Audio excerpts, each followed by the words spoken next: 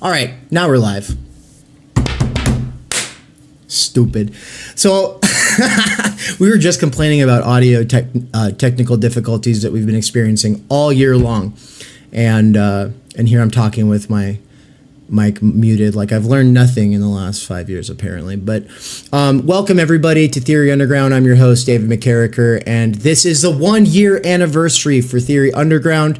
It's a very special event. I'm really excited to roll out a series of courses for 2024. I'm really excited to bring on people that I've collaborated with in the last year, as well as people I will be collaborating with here in 2024. Before getting into kind of what the schedule for today is, I wanted to bring on two of my most closest fellow travelers with Theory Underground, specifically the two people that I was on tour with this year, and that is Anne and Nance. So let's see if I can pull up the screen here, if I can do that. There we go. Boom. Welcome, guys. How's it going? Great. Pretty good. Good day. Good day. Yeah. Exciting day. Yeah. So we're going to go over all the different speakers that there will be, and then Todd McGowan will be joining us very briefly. But I kind of want to just give you each a moment to say something about Theory Underground, the 1 year old.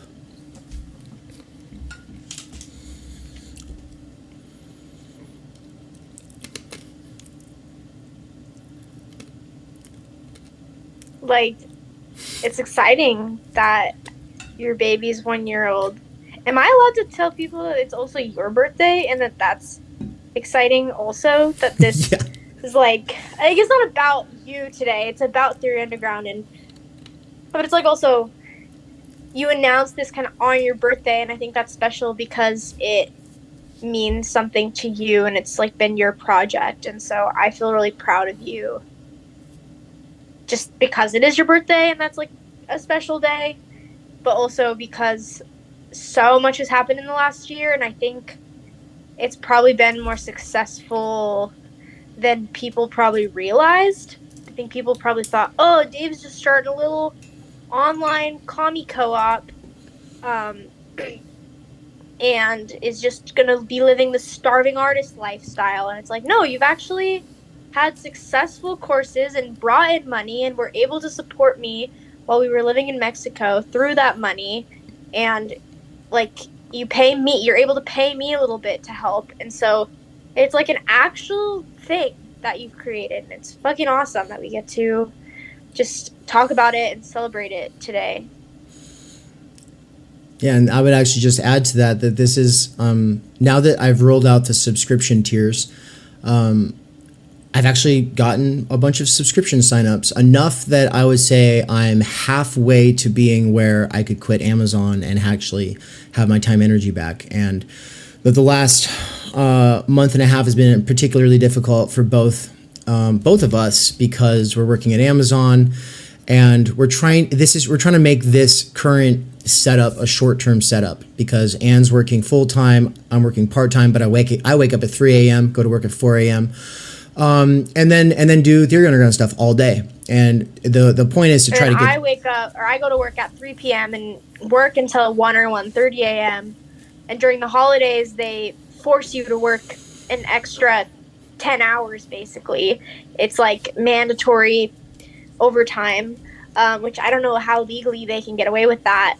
So, like, I'm tired. Like, I have 2 days off, and then I go back, and I accidentally scheduled myself 6 days in a row. That's just the way it is. It's hardcore. It's brutal. Nance, how about you, man? I mean, if you buy the book and you read my contribution, you'll kind of see that I've always wanted to be able to pursue the life of the mind. And I don't know if I could say what it means to me personally, and then like socially and in reference to society. I don't know. But it's always been something that I've wanted to do, that I've kind of tried to do, whether I've been able to apply myself or not. That's a different question. But like when you announced this project, I was like, dude, that sounds amazing. Like that sounds like everything I wanted when I was a little kid. And then I spent my life not being able to do it, like having to work. I had kids early and all that stuff, like real life just happens. And then like I found myself in this position where I didn't really have access to it, but I also I was making excuses and half-assing it. And it was like, no, I could be doing more, but I'm allowing my conditions to become excuses. So I just don't have to do anything. And so I can be like just a miserable, grumpy, contrarian asshole. And I have my cake and eat it too. So you kind of setting up this project was like a challenge to me in a way, because it was like, oh, okay, like just don't be a bitch and go hard. That's like our new motto. Yeah, but you are the one who did all the work to create this framework, this playground that we can come and play in now, but like you created it and you're maintaining it and you're doing all the work. And I think it's fucking amazing. Like I really do. And I don't know, maybe it's a little clunky and ungainly at this point. I think it's dope. But it's a wonderland, dude. It's an intellectual wonderland. Like it's also, it has a framework and a structure and there's objectives and there's like a directionality to it all. So it's not like we're just jerking each other off. Like there is like a plan. Yeah. Yeah.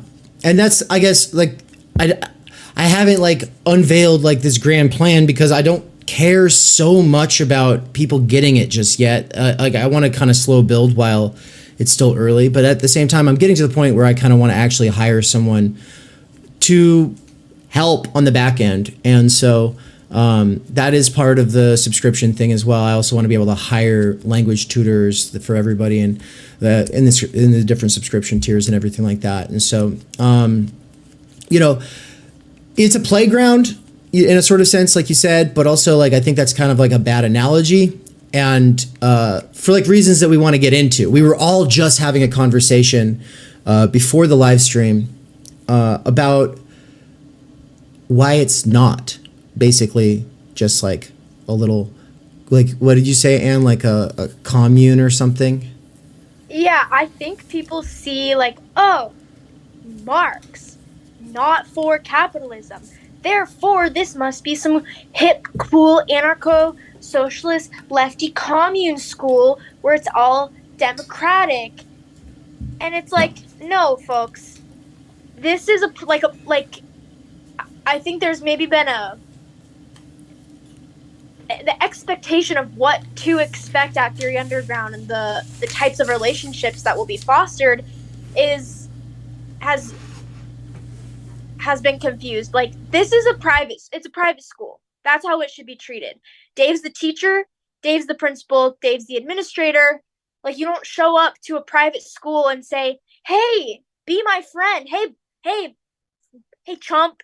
Hey, buddy. Like, that's not what this is for. You don't go to a private school and pay money for a private school or get offered a scholarship at a private school and then go, I have a critique of your private school. Like, you don't like it? Go take your business somewhere else. It's a business. It's a private school. Everyone can be professional. Everyone can be friendly, cordial. I mean, I hope so. Fun. Friendships can bloom. But I think there's like it's just some cool lefty commune. We're all comrades. We're being radical. No, this is a school. And I think people just like come in knowing that it's treating it like a school, and the expectations might be a little bit better in terms of the relationship that exists between student and teacher, peer and peer. It's not, I think, how maybe some people have been treating this space thus far.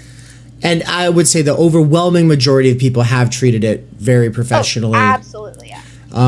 Very professionally. And you had actually said something too about Nance, like the fact that I'm doing stuff with Nance the way I'm doing is a part of the problem. So Nance, we're going to kick you out of theory Bye, Nance. You're the problem. Scapegoat, Nance. Bye-bye. No, okay. What do you mean by that, though, Ann? Like, I think perhaps people see, oh, well, Nance was a student, and now he and Dave, like, toured the country together and are friends. And I think maybe something people don't realize is, like, that relationship can't be forced. And that relationship came organically through Nance initially just being invested in the project and showing up and being consistent. It's like, it's not unheard of. It's actually common for students and teachers to eventually, after having taken some courses and had a discourse and a dialogue, to then have a friendship. I know Dave has teacher friends in his own life who it's like used to be your professor or teacher, but now like you could kind of call him a friend in some sense, but there's also still that student-teacher dynamic. And that's not going to happen with everyone, and that's okay. Like, you shouldn't expect to go to a school with, like, a leftist professor, a professor who is, like, just a nice person, and then be like, he should be my best friend, and I should be his best friend. It's like, this ain't the space for making best friends, necessarily. It's, like, if, like, Todd McGowan's about to come on, it's like, if I were to send Todd, like, a message, be like, hey, you know, the way you do your podcast, I've got some qualms. I'd like to talk to you about that. You know, it's like, no, that's, or like, I don't know. Did you use the Starbucks analogy? Yeah. It's like you don't walk into a Starbucks and then get offered. So you go into Starbucks, you go, oh, that drink looks really good. I like that drink. And whether you pay for the drink or maybe the barista's like, you know what? I'm feeling generous today. You look like you're having a rough day. Here, have this drink for free. And you go, wow, thanks. And then you, like, hang out at the Starbucks all day long. And you go, hey, you know, I think your business could be a lot better if you do it this way. And then the manager's like, thanks, but this is my Starbucks. I'm going to run it how I want. And then you start getting all angry about it. And you start going up to the other customers and go, man, this Starbucks sucks. They're so mean to me. They treated me so poorly here. Man, everyone should just go to Dutch Bros. Yeah. It's way better. Fuck this Starbucks. And then the manager comes out and says, hey, I'm sorry. I'm going to have to ask you to leave my Starbucks because you're being disruptive. You're insulting my business. And I hope you're okay. It seems like maybe you're not doing so well. And then you leave Starbucks. And then the left is like, we should accept that behavior. And it's like, no, go get some help. Go find some friends. Like, this ain't the business to fucking raise a stink and try to run things. Like, this is Dave's show. This is Dave's baby. This is Dave's school. Treat it as such. I'm here because I don't want to be hampered by this exact kind of shit at the university. Like, ultimately, I want to be able to do my, what Nance said, directed research, right? There's a plan. I've got to get to my plan. I care more about my plan than I do about the user end experience, right? And like, I would like the user end experience to be beneficial. I think that we've got at least 20 people who've loved it this year, probably 50. It would be nice to get some, like, you know, testimonials over time.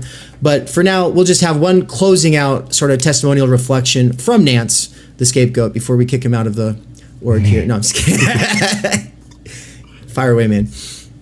No, it is nutty that it is actually very normal behavior for people to do that. We call it Karens, and we, you know, post them on the internet and we laugh at them.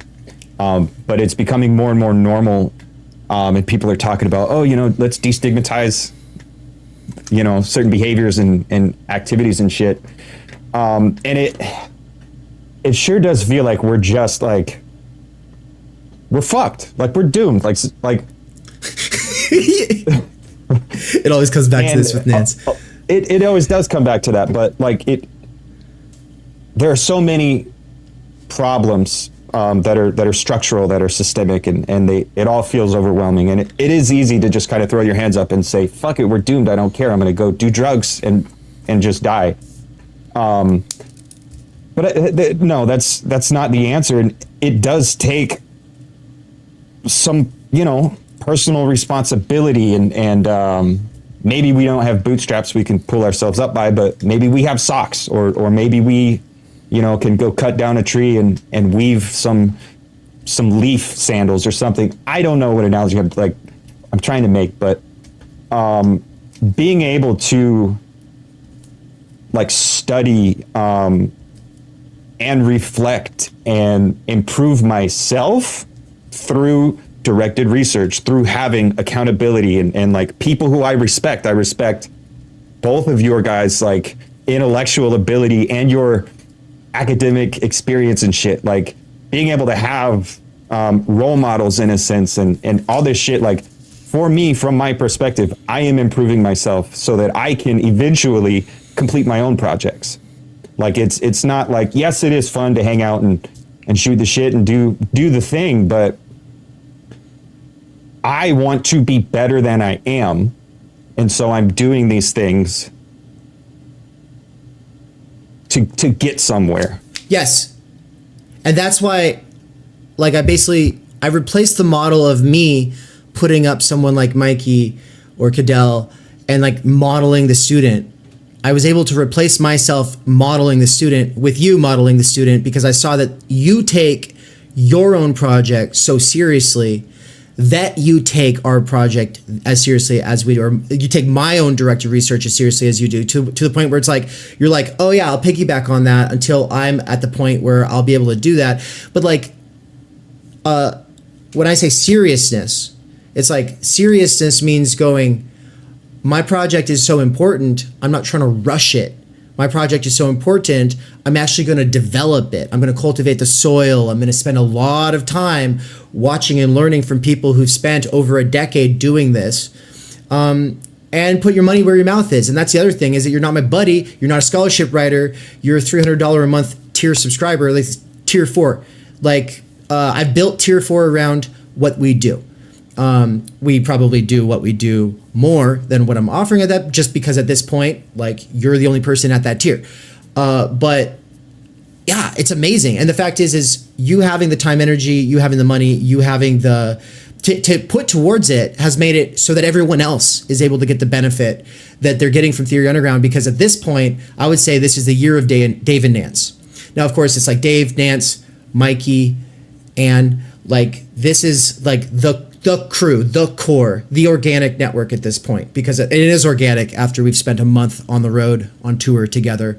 It is at this point. And so anyway, I love you guys. I think this is fucking awesome. And with that, I'm going to roll the PSA and then we're going to have Todd McGowan on.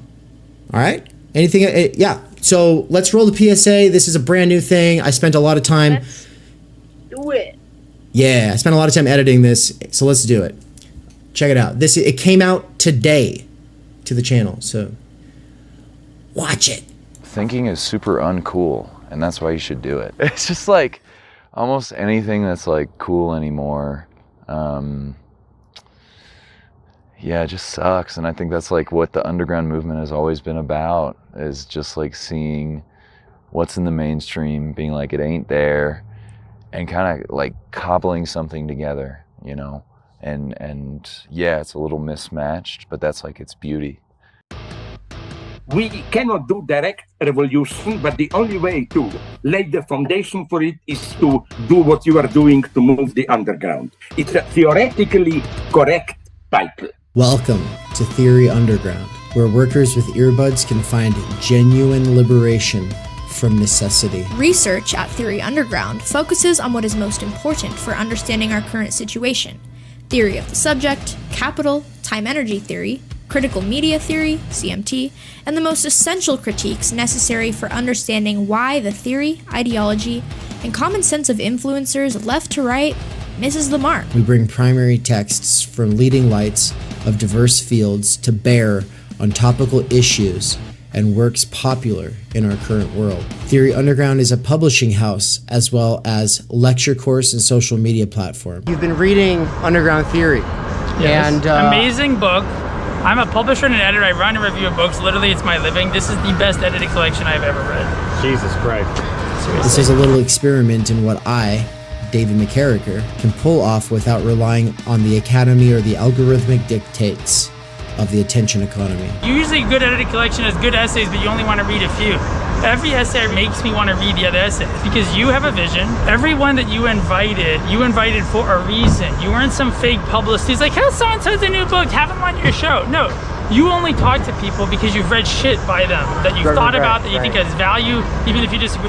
So I think that's what's amazing. I believe that I am, like so many others, pioneering a future in which educators can form learning webs that will make learning as a way of life enjoyable and emancipatory. However, before these tools become accessible, they have to be experimented with. That's why I built my own website and app using nothing more than my own saved wages, 5 patrons, and some small classes of students over the last year. Of course, I also have had my wife Anne's moral support and help with accounting so that I don't get in trouble with the IRS or whatever. In less than a year, Theory Underground has already put out 8 courses, 2 books, one, my book, Time Energy, and the other, Underground Theory, which has over 30 contributors, including works written by students at Theory Underground, some of my fellow travelers, and colleagues in the broader universe of Underground Theory. Beyond the books and courses, though, you will also find interviews, reading exegetical reaction sessions, and live weekly events for working class autodidacts, independent researchers, and renegade academics. These include a variety of clubs and cohorts that meet on a weekly or monthly basis. If you want to get involved, there are 4 main subscription levels. Think of it like a gym membership, but for your mind. The point is to make learning, practice, and theoretical comprehension a way of life. Support at this stage of the operation is more crucial than ever because my savings were used up over the last year of getting this established. If I can triple my subscribers in the next 2 months, I can quit my gig at Amazon and focus on this work full time. All I need is a few more people at each of the levels or a couple big time patrons who just want to see it happen. Right now I am doing a patron and site subscriber drive, so excuse the commercial. But if you end up really liking what goes on at this channel, consider signing up soon. If you cannot afford it, but want to get involved with some of the stuff behind the paywall, I have made a financial aid scholarship you can sign up for here in the description. Quick side note, some people ask about the profit motive. At this point, I have not actually made a return on any of my investment in terms of the amount of time energy that I put into things, the amount of savings I've actually put into things, the opportunity cost of the work that I'm doing as opposed to the other kinds of things that I could be doing for money. But more importantly, I don't actually make enough to pay for my cost of living. The goal is to make enough for my cost of living, and then once that is achieved, everything over that amount is going to go towards expanding the operation to the point where I can hire Michael Downs, aka Mikey of The Dangerous Maybe, to be a full-time researcher and part-time teacher at Theory Underground. Alright, so with that aside, I just want to say also, if you are a worker with earbuds, what's up? I see you. I work at Amazon part-time and everything I do is for my past self who used to work there full-time. Most workers with earbuds couldn't care less about theory, but I do believe a working class intellectual revolution could grow out of the underground theory scene. My hope is that what I have built here will contribute to making the scene something more than just a scene, and you into something more than just a scene kid.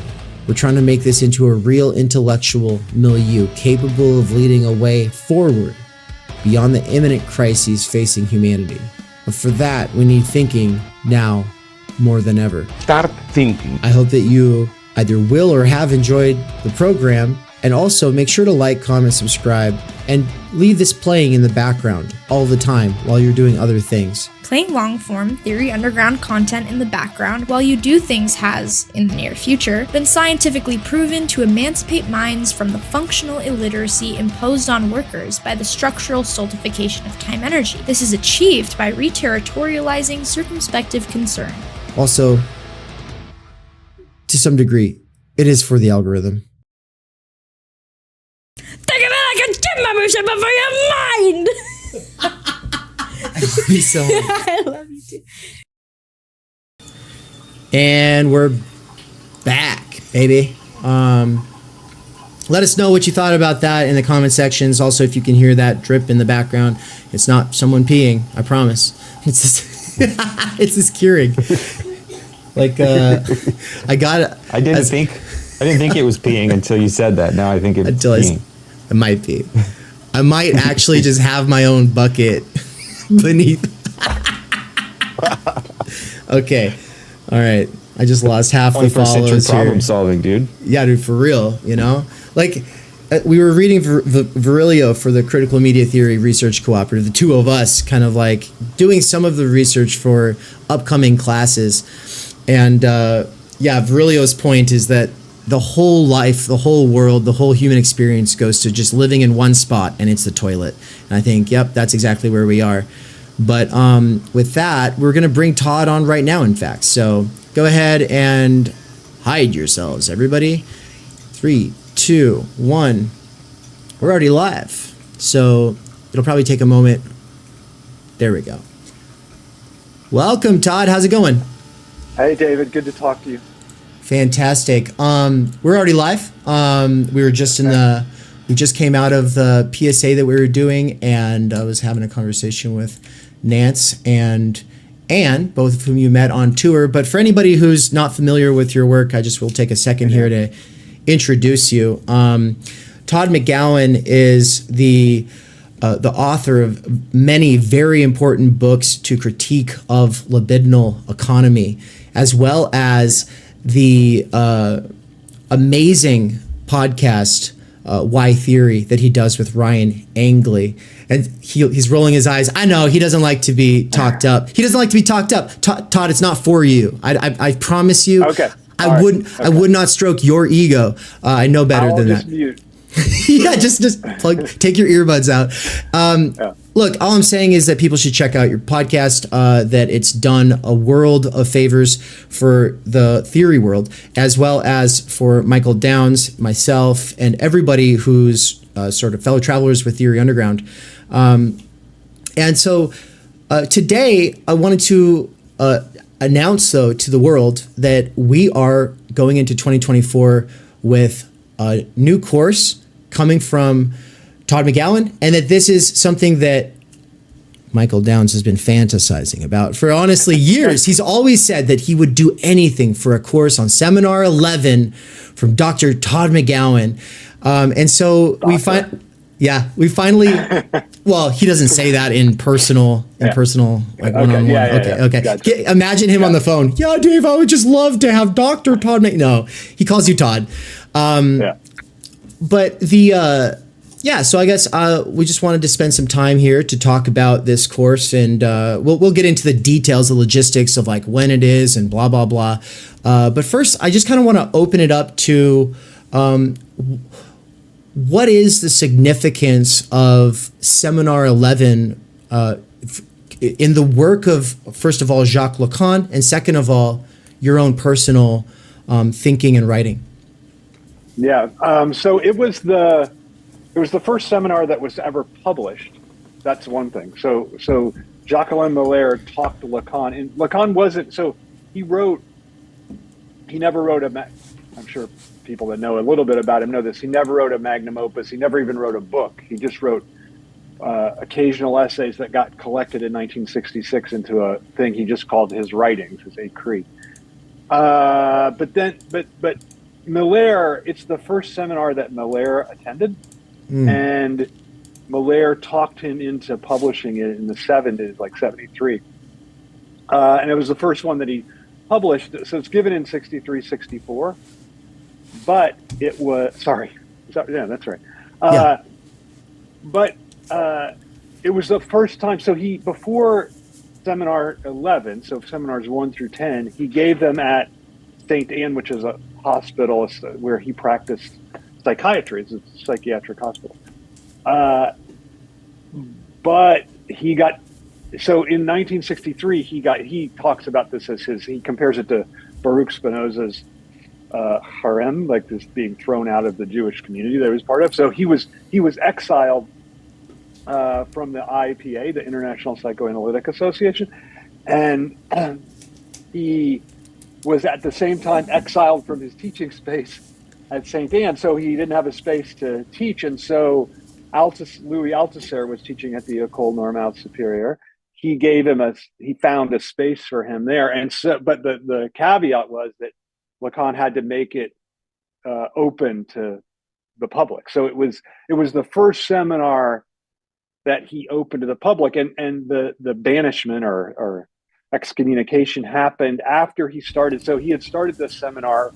His seminar 11 was going to be called the noms du père, the names of the father, but that got interrupted by this exile and being thrown out of St. Anne. So he said, I because I'm not a professor, this is how he put it, I don't just resume my courses after they start. So I'm gonna start a whole new thing. And that's when he called it the 4 fundamental concepts of psychoanalysis. Oh. And he started it in 64. I don't think it starts till January. So maybe it's in December, but he started it after in a totally new revised thing. And then it became, and then this, I'll get to why it was important for me. So not only is it his first seminar, it's also the one where he, I think even more than any of the écrits, he's bringing his thought together in a way, and also making it significantly more accessible to non-specialists, non-psychoanalysts, non-practitioners. So that's why it's important. And then it's I think why it's important in his trajectory. Philosophically, I think it's a really important intervention in the understanding of subjectivity. And I think that he had thought about subjectivity earlier, but he hadn't made it as thematic as he does in Seminar 11. So the 4 fundamental concepts are unconscious, drive, transference, and what's the 4th one? I don't know. I've forgotten. Was it repetition or is drive repetition? I think drive is repetition. Oh, drive is repetition. I can't remember, but I'll remember when I teach the class. But it's weird. I mean, even the choice is weird. So he doesn't mention subjectivity. He doesn't mention desire, which is, I mean, he mentions them, but they're not the fundamental ones. I think you're right. I think it is repetition. I think repetition and drive are separate because repetition comes earlier. I think that's right. Anyway, a lot of it is about the problem of subjectivity. So he introduces a couple concepts. So he's mentioned alienation before, but alienation gets our alienation in the signifier and in the big other gets much more foregrounded in Seminar 11. And then he brings out this other concept that he had never talked about before called separation. So the subject isn't just alienated into the big other, it also has the ability to separate from the big other. So that's new. So I think in a way, and the other thing that it does is it tries to think about, it's the time he theorizes most this idea of drive. Like drive, it doesn't really play the huge part in Lacan's earlier thinking or his later thinking. He has a 1A creed that's devoted solely to drive, but it's very short, it's 4 pages. So Seminar 11 is if you want to know what Lacan thinks about drive, it is the text. And it's also, I think, the text of subjectivity. So that's why it was important for me, and that's why I think it's important in general. And that's why it's important for both myself and Mikey, because subjectivity is why we go to Lacan, right. And drive is largely why we go to him for subjectivity, right? So like these, right. It's right. like again, right. I used to just think of him as the thinker of desire, but once I understood the conflict between desire and drive, and that one can not be said without implicating the other, it's like, oh, he's a thinker of drive, and like. Right, I think that's right. But so what's interesting is that drive kind of drops out and gets like from, I don't know, maybe Seminar 17 onward, enjoyment becomes the central category for him. I mean, the switch is in Seminar 16. So once he starts to talk about, the, there is no sexual relationship. That becomes this mantra he repeats. like up in seminar 11, it's really our desire is the desire of the other. That's the mantra that's operative. And then the later mantra is really, there is no sexual relationship. So once that turn happens, then I think drive it doesn't disappear, kind of drops out, and when it gets replaced by just this central theme. If you did a word search, you'd find enjoyment and jouissance is like ubiquitous in the last seminars, whereas desire, drive are much more common in the earlier ones. And seminar 11 is in a way a hinge point, although the ones immediately after are still in that orbit, I think. Perfect. Well, and I kind of wanted to ask a question about transference. I think people are hopefully at this point somewhat familiar with jouissance and drive. Folks, we can't always break it down. And of course, Todd will just call it enjoyment because he's trying to not make it sound. Hate jargon. Yeah, he hates the jargon. Yeah. But there are technical distinctions in there, and we usually unpack it. But right now, the one I want to focus in on is transference. Because I think it's one that we talk about a lot less here, and it relates to the work that we do here at Theory Underground with critical media theory.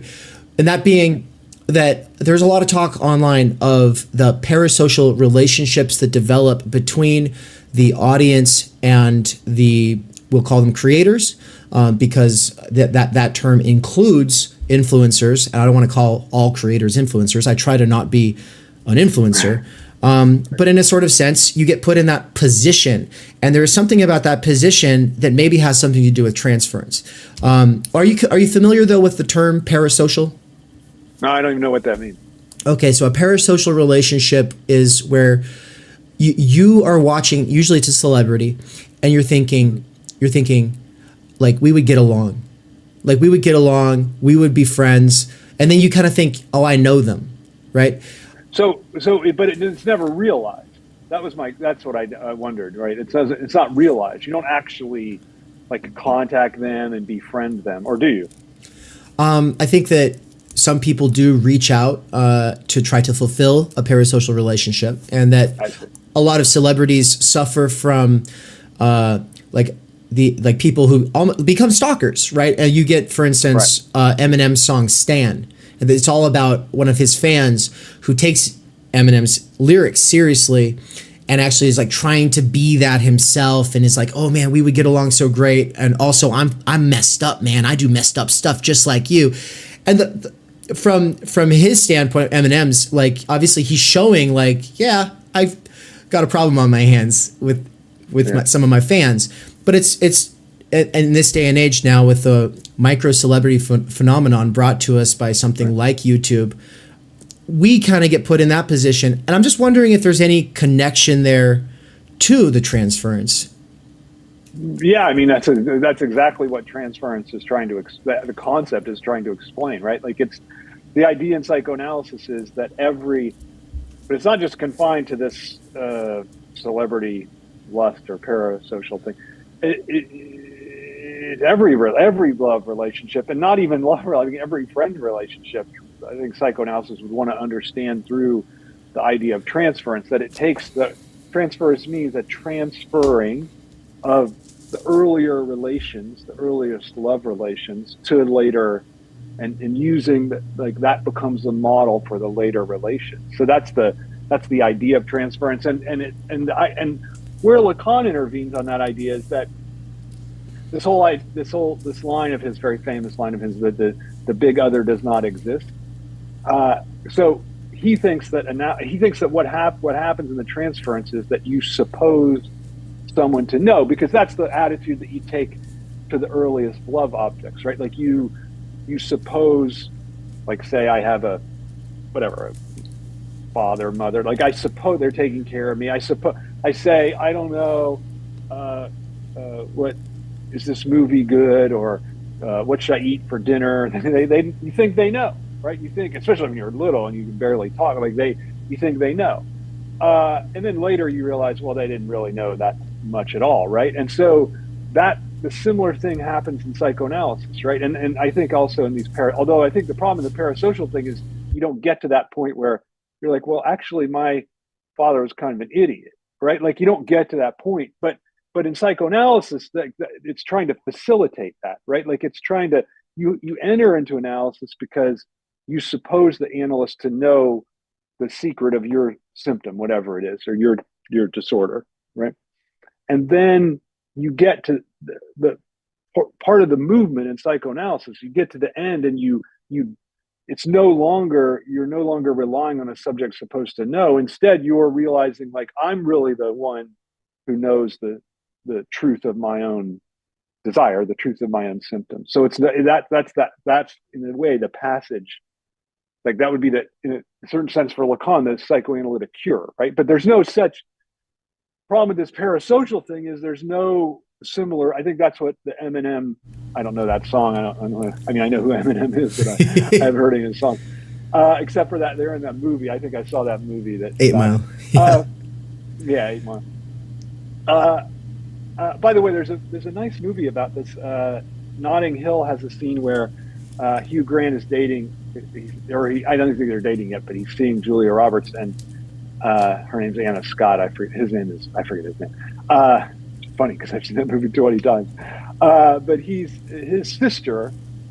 The first time she sees her, she's like, "I've loved you all the time, and I think we're going to be best friends." Right? It's exactly the same phenomenon. Anyway, I think that there's nothing to stop, like what happens with the supposing of the subject to know. Like you think, oh, Eminem knows me, and then there's never this desupposing of the subject to know. There's just this love.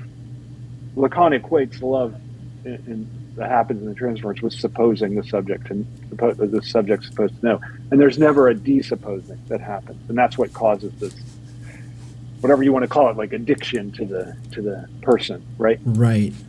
And the desupposing to know would be caused by would we say is the real? That's analysis. Right. That's analysis, right? You're going through analysis. Like it's similar thing that happens with a dream. Like you tell a dream, Freud recounts this interpretation of dreams. Like someone tells him a dream, and they want him, because he's this great interpreter of dreams, to tell him the secret of the dream. But he says, look, you work out analysis that only you know the secret of your own dream, right? Like so it's a similar thing. Like only you know the secret of your own disorder or your own symptom, whatever it is, right? And that's what you come to. And like as you work through analysis, you're like, wait a minute, Lacan didn't really do anything for me, or this Lacanian analyst didn't do anything for me. I came up with that. It was my working through that got it. And so so you realize that the analysis is sort of this unnecessary, and Lacan equates it with this objet, right? Like this remainder that can just be tossed aside. And that's what you realize that the analyst is. And that's the end of the transfer. That ends the transfer, right? But there's no end of the transference in these parasocial relationships, right? There's no there. How could it end? Because the you never get to know them. I mean, it might end if you actually became friends, right? Like then I mean, I don't think I'm in this parasocial, but I have a lot of people that email me, which is nice, fine, and they quickly. This desupposing of knowledge happens pretty quickly. They're like, wait a minute, I could just figure this out like Hegel, whatever. He's just saying this kind of obvious thing.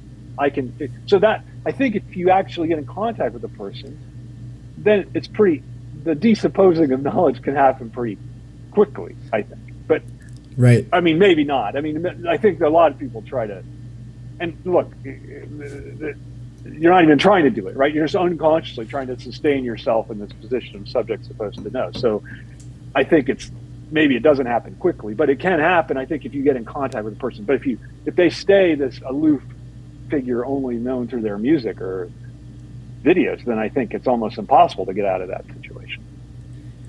Right. Do you think that the fact that you are teaching Lacan, and that Lacan is related to analysis, and that analysis is related to psychology, and that psychology is related to therapism, and therapism is related to ego psychology, this whole chain creates the conditions for even more of that happening to you than it would perhaps to, I don't know, someone who's playing in the NBA or just a movie actor? You mean like a desupposing of knowledge? Not the desupposing, just supposing.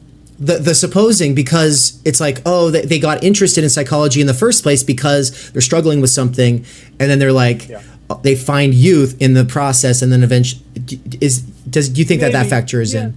Yeah, sure, maybe. I mean, the only thing I would think, I think that's possible. Yeah, sure. Yeah, like I mean, I have people a lot of times say to me, oh, this is my, like, what do you think this means about my own psyche? I'm like, I don't, you should go to a psychoanalyst. I don't have any idea. Like, I'm not I don't know how to, that's not my thing. Like, I have a theoretical,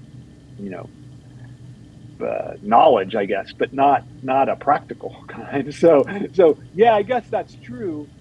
But I think people for whom that treat me that way, they don't treat me that way for very long, because it's not very satisfying, right? Because I just don't have any answer. The other thing, I think it's more, I actually think it happens less on a personal level and more on a political level. Like, people all the time will say to me, well, okay, this happened to me like twice last week.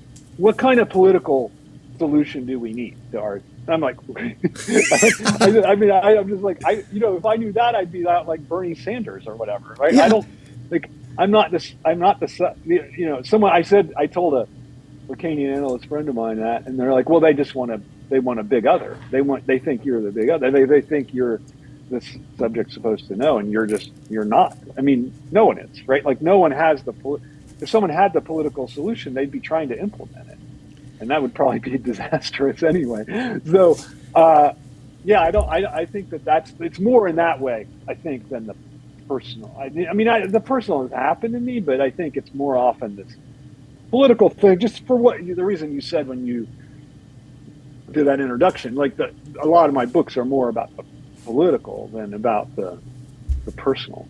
Right. And the political, there is a distinction in the world of theory. I say this in my piece in Underground Theory. I think that it's, I don't know, my main piece in there, not the introduction.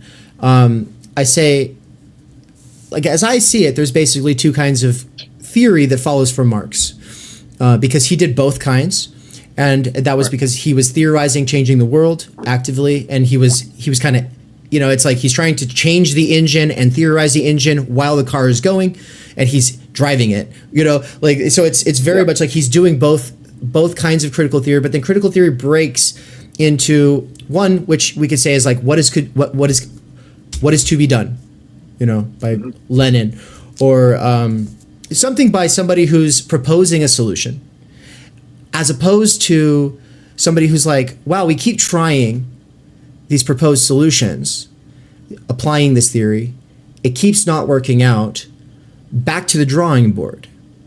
And it's not a strict binary, but like, these are not mutually exclusive terms, but it does help me understand the difference between a lot of what gets called theory and a lot of what is like political theory, which would probably be better put as like polemics and strategy. And so, and I think a lot of people come into the world of theory through the polemics and strategy, and so then they think, well, of course, you're a politician or something. Right. No, that's right. I mean, like, I would say someone like Slavoj is clearly on that latter side, right? And so, I don't know. I mean, Bernie, obviously, he's a politician, but there are a lot of people writing political things, and I think that distinction is pretty helpful, actually, between political, like, theory as such, and then political theory, right? Like, although Hannah Arendt called herself a political theorist, and she's much more on that first side, right? Like, she's not giving practical political advice. Like, that just seems like a different thing. And it's interesting. Do you know this guy George Lakoff? He's a linguist. Yeah. And he kind of tried to. He was more in this. I mean, he was more just a linguist, but he was more in that theory group. And then he went over into like offering advice to the Democratic Party, right? Like, that's I just had somebody, I don't know, 3 days ago say, why aren't you advising the Democratic Party? And I said, they don't want me as an advisor. I mean, that would be crazy, right? Like, Todd, I think you would be really good as an advisor too. I'd be a terrible advisor. No. I don't. David, I don't have does- any sense of what people think or do. I mean, I'm a terrible people person, so I'd be a terrible politician. I just could never do any of that. No, I don't mean an advisor for like, here's what we should do, but I mean like you're standing there by the throne and you say, like lean over. I don't think that's a, so for instance, well, that's right. That's it. So that's an interesting distinction, right? Like, I think that's what theory mostly says. Like, that's probably a bad idea, right? It doesn't have good ideas. It just says that's probably a bad idea. Yeah. So there's something deeply problematic about that, right? Like, and even Marx, right? Like, even Marx, like, how much is there about like what society should be like? There's like a sentence, right? Maybe. And even that's never published. So it's really kind of, I think that's a deep problem, but I think that's the Hegel's idea of like the owl of Minerva takes flight only with the falling of dusk. I think there's some real truth to that you can't really grasp a situation theoretically until it's past. I was just listening to a German physicist today on this philosophy program, and she said, actually, every experience we have of another person is of the past, because like in physical terms, right? Like I like the time, the light, even, or the sound especially, takes to come from you to me.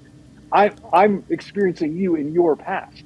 And she says, so there's this idea, and this is a Hegelian point as well, although he didn't know modern physics, but there's no now, right? Like, there's no now where there's no no relational simultaneity.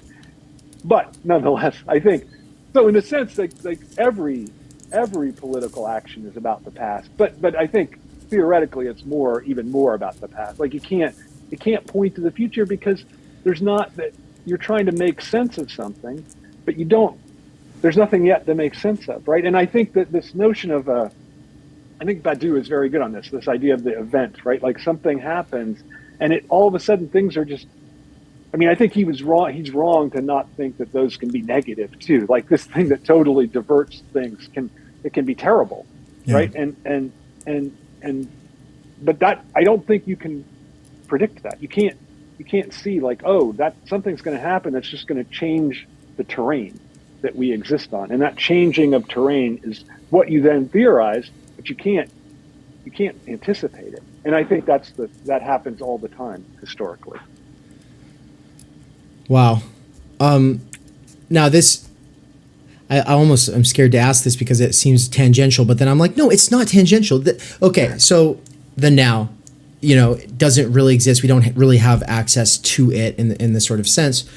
But it relates to self-help, business success, and especially like sort of like New Age end of the spectrum, the New Age spirituality end of the spectrum. When it comes to self-help, I'm thinking the most popular probably in that field being, or in that industry, being Eckhart Tolle and The Power of Now. And I'm wondering, have you read that book? No. Okay. So I mean, basically, your problems are imaginary. They're imaginary. They belong to the past, or like the baggage you carry with you, or it's these ideas you have about the future, like what you want in the future. And obviously, Buddhism, Stoicism, Lacan would all agree that in a certain sense, like our desire is killing us, or like we beat ourselves up a lot because of it. But his grand solution is to just be present in the moment, to breathe, and honestly kind of sells it like, oh, I was poor and I was sad, but don't worry, I figured out I can just be in the present, and now everything's working out. And of course, they fly him to Hawaii to spend 2 weeks with a bunch of like people who make $500,000 a year, so he can like explain to them, don't worry, guys, you can just be present-minded.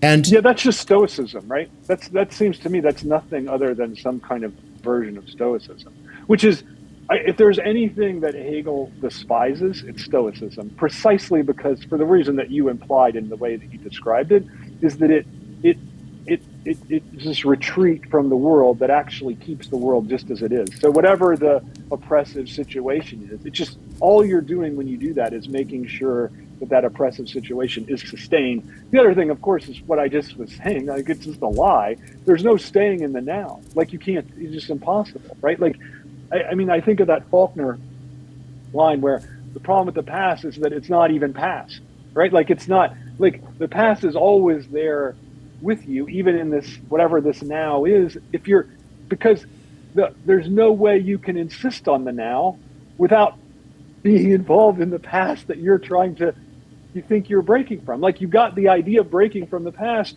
when you're doing it in the past. Yeah. So even by breaking from the past and staying in the now, you're actually violating the imperative that you're giving yourself, because the imperative has got to have come from reading this dude's book, and which you did in the past. You did it in right? the So past. there's just, it's impossible. And I think that's why he's popular, because he's giving us, this is what this would be my interpretation of it, super egoic injunction to people.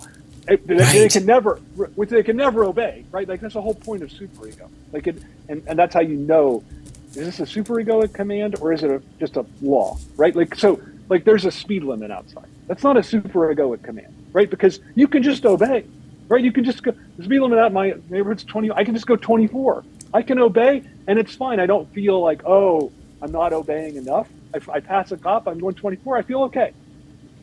Superegoic command, you never can obey enough, and that's why I think this live in the present is absolutely this superegoic thing, where the more you try to take it up, the more you feel guilty for not fully doing it, right? Like, that's superego, and that's a sign that this is a command coming from the big other that's forcing us to capitulate, right? That's pushing us to capitulate.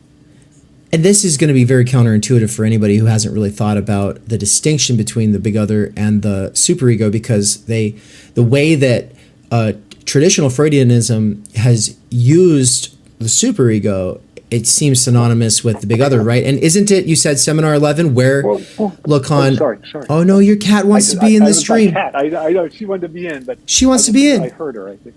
She could meet my cat. I know, no cat's allowed. It distracts me. Oh, she's allowed. No, so you're right. Like, this is a distinction that Lacan invents, that Freud doesn't. Freud has no conception of big other, right? He has no conception of it. I mean, there's implications maybe that lead Lacan to this, but Lacan really gets it from his understand. Well, I think he gets it from Heidegger, frankly. From I know you like Heidegger, and I think that you did a whole course on being in time. I think the idea of das Man, or the they, I think is really the central, which Heidegger steals from Kierkegaard and Kierkegaard's notion of the public, but we'll leave that aside. I think Lacan gets it from Heidegger. You're right. And that, I think, he turns into big other. So right. I think that this is not a Freudian so much. The other thing, it's a linguistic force. So it's also Saussure and Jakobson who are influencing that idea, although they don't have anything like big other, right? They don't. Well, and for nothing. For Heidegger, Dasein's experience is composed of three mutually reliant things: the understanding, discourse, and state of mind, which is like your attunement to moods and the fact that you're always already attuned to moods. But that the discourse one is language, right? And so right. No, for Heidegger, For Heidegger, I know, right. He has a sense of language that in a way is parallel to Lacan's. I mean, Lacan. This is probably a sign that it is Heidegger's influence. That he was constantly denying that he had a Heideggerian theory of language. So that is probably a sign that he maybe did, and maybe Heidegger's influence is more important than Saussure's or Jakobson or Bonveniste or any. Yeah. I was just having a personal conversation with Andrew Flores of the Vanishing Mediators, and he's also one quarter of the Young Zizekians, who will be joining tonight for the film club discussion, by the way, everybody. But we were talking about this because I was saying, like, I understand Lacan's unconscious through Heidegger. That doesn't mean that I understand it as simply Heidegger, but it's more that he's a return to Freud through Heidegger. And once you've gone through Heidegger, there's certain things you can't unsee. But the difference there, I would say, is like for Heidegger, it's all based in use. Right. It's all based in, words are not purely arbitrary. There's a use value. Like if you put, if you replace the turn signals on a car with like shapes that are like circles and squares, it would be a lot less intuitive. And so there's actually like there's a sense of onomatopoeia in the fact that it's a directional, line or whatever. And Saussure does not like allow for that. And the thing is to Saussureanize Heidegger, though, is to say that they do become freewheeling.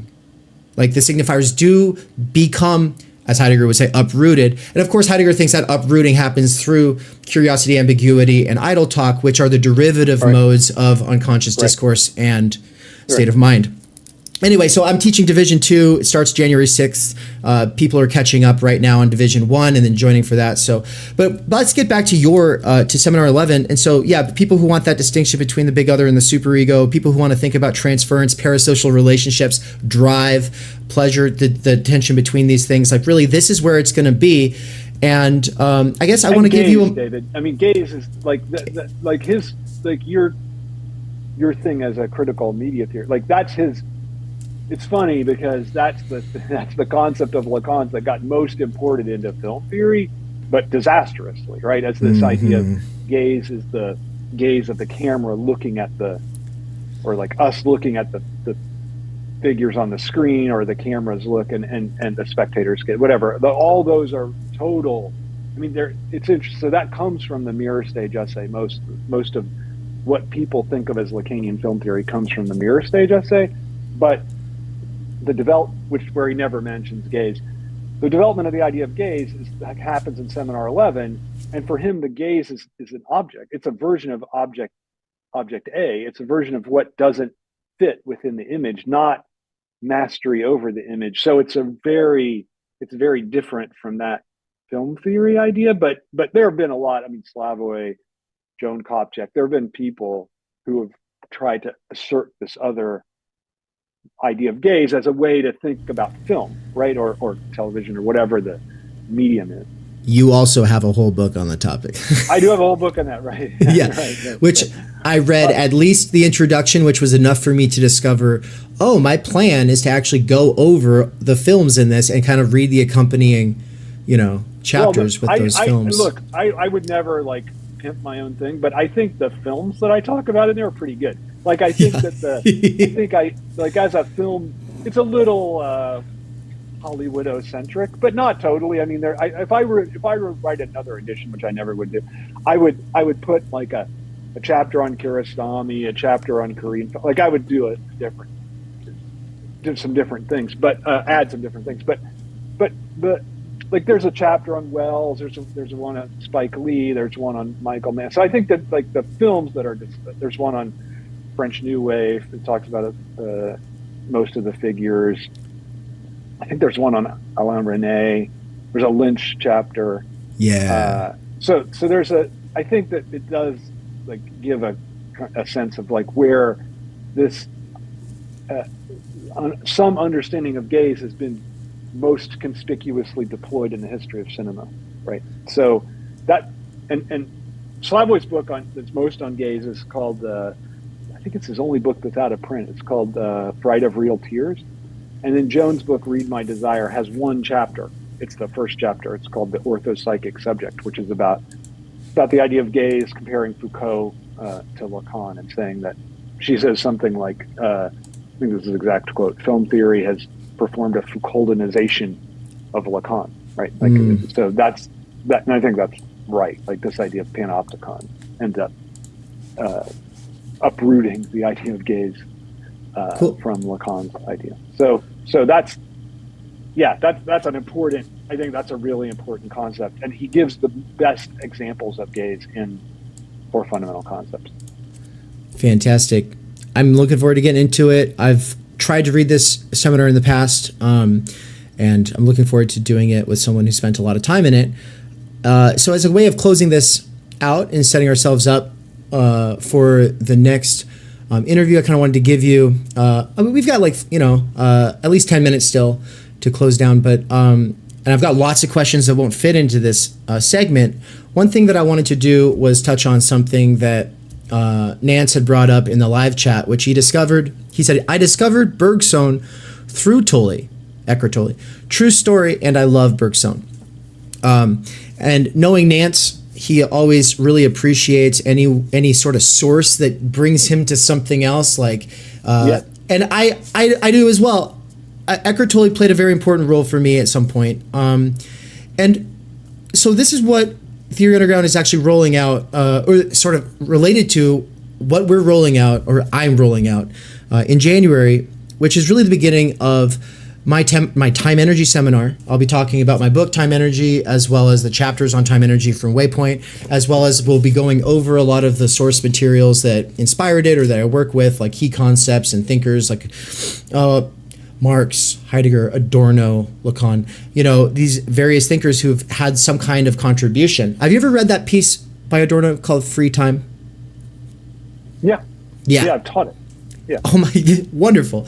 Yeah. So obviously very inspirational for myself and for Michael Downs. Michael Downs was the one who originally put me onto that piece. And it really the only thing missing is the talk of energy. And it's not something that I think Adorno really got to experience firsthand. And so he's kind of ridiculing the idea of a hobby. He's no, everything I do, I'm fully invested in. And it's you've got this reservoir of this sort of energy that a working class person who gets off doesn't have. And so when he's critiquing the culture industry, he doesn't have he understands that he's privileged in a certain sense, and he says that in that piece, but he never really gets into the okay, well, setting aside Adorno though, and setting aside all these other great thinkers, there's a whole culture around telling us how to manage our time to be successful, whether it's coming from a more petty bourgeois or PMC kind of rhetoric. I call it the spectrum of self-help to business success, and bringing that into dialogue with high theory is something that people disrespect. Out the door, people hate these kinds of books if they're into theory, because it's something that people say at Thanksgiving, you should read this and get a real job. Stop reading that Lacan stuff. So what we're going to be doing is called critical doxology. Right. And what I'm saying is that, I think that that's what you do with film as well. You are doing critical doxology because doxa is obviously inherent to the way we watch film, which is to say we have a common sense ideological approach to things. But I'm saying the fundamental substratum of explicit ideology, not necessarily implicit ideology, though there's some of that, much less like the obscene underside, would be the spectrum of self-help to business success, because this is what you read when you're in prison. This is what you read when you go bankrupt. This is what you read when you quit drinking alcohol. This is where people in my life always go to when nothing else on offer is going to help them. They go and read Jordan Peterson's 12 Rules for Life. And they're I need some rules. I need some rules right now. Right? And I'm just wondering if you have what is your relationship to this kind of literature? Is there any of it I don't know, that you ever read in the past? I don't know, How to Win Friends and Influence People, 7 Habits of Highly Effective People. And did you ever read books like that or have a phase like that, or do you know people? I grew up. My dad loved Dale Carnegie, so I definitely read that book. But I'm just dated. I haven't read anything since, except I read this guy. I even forget his name. He's the happiness guy, and I just read it in a critical way, but I don't even remember who it is. I don't have anything against it. I don't really, and I think you're right. It does. There's a certain there's a certain way in which that's expresses the doxa of today, right? I think that's absolutely true. And I do actually. I think, just like you said about the film thing, I think interacting with it is a good thing, trying to see the way in which that's functioning and how there might be kernels of some theoretical point being made that they don't. I think that's what Slavoj was trying to do with Peterson when he had that debate, right? He was trying to say, okay, where can I find some kernel of connection to these people that are attracted to Peterson? So I'm totally for that, and my only, if you're going to say why don't you do that? It's just because of laziness. Or my own sense of time, my own limited amount of time, right? I wasn't asking. I feel I wasn't asking that. I wasn't asking that. But that's why. I just don't have if I had to think to myself, okay, read some, like the newest book on Hegel or read Peterson. There's just no contest for me. Like, I'm just not going to do that. I mean, that's even true for me reading novels. Like, I've been trying to read through all of Dickens, and I'm kind of stalled out because it's hard to get to. And for me, a novel is inherently less interesting, and so the same thing is true for me about the different kinds of self-help, that sort of thing. But for my family, that was a big thing. So yeah, when I was a kid, those were a lot of the books that were lying around the house. Well, and even though you haven't read Eckhart Tolle, the basic idea being similar enough to Stoicism actually sets you up to still be able to say something about it. Same with this parasocial relationships thing. Like that is a trending topic, has been for 10 years. You officially have like a basis for weighing in on that conversation because, parasocial reality, it's getting at the transference, right? And so to bring it back to Tolle then, who, like, on the one hand, it's like, hey, if that's your starting point into reading books, then welcome, and that's awesome. But also, as far as people who conflate, because of like some simplistic similarities, Stoicism, Buddhism, Lacanianism, could you say what the Lacanian critique of specifically Stoicism in its common conception would be? Yeah. Yeah, so it doesn't, I mean, I think the easiest, I mean, it's just that for Lacan, so for Lacan, subjectivity is divided, it's lacking, right? But it's not just that, right? It's also excessive. And and this idea of objet, it always manifests itself out there in the external world, right? Like, so the problem with the Stoic retreat from the world is that from Lacan's perspective, I think from the psychoanalytic perspective, you can't really retreat from the world because even the retreat is somewhere marked out in the world. And I think you were getting at that with this critique of the millionaires that go to Hawaii, right? Like that you're never really retreating. You're always thinking is super uncool, and that's why you're also doing something out in the world. And so I think that's what Lacan provides. That subjectivity isn't just. I think he's different than Sartre on this. Like Sartre, subjectivity is just this negating lack, right?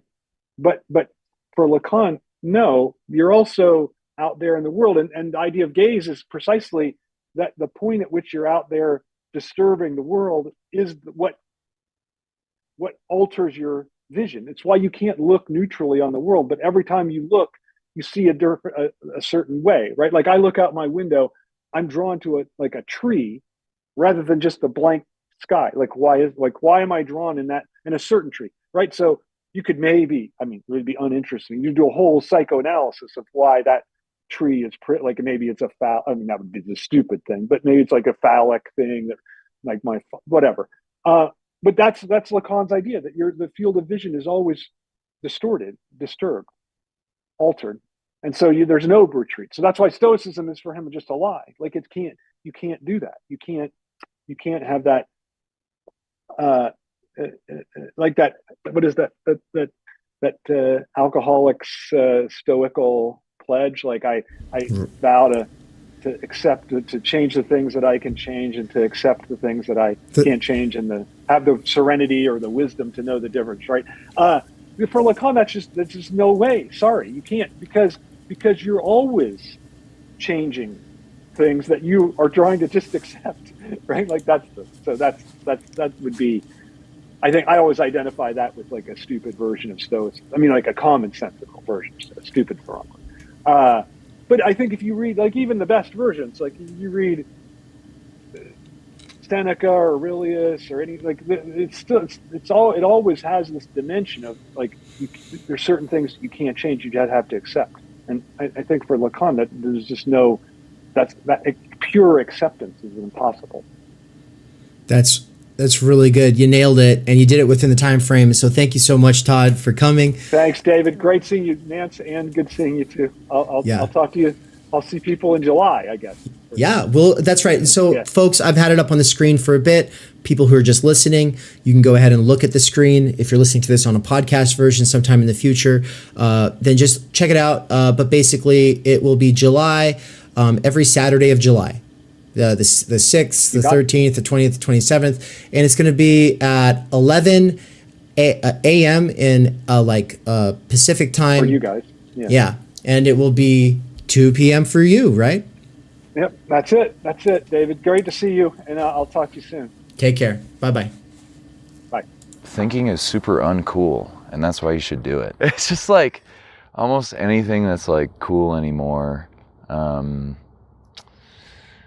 Yeah, it just sucks. And I think that's like what the underground movement has always been about, is just like seeing what's in the mainstream, being like it ain't there, and kind of like cobbling something together, you know?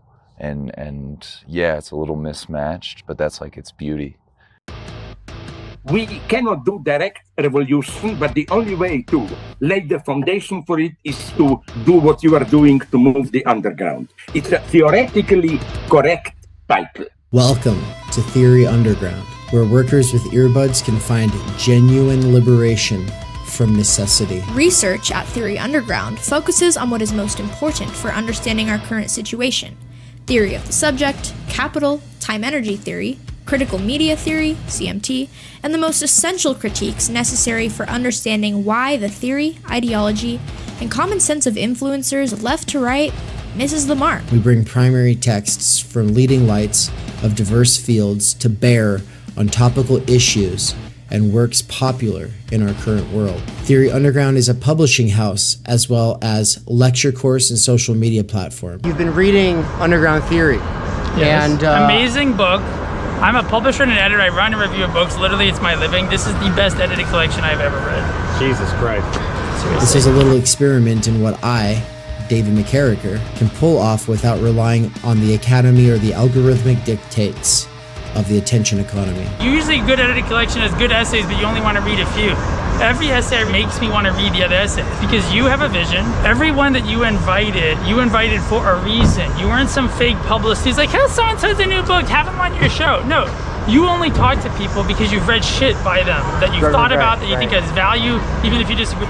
So I think that's what's amazing. I believe that I am, like so many others, pioneering a future in which educators can form learning webs that will make learning as a way of life enjoyable and emancipatory. However, before these tools become accessible, they have to be experimented with. That's why I built my own website and app using nothing more than my own saved wages, 5 patrons, and some small classes of students over the last year. Of course, I also have had my wife Anne's moral support and help with accounting so that I don't get in trouble with the IRS or whatever. In less than a year, Theory Underground has already put out 8 courses, 2 books. One, my book, Time Energy, and the other, Underground Theory, which has over 30 contributors, including works written by students at Theory Underground, some of my fellow travelers, and colleagues in the broader universe of underground theory.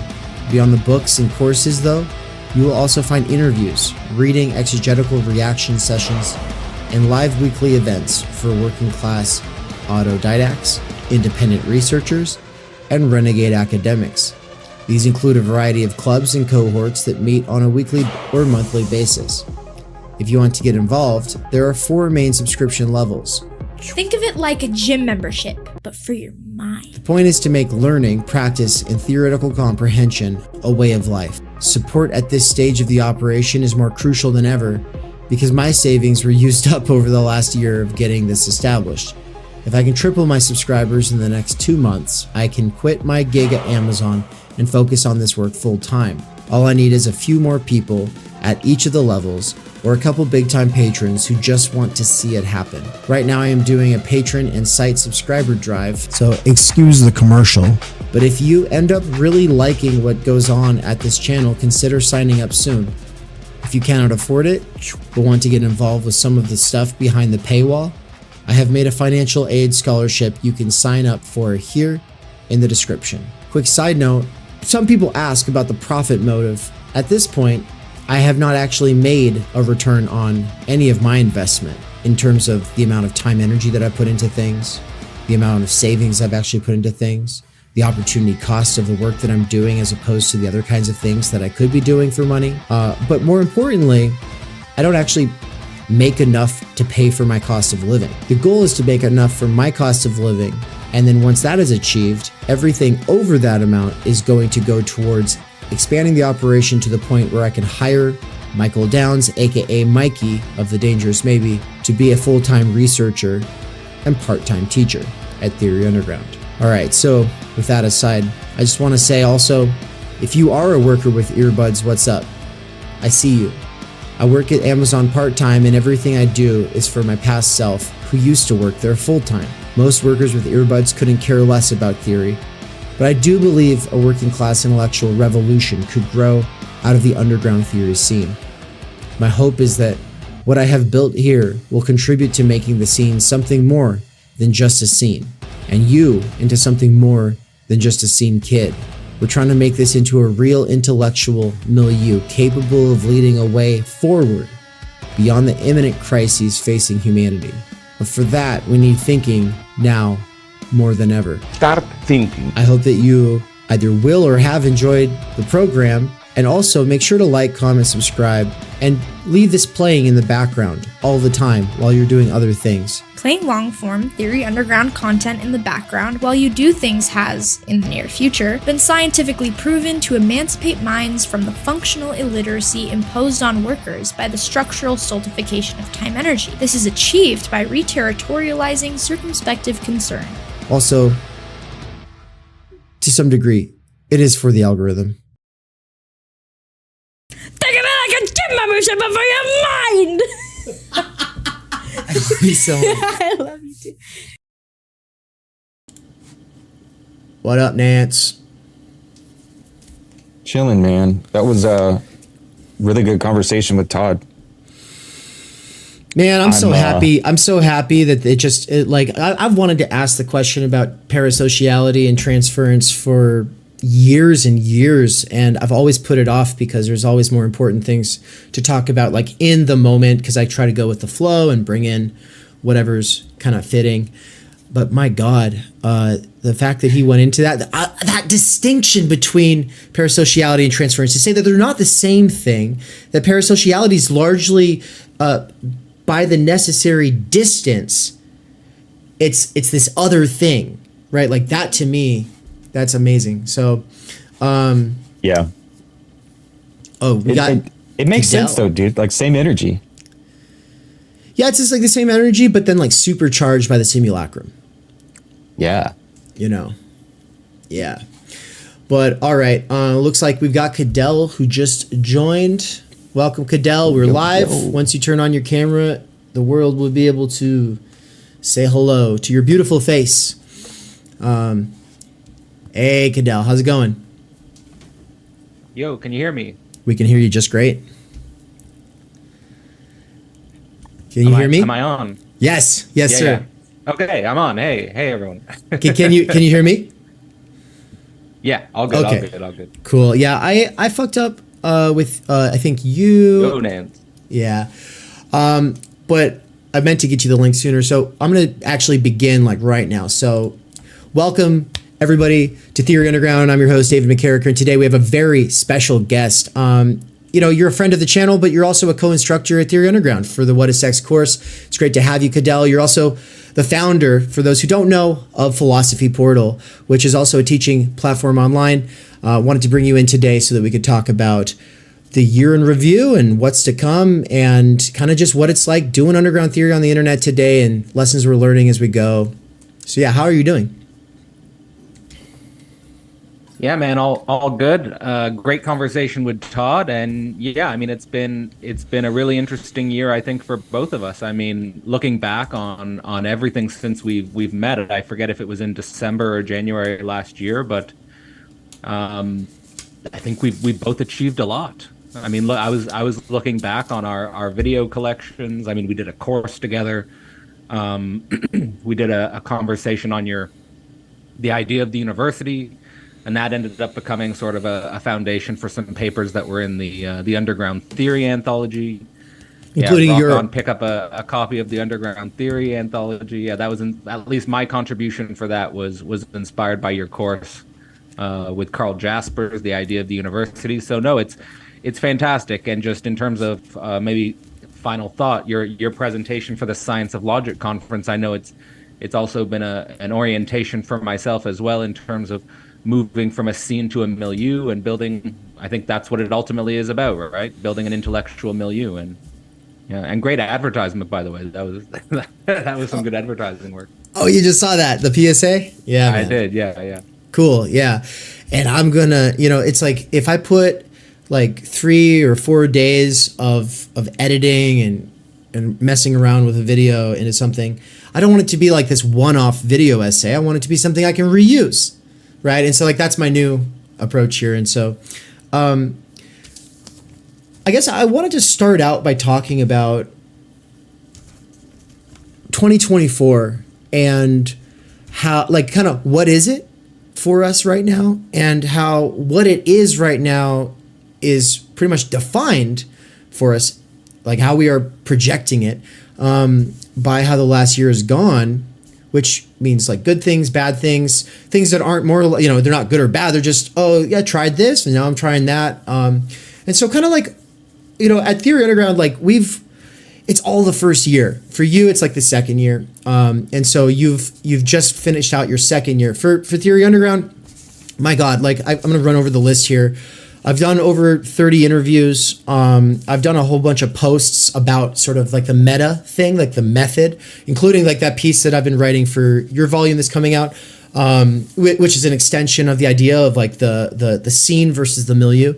My addition to it being like the struggle with time energy, because it's like time energy is the cultivation of the milieu, and if we don't have that and we're just trying to associate with a whole bunch of people, a whole spectrum of people, then, well, like, are we really doing it? Like, we can talk all day if we're good talkers, but that's not the same thing as like reading one another's works, tarrying with one another's works, following up with one another's works, which is actually why I'm going to be bringing on Daniel of O.G. Rose today. I know that he's one of your collaborators, that you've done a lot with him. And yeah, Daniel actually wrote and also did a YouTube video review of my book, Time Energy, Why You Have No Time or Energy.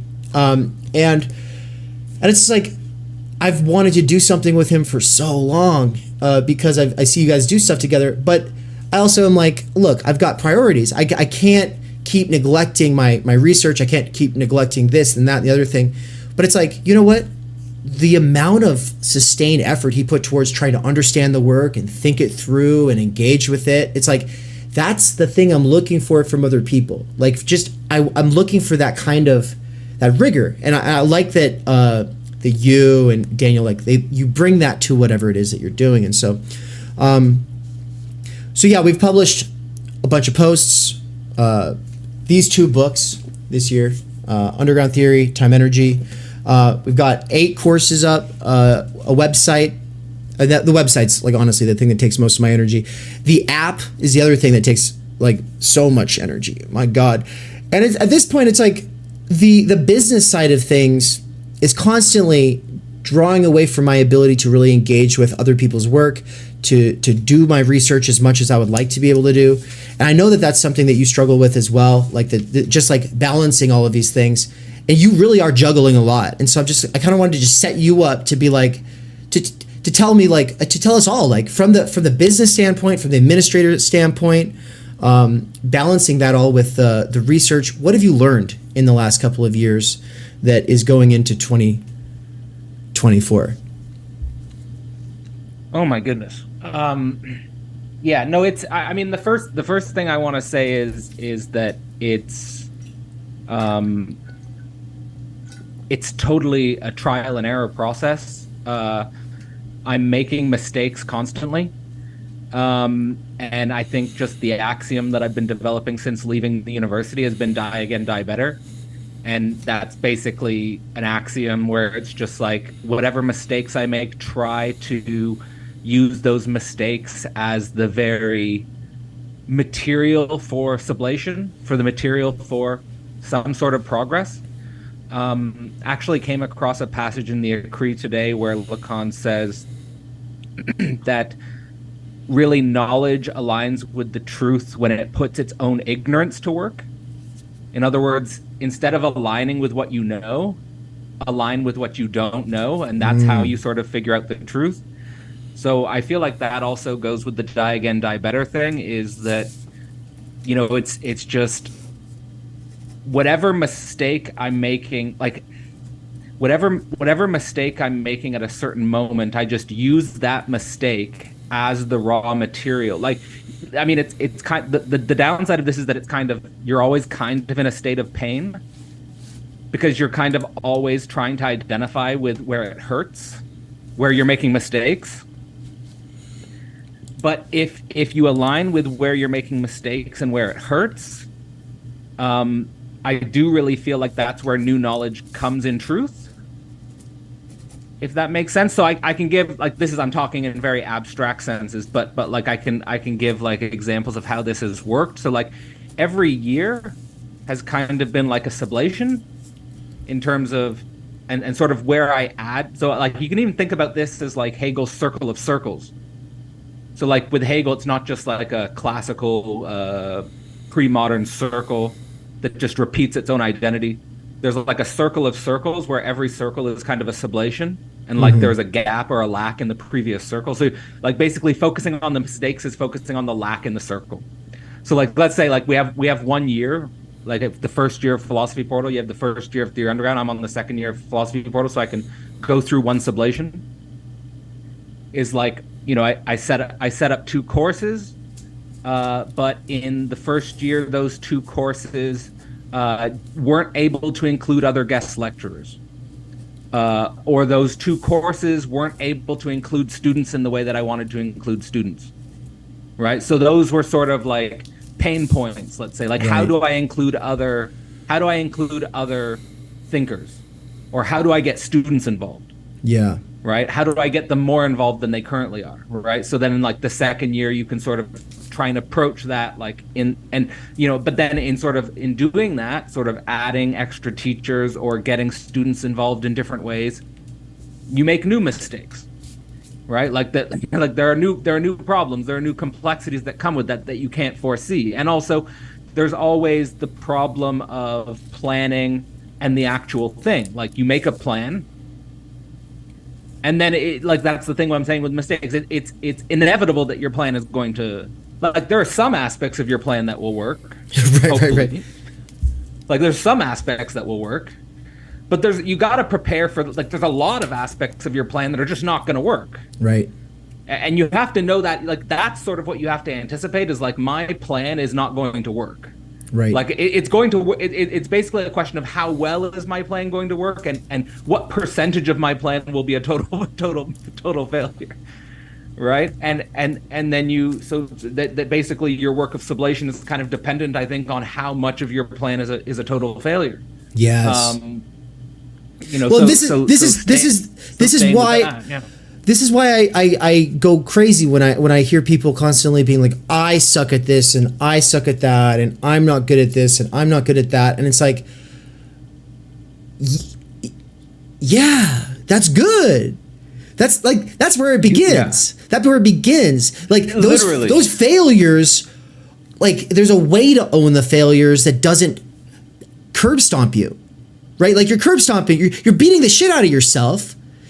And it's like, so there's like this. So this, like, go back to the circle of circles versus the pre-modern circle, is like the pre-modern circle is like this identity of perfection, right? So like when you have this identity of perfection, then you're like literally just staring at the perfection, but you're doing that to obfuscate making mistakes and looking at those mistakes and sublating them.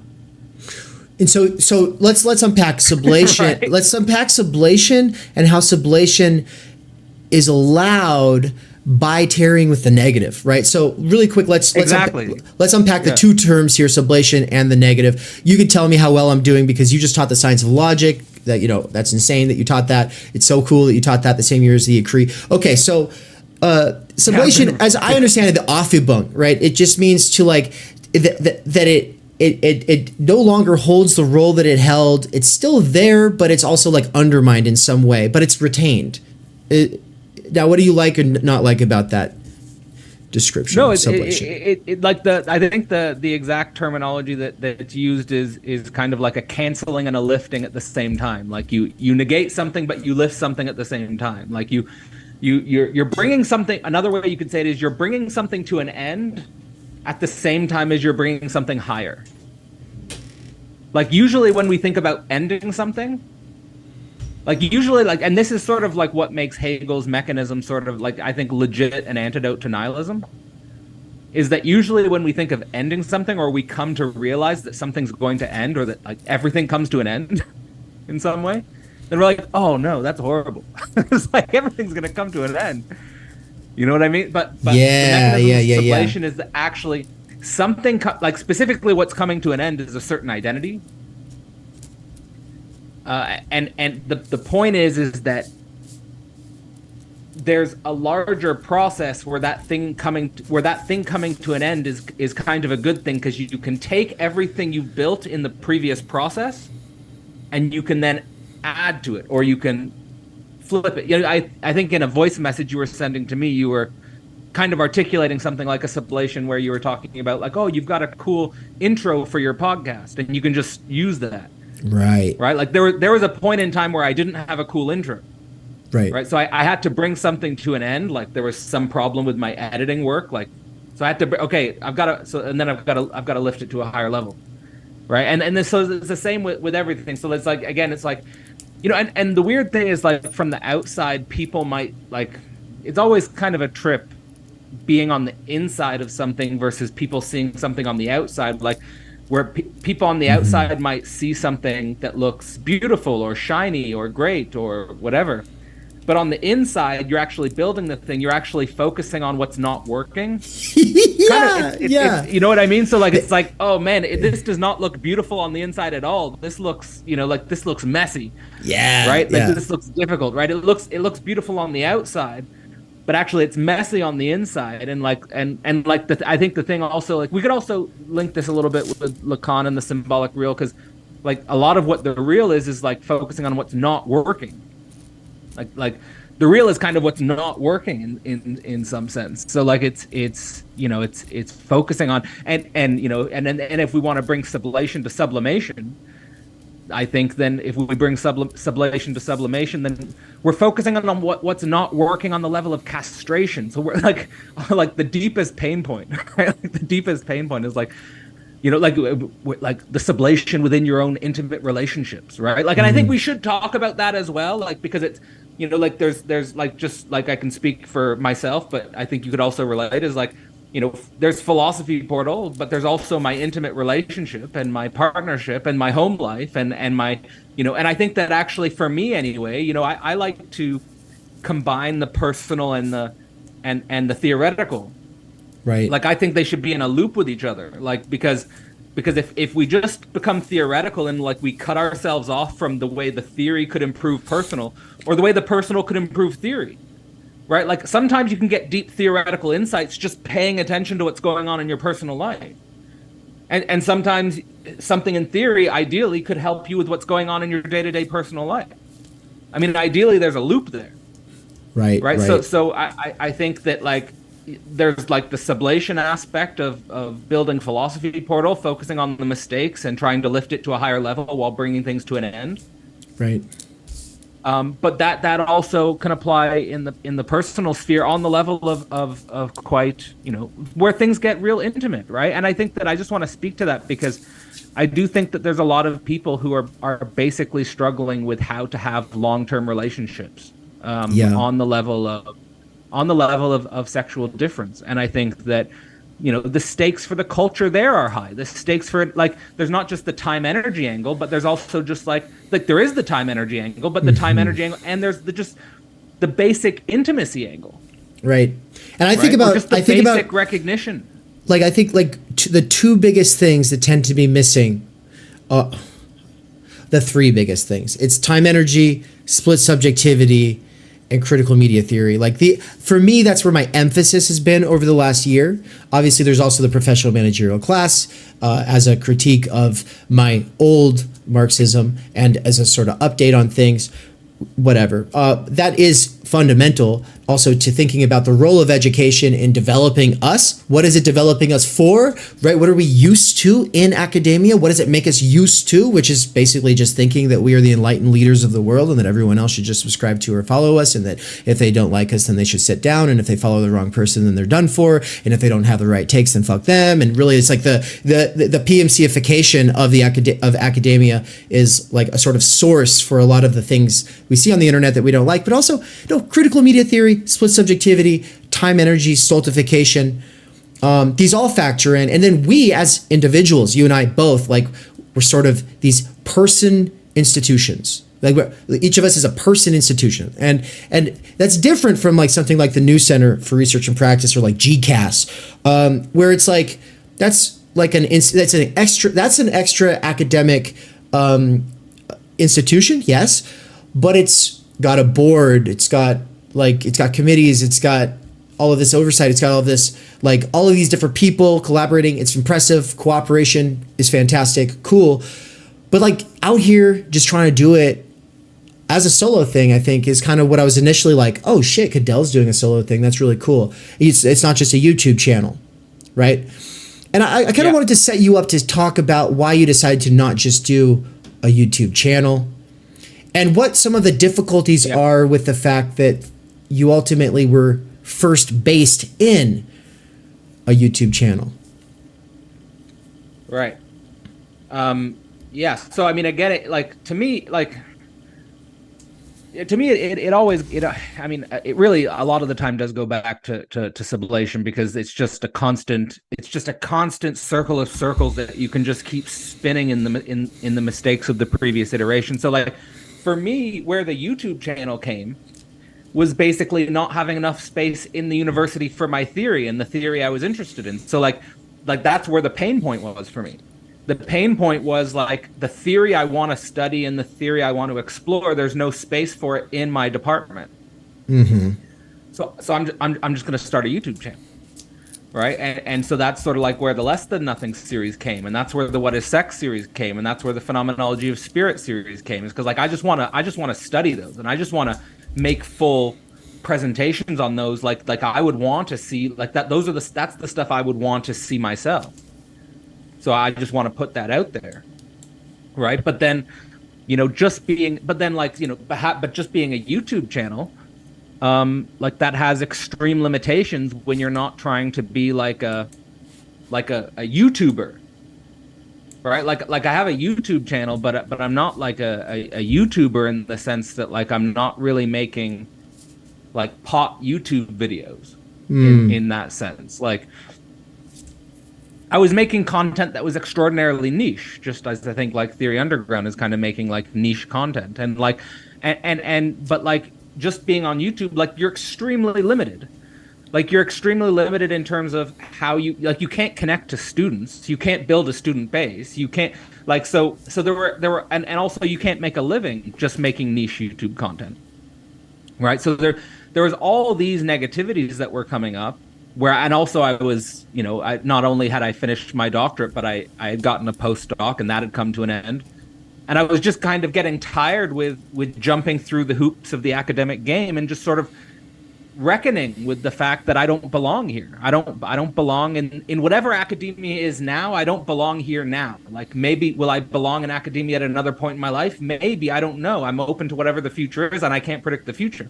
But whatever academia is now, I don't fit there. I'm not welcome there. All of the processes involved in building a career there are antithetical to my theoretical drive and my creative drive. So there's the YouTube, and then it's like, I'm just going to build my own thing, right? I'm just going to build my own thing. So I took an online business course. I just learned the basics of online business, which was incredibly difficult and challenging for me, and also triggering for me, because when I got into academia, I didn't want to start a business. No. I didn't want to start a business. That's not why I got into academia. And so I do find myself constantly in a contradiction of my identity, in the sense that like almost every day I have like the thought running through my head is like, man, I don't want to run a business. Like, what am I doing running a business? Like, dude, you know, but I'm running a business. And so like, you know, cause like, I often like say, like, the thought always comes to mind, I wouldn't wish entrepreneurship on my worst enemy. No, you know, like it's not fun. It's not fun. You constantly have to deal with things that other people don't see. And there's all sorts of social negativities coming from running a business that other people don't see and can't relate to because they don't know what it's like to run a business. Mm-hmm. So, you know, like, there's all those aspects to it. But then on the positive side of things, like, all of the things that Philosophy Portal has achieved in the last 2 years would not have been possible without running a business. So, like, for example, we've taught 5 major courses on 5 major academic texts. 4, if I'm not counting the What is Sex course, which was just a smaller sort of experiment with you. But the 4 major courses we've taught, I mean, I think are major fundamental contributions to philosophical history and teaching books that I don't think they've ever gotten courses of that depth and sophistication. That, like, I don't think there is a course on the Inquiry or Science of Logic like Philosophy Portal has. I don't think they exist. So in some sense, I've done something. I think I've been able to do something that I don't think exists in the universities. On the other hand, on the student end of things, we've been able to produce a third coming anthology, which is a community-based text, which I think is kind of a pioneering work. I don't think that, like, now you've got the Underground Theory volume, but the Enter the Alien and the Abyssal Arrows community texts were the first texts of those kinds that I've seen. And they're the first texts, I think, of those kind which are the result of a long-form course process. Mm-hmm. So you've got the course, and this came out of a sublation as well. I didn't plan it originally. You have the courses, then you have the conferences, and it's all in the course. Like, there's the course, there's the conference, and then there's the anthology, right? So there's a little loop there, which I think is like a nice little innovative, creative tool that actually does sort of add to. So yes, we're doing lectures. We're pro lecture, but we're also pro you creating from this material. Like, it's not just like passive. There is a passive dimension to it, and then there's an active dimension to it, where you create and you get published and you learn presentation skills and you go through all those things, right? So it's, and also there's sort of like a community cohesion that comes with being a part of a course where, you know, other people are also going to be reading your work, right? And you're going to be reading other people's work. So there is that, and, you know, and then there's other things that we need to experiment with, but. Yeah, man. Well, and things that we need to experiment with is kind of the theme of everything I do. Is like, there's the actual works that are taught, the thinkers that are drawn from, the concepts that are essential to the respective fields, whether that be critical media theory or critique of political economy or critical doxology and time energy theory, whatever it is. But then for me, it always comes back to the meta conversation about how are we doing this process? What is this process itself? Because the process is more important. Like, it ultimately is more important. And so, like, for instance, like having Capital Mondays, that came out of, I mean, Nance was like this tier 4 subscriber before tier 4 existed. And so he was there for like these readings that I was doing, or I was listening to robot readings. I was playing video games, listening to robot readings of, I don't know what books. Nance, maybe you'll remember, I was planning on bringing Nance and possibly Anne, if she's available, on here for the last 20 minutes of our conversation so that they could also engage a little bit. So maybe Nance, you'll remember, but I remember playing Factorio, and because for me, it's like when I have garbage time, which is to say no energy infused large blocks of repeatable time energy, but all I have is garbage time because I've been working. Well, I can play some kind of like farming game or like Factorio or something like that. Just something that's just pure grind. It doesn't require following a narrative. And then I'm able to listen to whatever I'm interested in. But the thing is like listening to a difficult theory book or whatever is not the best way to read theory. You're not going to get that much from theory if you're just listening to it, but it's better than nothing. That's been my mentality since 2020. It's sure as hell better than nothing when you're exhausted. And so I started just, being a good enoughist and saying I can at least get my first pass of a text. And so I do that, and I'll play a video game and listen and get my first pass of a text. But then Nance came in, and I think maybe like 4 or 5 into the process, he starts, like, we actually started taking turns reading. And then we actually started doing collaborative note docs. And then we started doing like long haul sessions. Like I think the first one was the Heidegger and Ruins one that was 24 hours in 2 days, 12 hours, segments. And these were not live streamed or anything like that. They were private. But we would just listen to the Audible recording, and then we'd pause and we'd talk about it. And so I was doing like these impromptu lectures about why this matters or the context for that, because I've got my stuff in Heidegger that I'm bringing to the table. And he's bringing all of his stuff. And he was like modeling the student relationship, because like you actually have to have that, someone has to actually perform that role. It's why it's not purely passive, right? I mean, it is passive, but it's also like, no, like you're collaborating in a symbolic game as a student.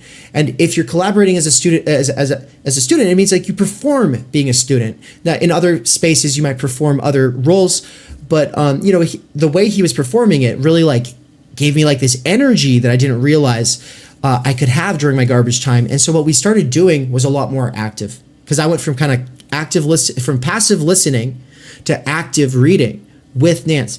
Anyway, that grew into Capital Mondays, which is every Monday now we read Capital or works related to Capital. So obviously, like there's the 3 volumes of Das Kapital, and then there's the fat set of books here, and then there's the expansion packs, Hilferding, Luxemburg, Lenin, and I would take that into these value for Marxists like Heinrich and Postone, as well as the critiques, the outsider critiques of Keynesian economics, libertarian economics, so the Austrian school. I would even bring in Popper's with his epistemological critique of Marxism, and you bring all of these to bear. Well, okay, nobody has the time or energy for that, right? But the realization was, to break for me, it's breaking from the linear model of reading and realizing like, no, I have a relation to capital because I live in capital and I'm trying to understand it. And yeah, it's not like, oh, I need to read volume 1 to get it over with, to get onto volume 2, to get it over with, to get onto volume 3. And oh, maybe I'll read this secondary text, but I can't read this other one. No, whatever's immediately drawing me that is related to capital, we're going to do it all day Monday. We're going to do it between 7 and, probably 4 hours. And so that's, to me, it sounds like, I know that the way I'm saying it sounds like pure positivity. But the negativity of it, and that is currently being sublated into like a new model, is the realization that my new job at Amazon just has completely put a wrecking ball into my time energy. These live events, these hub events that I was doing before the job, they just don't work the same when I'm exhausted and I'm like, I need a nap at noon because I woke up at 3 a.m. to go to work. And I just like, I don't know, I always feel like some superhuman who can do anything when I've got relative time energy. Then I get some kind of a job back, and then the whole plan I had just falls apart, and then there's little pieces of it that remain, and then I have to kind of pull it back together, right? And I think that that's where time energy ultimately comes into play. The stuff like with our split subjectivity, like I've got my all of my ideas about what I want to do, but then I've got like my actual undermining tendencies, right? That are a lot of them unconscious to me or whatever. But the critical media theory perspective, and I think this is where I wanted to bring it back to the business side of things, is that it's not just a business, it's a fucking online business, man. And this kills me. This kills me because it means that like we want to be reading Hegel and Lacan and Heidegger and Derrida and Deleuze and Levinas. I'm teaching Levinas soon. But instead, I got to make a quick promotion so that people actually know that this thing's happening. 5 hours later, man. 5 hours later, I'm just like, okay, well, I've officially gotten the information up on all of these different social media platforms, but they hijacked my attention. I engaged with a bunch of people who aren't serious, and now I'm fucking like the day shot, right? And so I'm wondering, like, how do you manage the attention economy? Because for me, and I know you've heard me say it before, you've related with me on this, like, I wanted to get away from the academia because of the constraints to my research, but then I'm like, oh, the attention economy also has these, like, it hijacks my attention, my ability to focus, puts me in contact with people who don't give a shit, but ultimately just want to blah, blah, blah, you know, and like they're not reading, like they're not actually trying to roll up their sleeves and take it on. So yeah, this is a contradiction that we're still in because we're on here right now. What's up, YouTube? You know, hello, TV land. So yeah, what do you think about that? And then we'll open it up to Nance and Ann here. Yeah, man, it's that, you know, academia is the big other, but now social media is the big other. You know, so like there's the I mean, we can't in some sense we can't escape being a part of some system. We can't escape being a part of some system, and there's something that we experience in sort of trying to navigate these systems, which confronts us with our own castration, confronts us with our own lack, confronts us with our own impotence, right? You know, so you get, you know, for me, like I was also, you know, getting tired of the trying to follow my desire, not willing to sort of make certain constraints with the academic system, and then feeling like there's an emancipatory possibility through social media, feeling that there's an emancipatory possibility online. But the thing is that there's no pure emancipatory possibility without confronting new contradictions, right? Like kind of like maybe we could reference Todd McGowan's Emancipation After Hegel as kind of like a reconciliation with contradiction, right? Like, so like every emancipatory gesture in its immediacy will confront contradiction in its mediation. And then it's just a matter of, are you willing to cognize that contradiction? Are you willing to tarry with the negativity of that contradiction? And is there the possibility for another emancipatory gesture which takes what you have built? So like there's a lot that I built through academia, which I carry with me to social media. Now, I in the same way that you see sort of the limitations and the problems of social media, like I don't like playing the online social media promotional game, right? Like I try to do it as best as I can. I try to do it as tastefully as I can. I try to do it in such a way that it doesn't compromise the main drive and the main message of Philosophy Portal. I try to do it in such a way as that it really gets to the people where it could really serve, because I really do think the product that I'm offering can really serve people and really change lives in a positive direction. So otherwise I wouldn't do it. But at the same time, I do see sort of many imminent contradictions and negativities with what we're doing on social media, where there has to be another path. And so like, you know, in terms of how I'm walking that right now is it's always hard to language where the next step is, you know, like the way I've tried to language it. And I guess that's because you're thinking with the real, which is inherently difficult to language, right? Or to translate into an intersubjective discourse, you know, which is, you know, on the one hand, there's the academia, on the other hand, there's the social media. And is there a third path? Is there a third path, and what does that third path look like? And so, you know, like I've sort of taken some experimental jumps into that third path. You know, I do think that part of it has to do with trying to build some sort of bridge to live events.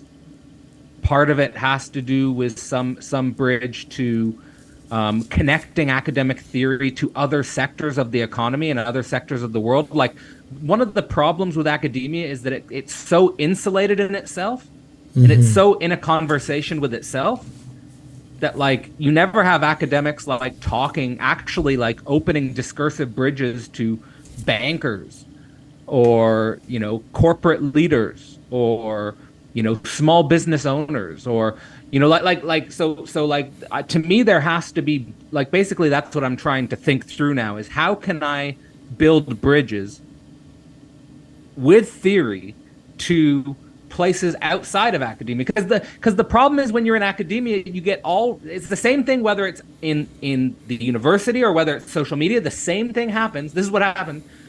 A bunch of academics who like reading academic texts get together, and then there's immediately some sort of hierarchy, and they all want the highest position, and they all want the recognition, and they all want to do the thing. Like, there's a bunch of people who are in Theory Underground who want to do what you're doing, Dave, and can't. Right. And then there's a bunch of people, probably the same thing with me with Philosophy Portal. So there basically becomes an identity war. Mm-hmm. with everyone who wants a certain position, and then there's the problem of there's not much money in academia, so you have a bunch of people competing for limited money. Right. So I think we have to get smarter. Yeah. Like, if we're really serious, like, we have to find a way. Like, if we really, like, for example, if I really think Hegel and Freud are universal knowledge, or something, like you think Marx and Levinas or Heidegger, whatever, there have to be some meaningful bridge between these theoretical discourses and practical other institutions, other sectors of the economy, which could use discourse and dialogue from academics. Because, like, again, like, if I go back to what was the situation in my old university, it's just a bunch of academics in an infighting competition for the top spot, and then they're like buzzards circling for the tenured position when that guy drops. Did you hear the thing I'd brought up about critical doxology with Todd McGowan? I don't know if you caught that part of the interview. I don't think I caught that. I caught a lot of talking about Lacan, but I didn't catch that. So critical doxology is what I'm calling, the critique of common sense, done in like this sort of Kantian, Hegelian, Marxian kind of tradition of immanent critique. And common sense, doxa, whatever. There's a lot of ways of talking about common sense, ideology, those are related. But what I feel is missing is that, like, we tend to go after film or just like common examples like the news, like political news or film, and we talk about that as ideology. We talk about the common sense inherent in that or whatever. And I feel like that's stuff that people kind of have in the background. It's something that people watch passively. It's not something that people they have some kind of an ironic distance to it, whether they love it or hate it. It's kind of an ironic love or hate, because it's pretty much something that they're doing as a hobby on their quote unquote free time, which is garbage time without time energy. And so critical doxology, my assertion is that the place to go to actually is self-help and business success literature, because that is where people turn to in times of crisis in America. And if we were to take, if I was to say, all right, we're doing a Council of Nicaea for the 21st century, let's all get together in a room and we're going to figure out what is the Holy Scripture of the 21st century. Let's put it together using a bunch of different books that are circulating right now. It would not be the movie, like the show Friends. It would not be Breaking Bad. It would not, sure, like there'd be references to that or whatever, but no, it would be How to Win Friends and Influence People. It would be 7 Habits of Highly Effective People. It would be, you go down the line of all these time management and habit formation and pull yourself up by your bootstraps. Like we'd have to have 50 Cent's Rules of Power or something. Yes, dude, Robert Greene with 50 cents. And so that is the approach. Shout out to 50 Cent. And so, like, this actually sets me up to say we are doing that, the Council of Nicaea experiment. It will be one of the segments of the Theory Underground conference that is coming up. I'm looking over at my calendar on the whiteboard there, in October in Boise, October. We're doing a Council of Nicaea event where people get to present on the books that they think would make the cut and the books that should not make the cut. And kind of just like have a conversation about what would be the Holy Scripture of 21st century capitalism, and then what would be the approach to interpreting it and the approach to critiquing it. And so the time energy theory course that's kicking off in January is actually called critical doxology and time energy theory, because for me, my path into theory started with listening to Joe Rogan. It started with listening to him as a worker who had never gone to a regular school, who didn't learn to read before the age of 12, who didn't do any serious nonfiction reading at all up to that point when I was like 21, 22 years old, listening from, while stocking grocery stores. I'm just just listening. And, I was into the idea of like DMT and float tanks and whatever. And then all of a sudden he's having conversations with intellectuals. And I'd never heard intellectual conversation. I'd never heard it. Like my whole life, there had never been intellectual conversations. And people always just tried to shut me down if I tried to engage at a level of, but why? And a level of, but how? You know what I mean? Like the why and the how, people are like, fuck off. Like, let's just be practical. And I was always just like, but why don't people care about questions? And then listening to Joe Rogan, I was like, oh my God, like he's bringing on these people. And so that actually kind of made academia like this thing where it's like, oh, there's intellectuals there. I had never thought about that because I didn't have anybody in my life who had gone to school. And so that's why I say on the back of the Waypoint book that I was a feral child in the woods. You know what I mean? Like I just didn't have like these social reference and cultural milieu that people tend to have. And so my buddy Chris, who I love dearly, and I never thought that he would actually listen to this channel. I think he might be listening today. He started listening during the tour we did this year. He and we just started listening to so many of these self-help books that we were hearing referenced. And we got into the power of positive thinking to the point that I know we were fucking obnoxious, but people loved us because we were so positive all the time. But it's like we would like fake smile while working the night shift, stocking shelves. And it would goof off, and we're like, well, we're tricking our brains into being happy because this is what the books were saying, right? And it took a little bit longer because I got really pilled on the whole pull yourself up by your bootstraps, responsibility. It all comes down to time management and habit formation. And it wasn't until my life collapsed, and I would say one of the reasons my life collapsed was just like, you can only do so much willpower for so long before it collapses. It's not enough to willpower your way through things. And coming back from a pretty brutal period of my life, I was like, I should go to school, and I was going for something practical, but thankfully I took like a class that first semester in philosophy. I didn't know what philosophy was at this point. I'd never heard of Socrates. It absolutely changed my life though. Because that professor was teaching a political philosophy class. I was in love with everything he was teaching, but he didn't do Marx justice. In fact, he did everyone justice, but we did Sparks notes on Marx, whereas everyone else we were being very rigorous. And so I was like, what's with this bias? I was so confused because I didn't understand that he was a conservative because he didn't teach like a conservative. And so I ended up enlisting somebody to teach us some Marx, and for the philosophy club at the time. And that was when I first read A Strange Labor, and it was my first like realization in my entire life that it's not just individuals that are responsible. That yes, there's that, but also there are structures that we're running up against, and we can't just be idealist utopians who are not engaging with the actual structures that run the world. Right? And so that's trying to, sublating the negativity of self-help is what gives birth to time energy theory. And so people like see some kind of carryover, and it's like, it's not accidental. That comes down to the most intimate particularity of not just me, but I think of people who are trying to better themselves and who don't have any real social reference points of role models to be able to do that with, right? So anyway, I wanted to bring that up because you were talking about like building these bridges. I just feel like these bridges can ultimately be built into that world of people who are trying to better their lives, and then say, yes, you should try to better your life. Yes, David Goggins is correct. You should be pushing your limits, but he only pushes his physical limits. He does not try to read the science of logic or being in time.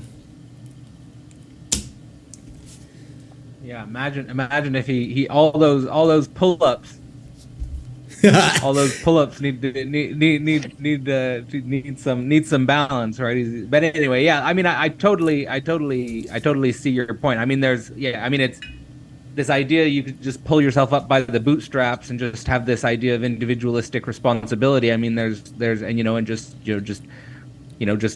power through it. This is ultimately the crisis we're experiencing. Like I was saying, the crisis of the big other, like whether it's academia or social media. Like, you correct me if I'm wrong, but I feel like if I was living in a sane world, if I was living in a world where the actual social structures were working somewhat properly, like it'd never be perfect, right? But if the actual social structures were functioning properly, someone like me would have a job. Like someone like you would have a job. Someone like Michael Downs would have a job. Like the fact, like to me, like the fact that people like me or you are just in a wasteland is proof that like our social structure, like I feel like we're in an extremely dark time. Like the fact that the fact that you're talking about building a Council of Nicaea for the 21st century, like we're in an extremely dark time. Like, you know how fucking dark that is? Yeah, man. You're creating analogies of the dark, like of basically we're going back to the dark ages. And like I have friends like Owen Cox who says like we are entering the dark ages again. Like we're entering a new dark ages. And like maybe we are entering a new fucking dark ages because whatever the hell, like I always say like at the end of the day, whatever the solution is, there has to be some sort of new social contract. Because if there's not a new social contract, I mean, what we have right now is not a society. No, so and I'll end it there. That's been kind of my whole grind. Is like, I mean, I've not written anything on this, but Catherine Luce has abolished the liberal arts, colleges, and I say, yes, but that what is being done at liberal arts colleges should be made available to anybody who has a seriousness about like actually tackling these things, and then freely available at public libraries. They shouldn't exist at the university because the university is a job training place, and that's all it needs to be. And before so Anne and Nance are coming on here, but I had a PS that I wanted to ask before we go into this, and so that's just like this. We just did that whole Nick Land course. You were there for that. It was amazing, right? And I didn't realize when I was first talking to you and you told me that you were studying lemurs and you felt like it was all pointless, that you were doing this as a biologist. I didn't realize the whole lemur thing with Nick Land. Did you know about that? No, I actually had never studied Nick Land very deeply, no. Yeah, so you were literally at the university going, why am I studying lemurs? And then now here you are at Theory Underground studying lemurs again. So I just wanted to say that. I don't know. What is there? I don't know. Is somehow related to hyperstition? Am I picking up the words? Demon lemurs. Yeah, I think that there were probably some people. And Nance, great to see you both. Yeah, welcome, man? you two. I'm gonna run downstairs and refill my water bottle. I want to just like let Anne and Nance each get to ask like a question or like reflect on our conversation so far, and I'll be listening from downstairs as I get some water. Do we have questions? What's going through your mind right now? What we just listened to, the social breakdown of society, the Council of Nicaea for the 21st century. Is this where we are? I think we are, and I think we have to sublate that, right? Like we can't have something new until we finally cast off the dead weight or whatever. It's so like I don't know. I think I sometimes fall into like a gleeful pessimism, and I don't want to stay there. Like I don't think it's a good thing, but also like, yeah, we are fucked. Like it has come to all that, I think. Yeah. And I think Feels it's just like it, kind doesn't of, it? yeah. And I think we really have to reckon with technology and its place in the world and our relationship with it. And that means experimenting and coming up with new forms of education and social congress and like all these things that is being done at Philosophy Portal and Theory Underground and places like this. Like it's not just idle content creation. It is trying to do something because we're not in a good place right now. Yeah, I totally agree, especially with like I guess like that's sort of like the limitations with like what I was talking about, the limitations of just being a YouTube content creator, because that is kind of like a little bit idle content creation. It's like with something like Theory Underground, you've got a course platform there that you can sort of, you can dive in deeper with people, and there's a larger mission there. But I just want to say I totally agree that it seems to me like it's fundamentally about this qualitative, and this is why I think the Council of Nicaea might not really work as a reference point, is that we're in such a different technological environment. It's like, literally, I'll just throw that out to a question to maybe like both you and Nance and Ann, is like, how do we reckon with how different the technological landscape is than just the 20th century? And not only that, but it's I don't think it's going to slow down. Like when you have someone like Elon Musk literally trying, like he's literally put out a call to have people put a brain chip in their head. So then how many years away that's my question. How many years away are we from having people with brain chips in their head? And do those people behave differently? Do those people sync up differently? Do those people interact differently? And then is there then a pressure for everyone to do such, these are the types of questions that whatever Council of Nicaea has to take that into consideration. I think necessarily, yes, all those things. But I also always go back to like language itself is this technology that totally changed the world, but also created conditions of possibility for what we recognize as human activity, human life, human experience. Like we wouldn't have any of that without this technological augmentation in the first place.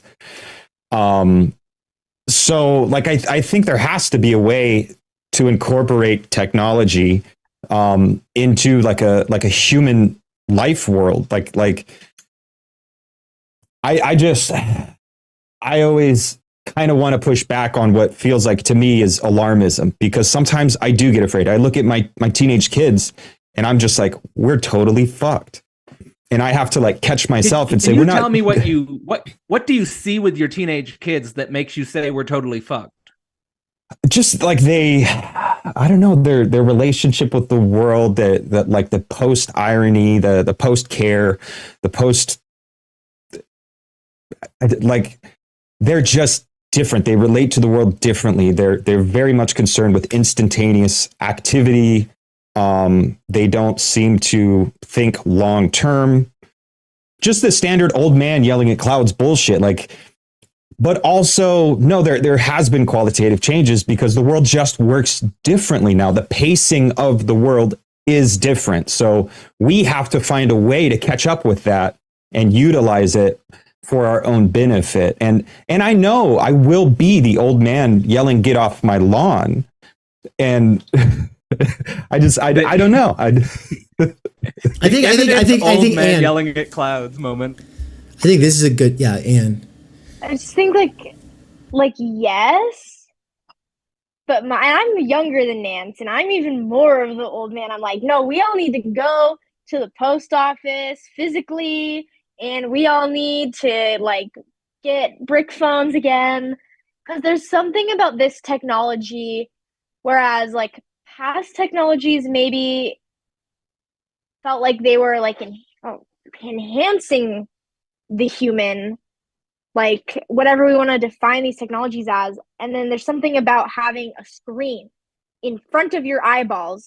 Not only is it like physically doing something to you, but there's something about that's different than the other technologies. That's like removing you from everything and everyone around you. There's something about the social medias or the dating apps or the video games or like whatever, that I think like studies are showing that kids literally have less empathy. I don't know if there's other technologies we can point to historically that have made children less empathetic, that have made children as angsty and ADHD, so much so that parents are now putting them on 1, 2, 3 different medications at the age of 12. Like, there's something about this technological surge that just feels like it's targeting our humanness in a way that other things didn't. And so that's where I think maybe some alarmism is warranted. It's like, you're telling me now you want to put a chip in my brain. Like, it's one thing to say, oh, here, have some glasses. Oh, here, have some braces. Oh, here, have some hormones, like, to feel how you need to feel. But, like, I'm going to put a chip in the thing that, like, runs your body and your intellectual inner life. Like, control over that, please. It's mind control. That's what, like, horror movies and scary sci-fi movies and books are about. I just want to say something quickly about, like, so I had an experience. So in terms of like I think the screens is the big one, like you're saying, Anne. Like, but like the immediate contradiction is like Theory Underground and Philosophy Portal are screen based, at least at the moment. So that's the contradiction. But then in terms of like what you were saying about glasses, I accidentally misplaced my glasses traveling a few weeks ago. And I've been using my glasses for 2 years, 3 years. I got them originally because it's not that my eyesight is bad, but like the glasses do make it a little bit better. Like it made reading a little bit better. And then when I lost the glasses, I was like, oh, I'm really having trouble reading. But then because I haven't gotten new glasses yet, over the last 2 weeks, my eyesight has literally gotten better. Like I'm reading. So my point is that the glasses reduced my biological capacities to read. So like I'm thinking like this on the scale of screens. Like that because of like we've literally stunted and disabled our social capacities, maybe, or our capacity to sense or interact with the world, in the same way that just me buying a pair of glasses reduced my capacity to read without the glasses until I didn't have them anymore. I wanted to say, like, on this note of sublation that we were talking about, there's also because Marx at least had the idea of Aufhebung or sublation in mind, like he never said feudalism went away, it got sublated. Right? He never said the aristocracy's gone away, it got sublated, which is why there's still aristocrats, which is why there's still feudal lords. These things, there's still serfs. They still exist. Slavery also still exists. People think that these things go away. No, they just stop being central, and then they get to be peripheral, but they still have a role to play. And that, the critical media theory and the research that I do with Nance and Ann, as well as the rest of the people in the cooperative, or I called it a cooperative. Fuck, it's not a cooperative. But the cohort, but it is like a sort of cooperative research project. It's just structured like a course at a seminar. Anyway, but that's why we're doing it, is because the conditions have changed so fundamentally. And first we have to come into a freer relation with our devices to even be able to do theory nowadays, because otherwise we can't even read. But also, one of the ways that we sublate is the Protestant Reformation and liberalism itself, which did not exist at the Council of Nicaea. And so it's like, we're in the dark age that is post-liberal revolution, that is post-bourgeois revolution, that is post-communist resistance and collapse and failure and, sublation. And so we are in this weird situation today. But so I think sublating the Protestant Reformation in this analogy means that the Council of Nicaea is not a group of people who come together and we say, all right, we got it figured out. We're going to top down decide how it is. Instead, we're not even supposed to be doing this. The people who are supposed to be doing this aren't doing this. We get together and we say, well, if it was me, this is how I would do it. How would you do it? Think for yourself, motherfucker. And that's what we all are ultimately supposed to do. But I want to let you say some closing thought here, Cadell, because we actually have to turn it over here. Got to get ready for the next one. Okay.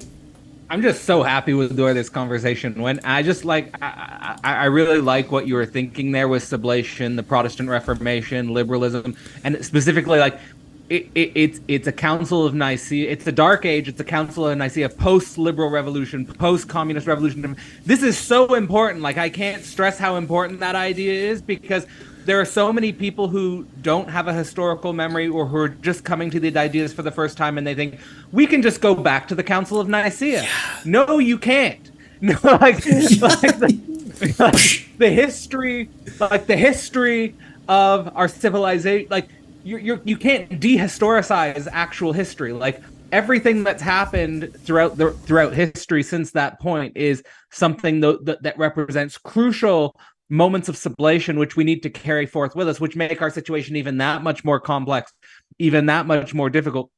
But I was just saying, in some sense, what Philosophy Portal is, at least for what I speak, it is kind of like my little Council of Nicaea, in the sense that I'm saying this is the literature that I think that is going to be essential moving forward. Right. Like, these are the texts that I hope. These are this is what the university isn't teaching right now, and I think needs to be teaching right now.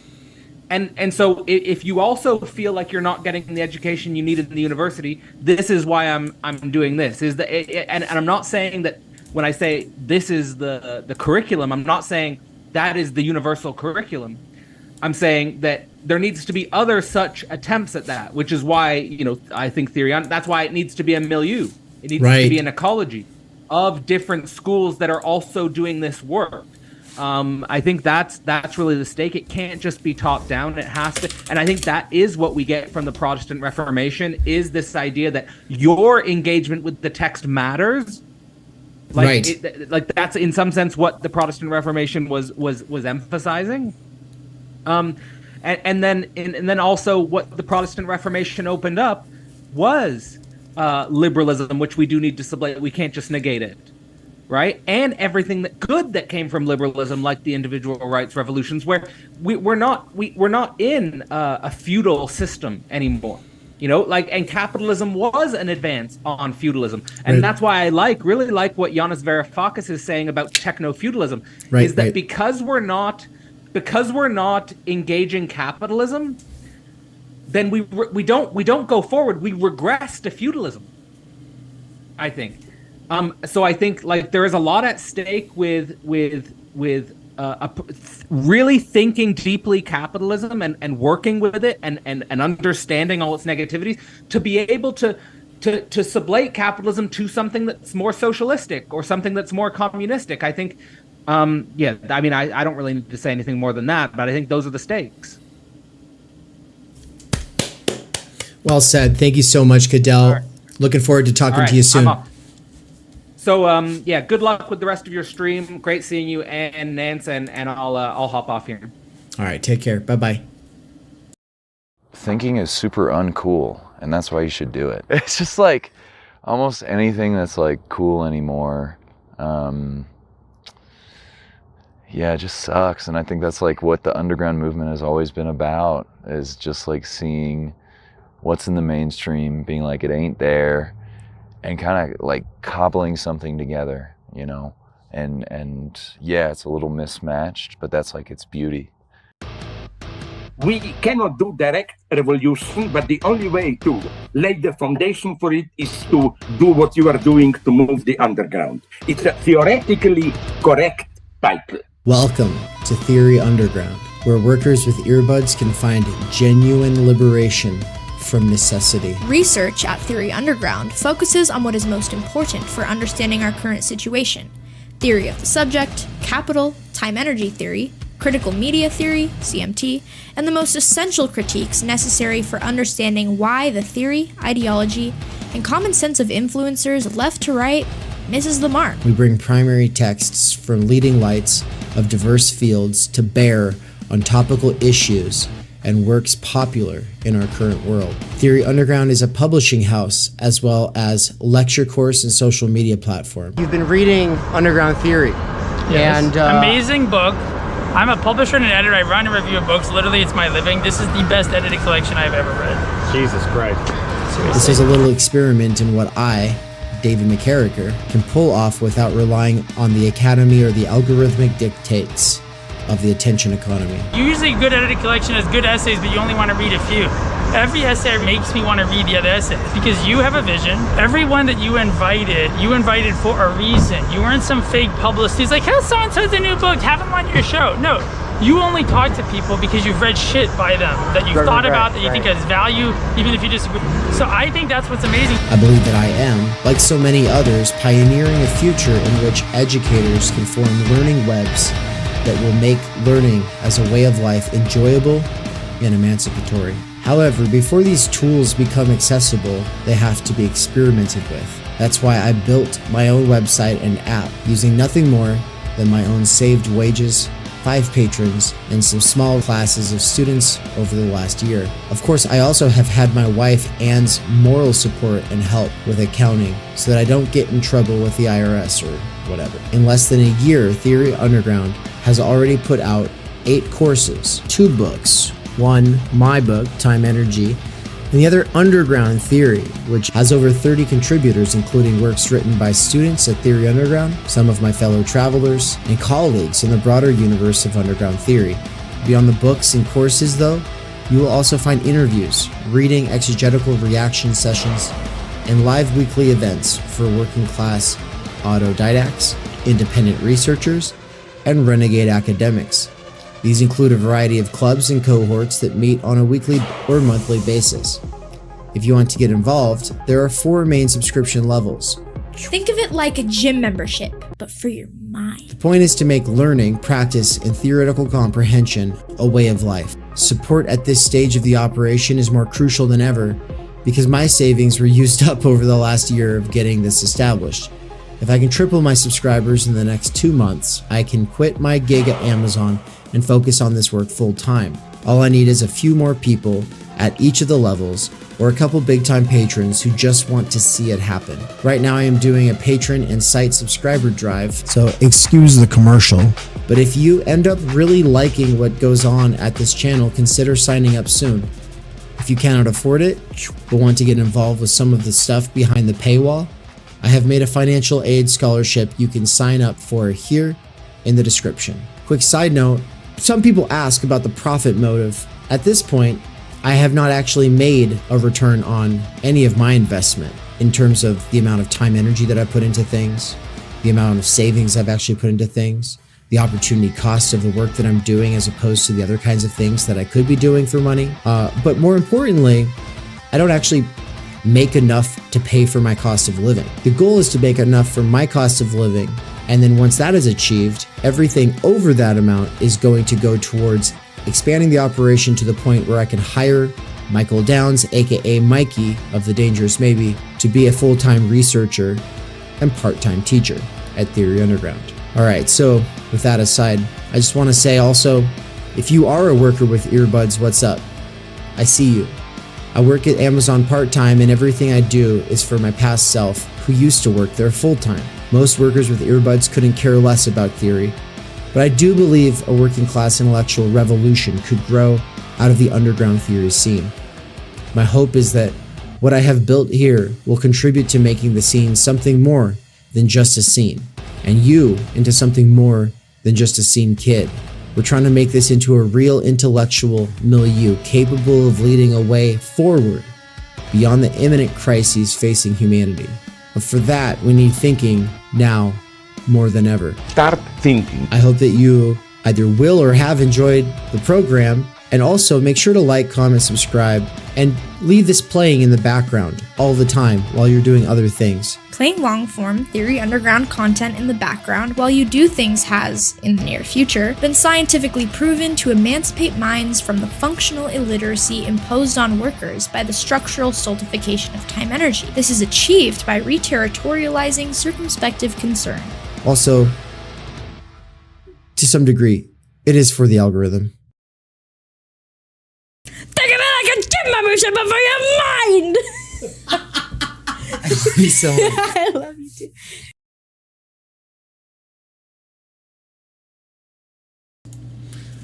All right, everybody, welcome to Theory Underground, or welcome back if you were already here. I'm your host, David McKerracher. Today is the 1-year anniversary of Theory Underground. Welcome to the all-day live stream, or if you're watching this individual standalone video in the future, once it actually gets posted as such, or if you're listening from the podcast after the fact, welcome to you all as well. Trying to be beyond the present moment and remember who our audience is, which is mostly futural, which is to say, like, exists in the future. But right now we're looking back into the past and we're thinking about what we did this year. And one of the most exciting things I think that we did was together here, me and Elton. Elton, welcome. How's it going, man? It's going good.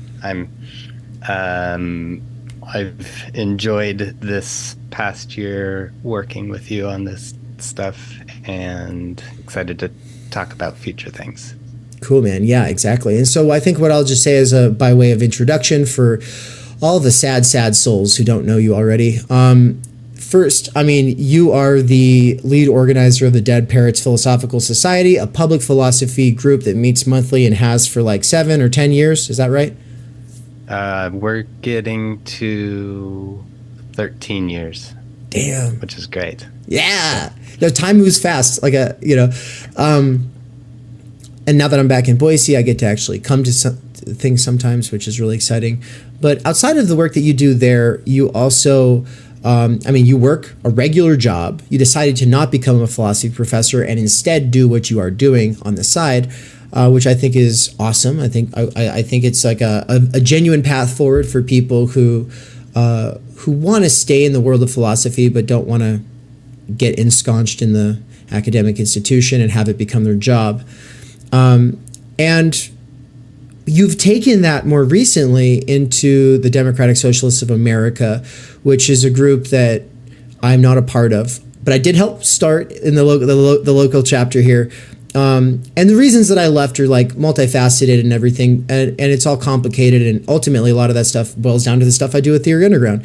But like, I would say that you're one of the people I keep in my life, right? Like DSA is almost sublated for me in my experience through you, and that you have actually moved up in the ranks. You're not just you're not just card carrying, you're not just involved, you're not just an organizer, but you've actually moved up to the National Education Committee for the DSA. Now, I was on the education committee of a faction of the DSA, the Red Republicans, for a few months, and it was the negation that I experienced in that time, the contradictions that I worked through in that time, ultimately were a big source of inspiration and birth of Theory Underground itself. But you've remained there with the cause, and you've taken it into the National Committee. Now you teach the class podcast for the National Committee. So you're just doing a lot. You're juggling a lot of things, and you also have your own podcast, Gromsky, the Working Class Intelligentsia podcast. And so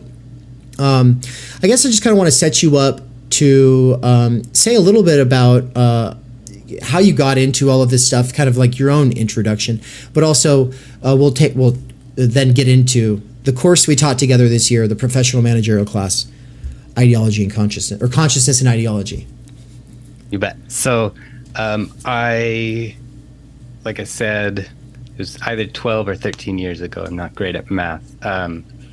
But started the philosophy group, Dead Parrots Philosophical Society, and wanted to be something basically where I could, meet and engage with people interested in philosophy. But I also always want my philosophy to be tied to the real world, whatever that means. So I was looking for, avenues for political engagement, and eventually joined DSA, Democratic Socialists of America. And it took me a while to decide to do so, just because, I don't have a lot of time for stuff like that, but at the same time I find it important.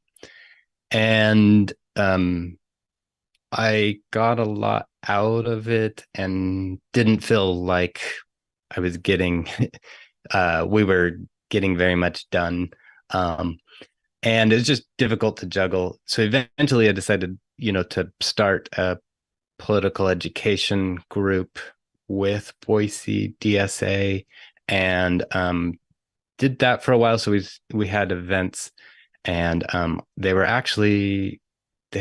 great. And then the pandemic hit, and we had to go online to Zoom, and I struggled to find the drive to do that. Right. And I felt like people were less and less engaged as the pandemic went on. So then I volunteered for an opportunity to work on the National Political Education Committee, and that's a great group. It's something that I wish it had existed earlier, because starting political education for Boise DSA, I really struggled. What curriculum to cover, how do you facilitate meetings and that kind of stuff. So it was great to be able to work with National Political Education Committee, and then I was asked to start the podcast, and that has been just a great opportunity to really think through what kind of resources I think would be useful to people interested in socialism or local chapters. I won't keep going, but I just have enjoyed that, and we have covered all kinds of topics. I will say our most recent episode was with Michael Downs, with Mikey, talking about his essay in Underground Theory. And which one? I was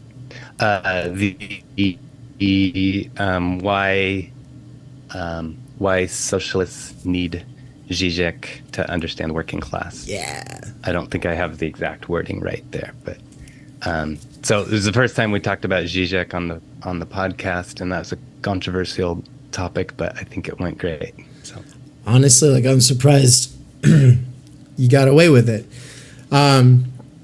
It's like I think that you being just a little bit older than me, I'm not calling you old, but being a little bit older than me kind of allows you to have a little bit more of a mature and paternal relationship to the organization.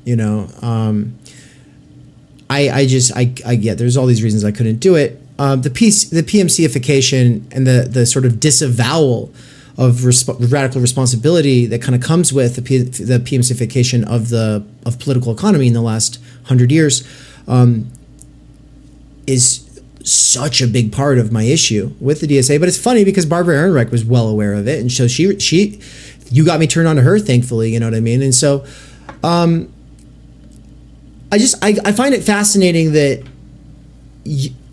in my time of burnout with everything going on at the DSA, but also with Bernie, but also with just the broader left movement and everything like that, that you stuck around and that you didn't oh, look, see, you must just be bad or whatever. And that I really appreciate that. And I've always thought, that somehow reflects on your character or whatever. I don't know. But I remember coming back from Hawaii super disillusioned and giving a talk that wasn't live, it wasn't public. You were there. There was 12 other people. It was in that amphitheater, that small one off campus there. Yeah.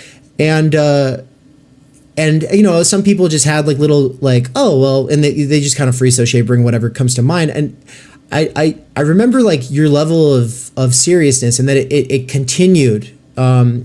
There were follow-ups, and that we kept having conversations over pizza, that we'd get together when, for your lunch or whatever, when you're working. And I don't know, man, I just feel like there's a time when I could have just said, fuck the left and everybody who's associated with it. And I'm only going to be like Amy Therese, where it's just I'm going to go the complete opposite direction. I'm just going to only hang out with right wingers now. Right. And then I'm just going to associate all leftism or leftists with being leftoids, and that there's this sort of extreme that I who knows, I don't know, there before the grace of God go, is kind of how I think about it.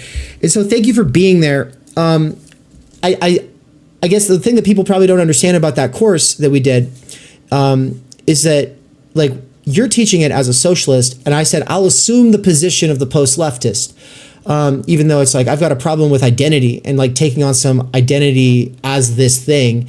It's like, I don't want to say I'm anti-left or post-left, but I just fucking hate the master signifier and its big other. And I want to be able to treat humans as humans, and it still respect the fact that humans all have their master signifiers. Humans all have their big others. And so with that, it was the second course, right? So it was the second course at Theory Underground. Why did you decide that you wanted to teach it with me? Because I see that as some kind of like social risk, honestly. Like, it was like a thing that you did. Like, you could have caught a lot of flack for doing it. So why did you do it?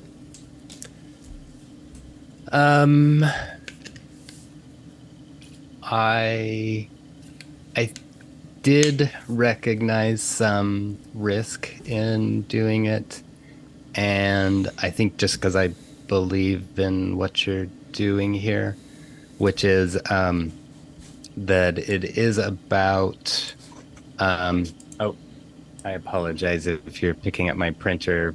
I'm not. Zoom. Okay. Zoom perfect. is really good about cutting out background noise. You're excellent. Yeah. Okay.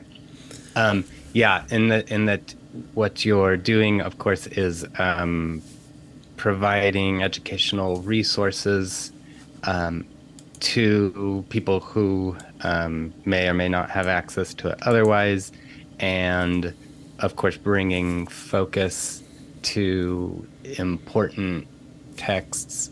I mean, I don't need to go through it all, but I am excited about what you're doing, and appreciate that. For me, understanding the concept of the PMC was pretty transformative in how I look at, the last 100 or more years in our country and Western society, and a bunch of other things. So I think it was just exciting that you were putting it front and center for an aspect of what your education is focused on. Okay, now my favorite question of the day is, what would you say? So that speaks to like your intention. That speaks to our roles.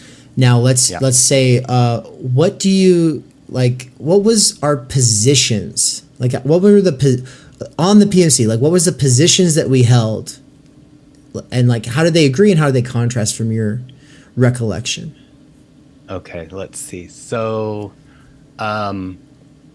maybe I'll start with myself. I grew up pretty like squarely in the middle of the working class, edging into what I would call petty bourgeois, but I through a process that I think I even talked about in the introduction of Waypoint, eventually got absorbed into the PMC, and so then I was thinking about Barbara Ehrenreich's description of the PMC as being a group that is adversarial to the working class, but she was, I think this was before DSA came into existence, but she was a founding member of DSA, and the essays about the PMC, I think, was on some level trying to encourage the PMC left to support the working class and collaborate with the working class. And I think that there's of course more nuance to it in that there's the vast majority of the PMC that's never going to be a serious possibility, but there were the leftists from the new left that I think she was speaking to specifically with that essay. So that's I think where I was coming from. And then if I were to try to articulate where you were coming from, probably like a lot more skepticism towards the PMC and the what kind of redemption we can have of the PMC, and then specifically that we've seen the PMC like cause a lot of harm, and DSA, especially 2019 DSA, was pretty pathetic in some very visible moments, and in ways that were clearly PMC driven. And I'll just add that I have a lot of patience for stuff like that on some level, just because admittedly I'm probably coming from some of that background, but then second, just recognizing that we're having to recreate a socialist movement from practically nothing, so that's a whole conversation which we don't need to get into, and I need to let my dog out of the office here. 1 second. Yeah, for sure. Elton's got these amazing dogs. You can hear me. Oh, you're back. Perfect. I'm back. I don't know if that's a very clear answer for you, but yeah, no, that's fantastic. Stab at it. A lot of skepticism for sure, as far as its redemptive quality. I also just feel like the PMC, the reason that Marxists are so against it is because it is a fundamental problem for them. And it's like the kind of negation or contradiction that any real dialectician would actually tarry with. But because most of them aren't real dialecticians, they just don't think that they have to.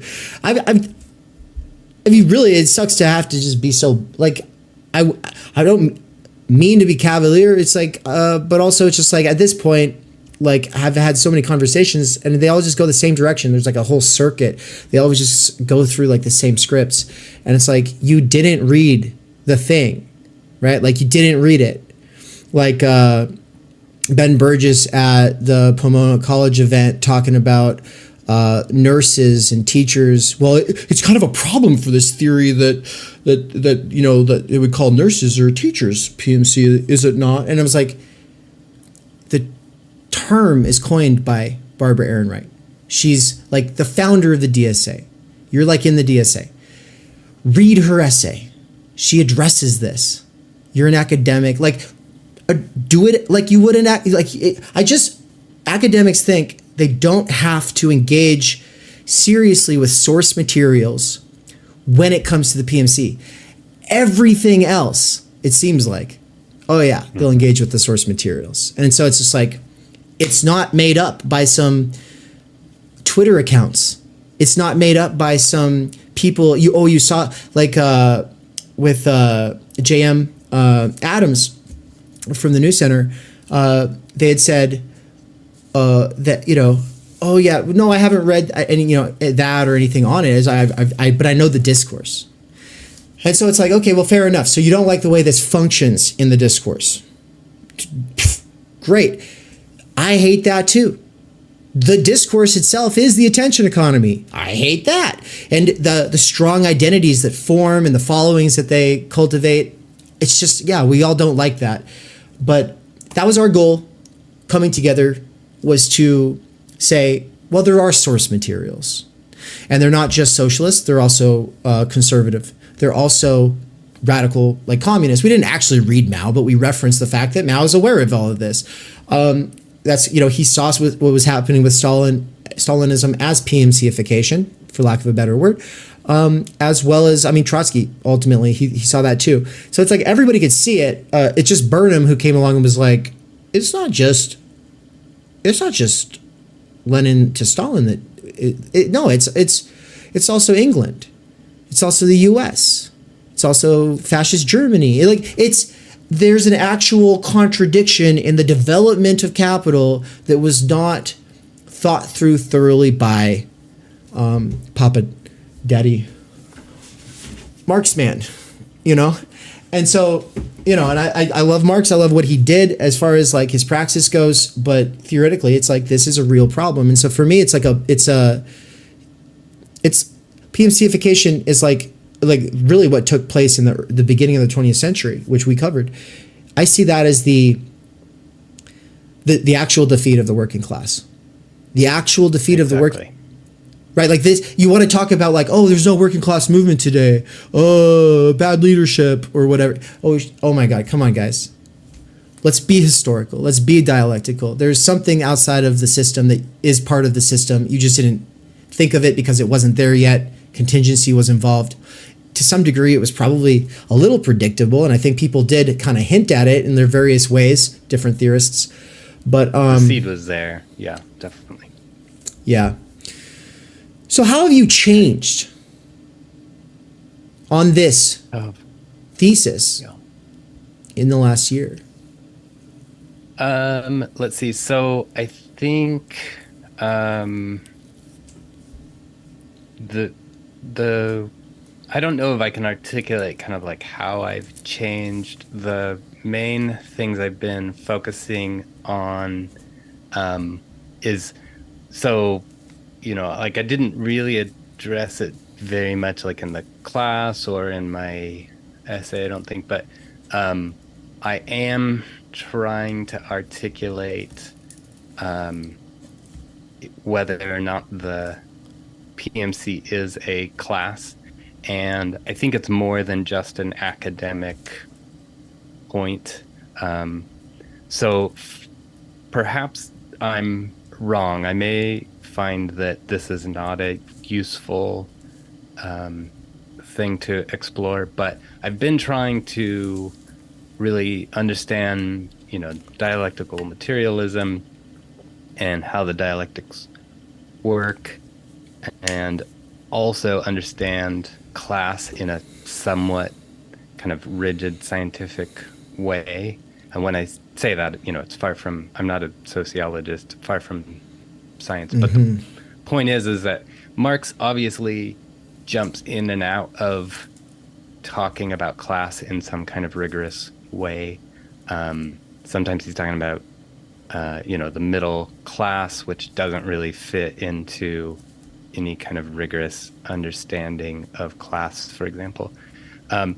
And then when you look at kind of like if the PMC is a class, and I won't, you know, spend too much time on this, but I've been significantly influenced by Gramsci, and he thinks about essentially every class has its own intellectuals.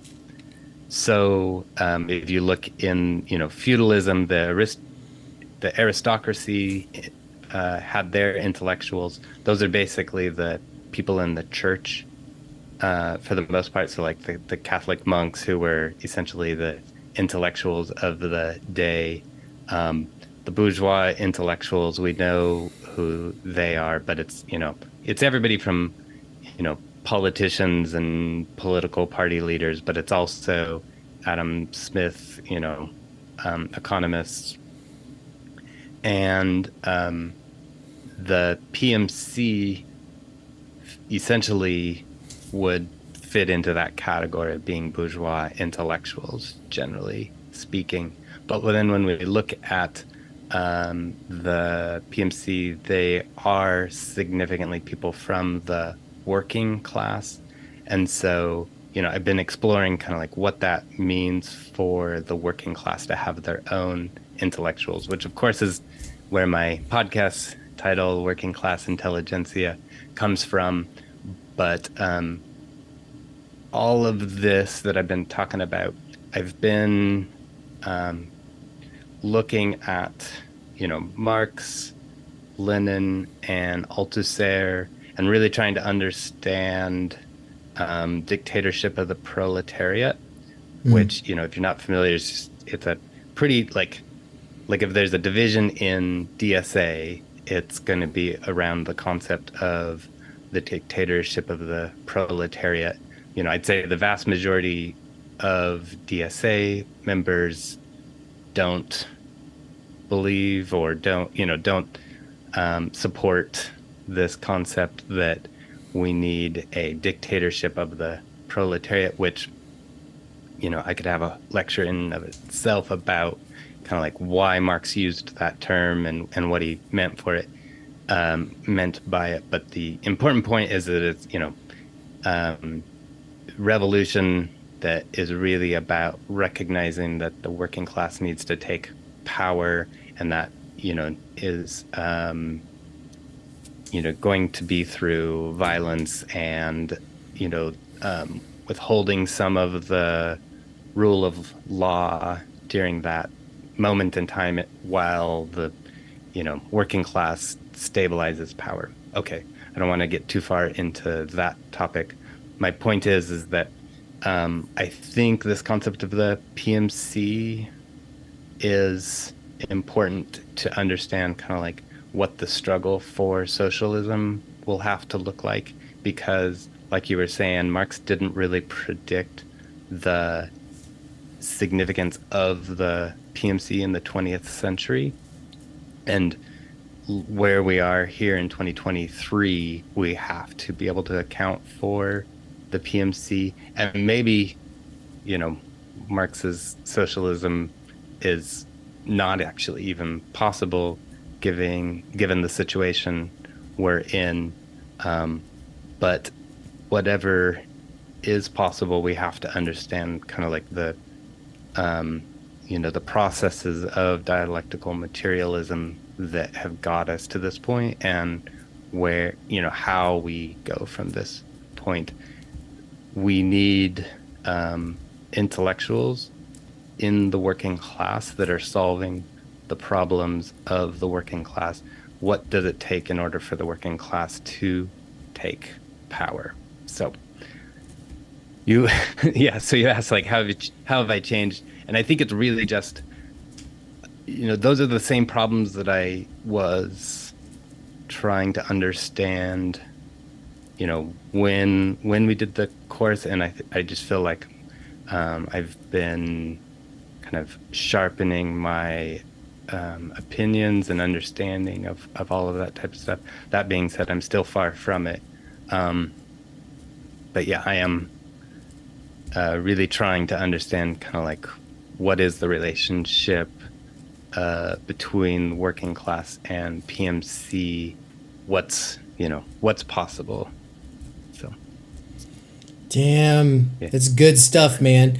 So with the last 10 minutes we've got here, I just want to say like the whole question about class, and I think Barbara, she went a lot further than people give her credit for in that essay, in that first essay. But part of the issue is like, if we're just talking about class as source of income or amount of income is a big difference, and that sociologists tend to focus on amount, and the real question is the source, and that there's a big difference between a wage and a salary. Of course, there's also a difference between a wage and a salary when the salary includes the potential or like almost guarantee of symbolic institutional recognition and prestige, and the wage actually comes with derision. It looks down, like you're looked down on, you're stupid, you should follow. That's your job, is to be the good Democrat or be the good Republican. Be a good little Democrat, be a good little Republican, and you should do whatever. Okay. We get this. Everyone gets that. And if you didn't realize that that's kind of what's entailed with this line of analysis or critique, everybody, then definitely check out the Professional Managerial Ideology course, which I'll give you free access to if you join the website and shoot me a message. It's technically, the videos and the exegeticals are already up on my YouTube channel, but if you go through all of those and you think it's awesome and you want to be a part of the forum, just hit us up. But okay, outside of that, there's also, outside of source of income, I see the most fundamental basis for this distinction is in the difference between control and ownership. The people who just want to make it the 99 versus the 1% say, oh, well, the ownership is all actually just the 1% and the 99% don't own shit. And so that's the difference between working class and the ruling class. And of course, there's like this 10% in America and in the world today that are not total owners, but they're large owners. And the universities, Catherine Liu's really good for this. The universities, their endowment funds are, investment portfolios at Wall Street. That is ownership in the means of production. I'm sorry, ladies and gentlemen, but fuck off if you're going to try to tell me that that's not being an owner, right? And then, of course, there's this break between it's just like ownership, but like distributed, like how Foucault would talk about power, basically. And then there's control, and so it's like you could own nothing, but control everything. And if you have control over an operation, or if you have major influence or partial control at some level of the hierarchy in a system, and that already came with some degree of prestige and recognition, it's like, okay, you got these owners, you got these controllers. Okay, what does that mean? It means that a lot of times the owners will actually have proxy people sitting in for them in meetings, and that a lot of the decision making is kind of subbed out to professionals or managers. And so that's why I say professionals or managers of capital. I think everything I just said in the last couple minutes debunks almost everything that's been said on the internet today about the PMC when it comes, well, it's not a class. Okay, outside of that, though, they don't listen. It doesn't matter. I don't even care. It doesn't have to be class. I'm post-class. I don't give a shit. So, throw the idea of class out altogether. The PMC stands for the Professional Managers of Capital. We can retain, sublate the acronym. And my new position is that the PMC is not to blame for the problems of the world. But it has an undue or, a disproportionate share in the responsibility. It has a disproportionate share in the responsibility. You can say that the owners have more, but we can talk to our professionals and we can talk to our managers. We can't talk to the ruling class. Professionals and managers can talk to the ruling class. I don't know. They can also talk to each other. And in fact, their whole job is usually talking. So, I mean, I think it's our job as working class people, as workers at Amazon, as warehouse workers, as, long haul truck drivers. It's our job not to be political representatives and not to sit here and jack off and imagine that we're going to be like, part of the actual political vanguard of any kind of a movement. We're not. We're not important. And all we can do is develop ourselves intellectually so that not so that we can hold accountable so much as humble the PMC. And what I mean is like, make it historically conscious, make it class conscious, make it aware of its role in the reproduction of capital, make it aware that all of its virtue hoarding, social or cultural war type things actually are downstream from and kind of a distraction from the ultimate issue here, right? It's like all of these problems they like to focus on, as Mikey said recently, are problems that people focus on when money is not a problem. It's like, if you say, my problem is that I'm black. Okay, this is very different from saying I'm broke and I'm black.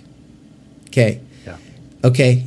And honestly, which would you rather? A whole bunch of money or to change your skin color?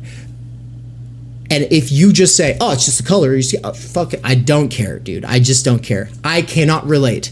I cannot relate with a person who would say anything else before the money thing, unless it's time energy, because it's that would kind of presuppose a reorganization of society itself.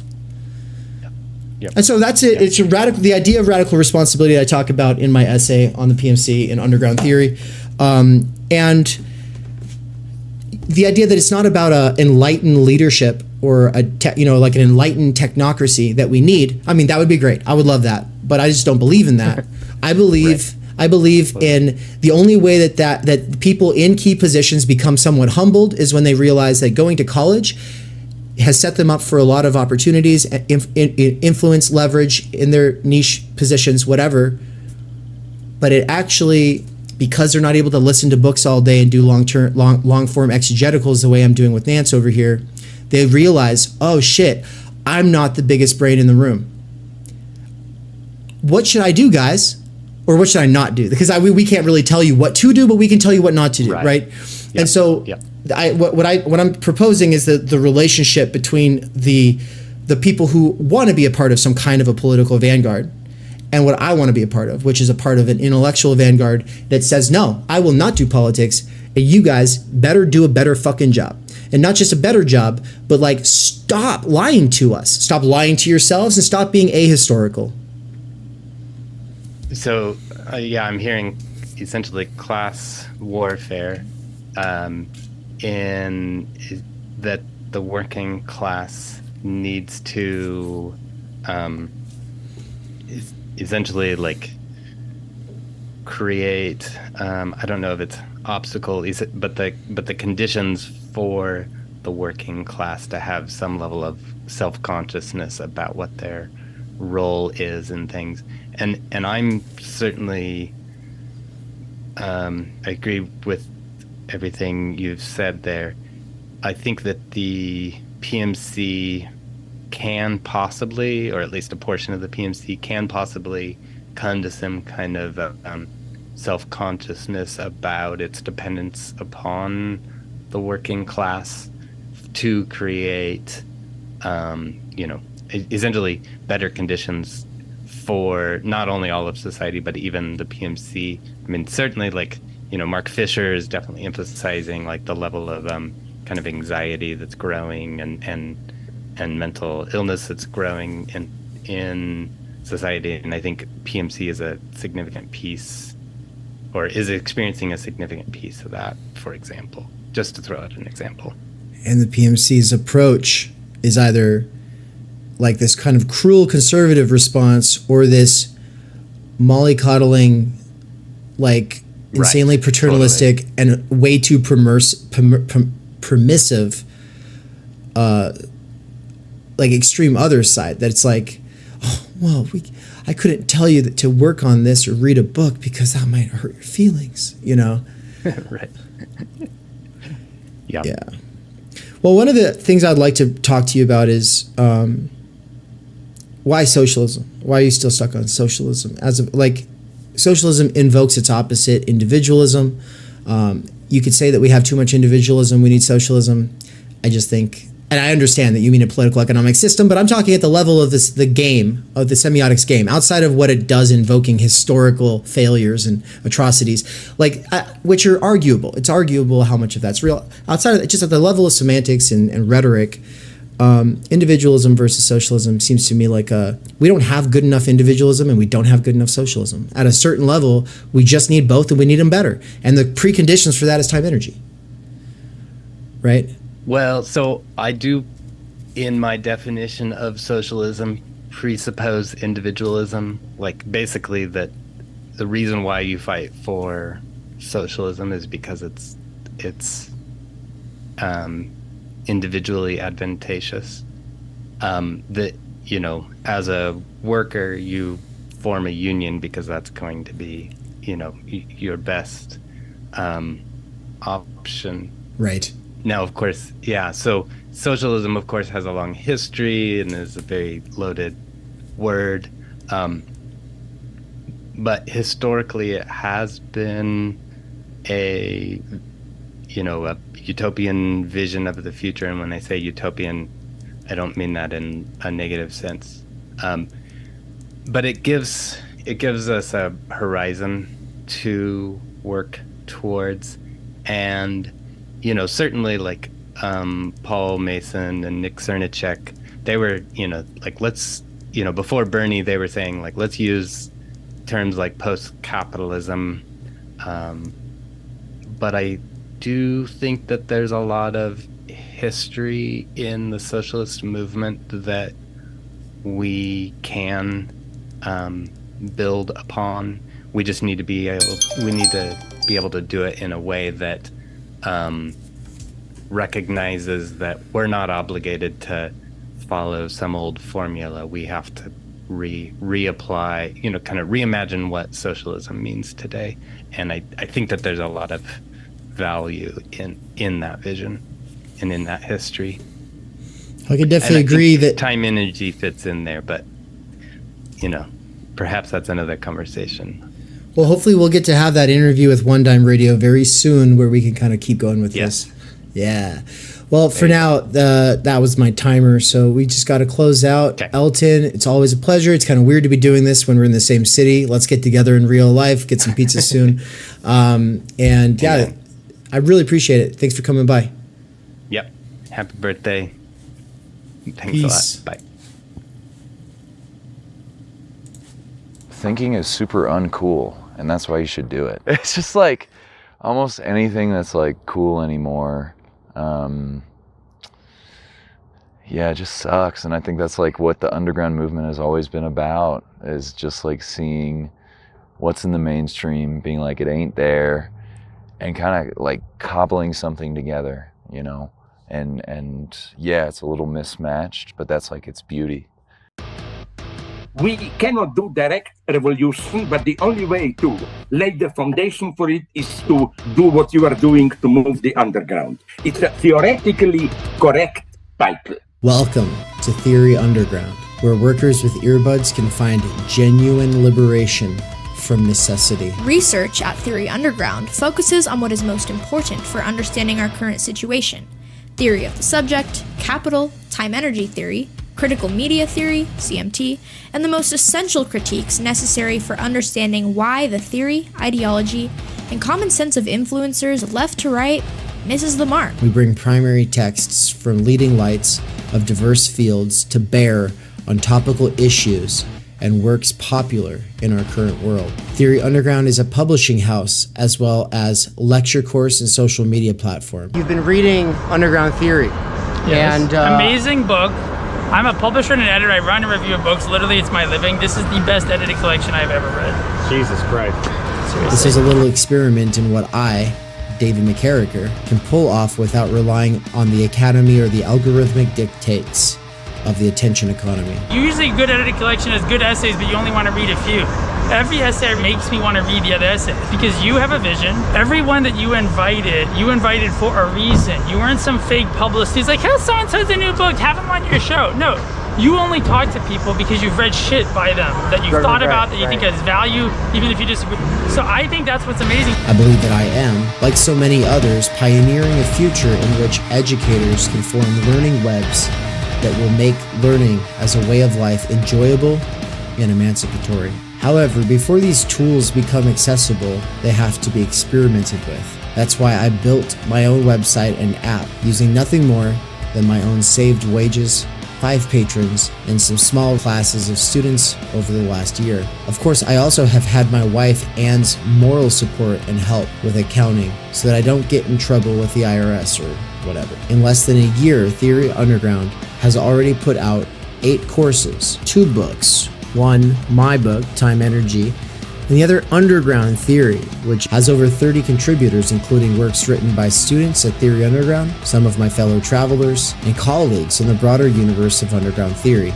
Beyond the books and courses, though, you will also find interviews, reading exegetical reaction sessions, and live weekly events for working class autodidacts, independent researchers, and renegade academics. These include a variety of clubs and cohorts that meet on a weekly or monthly basis.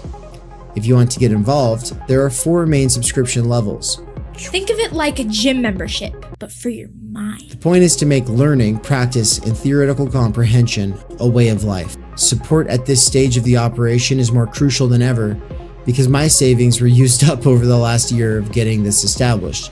If I can triple my subscribers in the next 2 months, I can quit my gig at Amazon and focus on this work full time. All I need is a few more people at each of the levels or a couple big time patrons who just want to see it happen. Right now I am doing a patron and site subscriber drive, so excuse the commercial. But if you end up really liking what goes on at this channel, consider signing up soon. If you cannot afford it, but want to get involved with some of the stuff behind the paywall, I have made a financial aid scholarship you can sign up for here in the description. Quick side note, some people ask about the profit motive. At this point, I have not actually made a return on any of my investment in terms of the amount of time energy that I put into things, the amount of savings I've actually put into things, the opportunity cost of the work that I'm doing as opposed to the other kinds of things that I could be doing for money. But more importantly, I don't actually make enough to pay for my cost of living. The goal is to make enough for my cost of living, and then once that is achieved, everything over that amount is going to go towards expanding the operation to the point where I can hire Michael Downs, aka Mikey of The Dangerous Maybe, to be a full-time researcher and part-time teacher at Theory Underground. All right, so with that aside, I just want to say also, if you are a worker with earbuds, what's up? I see you. I work at Amazon part-time, and everything I do is for my past self who used to work there full-time. Most workers with earbuds couldn't care less about theory, but I do believe a working class intellectual revolution could grow out of the underground theory scene. My hope is that what I have built here will contribute to making the scene something more than just a scene, and you into something more than just a scene kid. We're trying to make this into a real intellectual milieu capable of leading a way forward beyond the imminent crises facing humanity.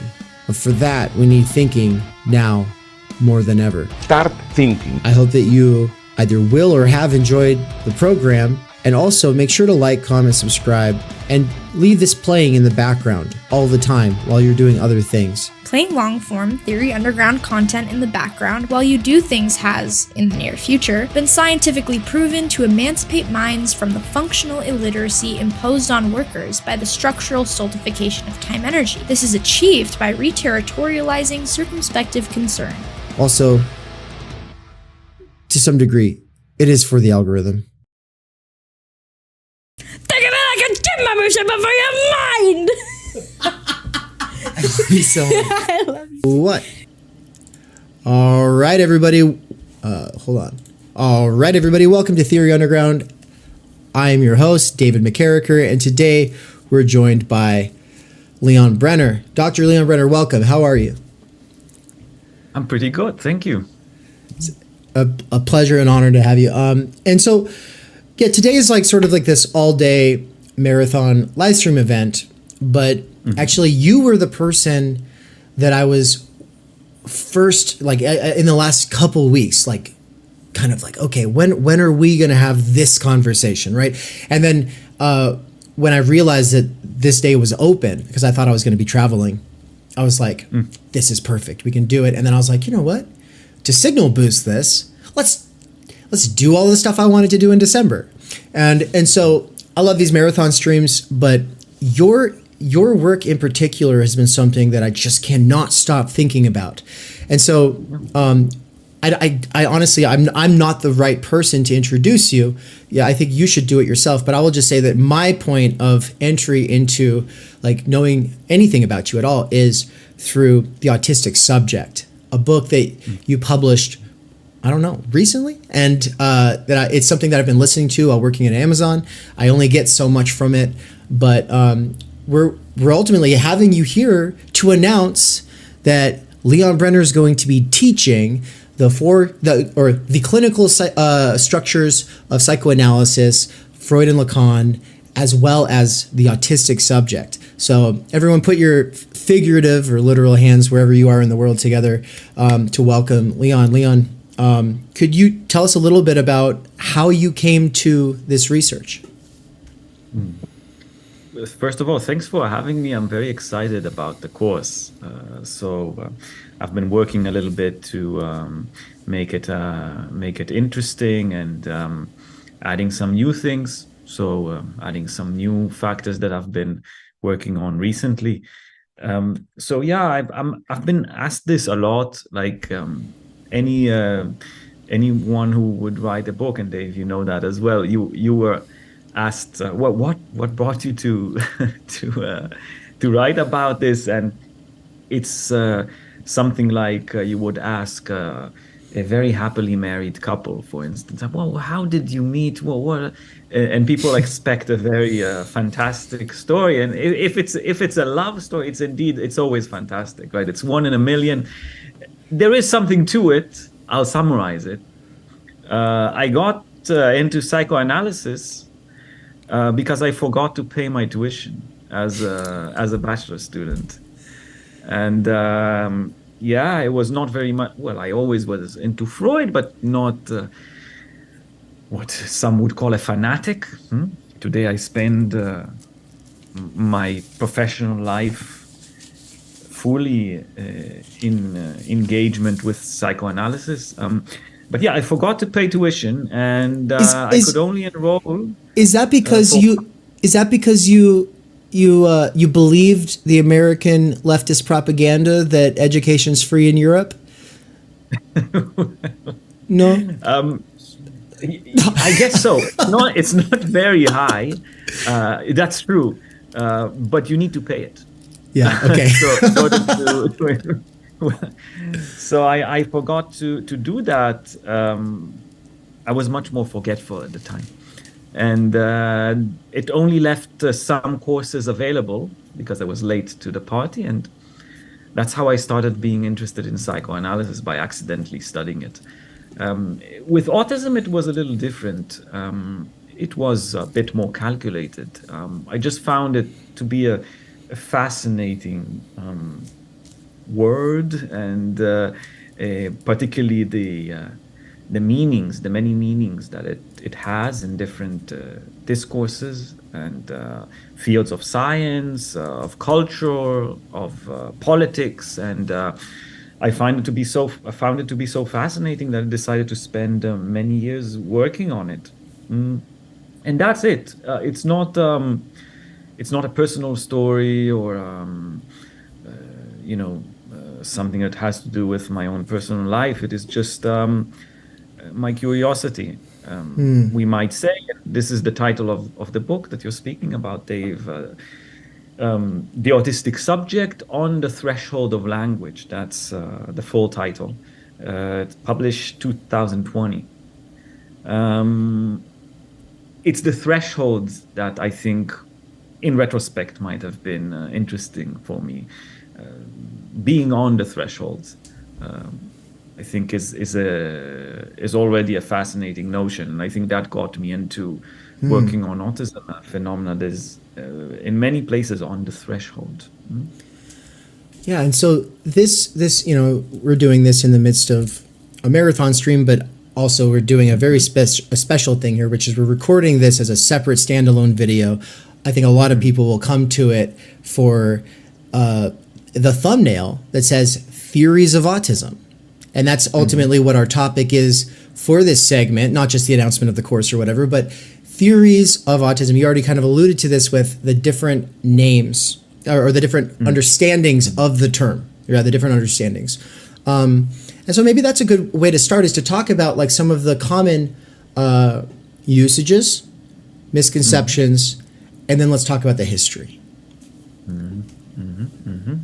Well, yeah, let's give it a shot. Huh? We'll do some of it. We'll leave some for the course itself. But yeah, let's try and have some fun. Let's see where we get to. Well, let's start with what my wife said to me earlier today, which was, are you going to ask him why everybody's autistic now?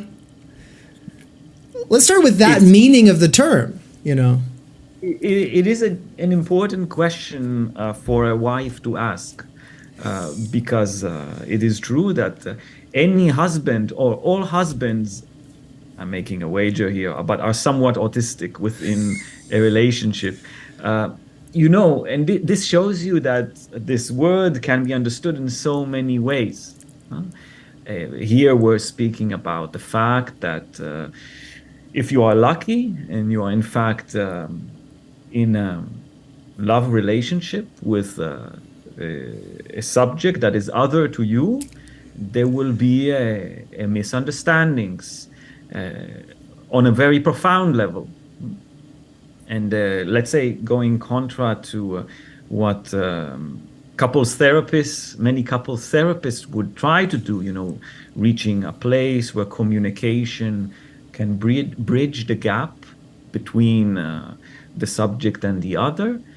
Well, in psychoanalysis, we are somewhat aware of the fact that there is no sexual relationship. This is what Lacan is known to famously say. But it is the fact that if it is in fact another subject, then there is something that is left outside of your reach, that you will never understand. This is the whole idea. So some people say, and maybe justly so, about husbands that they are a bit autistic. There is something out of their reach. They don't understand, which is true. And this word is used in this way. And what I want to say today, and we'll go over some manifestations, is that, well, this is not how I use it. Okay. Yeah, maybe colloquially, maybe fun, maybe between us. Yeah, I'll tell you, Dave, you're a bit autistic. You should listen more. Yeah. Yeah.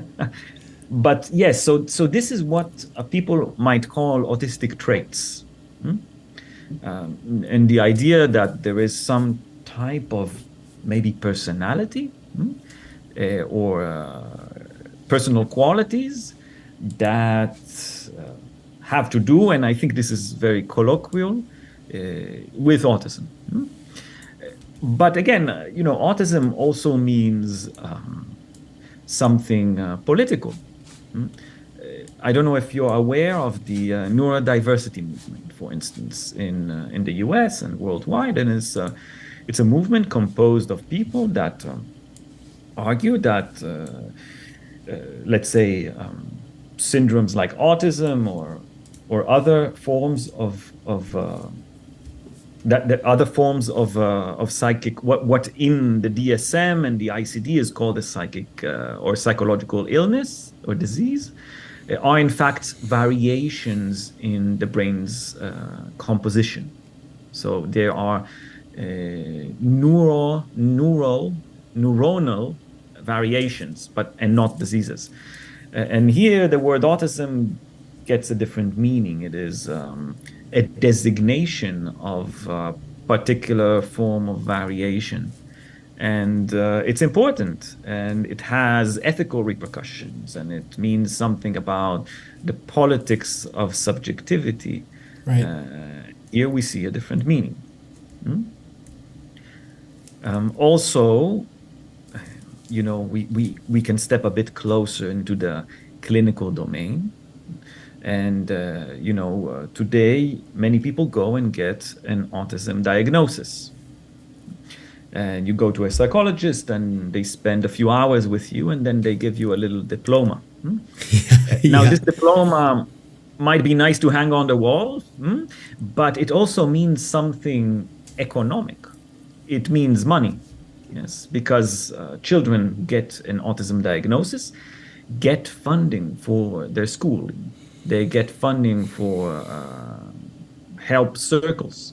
And this means that the signifier autism is also an economic signifier. It means something that translates to capital, to money, to actual money.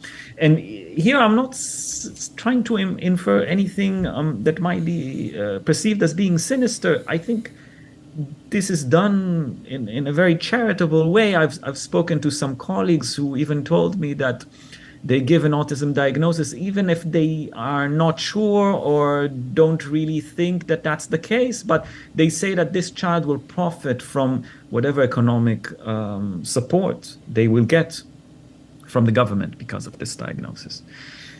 So you see that autism also is an economic thing. You have to say that you mean this in this more charitable way because, and not sinister, because there's the obvious kind of whiplash you can get for even saying something like that. Like someone might be like, oh my gosh, you're giving people this basis to doubt the diagnosis, and that's dangerous and harmful. And I just want to be transparent from my standpoint. That's all a part of this. There's a side of the activism of every movement online, especially that's so worried about the outcome of anything that you might say, that the baby gets thrown out with the bathwater. And there's also social capital and cultural capital involved. It's not just economic, because there's at a certain level you can go like, it's like, yeah, I'm awkward and weird sometimes, and I do social faux pas. But guess what? I'm autistic, so don't worry about it. And also, you're neurotypical, which is like the new cis. So it's like, oh, you're like, which cis was the new WASP. It's just like, oh, you're like this thing at the center, and that sucks because we hate the center. And so like, there's this actual thing that forms, and I have to say, like, I like individuals, not like these coagulations of like hashtags, right? Like, I like, so at a certain level, the baby with the bathwater there that you're trying to honor by saying that you're trying to be charitable here is that it's also true, though. It actually can help the child. Yes, absolutely. Right? Okay. And that's great. But that's not the usage that you're using. Yes, this is the point. It helps children to receive extra funds from the school, from the government. It's a great thing. Yes, but again, it's speaking about autism in a different way. It translates in our social systems in a different way. And Dave, you've mentioned social capital. That's true. You know, you have celebrities that identify as being autistic. And this, as you were saying, speaking about the neurotypical, etc., this brings us more into the domain of identity politics. And in this domain, the signifier autism, it carries a cultural capital. It says something about you that is not even negative. It's not something that one would like to hide, for instance, as was the case in the past.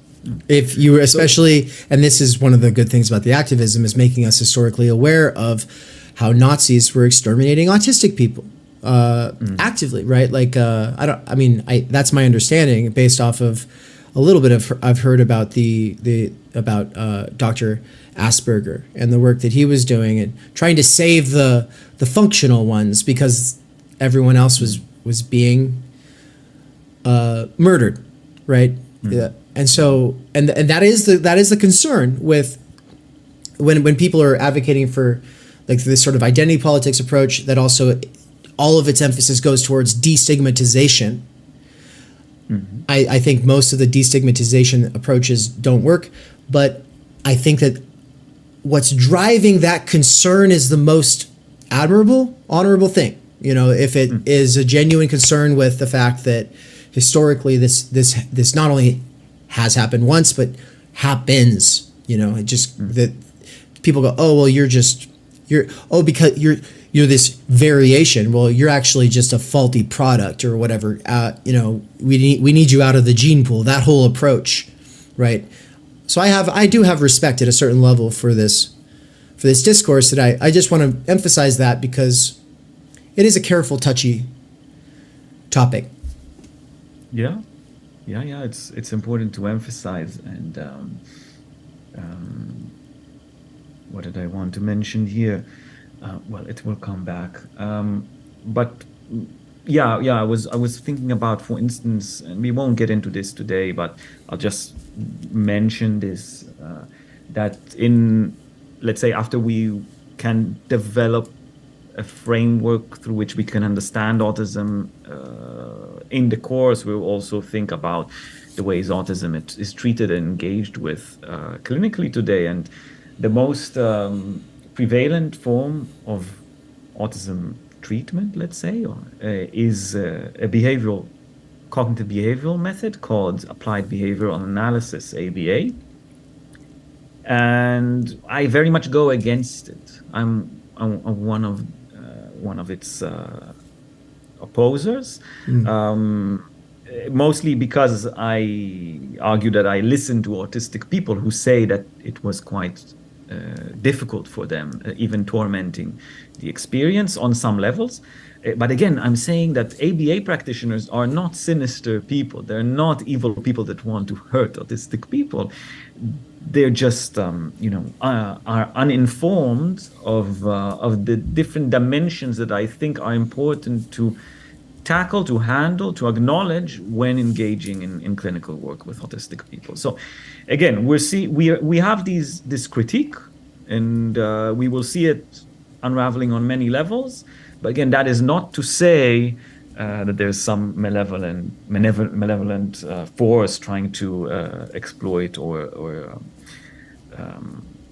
undermine autistic subjectivity. But that's at least how I view things. So, so far, historically situating this, you've kind of started with the present, and you've focused on the prominence and the rise of the discussion about the neurotypical versus the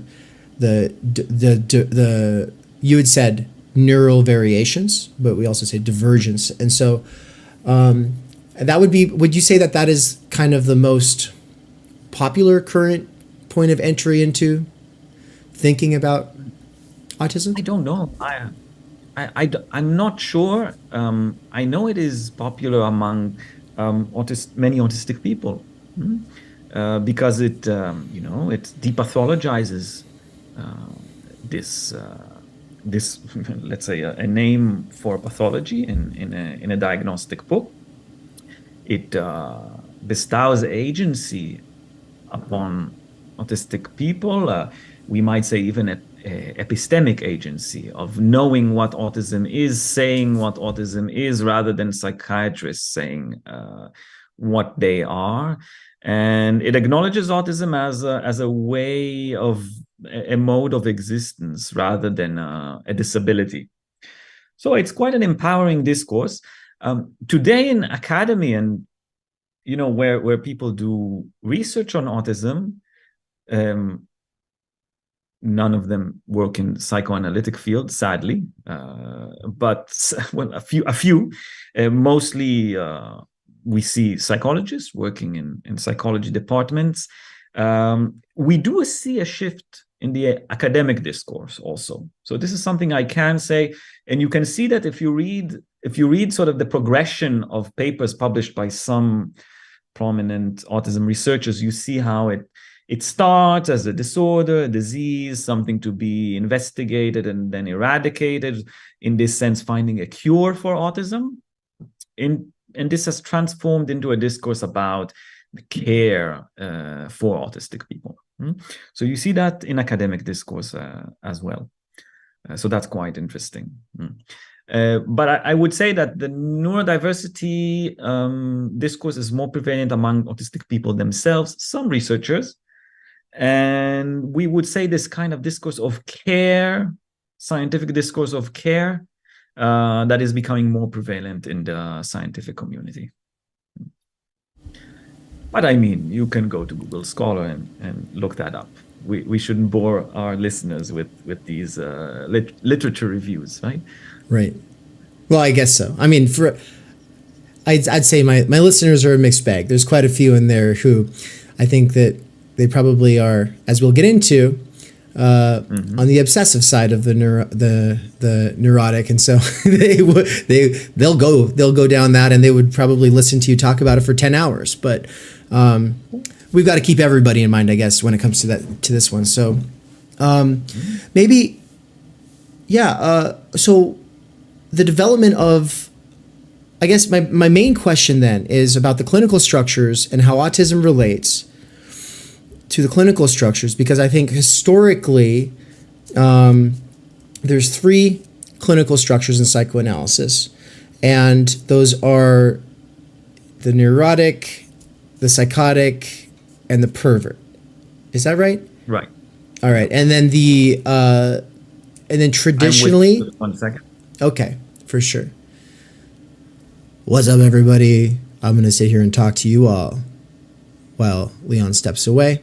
Oh, I don't even have to. I was prepared to entertain people for who knows how long. So. Oh no, I just had to tend to something quick. Cool. So yes, we were speaking about the clinical structures, and let's take a step towards. Speaking about that, let's speak about the clinic. So many people that come and see me in that context, in the context of an analysis.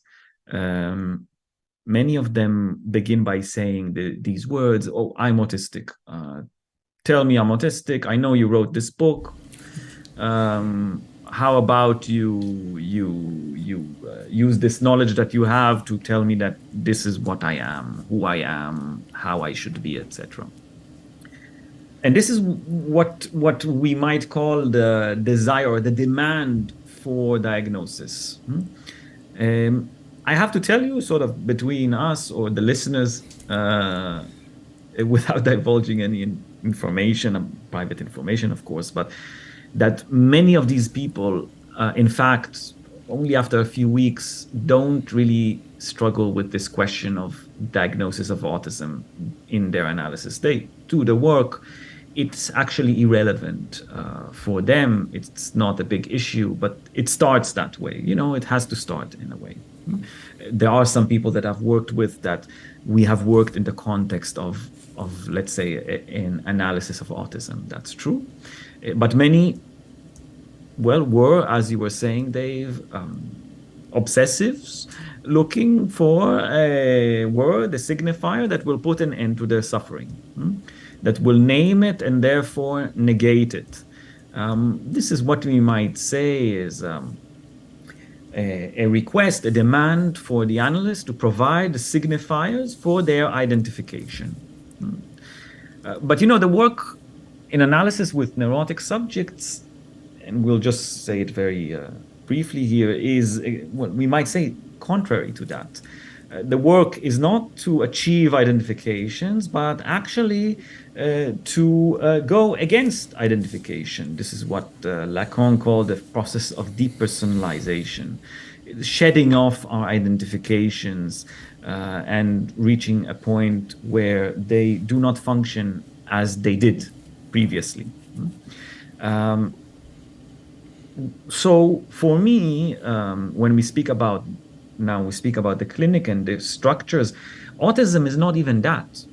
It's not even a diagnosis that we might associate with the DSM or the ICD, these diagnostic manuals.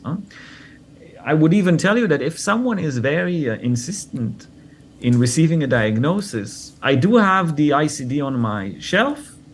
And if someone really struggles, I tell him, look, take the book. It's not very thick. Take the book, go over the diagnoses, see what works for you, and you can come back next week and we can agree that is it, and we can put it to the side. So again, this is not what I'm referring to when I'm referring to autism from a clinical perspective. So what am I actually speaking about when I speak about autism? And I do view it as a clinical category, as a structural category, as you were saying, like neurosis, perversion, psychosis. Sort of my shtick, as they say, in previous years was to say autism is a fourth one. We cannot reduce it to the first three elaborated by psychoanalysts in the past. When I say that, I refer to a clinical category as one thing only, as a category that assists us as analysts in directing the treatment. This is it. So when I say autistic neurotic, I mean a particular category that will dictate a different type of treatment. This is most simply. In another way, maybe in a more psychoanalytic way, I might say it is a category that will dictate how the transference is handled. This is a Freudian way to say it. If we say it in a Lacanian way, it is a category that will dictate what position exactly will the analyst take within the transference. And the analyst doesn't take the same position in the transference with the neurotic as the analyst takes with the psychotic, because that could be catastrophic. Yes, that could be catastrophic. We can get into that if you want. And my argument is, in fact, that when I say that autism is a singular subjective structure, I mean that it necessitates a distinct direction to the treatment. That is it. That is it. And look, this might be a bit counterintuitive, because what I'm saying is nothing of the order of ontology here. I know your listeners have some knowledge of philosophy, so I allow myself to use these big words. What I mean in the fact that autism has nothing to do with ontology for me is the fact that autism is not something, and I'll be a bit provocative here, is not something that manifests itself outside of the psychoanalytic clinic. It is a category for the direction of the treatment. It is not that there are psychoanalytically autistic people walking in the world. Yeah. Autism exists within the transference, within the psychoanalytic transference and the way it is utilized. And when we leave the practice, when we leave the clinic, this category loses its meaning. It is a bit senseless, psychoanalytically speaking. We might say then, if it is not an ontological category, we might say that it is an ethical category. It is a category that has to do with the ethics of psychoanalysis, how one should practice analysis, how would the analysand and the analyst partake in psychoanalysis. It says something about the way you do it, how you should do it, with a particular category at hand. That's fascinating. I did not know that. So a million questions come to mind. And I kind of want to just start with this question between the ethics of psychoanalysis and ontologizing the concepts of psychoanalysis is one that I turn to frequently, because there is a sense in which Lacan has implicit ontology. Everyone does, right? But how much is he doing ontology? I mean, I don't think so, but someone like Alenka Zupancic or Slavoj Žižek, clearly they are, and they'll use the concepts. But at the level of the discourse that you're engaging with this term most seriously, you are saying, no, it's strictly a useful category. It's just telling. It's just how to approach and how to ultimately play my role as an analyst. But then, would you then also say that the other three terms, the other three structures, are also the exact same thing? There's not neurotics walking around. There's not psychotics walking around. These are hopefully useful terms of art for within the actual practice itself. Yes, I mean, psychoanalytically speaking, there are no neurotics walking around. For Woody Allen, there are. You can watch his movies. He is the epitome of that. He incorporates that. Which one? Woody Allen. No, but which is his structure? Oh, the neurotic one, right? He's the pure neurotic. It is so pure that it's comical. And you see that. And I mean, but this is again, neurosis as interpreted from a different type of discourse, a different perspective, not what I would say a psychoanalytic one. And when I say this, I mean, and I will maybe oppose a little bit what you were saying earlier, and maybe I'm wrong here, but I think this is the way Lacan viewed psychoanalysis. Because, in his lectures, and most of his publications are, in fact, lectures or papers that were derived from talks that he gave. They were all aimed at psychoanalysts. The audience was psychoanalysts. At a certain point, they became quite popular, and then some other people came. He was forced into the public in a sort of sense, as Todd McGowan was just talking about earlier. I didn't even know about that. He had two teaching institutions, and then lost them both within the same year. And then Althusser's institution was basically well, you have to make it public if you're going to teach here. And so it's he kind of explodes into the public, and it's I didn't know that. That's fascinating. Yeah. Exactly. And I think, maybe we cannot say that he didn't like it. I wouldn't venture to say that, but again, that's Lacan the person. But I'm thinking about Lacan's psychoanalysis and its ethics, and I think that psychoanalysis for him is an ethics that is applied by psychoanalysts. And he's very explicit. He's been very explicit about this many times, going against what he called applied psychoanalysis, which is, taking psychoanalysis and maybe using it abusing it a little bit in describing phenomena that are not psychoanalytic. So, I mean, everyone can watch a movie, read a book, and speak about the Oedipal character of the relationship between the characters, etc. But this is kind of like, what Karl Popper had sort of said in his critique of psychoanalysis. He was saying this is a theory that is completely not refutable. You cannot refute it because you can find it everywhere. He was also critical of Marxism, right? Popper, he was saying, look, right. We can see that everywhere, and this is for me not a good theory. And I think that Popper's critique, it bites. It's interesting, but I think he speaks of applied psychoanalysis rather of psychoanalysis itself. But that is not to say, and again, I don't want to get to trouble with some colleagues, and you've mentioned people from the Ljubljana school and that do a lot of very interesting and important work. And you've mentioned Todd, who does amazing work in the field of film studies.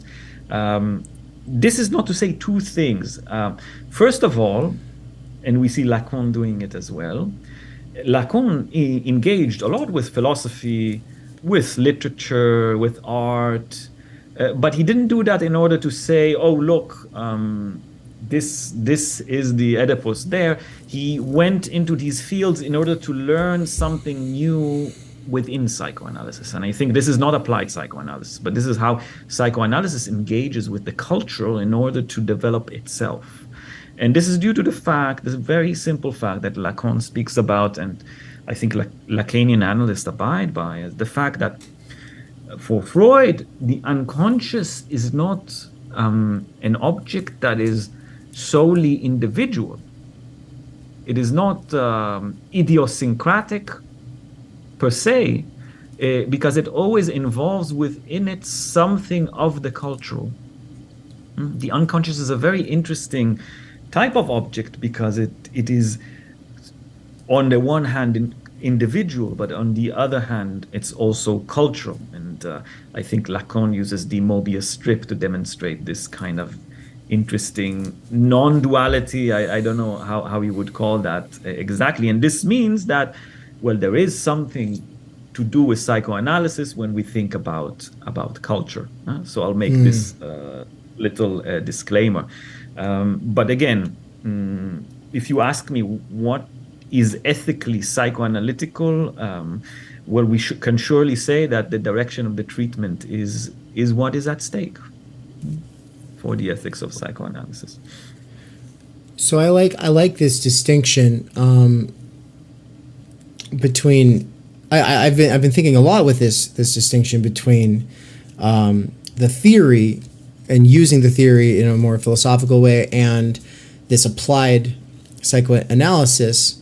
And actually, when we were on tour here in the States, which is like the precursor to the European tour that is coming up in May. And so we're looking forward to seeing you in Berlin on that tour. By the way, everybody, I wanted to get my little plug in there. But when we were in LA area for the tour, Catherine Liu from Irvine College, author of Virtue Hoarders, she was there, and she did a presentation on how much she stood to benefit from analysis and how much she appreciates analysis.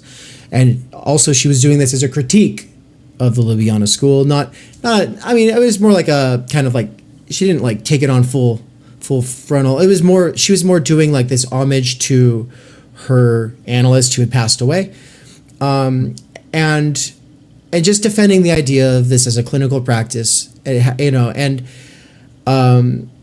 she definitely does not see the value in the film studies usage of it, or in the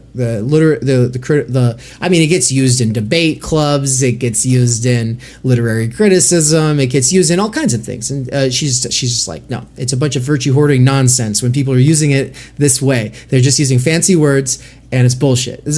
I might be mischaracterizing her. Sorry, Catherine, if I am, but I think that's basically kind of the sense of it. People in the chat, let me know if you think that there's anything I'm missing there, but.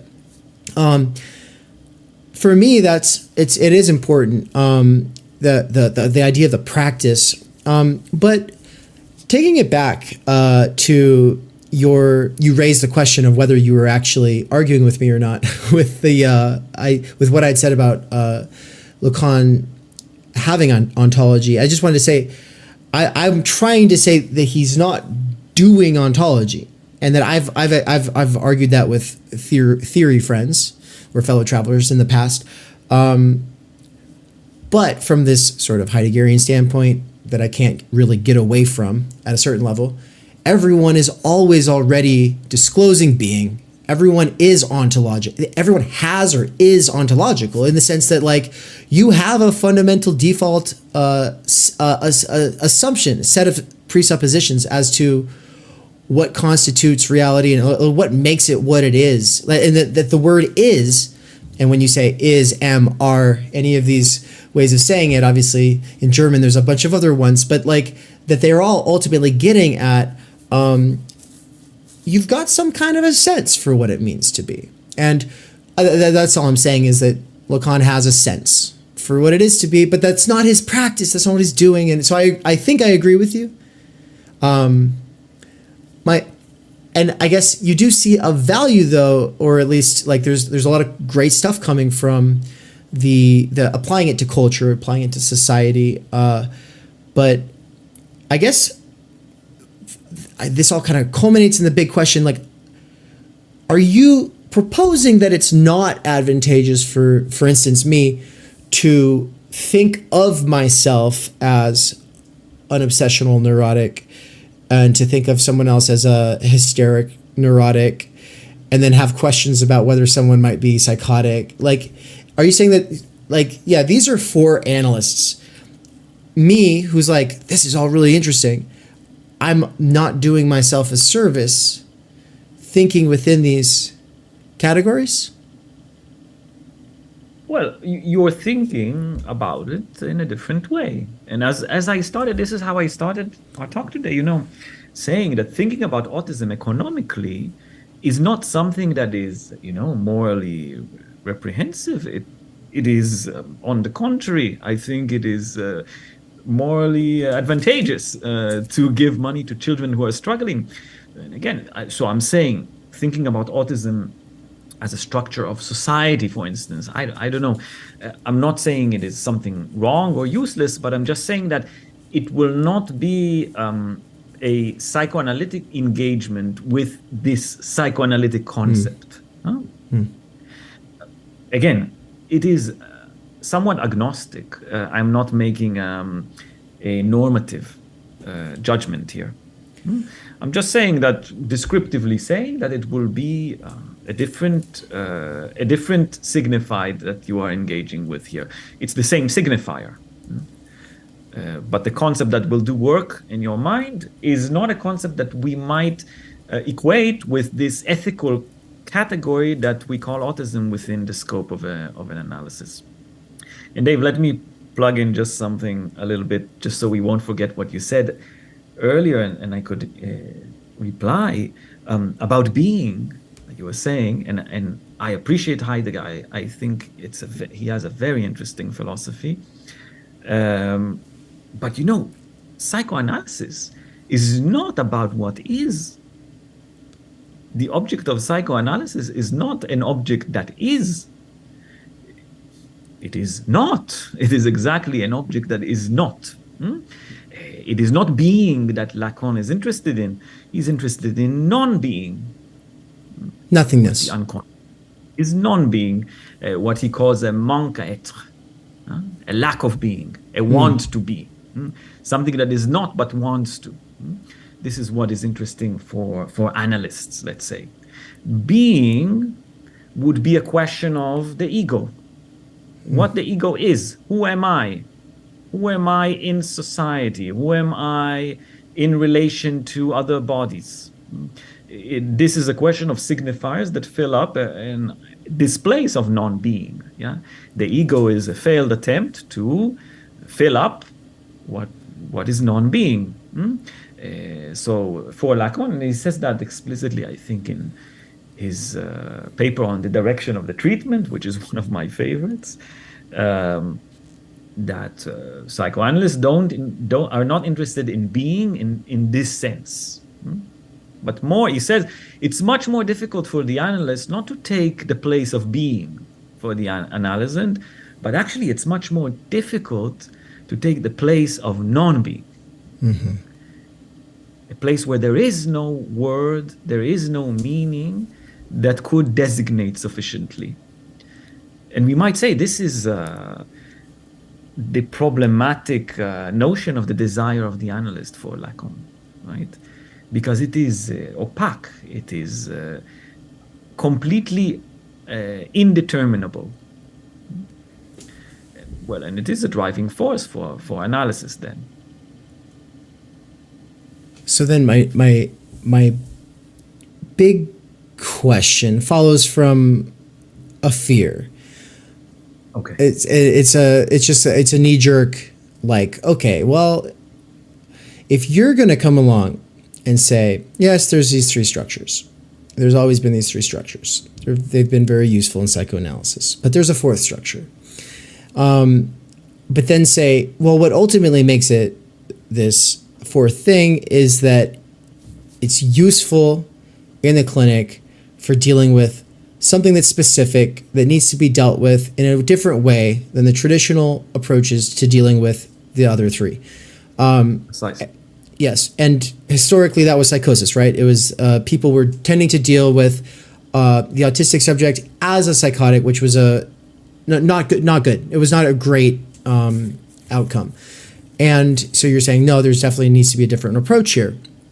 But then the fear is that results in anybody who might be looking into any other thing. Oh, I do borderline personality disorder, or I do multiple personalities, or I do whatever. It's the point that the DSM-5, because it has so many niche categories, any one of those, someone might come along and go, well, that one should be dealt with different than how these have been traditionally dealt with, because obviously the schizophrenic or the borderline personality or the bipolar, or like that, any of these could have been called treated as a psychotic or something like that as well. And so I guess the dams could break, and then all of these different areas in the DSM-5 that are diagnostic categories, not psychoanalytically informed, will then become something that people are calling structures. That's the fear. And so I guess that sets up the question. I forgot that there was a question. And the question is the difference between a diagnostic category and a structure. Right. It's a very good question. And I'll start by saying that you only see these manuals moving towards a more, let's say, utilitarian perspective in recent years. So where you see, for instance, in the ICD-11, the ICD is the DSM version for Europe. So the ICD-11 that came up just a year ago, you see that they sort of took out some categories because they were saying, yeah, that's great. These are sort of taxonomies that we enjoy doing, but they don't mean anything different in terms of handling these people. So we speak about a lot of personality disorders. They had the histrionic personality disorder, narcissistic personality disorder, and now they're out of the book. But here I think that the way that these manuals are aimed at being used is, first of all, in terms of, and I'll say it, medication. So first of all, they're manuals that I think are in charge of distributing the capital that goes into pharmaceutical companies. Again, that's not saying that there's necessarily a sinister psychiatrist standing there and wanting to, get some people rich, because these drugs have effect on people. They clearly affect the body in a very drastic way. They change many things about the body, but it's a lot about that, the question of this type of treatment. And then I think that what I might use Lacan's words in order to make a distinction here between the structural perspective in psychoanalysis and the sort of behavioral diagnostic perspective of these manuals on two levels. First, I think that, and Lacan makes this distinction, he says that the analyst does not direct the patient, they direct the treatment. So this is one, I think, crucial difference between, let's say, I would say psychotherapists working with these manuals in comparison to those psychoanalysts, that the psychoanalysts, well, at least some schools in psychoanalysis, because definitely most of the schools come to direct the patient, but there's a very important position that the analyst takes, that he is not there to, let's say, push the person in a particular direction. The analyst is there to handle the transference, to maintain it as the driving force of the analysis. That's a first thing. And the second thing is that structural diagnosis in psychoanalysis does not base itself on apparent behavior. So, for instance, there's a list of behavioral categories in the DSM that you'll have to observe with your patient in order to diagnose them as being psychotic, being schizophrenic in this particular category. One of them is delusions. A second one is hallucinations, for instance. Ego disturbances, depersonalization, disorientation, all of these categories. Now, while it's true that many psychotic patients suffer from hallucinations, it is also true that some neurotic patients suffer from hallucinations. So the problem with these kind of diagnostic perspectives is that they solely rely on the question of observable behavior. Whereas in psychoanalysis, one makes a diagnosis not because the patient says, I had a hallucination, or not because the patient is delusional in one sense or another. One pays attention to the way, I want to say it a bit more simply, to the way the logic of the world is constructed from the standpoint of the patient itself. We might say the particular relationship that one takes to a world that they construct themselves. If we want to be a bit less simple, less general, more specific, that is, you can say that we pay attention to the way language is used to compensate for an inherent deficiency, an inherent problematic in human existence. Language is used in different ways in order to attempt to bridge that gap. We can get we can go in that direction if you want. That is exactly the direction that I want to go, because I feel like the whole question of the DSM-5 or the ICD-11, and on the one side, the psychiatric industry, good, bad, and ugly.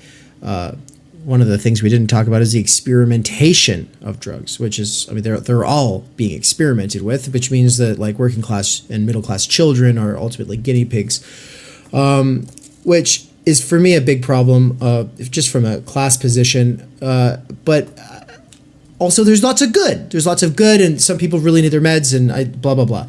But setting aside like the critique of psychiatry.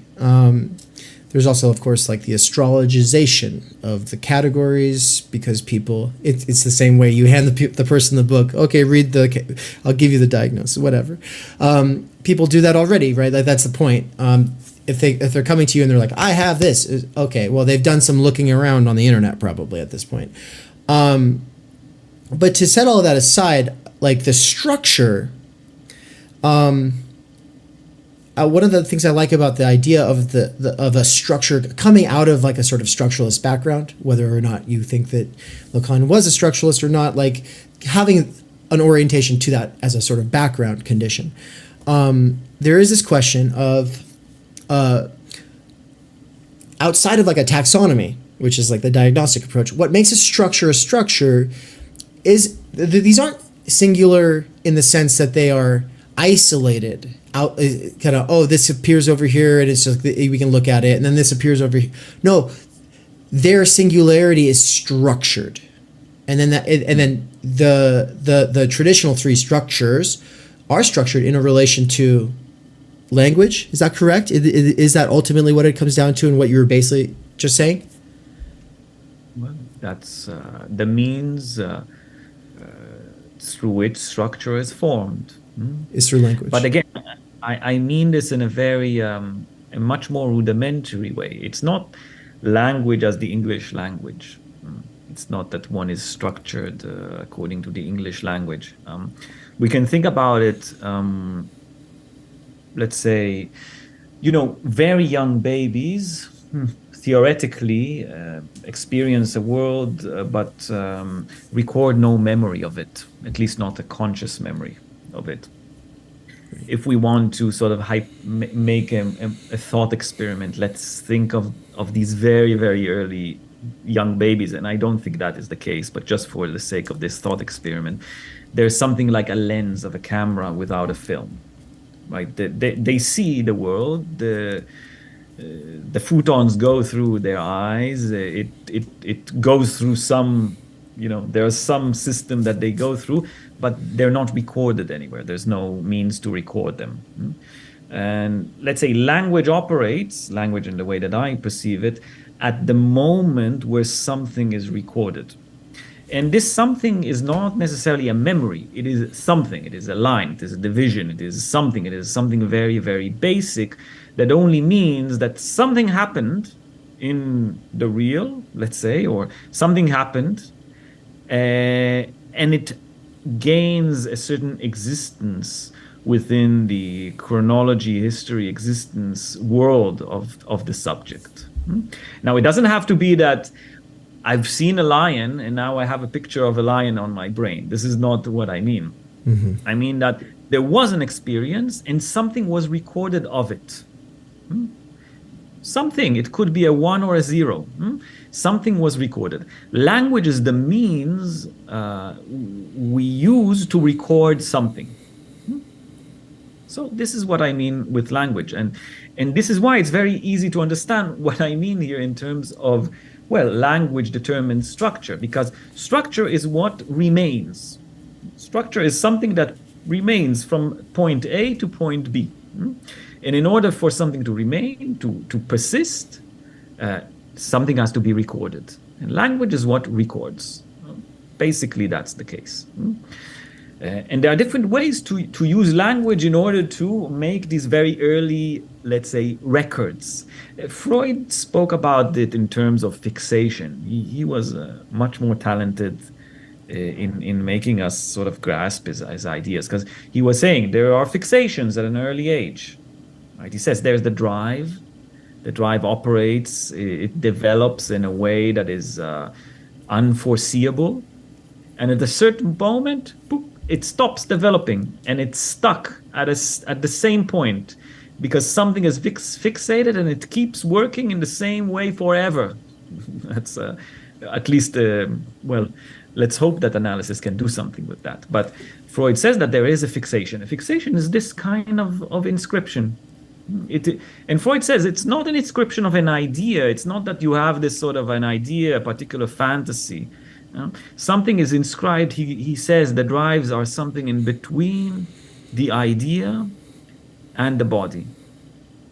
It is not something that is intellectual, and it is not something that is corporeal. It is on the threshold, as we started this talk. Right. So language is exactly that thing that is inscribed on the threshold of the body and the idea. And if you wish, I'll give you an even more compelling example right now, if you'll allow me. Yeah. Oh, please. Yeah. So this is an idea I borrow from Lacan, who borrows this from a philosopher called Uexküll. He's a German. I think he was. He was into theorizing about species, about animals, ethnologist, yeah. And he wrote many interesting papers and books about ticks, for instance. He has a very interesting example about the tick that is sort of famous. He says that the tick lives in its own environment. There's a word in German that is used here that is useful. It's called Umwelt, U-M-W-E-L-T, Umwelt. And in German, you have the word Innenwelt, which is the inner world, let's say. Yeah. There's the Außenwelt, the outer world. And then there's the Umwelt. Now, Umwelt is translated to English as environment. Right. But you'll find it in French as milieu. So you have, for speaking of milieu. So it's something that is, let's say, a more domesticated universe. It is a universe that, according to Uexküll, belongs to a particular species. So he speaks about the Umwelt of the tick. And he says that the tick has an Innenwelt, which is composed of its instincts, the tick's instincts. The tick can smell a particular secretion, a chemical secretion that has to do with mammals' sweat.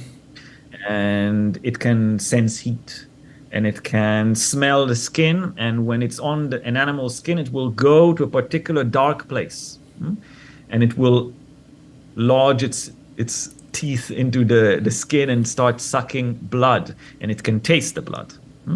And what he's saying is that the instinctual world of the tick and the appropriate behaviors that we see it expressing is specific to the tick itself. So he says the tick lives in an Umwelt, which is a tick Umwelt. It's not the Umwelt of humans. We see things in 3 dimensions. Yeah, we hear things. Yeah, we are situated in a world that is humanized. We have our own Umwelt. And Uexküll was saying that every animal has a different Umwelt. We do share the Außenwelt.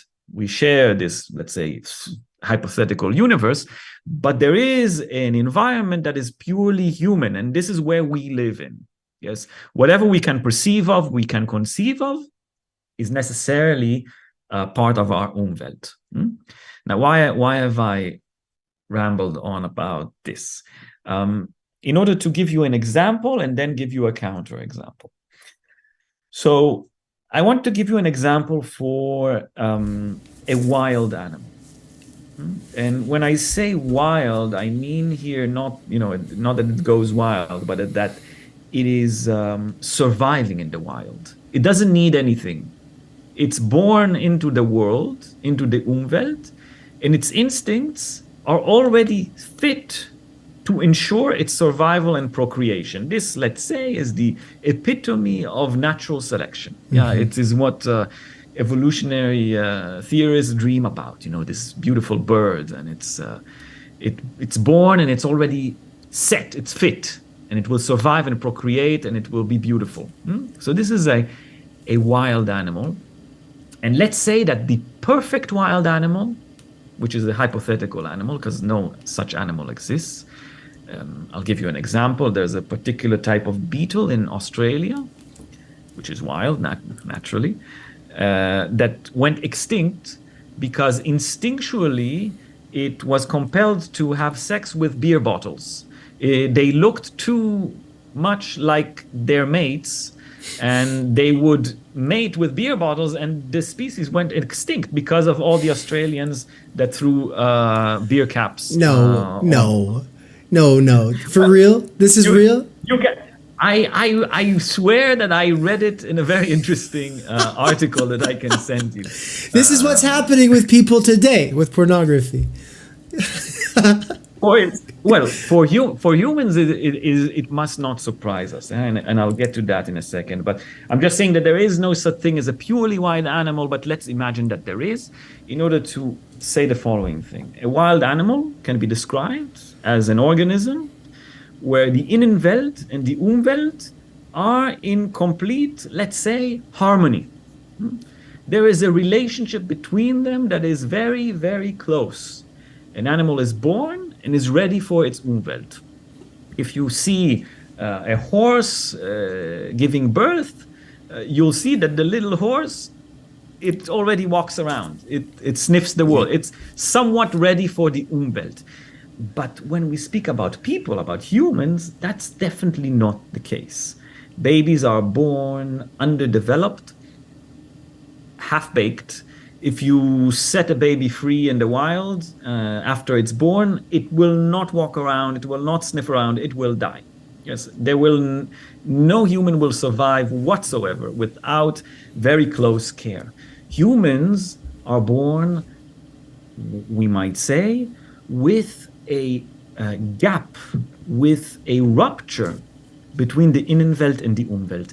Our hardwired instincts are not sufficient at all in order to get us in connection with our Umwelt. We are born with this gap.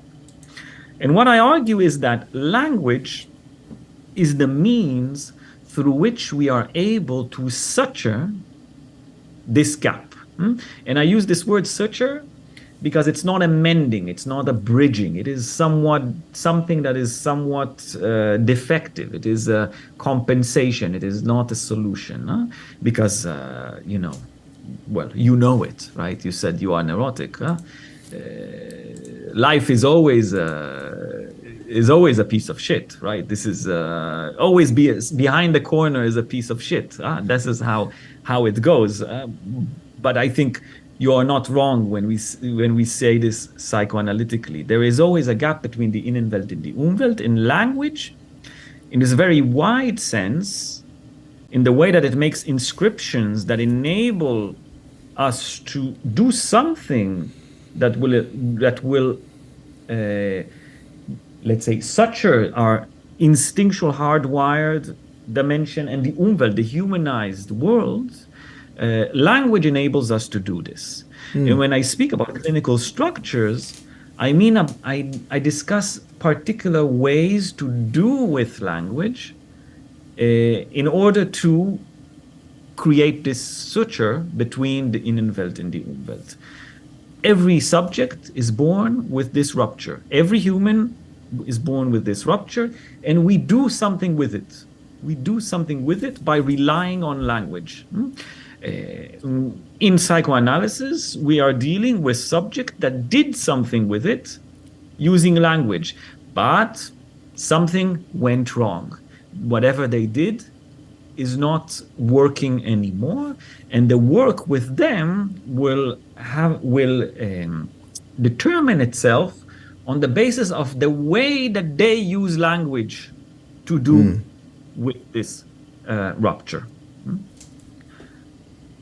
That's excellent. And with our final 10 minutes here, I'm going to cease asking questions and allow someone else to ask a question, actually. My fellow traveler, Michael Downs, a.k.a. Mikey, for the people here at Theory Underground, has a blog called The Dangerous Maybe. And he writes philosophy, he writes theory, he's studied it for over 20 years, and he studied it for a long time before actually going into the labor force, and since then he's been like a wage laborer due to his conditions. I only say all of that because like the ultimate goal with Theory Underground, one of the big ones, is to employ him full-time so he can quit his stupid warehouse gig that keeps him away from the theory that he loves. But, you know, he's the one who's ultimately taught me Lacan. So every one of my stupid questions is his fault. I'm just kidding. No, he's actually not responsible, but has made it so that I am able to approach a lot of these concepts. And he's taught a lot of us. In fact, there's a lot of videos for free on my channel. And for Christmas, I am re-releasing all of the full, basically lectures that he gave me on this channel. Anyway, so setting that aside, Mikey's got a question for you. I'm going to play it. It's a voice message that he sent me from work. He's at work listening to us right now. And so let's hear what he has to say. 3, 2, 1. Hey, Dave. Hey, Leon. Just want to say really great talk. Really have enjoyed it. I'm at work right now, so I've been listening. I've been in and out with it, but I'm going to go back and listen to all of it later on. But really enjoying this. Great stuff on autism and the clinical structures. You guys kind of touched on Zizek and the Ljubljana school. Leon, my question for you is, if we do think more in Zizekian terms for a moment, what do you think about if we say a certain institution is hysterical or a certain political movement is perverted? Because I am, like, my thinking, my work is more rooted in Zizekian critique of ideology and Todd McGowan's work on ideology and capitalism. And so I do this whole, like, social theory in combination with psychoanalytic theory. That's really kind of the core of where I'm at with theory.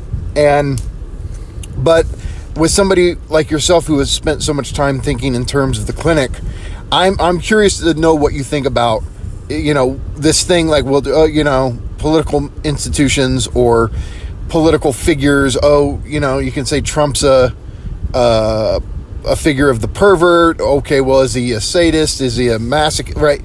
When we do this stuff, I'm just curious to see what you think of this aspect of doing social theory from this Lacanian perspective, which, I mean, at some point we start if we keep thinking along these lines, we go, well, how much is Lacan and how much is Zizek, right?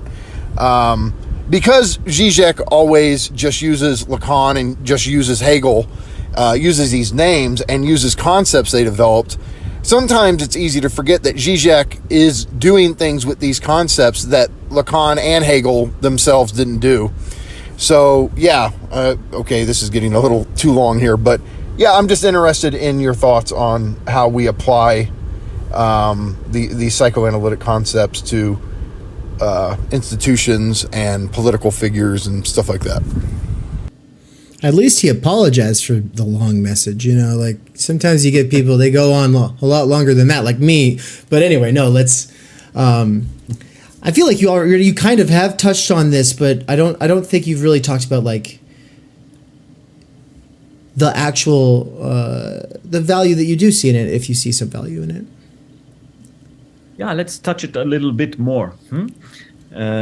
So I was saying that what is so interesting about the unconscious for Freud, which is the object of psychoanalysis, this is the object of this particular, one might say, science, practice. This is its object. An object defines a science. And in this sense, the object of psychoanalysis has nothing to do with the object of psychiatry, for instance. The object of psychoanalysis is a heterogeneous object that has no designation, that cannot be pinned down. And this is why one says that an analyst can only strive to become an analyst, first of all, through their own analysis. Because there is no knowledge that you can acquire in the university that will teach you about the object of psychoanalysis, or that will give you a familiarity with it. One becomes familiar with the unconscious in analysis. it is an experience, even an experience of the body, one might say, rather than an intellectual experience. And this is something that many analysts struggle with who come to analysis in order to engage with some type of analytic pursuit. But again, I'm reducing this to different trajectories. So let's speak about neurotic subjects that come to engage with an intellectual pursuit. But what is so interesting about this object, as I was saying, is that it is not purely individual. It is also has to do with culture, with the big other. As Lacan was saying, there is one is always appealing to the big other. Even when Robinson Crusoe is on the island, or even better, Tom Hanks is on the island. He is addressing an other in his thoughts, in his fantasies, in whatever is going on, and eventually he epitomizes it in this ball. If you remember this little volleyball that he engages with. But Wilson, this means something very interesting for psychoanalysis, and then also for Mike, right? Mike was asking the question. Yes. For psychoanalysis, it's very important because it means that the subjects that we engage with in the clinic will change when society changes. So this means that we will see different symptom formations. We will see different ways to relate to the signifier. We will see different ways to, as we said, do with language in order to suture the gap between the Innenwelt and the Umwelt. There is no promise that we will forever stay with the Austrian hysteric of Freud's time. I myself have not encountered so many analyses that fall into this particular category. We might say that something changed, and this dictates a change in psychoanalysis itself. So you see, the change in culture changes the psychoanalytic praxis, and this is where we must theorize about this relationship. And for instance, I'll give you a very pertinent example, that in the time of Freud and the time of many psychoanalysts, even in the US after the Second World War, there were particular forms of interpretation that were very powerful. One would come to the analyst, and the analyst would tell, and he would say that he's fighting with a friend, I don't know, whatever, and the analyst would say, look, what you are clearly doing is insisting on denying some homoerotic urges that you have.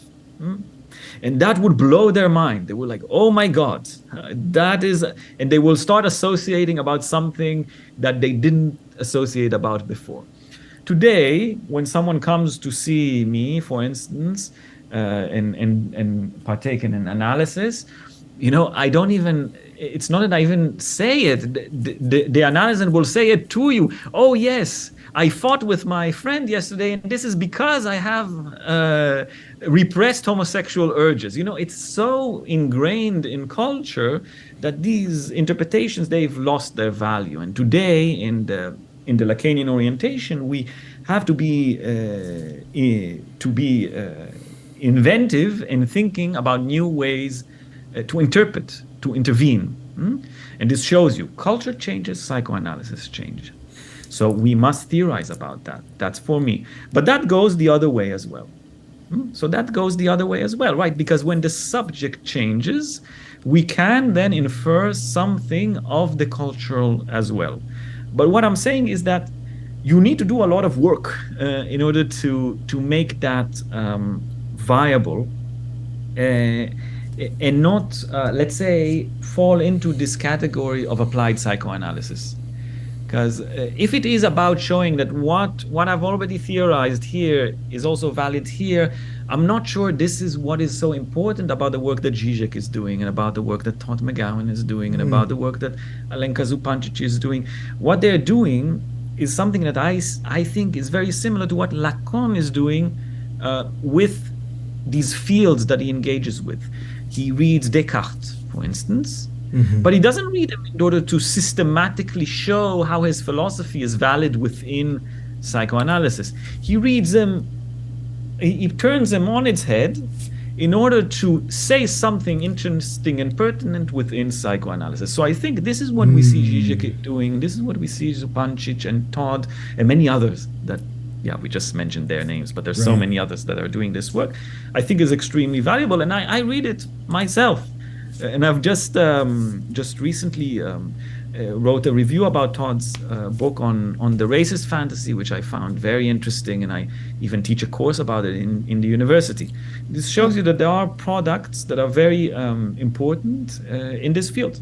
And again, I'm not venturing to say that they're worthless. On the contrary, I think they're very interesting and give us shed new light on these phenomena that might enable us to, as we see in psychoanalysis, create new associations. That's and wonderful. I think this is what Todd is trying to do, let's say, with his book. Create new thinking, new associations about what racism is and what we think about it and what is anti-racism. Thank you. Yeah, I'm glad that you used those three particular names, Zizek, McGowan, Zupancic, because they are the three from that school who actually have engaged with and participate in Theory Underground to some degree. And I'm glad that means that there's not some beef between your approach and them, and that makes me very happy, even though, I mean, beefs can be illuminating, contradictions are worth tarrying with, but as long as they're respectful and always strive to find that value in that project, then of course that's where it's at. And so thank you so much for joining us. I'll just say for folks, as far as the course goes, it begins in February on the last the last Wednesday of February, and then it goes for 3 more Wednesdays after that in March. And you can sign up at Theory Underground. I would love to bring you back before then for a follow-up. There will be a lot of questions. There's been a lot of discourse here in the live chat that we haven't been able to get to. Shout out to the Big Signorelli, aka Andrew Flores from the Vanishing Mediators. I know that he's had you on his channel before, as well as everybody else who's been engaging with him in the conversation. They bring up really important questions that I'd like to hopefully get to in the future. Oh, I haven't seen it on the chat here. I should have looked somewhere else. Oh, I don't share the actual live chat with the. I don't want you distracted, So it's on the YouTube side. You're just in the Zoom side right now. So got to keep them separated, like that song, But all right, thank you so much, and we'll see you in the near future. Take care. Good. Okay, we talk soon. All right. Bye bye. Thinking is super uncool, and that's why you should do it. It's just like almost anything that's like cool anymore.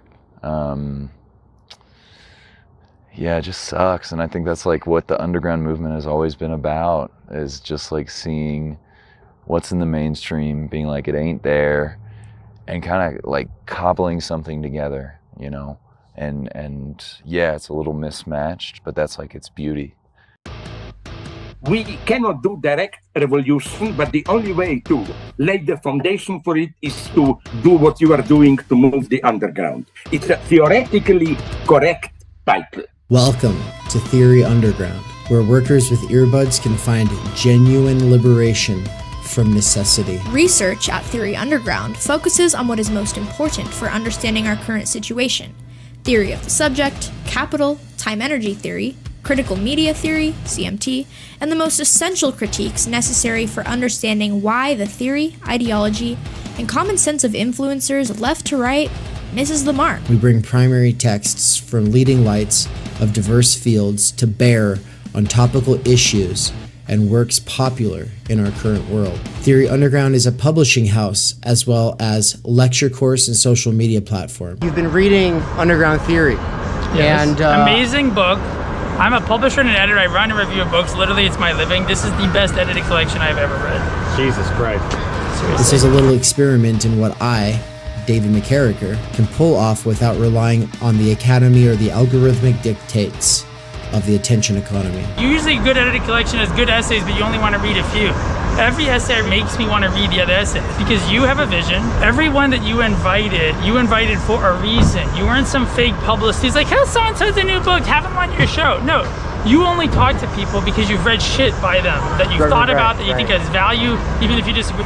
So I think that's what's amazing. I believe that I am, like so many others, pioneering a future in which educators can form learning webs that will make learning as a way of life enjoyable and emancipatory. However, before these tools become accessible, they have to be experimented with. That's why I built my own website and app using nothing more than my own saved wages, 5 patrons, and some small classes of students over the last year. Of course, I also have had my wife Anne's moral support and help with accounting so that I don't get in trouble with the IRS or whatever. In less than a year, Theory Underground has already put out 8 courses, 2 books, one, my book, Time Energy, and the other, Underground Theory, which has over 30 contributors, including works written by students at Theory Underground, some of my fellow travelers, and colleagues in the broader universe of Underground Theory. Beyond the books and courses, though, you will also find interviews, reading exegetical reaction sessions, and live weekly events for working class autodidacts, independent researchers, and renegade academics. These include a variety of clubs and cohorts that meet on a weekly or monthly basis. If you want to get involved, there are 4 main subscription levels. Think of it like a gym membership, but for your mind. The point is to make learning, practice, and theoretical comprehension a way of life. Support at this stage of the operation is more crucial than ever because my savings were used up over the last year of getting this established. If I can triple my subscribers in the next 2 months, I can quit my gig at Amazon and focus on this work full time. All I need is a few more people at each of the levels or a couple big time patrons who just want to see it happen. Right now I am doing a patron and site subscriber drive, so excuse the commercial. But if you end up really liking what goes on at this channel, consider signing up soon. If you cannot afford it, but want to get involved with some of the stuff behind the paywall, I have made a financial aid scholarship you can sign up for here in the description. Quick side note, some people ask about the profit motive. At this point, I have not actually made a return on any of my investment in terms of the amount of time energy that I put into things, the amount of savings I've actually put into things, the opportunity cost of the work that I'm doing as opposed to the other kinds of things that I could be doing for money. But more importantly, I don't actually make enough to pay for my cost of living. The goal is to make enough for my cost of living, and then once that is achieved, everything over that amount is going to go towards expanding the operation to the point where I can hire Michael Downs, aka Mikey of The Dangerous Maybe, to be a full-time researcher and part-time teacher at Theory Underground. Alright, so with that aside, I just want to say also, if you are a worker with earbuds, what's up? I see you.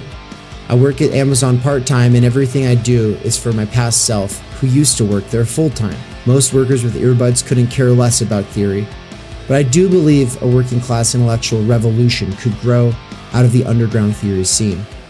My hope is that what I have built here will contribute to making the scene something more than just a scene, and you into something more than just a scene kid. We're trying to make this into a real intellectual milieu capable of leading a way forward beyond the imminent crises facing humanity.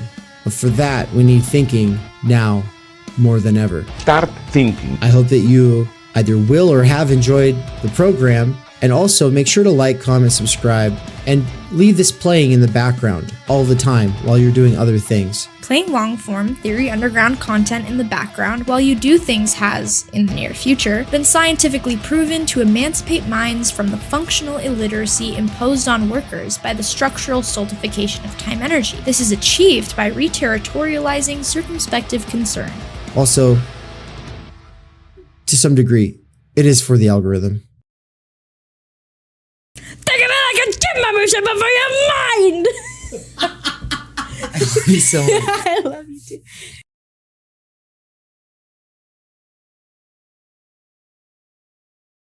Yo. Uh-oh. Yo. Yeah, it was muted for a half second there. What's up, everybody? All right. So, let's get it recording for the next segment here. Welcome, everyone. Welcome, welcome, welcome. This is the segment of the day called Underground Theory Open House, meaning that I'm just encouraging participants, collaborators in Underground Theory to drop in. It looks like, Philip, you're dropping in from a bedroom. Nick, you're dropping in from a street in some city somewhere. Yep. I'm in Philly, coming home from work. Great to have you, man. Philip, how you doing? Excellent. Been loving the marathon so far. Yeah.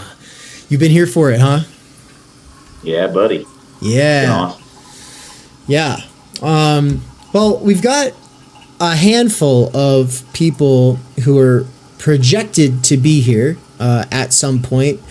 And I think it's just going to be kind of a sort of free-for-all kind of open discussion. Oh, shit. People. I'm so sorry. It's cut off. Let me fix that. OBS. ODIY. Okay. There we go. Now they can see your freaking heads. Nance and Philip were both cut off.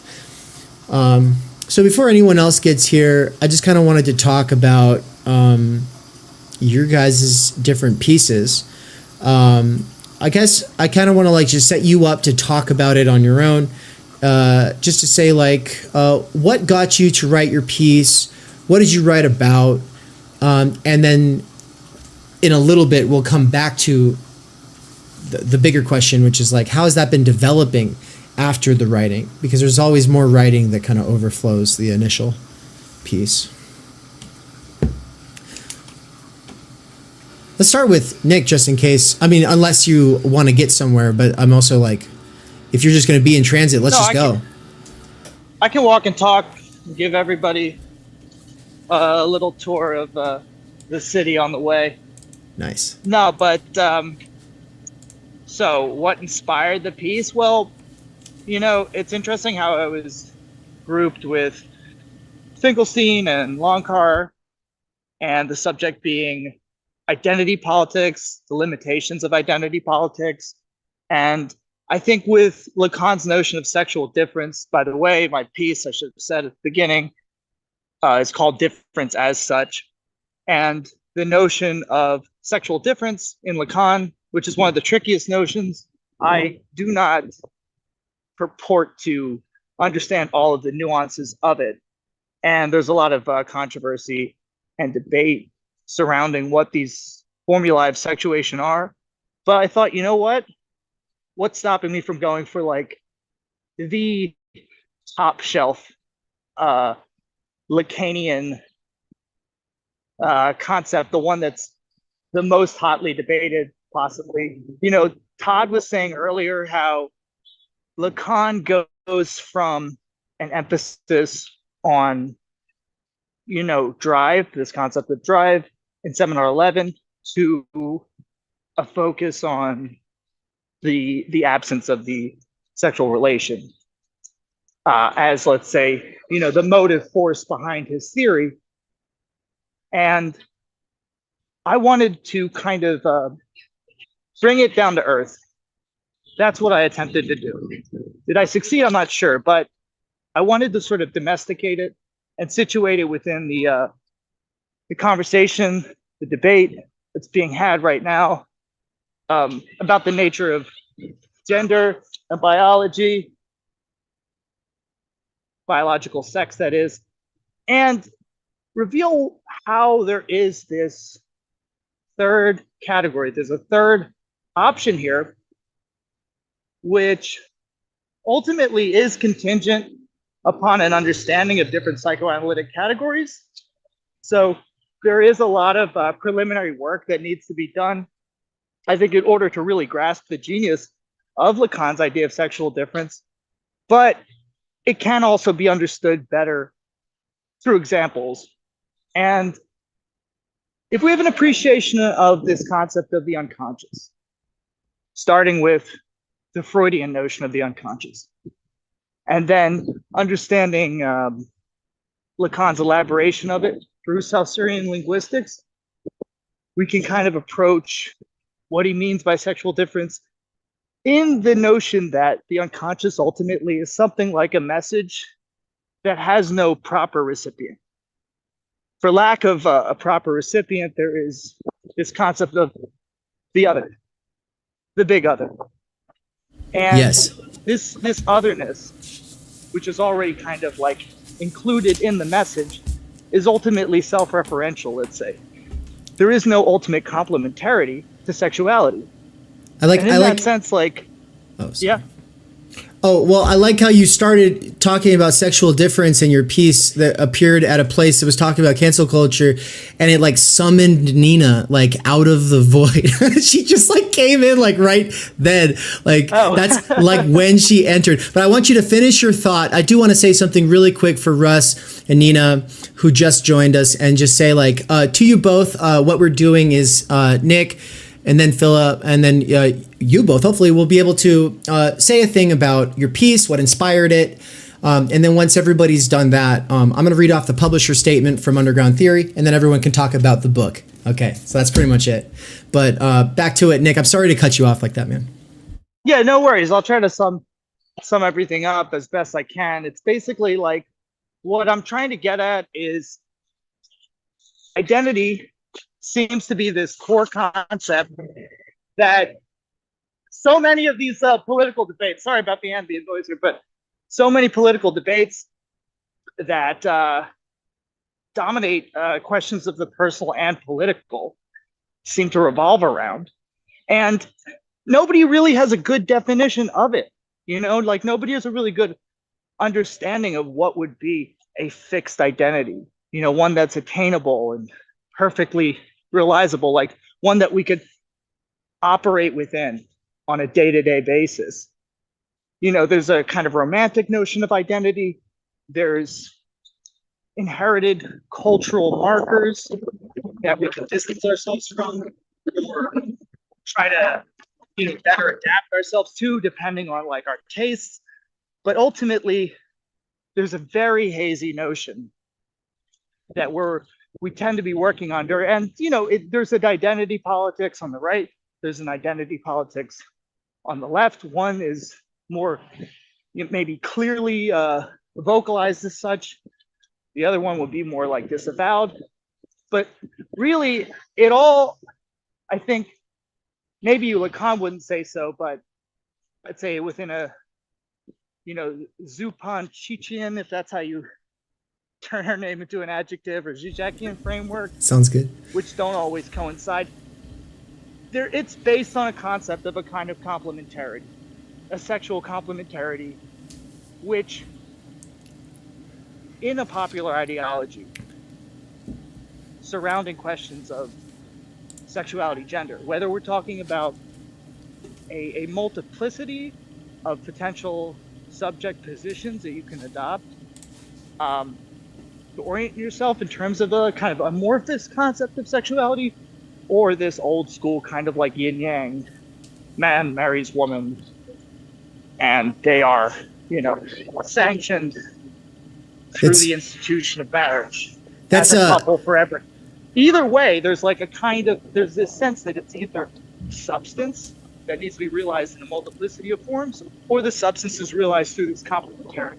Identity always wants its other, as if there was a preformed other for it, or it needs to be shaped in a way that realizes its like innate essence.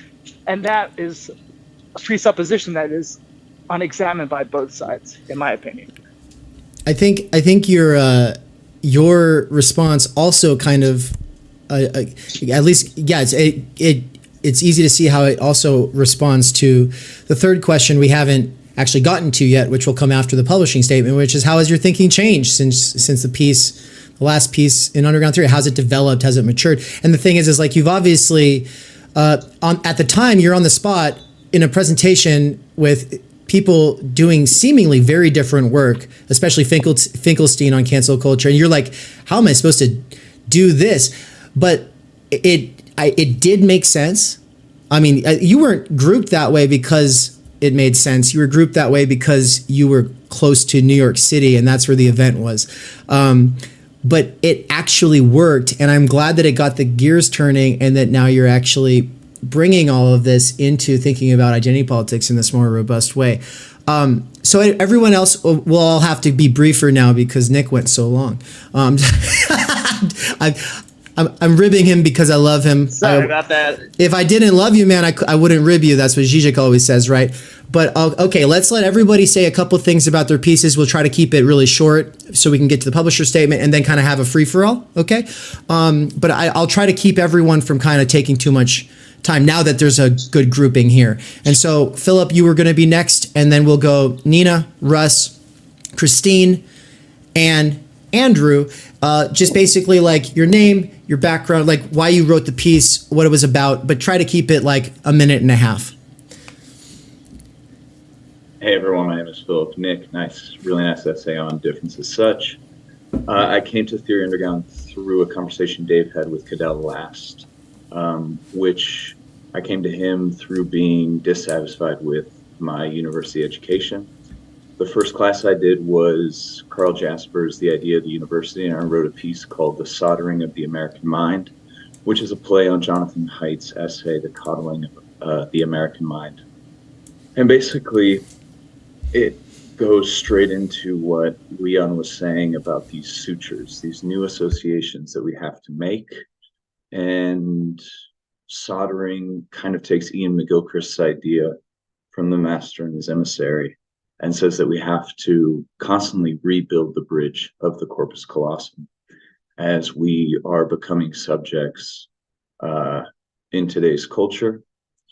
And one of the things I really like about the collection is there is a piece by Catherine Liu that talks about not writing like an academic. And there's some tension with my piece because I do come up with a bunch of neologisms, but I think they are helpful ones. So I go into rather thinking about like microaggressions, thinking about microdigressions in a way that's hopefully creative, of new ways of associating with the reality that we find ourselves in. Nailed it. Nina. Oh, yes. Welcome. Hello, everyone. Very lovely to see you. Yeah, so I can't remember the title of the piece I wrote, actually, to be honest, but it was something to do with dialogue, and I don't know if you have it. If you prompt me, I can... Let's see. Anne might remember off the... I remember where I wrote it. I was on a train. Imagine... I'm trying to... How to navigate this thing? Yeah, so it's right here. It's called On the Necessity of Talking. Yeah. Right. That would make sense. So I guess, I'm a trained philosopher. I'm no longer in the academy. I was for 13 years. I still teach philosophy to adults, but retired people largely, and it's much better.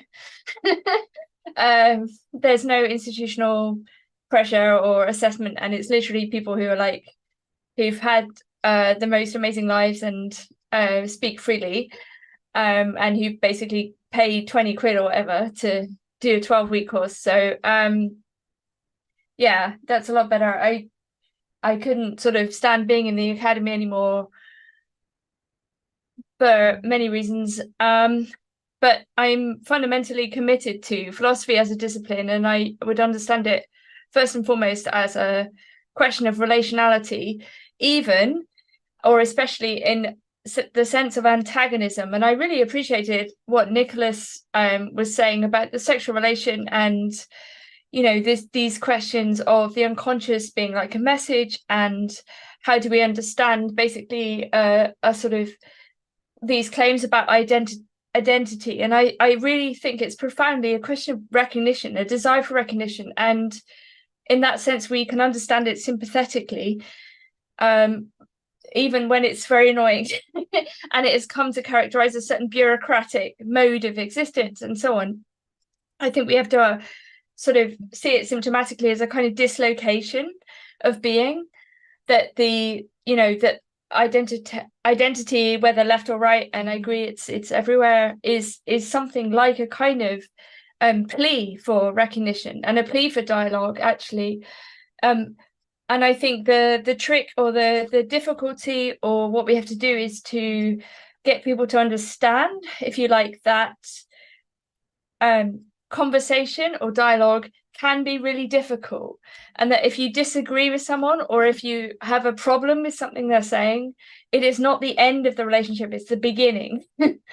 And when I first started teaching philosophy in the 90s and early 2000s, people made mistakes. Like the whole point of a seminar, philosophy seminar, was to try out ideas, and that people would, like, oh, what if, I don't know, like make wild claims about abortion or murder or whatever, and people would just try something out, and no one had to stand by their claim.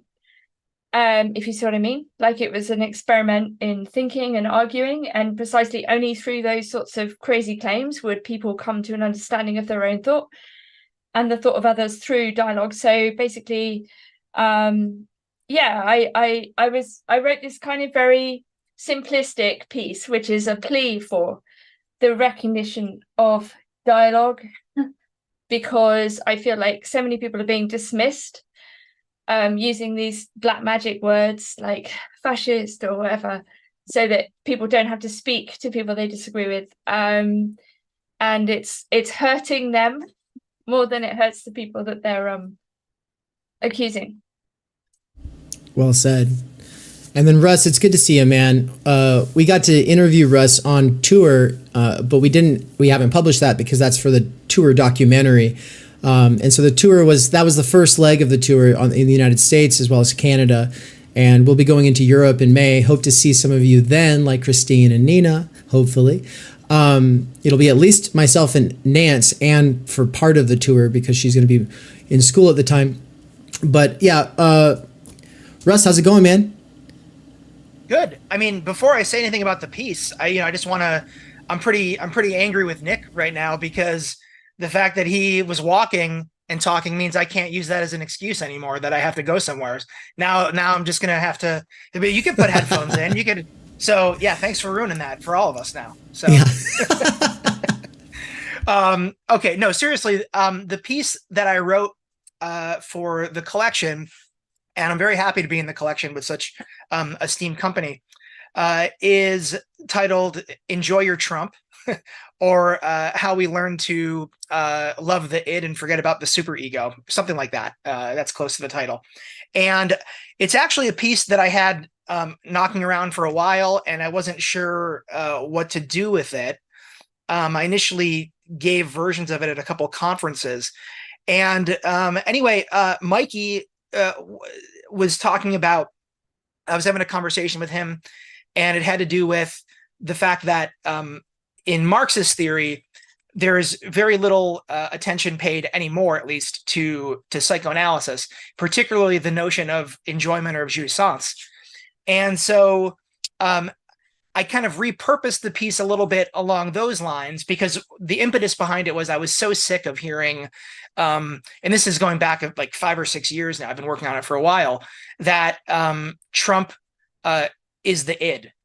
And just from a psychoanalytic theory perspective, it's entirely wrong. He's the superego. He's the father of enjoyment. He's père jouissance.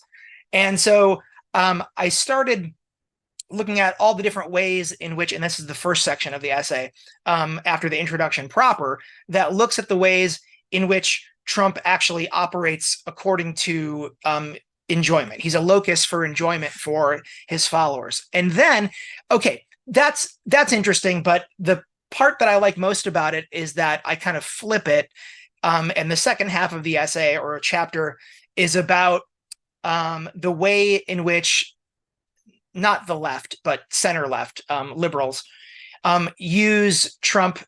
If Trump is a sort of symptom of this kind of unbridled enjoyment, scapegoating of the other on the right, then on the left, or at least the center left, Trump is it's a good way to focus. Trump is a good tool to focus on in order to not do anything, in order to remain within this like capitalist realist mode and not have any sort of politics outside of that. And so I just give a number of examples of the way in which, mostly just the Democratic Party, particularly the center left wing, but, uses Trump in this way. So Trump is both a symptomatic figure, I think, on both the right and left. That's what unites both sides, even though obviously one is pro-Trump and one, makes Trump the the avatar of all evil in the world. Thank you. Yeah. How about you? We've got Dr. Christine Louis-Dit-Sully coming to us from near Freiburg, Germany, I think. Oh, you're muted. Oh no. Let's see. The Zoom side looks like it's muted. Still muted. Ah, crap. I can read your lips. You definitely said, oh, crap. If you just move your lips in such a way that I can continue to read them, I could just sit here and tell everyone what you're saying. Oh, I think I saw Christine calling for her partner, who will probably hopefully be able to help. Let's come back to Christine. We'll go to Anne first. Awesome. Hello, everyone. It's great to see some people who we met on tour and some other people who I hope to come meet in the future in Europe on that leg of the tour. So I was kind of the main editor of the book or of the anthology, and that was exciting and crazy because I don't necessarily have the credentials to like audio edit an now anthology. try. Oh, we can hear you now. Try, darling. Can you hear me? Yes. Okay. They can hear me. You Sorry. That's okay, no worries. But anyways, editing the anthology was awesome because I did get to read these pieces over multiple times, and I'm looking forward to over the next year kind of doing a third read through of just for pleasure, enjoyment, whatever. Because I was doing a little more technical reading, catching for those last minute typos and extra commas, and the formatting should be over here, the paragraph should be over here. And so I'm glad that the book turned out as beautiful as it did. I think it was Samuel Loncar who told us that he edits books professionally, and he said that this is the best edited anthology he's ever seen. And I think part of that was Dave's crafting of the order. It's just like everyone follows so well from the next one. And then, we did our best to put out something quality. We had some big names. We said, okay, even though this is underground and we're self-publishing, we want to have a quality product that people will be proud to be in. And so I'm really proud to be part of this anthology. My piece was in that critique of higher education section called The Idea of the Neoliberal University. So I was inspired by Carl Jasper's book titled The Idea of the University and his positive critique on kind of what an ideal university should look like, academic freedom, a community of scholars and professors who share the common goal of seeking truth. And then I just wrote about and reflected on kind of my own experiences in the university as not only a student, also an adjunct professor and a researcher of neoliberal higher education. And that all happened within a very short period of time after I graduated, being student researcher and instructor. And that just gave me a lot of really interesting perspectives and then sociological research and literature to pull from. And so it's just kind of me like venting my frustrations in a somewhat academic way. I think those frustrations since I wrote that piece have only grown as I'm kind of back dealing with the university and the bureaucratic bullshit, I guess we'll say. I applied to a graduate program and got into the particular program, but the person who's in charge of moving my application along hasn't done so yet, and I'm running out of time, and so that's causing me to rethink everything. So I'm sure that will appear in future reflections on the matter, and the fact that this university that I was applying to has gutted over half of the philosophical and political or cultural based courses across all different departments: English, communications, sociology, political science, all of it, like all the theory and philosophy related courses in each of those fields are gone now. And so that really changes everything. And I'm just having to radically rethink, what am I even doing? So yeah, thank you so much, Dave, for including me in the anthology and for letting me be part of it. And thank you all for being here and for submitting. It's really awesome. It's a really awesome book, and I'm proud of it. And now we're back to Christine. Can you hear me now? We can hear you now. Welcome. Oh, okay. I'm really sorry for the usual mess that I make with the technology. It's relatable. Yeah, I don't have time with technology. I mean, I'm interested, but I don't have the time. You want to know why I wrote the what's that? Okay, so never mind that. Yeah. My part is the title is Universalist or Identity Politics, and I'm saying that there is a choice to make for people who want to make a freer my accent more free, more human or more human center social order. So basically I'm asking the questions, and I would like people to answer whether or not we need to carry on with the universalist politics or start with universalist politics or carry on with identity politics. And so my essays is start with the issue of race, because I've been discussing the issue of race for quite a while now. And but the race, the issue of race for me, it's an aspect of developing universalist politics, and my aim is basically it's reviving universalist politics. And what I mean by universalist politics is politics in a way, because I argue that the identity politics is not politics. And what I mean by identity politics, to be clear, is politics that where people use social identities as a way of arguing for better resources or power for particular identity groups. So when you look at politics today, what people call politics today, I argue that most of it is identity politics. And so you do not have any more of the universalist aspect of politics, because politics has a universalist aspect of it, and as well as a philosophical aspect. You only have the identity part of it. So people are fighting for identities in different ways. So you Black people, Jewish people today, Palestinian people, you basically using a social identity as a way of entering the political discussions, and you're asking for resources, power, benefits or whatever. And for me, this is no longer discussions about what the world would be better for humanity, or what will be better for society, for human beings. It's a discussion of how each identity groups wants to have a piece in what they see as limited resources. And so on the issue of race, for me, it's important because, first of all, because we are living in a world where racial thinking and racism is still very much important, especially racial thinking. Even if people want to argue that they're anti-racist, they're basing the world on the issue of race. So they're looking at the world through race, and it seems to be arguing that the world can only be understood as a competition between different races. So you have a racial thinking of the world, a world through view through race.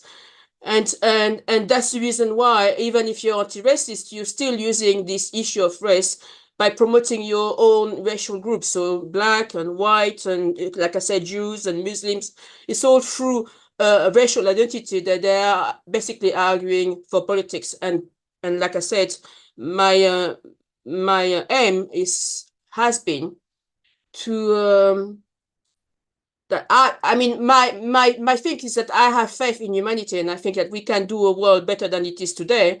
And to be able to do that, we have to be able to have visions of what we could do, what the progress that we can have from this society to the next. And one of them is to be able to create a world that is better for all, not just for individual groups.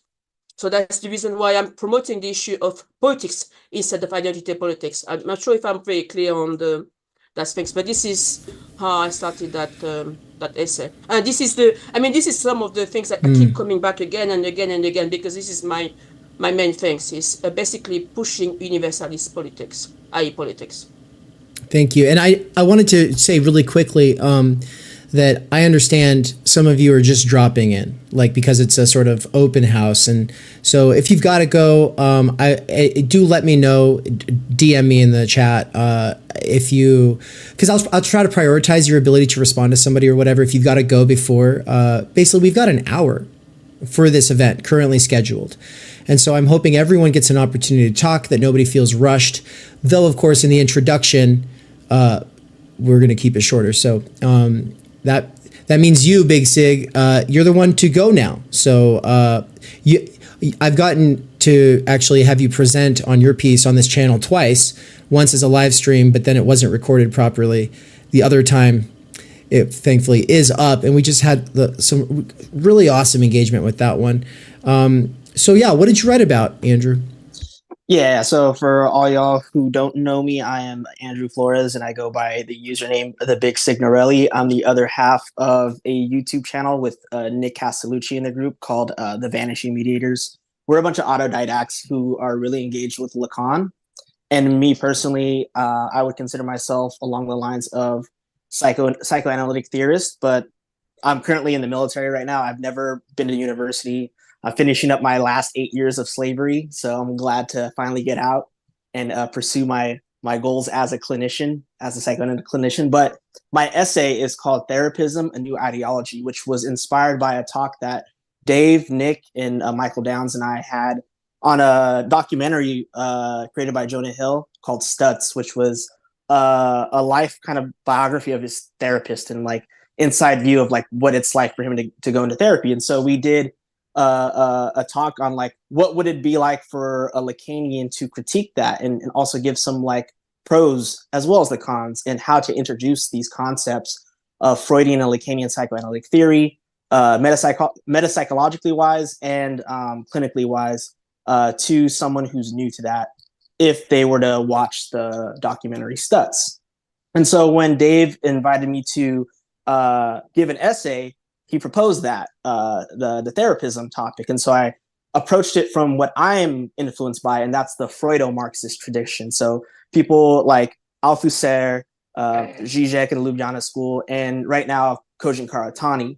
And so what I did was to show how three people that I had in mind was one Stutz, Jordan Peterson, and then the infamous Gabor Mate, who's gaining more popularity each day, on how they're not the cause of this therapism thing, but they're rather more of like masks, like, or a focal point, which kind of allow for more leverage for this sort of cognitive mapping. And so what I link therapism as an ideology is something that produces a sort of impossible imperative. It's a superego. Essentially, it's a superegoic enjoyment or injunction that says, be happy, be healthy, be yourself. It individualizes you and kind of displaces a lot of these, what we would say are psychological problems from economic, social, and class struggle conditions from a Freudo-Marxist perspective, and how it reifies ideology. Because my other main premise in the last of the essay is how ideology is not a full interpolation, but rather failed interpolation. And so whenever an ideology fails, something comes up in a super egoic injunction form to keep capitalism running without us realizing it. And so therapy is like that for the sort of working middle class. And it has a definitely, since Dave is very much in the PMC discourse, it does have a PMC role, because you see this in corporations now. Amazon warehouses have meditation booths. Even in the military, before you couldn't do this, but now it's like, there's a talk at 1000. Go to this talk in the conference hall. They're going to tell you about how it's important to take care of your circadian rhythm, or to eat healthy, or the benefits of like going to seek a counselor. And so all these ways to kind of displace structural stultification or power discourse or whatever, and at the same time still enjoy without realizing it. And so that's pretty much what I did. And needless to say, I feel like there's a lot I could critique, and definitely you probably have found some criticism on there, because I was very more polemic about it in terms of people like Mate, who's very, out of all the other two, very adamant about the updated psychological research. He deals in attachment theory. He's dealing with trauma discourse. He's always talking about the latest psychological research from this university. But needless to say, it's like he takes God out of the front door and puts him back into the back door by, never questioning his presuppositions. And even as a sort of leftist theorist, he doesn't identify capitalism. He just says that, we live in an addictive, indifferent culture that doesn't allow us to fulfill our need of belonging and nurturing. And so, we need to identify and heal our authentic selves. Mm-hmm. So right here, we see how superego injunction doesn't get at the heart of the traumatic real in the Lacanian sense. Rather, it displaces it by saying you need to become more authentic, which is part of the individualization of capital. Nailed it, man. You get better at succincting this whole line of critique each time. And by the way, this line of critique, according to me, is CPT. Critique of Psychiatry and Therapism. It's a field. Welcome to the field. You're one of the, this century's people who's doing it on the internet. Like, there's not a lot of people doing it on the internet. So when people go looking for it, hopefully they find you, hopefully find us doing that. And it's something that ultimately in the long run, I hope that we'll have full courses on, right? But really quick here. So order of operations wise, for people just joining on the live stream, as well as people who are watching this in the future and everything like that.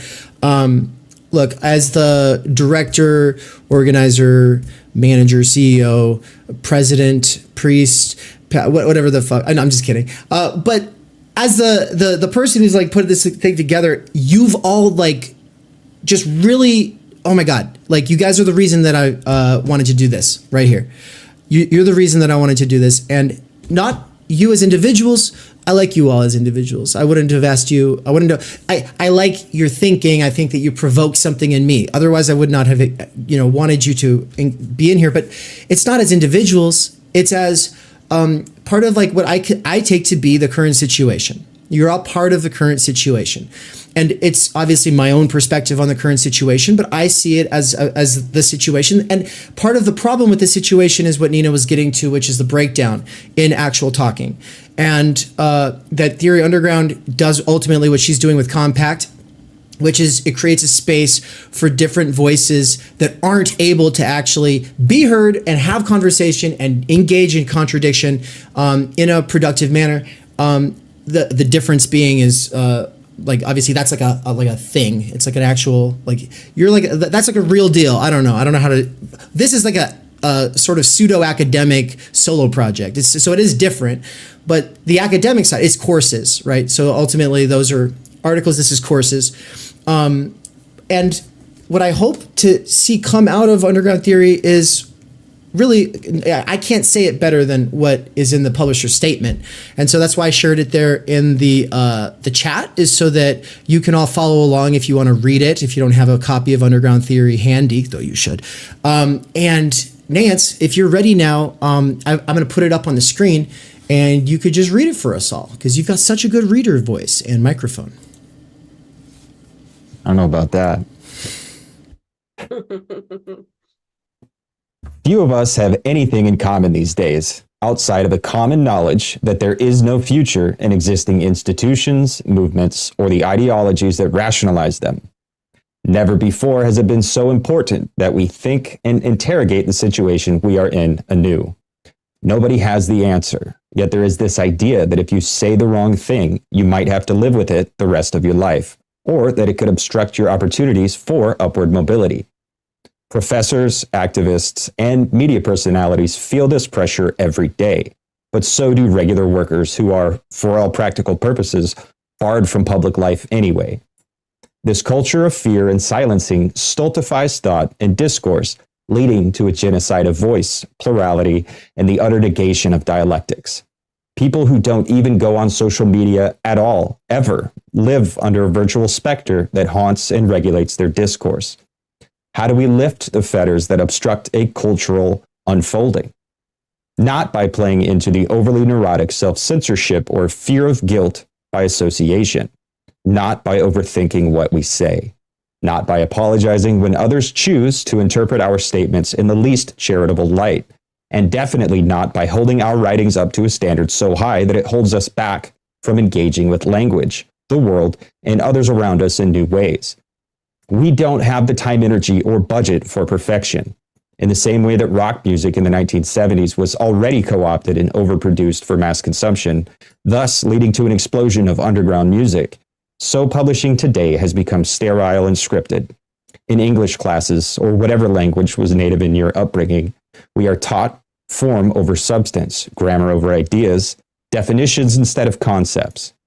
In the same way that such a great percentage of the population is schooled to hate mathematics, a perhaps proportionate percentage of us learn to fear writing. We are too worried that others will spot a mistake. This is why, in theory circles, people keep their cards hidden, alluding to what one knows rather than putting the cards out on the table and trying to genuinely think in dialogue with others.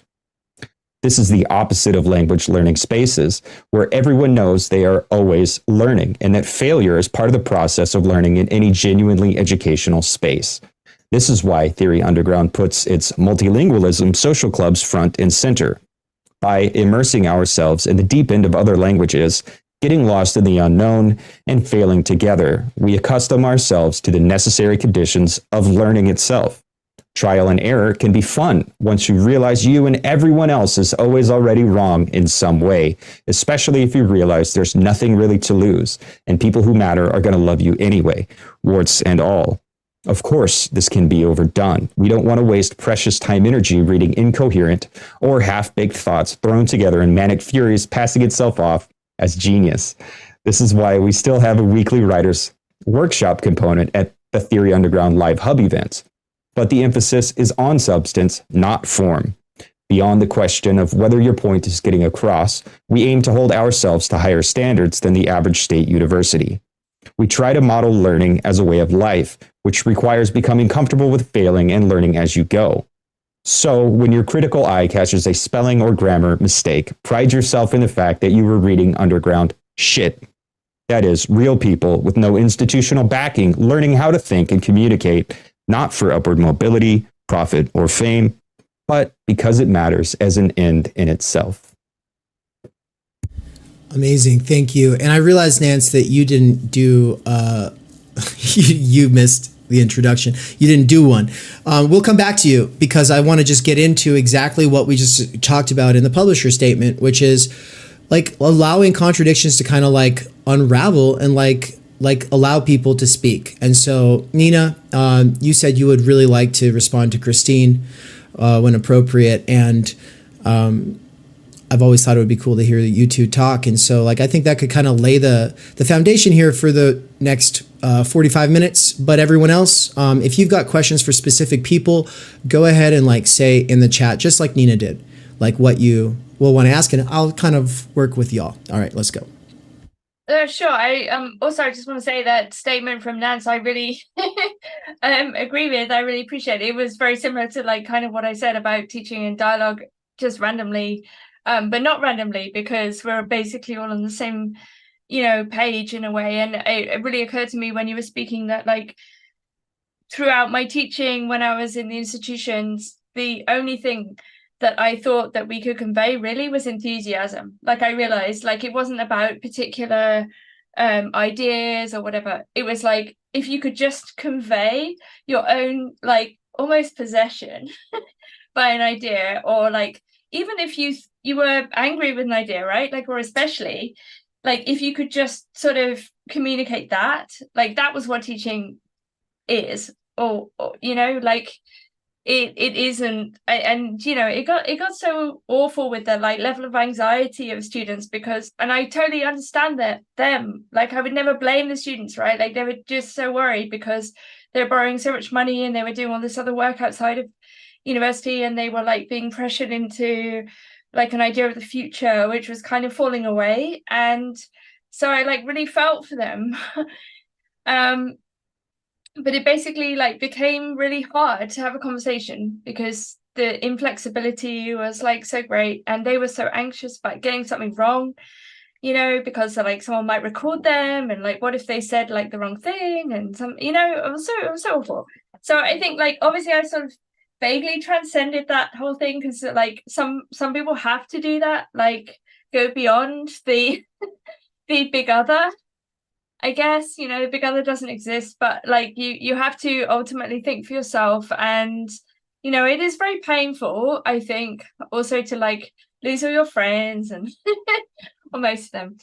But I think the thing that I wanted to say, just in relation to what Christine was saying, and I have heard Christine speak before actually, you know, and so I love this point so much about universalism, and I have thought so often about this idea of like a negative universality, like what it means to like basically share pain or share suffering and share lack, not in the sense that suffering individuates you, because this is like, actually, I would say the fascist move is to say that my pain makes me who I am, with the emphasis on I, right? Like that only my pain belongs to me or my group, right? Whereas actually the reality of suffering is that like everybody fucking suffers, you know what I mean? And actually that pain is, whether it's physical pain, mental pain, social pain, like is surprisingly similar. You know, and it's actually this kind of lack of an organic whole, a lack of completeness, a lack of belonging, that is the thing that is shared. And I think this is actually like you have it in Fanon, you have it in the idea of a new humanism that is not one of aggression and pride and, you know, so on, but rather in like the early Marx, when Marx talks about like the class with nothing to lose. And if you say like, okay, he says nothing to lose but their chains. So like say, if you say like the nothing is like substantial, right? Like the nothing is what we have. If you see what I mean. Like, so what unifies us is this like lack, or this kind of failing, or this suffering. And you know, what's really surprising is how similar that is, you know what I mean? And I think that like this contemporary identitarian narcissism is to say, no, you can't understand my suffering.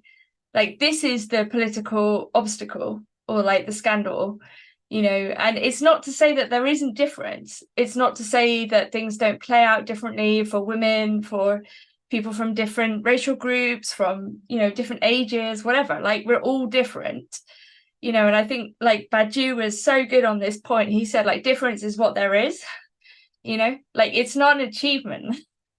You know, it's like humanity is different, like it's plural, you know, but actually what unites us, or what's interesting, is that are those moments of sameness.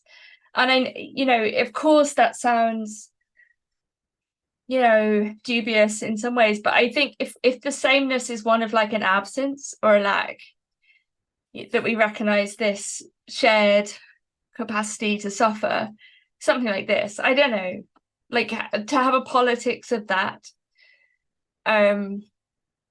is, you know, would be oppositional to what we have now, which is this kind of substantive identitarian group logic, which is just static and, you know, unhelpful and actually hierarchical.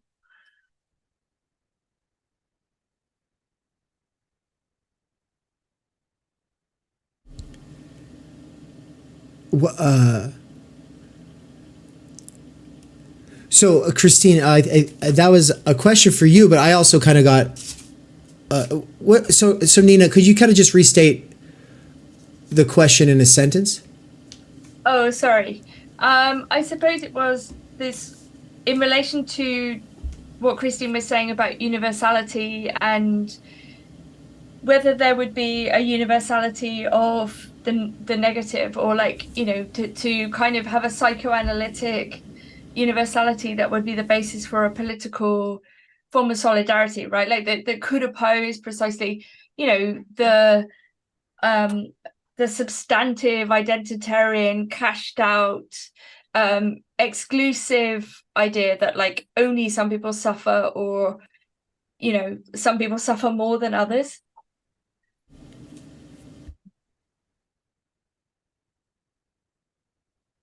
I mean, I can start.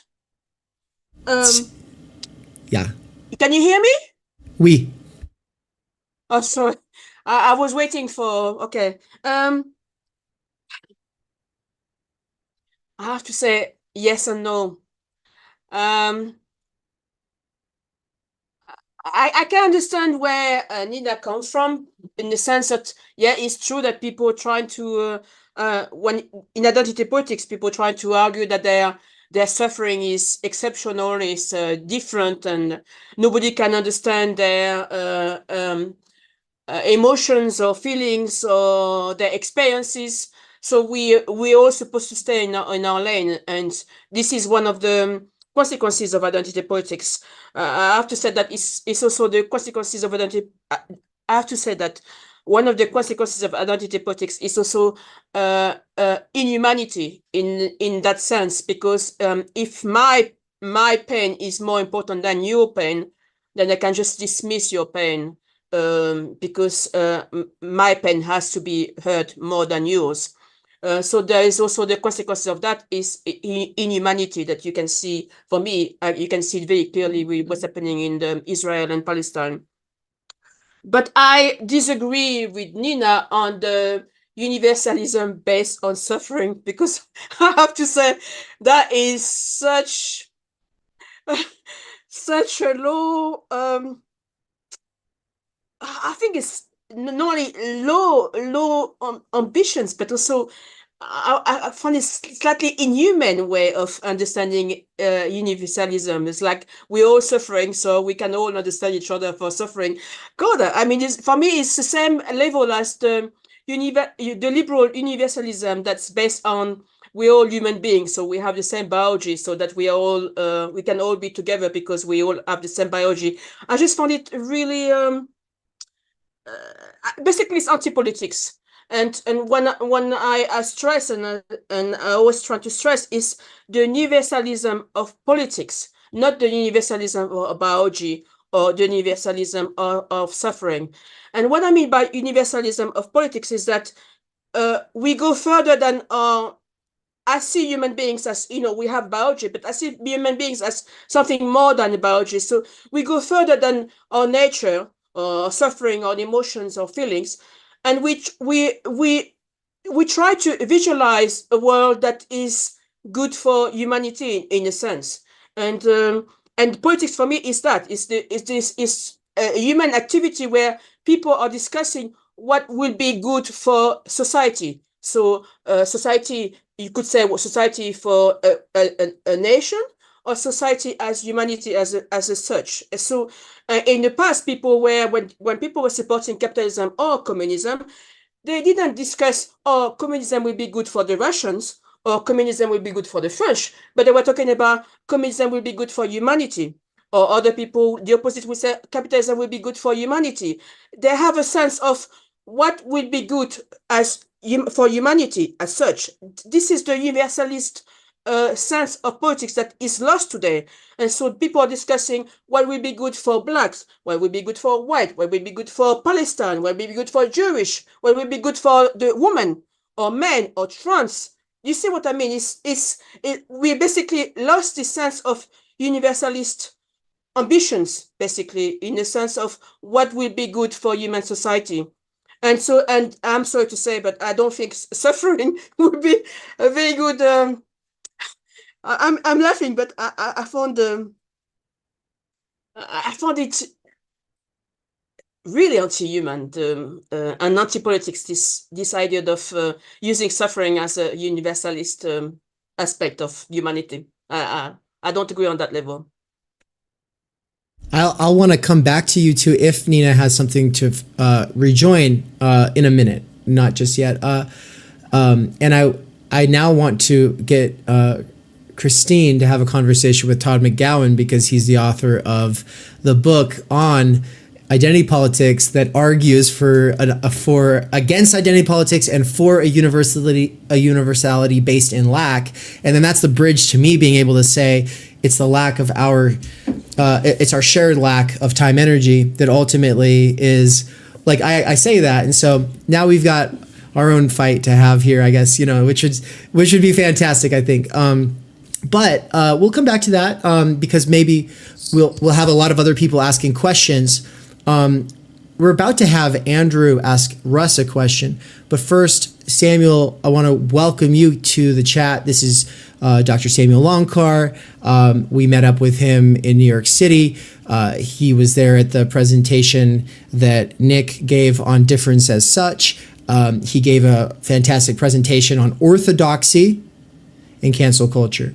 And it was fire. So Samuel, we want to give you an opportunity to do what everyone else has done, which is to say a few words about your submission to the volume. And I'll just say beforehand, like it was really cool because your piece engages heavily with Marshall McLuhan, but you didn't know that there would be a posthumously published, never before published piece by Marshall McLuhan in the volume. And so I was able to put you two in the same section, and that was just awesome. Oh, you're muted. Oh. Yeah, that was an amazing honor, Dave, to appear with Marshall McLuhan by appearing with Underground Theory sums up the coolness, I think. So yeah, but well, what did you write about? And we these introductions are basically, you can say a little bit about who you are, what you do, but specifically this piece, what you wrote about, what caused you to write it or submit it. But keep it to a couple minutes, and then people might ask you questions, or you can ask other people questions if you read their work and have a question for them. Dave, sorry, are you talking to me now? I didn't want to interrupt anything. No, that was you. Yeah. Okay, sorry. Hey guys, great to see you, Nance, and hey Nick. Hi everyone else. Nice to meet you.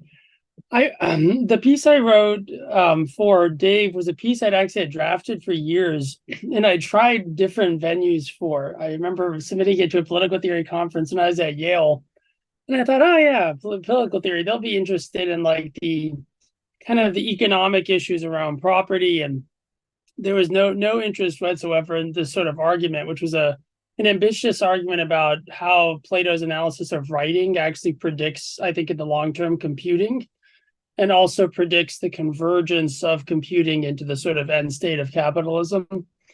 So when Dave offered me the opportunity and told me about the reader, I thought, wow, this is the perfect context to publish a pretty ambitious theoretical piece. I'm interested in the history of sociology and combining kind of classical sociological figures like Durkheim and Weber with other less classical figures like Norbert Elias, for example, and figures who maybe aren't as canonical in sociology. And so for media theory, for me, I wanted to show that Plato gives an argument about technology that essentially says people who invent technologies always misunderstand them, for the same reason that a parent is a bad person to ask if their kid was guilty of some infraction at school, because the creator of a thing has a real strong affection for it. And so in Plato's story, he has the god, the Egyptian king, Pharaoh Ammon, say, it's for one person to give birth to an invention, and it's for another person to say what it means. So I think this is a very profound insight into the division of productive labor. And Plato's insight is, I think, relevant to Silicon Valley and art and everything, which is whoever makes something has a unique but challenging relationship to it. And so writing, Plato thought would be something that people confused with the technology of enhancement, when writing is primarily a technology of diminishment. And that's its great virtue. Writing diminishes the need to use your memory. It diminishes the need to access the same things over and over again by making you capable of accessing them, right? If you have like an oral culture, you have 1,000 lines of poetry in your mind easily, which people used to have even in the 1930s in a literate culture. You partly keep them fresh by you repeating them over and over again, right? If suddenly someone said, hey, by the way, every poem you have memorized is going to go out of print and no one's going to have any copies, you would probably very feverishly start just reciting them all of the time and be like, I got to start writing these down because I'm going to be the last text. And so Plato's view of textuality is that textuality is orality. And so once you textualize textuality in writing, you get a very strange mimetic effect where people think that whatever power writing has, speech will have in the written form, and it doesn't. So instead of helping us remember better, speech lets us forget better.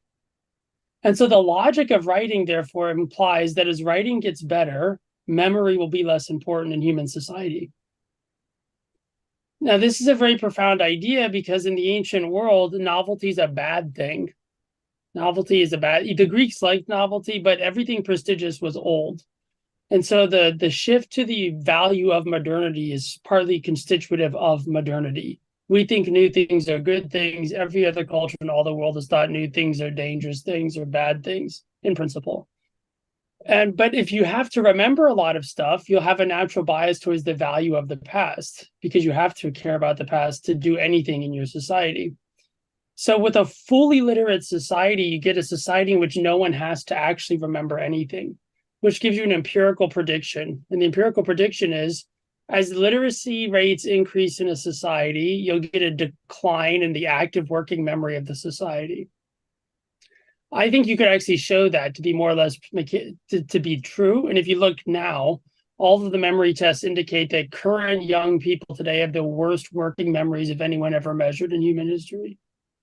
So that's the section I call nepenthe, or right to forgetting.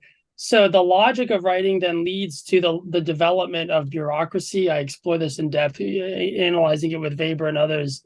But then the punchline of the essay is that because the distinction between capital and labor is essential to a classical understanding of what capitalism is and what distinguishes it from other economic modalities, once you get the development of AI and computers, the logic of writing is fully manifest, which is it's autonomously self-related, and you don't need to know anything at all. And so now you can write papers without writing them. You just say, ChatGPT, write me a paper that sounds like this. You've probably seen the articles about authenticity because people are using this for eulogies and people are like, is it real?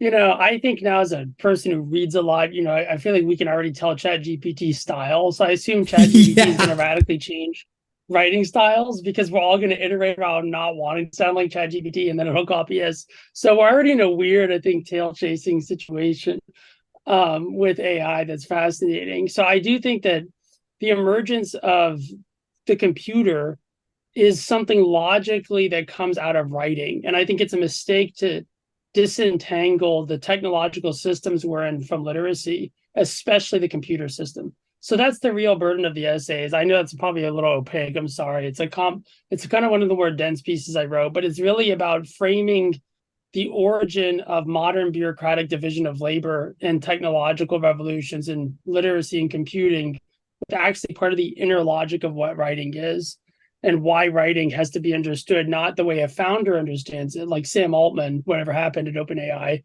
I still don't know the story, but some people, Elon Musk said recently, he thinks Sam maybe was doing something dangerous or they discovered something dangerous. But right, if you listen to someone like Sam Altman, they're always just like God advertisers. They're like, well, we basically want to make God. That's my ambition, which is like, well, thanks for being honest. I don't think I want you to make God because I don't like any of God's daddies so far. So I think I'm a sort of suspicious of that. And then if you ask, well, what is AI from the user standpoint? It's what writing would be if it could talk back to you. And now it can. And that's exactly what Plato says writing can't do. Plato says, if you mess up what I say, Socrates says, I can say that's not what I meant. But the text can't speak back. And now the weird thing is that last illusion that the text isn't autonomous we've cut away. Of course, it's still an illusion. We made ChatGPT, but we don't know what we are. So now I think what we've fully done is writing has fully externalized its own opacity as a technology, which is we've created a system so profound, we recognize we don't understand ourselves when we encounter it. And that's very important. I think beyond the economic thing, which I end the article on, which is about capitalism, that leads to God. And so that's ultimately why capital, to me, is in Marx, the development of Feuerbach's idea of the human and a Feuerbach's critique of the idea of God and the idealist systems. And so I think capital for Marxism becomes the divine concept, which it is, rightly, because it's the most important unifying concept that brings together all the immanent contradictions of society and sublates them through constantly liquefying their concrete limitations. And so the constant liquefaction of concrete limitation, that's part of the Hegelian Marxist dialectic. If you then say, where does that go? I think it leads to capitalism's apocalypse, which is capitalism reveals itself to be explicitly a mode of human theology. So that's, I think, what we see now is the computer is now something that people are quite openly worshiping in many cases. I'm sorry, I've missed the great course, Dave. It seems No, like no, it's great. but I know you've probably been talking about the, exactly the ways in which, AI and stuff is like God in many systems like Nick Land's. But anyway, that's the burden of it. I don't want to keep. I have a follow-up for you on that, but first we're going to go kind of in the order that people have been proposing that they'll want to ask questions, beginning with the big Signorelli himself. Andrew, you got a question for Russ. Yeah. You can just call me Andrew in here. What's up, Russ? Good to see you. Hey, man. What's going on? Good to see you, too. Yeah, so my question is, so your essays uses the superego.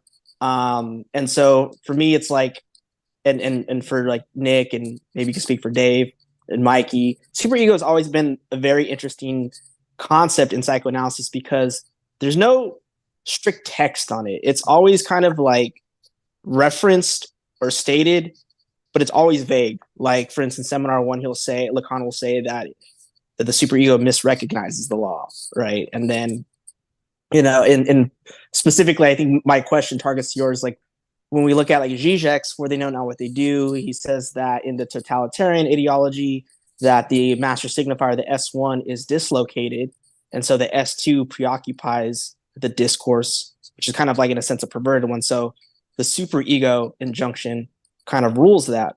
And so my question is, in regards to Trump and your essay being the superego, would it be a sort of misrecognizing of the S1 of American capitalism, or is it the fact that there is a dislocation or dissolution of the master signifier, and so therefore Trump becomes this like face for a superego injunction? And is it a one of, in at the same time, censorship and enjoyment, or pure obscene enjoyment? That's a really good question. I would say it's the latter. That it's part of it is, and Slavoj talks about this a lot, but the disillusion or the failure of the paternal function of symbolic authority, and I think that when that happens, that's when you have a vacuum that father figures can come in and try to fill. At one point in the piece, I say Trump is very similar to Mr. Eddie, the character of Mr. Eddie from David Lynch's Lost Highway. He pulls he's obscene, and yet his obscenity it's always tied to the law in a way, right? There's the famous scene in the movie where somebody's tailgating him, and he pulls the car over, and Mr. Eddie, if you haven't seen it, is played by Robert Loggia, and he's a big mob boss, and they force the guy off the road, the tailgater, and he gets out of the car and his goons, and at gunpoint is like, 6 fucking car lengths, obey the fucking rules, right? And this is, it's something that you pointed to, or you were touching upon toward the end of your question, was that the obscenity is sort of always like dialectically tied in as the obscene underside of the law, of the rule. Right.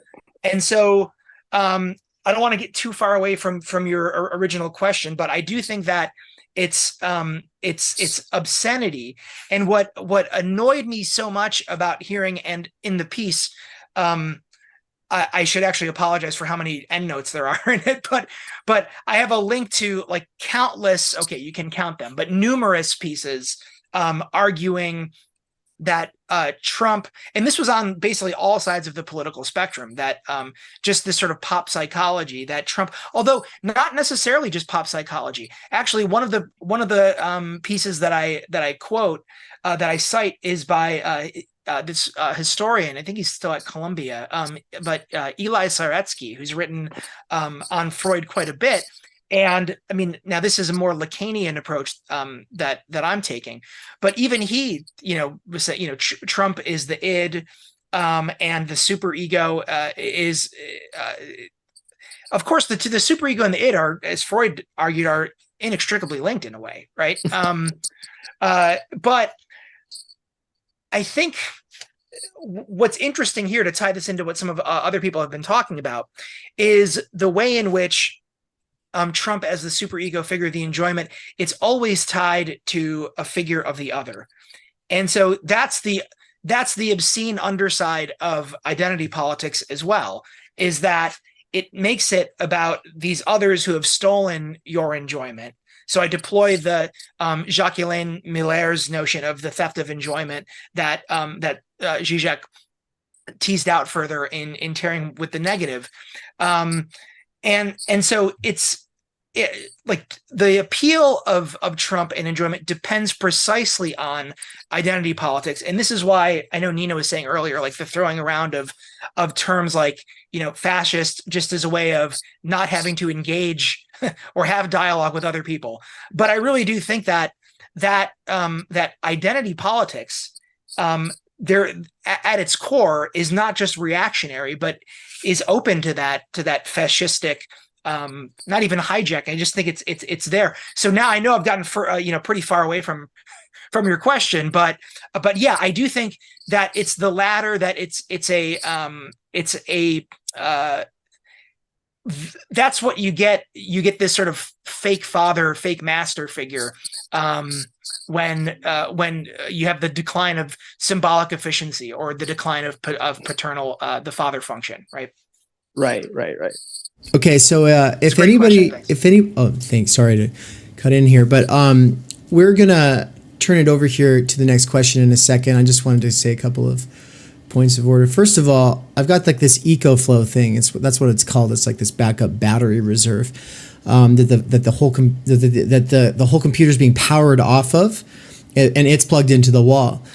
And I'm just saying that because this is the first time I've had that backup supply. The internet went out twice, or not the internet. The circuit broke on this outlet twice in the last 10 minutes, and so we're still here. We're still live. Everything's still working, and I just couldn't be happier. So in the past, things like that have happened, and it really threw a wrench in the operation. So we live, we learn. Negation is sublated, blah, blah, blah, as we talked about earlier. Anyway, and so I just wanted to welcome Mikey here. And this is the time that I want Nance and Mikey to both say a few things about their pieces, because everybody else has had an opportunity to say what their piece was, what it was on.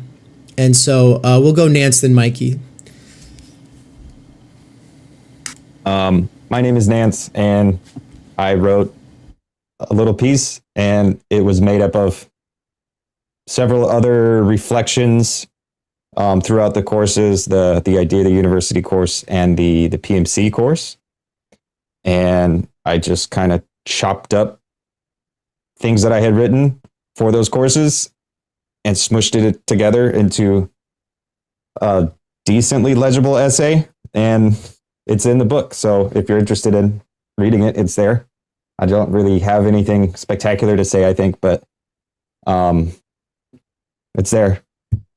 Nance will never talk himself up, and so what I'll just say is that it is the 2023,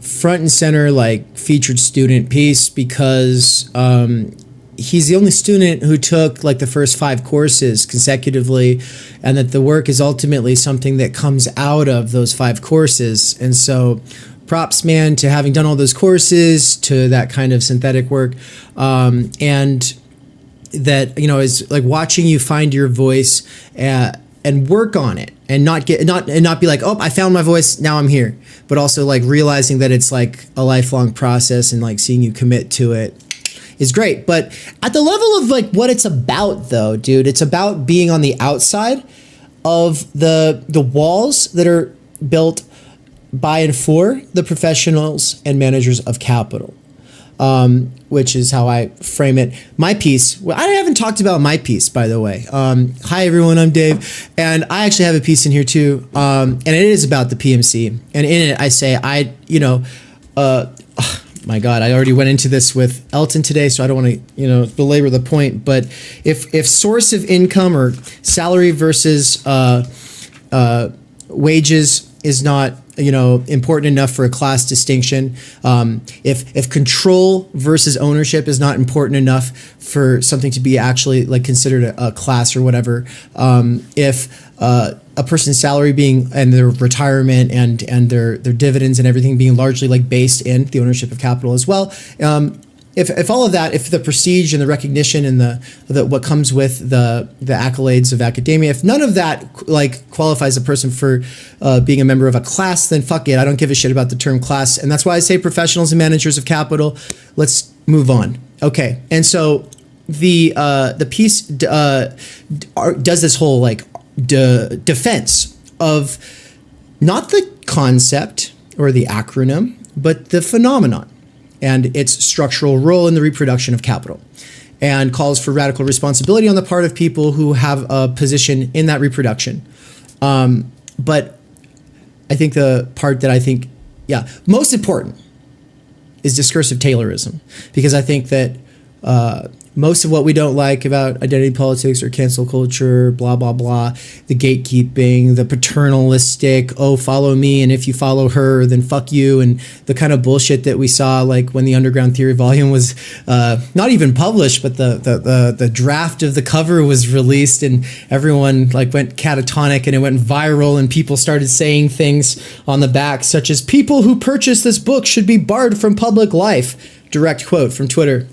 And I've just got a bunch of these quotes on the back here. These are the most dangerous thinkers on the internet. Engaging with them gives them credibility, so you are morally obligated to avoid this info hazard at all costs. Also, their graphic design is bad. They should have thought of that. That's like a famous theory blogger who studied under Mark Fisher and now gatekeeps his work. Everyone who Let's not talk about this person. I think he's very unhappy person. He's a very unhappy person. And actually, he made a post about how I'm unhappy and how he has fun with his friends at the pub. All right, it's just funny. But yeah, there's just a bunch of these. Everyone who when Acid Horizon said, everyone who dogpiled, ridiculed, and called for censorship of the Underground Theory book yesterday, good job. They must be stopped at all costs. Oh, I actually said a famous theory podcaster, but I didn't say Acid Horizon. So now you all know it was Acid Horizon. They fucking said that. Now I was paraphrasing it. So like that's they put it out there. So but you know, it's primarily because of me, right? It's not really many of your other contributors. That's you, and that's that's where I was going with my piece. To say my piece is about discursive Taylorism, which is the stay in your lane thing. It's that phenomenon. And so I say the PMC, most people, what people are talking about is downstream from Taylorism, moving into discursivity itself, which is to say specialists are the maintainers of lanes. You should follow them. Nina, you've not done a good job staying in your rightful lane or whatever. And so anybody who associates with you is bad. Yeah. But you know what? Actually, I really have, because I'm a philosopher, So in fact, there is no lane in that sense, right? My entire orientation in being is this, absence of purpose, actually. if you want to think about it from the standpoint of a kind of insomniac, relation to thrownness or whatever. I mean, let's not put it in a Heideggerian sense, but honestly, I just can't stand a world in which people are unable to sort of be honest or whatever. It's not like I know anything. Like, that's the entire point. I don't know anything. I'm interested in the world and what people think. I'm interested in what the truth is. I'm interested in reality. I just get really upset when people are like, no, you can't you can't talk about this, or you can't say that, or whatever. I mean, and nothing I've ever wanted to say is horrible. I don't think, really. I can't go along with stuff. None of us can, none of us will. We don't like, this is, yeah. And so Anne has a question for Nina. I'm really excited for that. I have a question for Nina. I also have a question for Samuel. I don't know if we'll be able to get to all of these questions because our time is running out. But Mikey, I had kind of interjected my own piece before you. And so, take it away. The floor is yours. I'll just be brief. I just wanted to pop in here because I wanted to be on here with all of you. But I'm Michael Downs. I'm the author of the Dangerous Maybe blog. I am a teacher at Theory Underground. Taught 2 courses so far. The first one was on Zizeks, For They Know Not What They Do. The second one that just finished was an introduction to Nick Land. And we got some more courses in the work. But the piece I wrote for the volume was called Wage Labor and Jouissance, Why the Left Needs Zizek to Understand Workers. And it really just comes out as of my experience as a wage laborer and seeing how Jouissance has organized my 2 primary workplaces. One was a barcade. I don't know if all of you know what that is, but in America, especially in the Midwest here, we were really the center of arcade culture in the 80s. And now there's all the nostalgia for the arcade because, the home consoles and online gaming destroyed the arcade. And so now what you've got are bars that are just filled with the old arcade machines like Pac-Man and Galaga, Mortal Kombat. And I was a bouncer at one of them. And so I talk about how Jouissance kind of circulated and functioned there. And then now I work in a warehouse and I talk about warehouse Jouissance and all of that. And so it's basically applying Zizekian theory to my places of wage labor. And the point to me is that I think the left has to get off the high horse of moralism and understand that workers and work itself is structured around obscene forms of enjoyment, and that if you're going to go in and try to, or if you're going to try to appeal to workers, you're going to have to meet them where they're at and not hold them to some ideal of moral perfection. And if you do wield moralism against them, it's the surest way to lose them. And so that's basically where I'm coming from. I'm taking what I've learned from Zizek and applying it to the concrete dynamics of the workplaces I've been in. All right. Well, in the last 15 minutes here, Samuel, I'm going to take the question I had for you and how the end of your piece sets up for an argument with the Landians and is a really good intervention in light of what I now know from the introduction to the Nick Land course. But let's curb that and maybe have a whole conversation in the future, or we'll write more about it. I hope that everyone's just sitting here thinking, oh, I want to write about that. Oh, I want to write about that. That's what this is supposed to do, not like a one-off conversation. You're all just getting to know each other, and hopefully some of you now have faces to go with names of people that you read in this volume. But with that, I want the women to talk for a minute. Marilyn just joined. She was the other editor of Underground Theory, and she's been around in my life via various philosophy groups and conferences and stuff like that for a long time. We stayed with her on the tour. It's great to have you, Marilyn. If you're too busy or like you're not able to actually join in right now, I just wanted to shout you out. And then Anne has a question for Nina. I had a question for Nina because I was going to be like, you talk about being a woman and that gets you in trouble, and you talk about like what it is and what men want and what women want. You do this whole thing, and so these spaces are traditionally super male. Like there's just a lot of dudes in these spaces. Then I'm talking philosophy first, politics second, and political philosophy third, and so I guess, I don't like to do that thing where it's like, oh my God, like the guys need to pay attention to how much they talk because, but at the same time, it's like, this is actually the most women we've had on a call like all year. So I wanted to set Anne up there to just ask you a question, and if Christine and you want to have a conversation in the future, I'd love to bring you both back on for a more rigorous conversation. I know the two of you will disagree on a lot when it comes to the question of what it is to be a woman, but Anne, the most important woman in my life, take it away.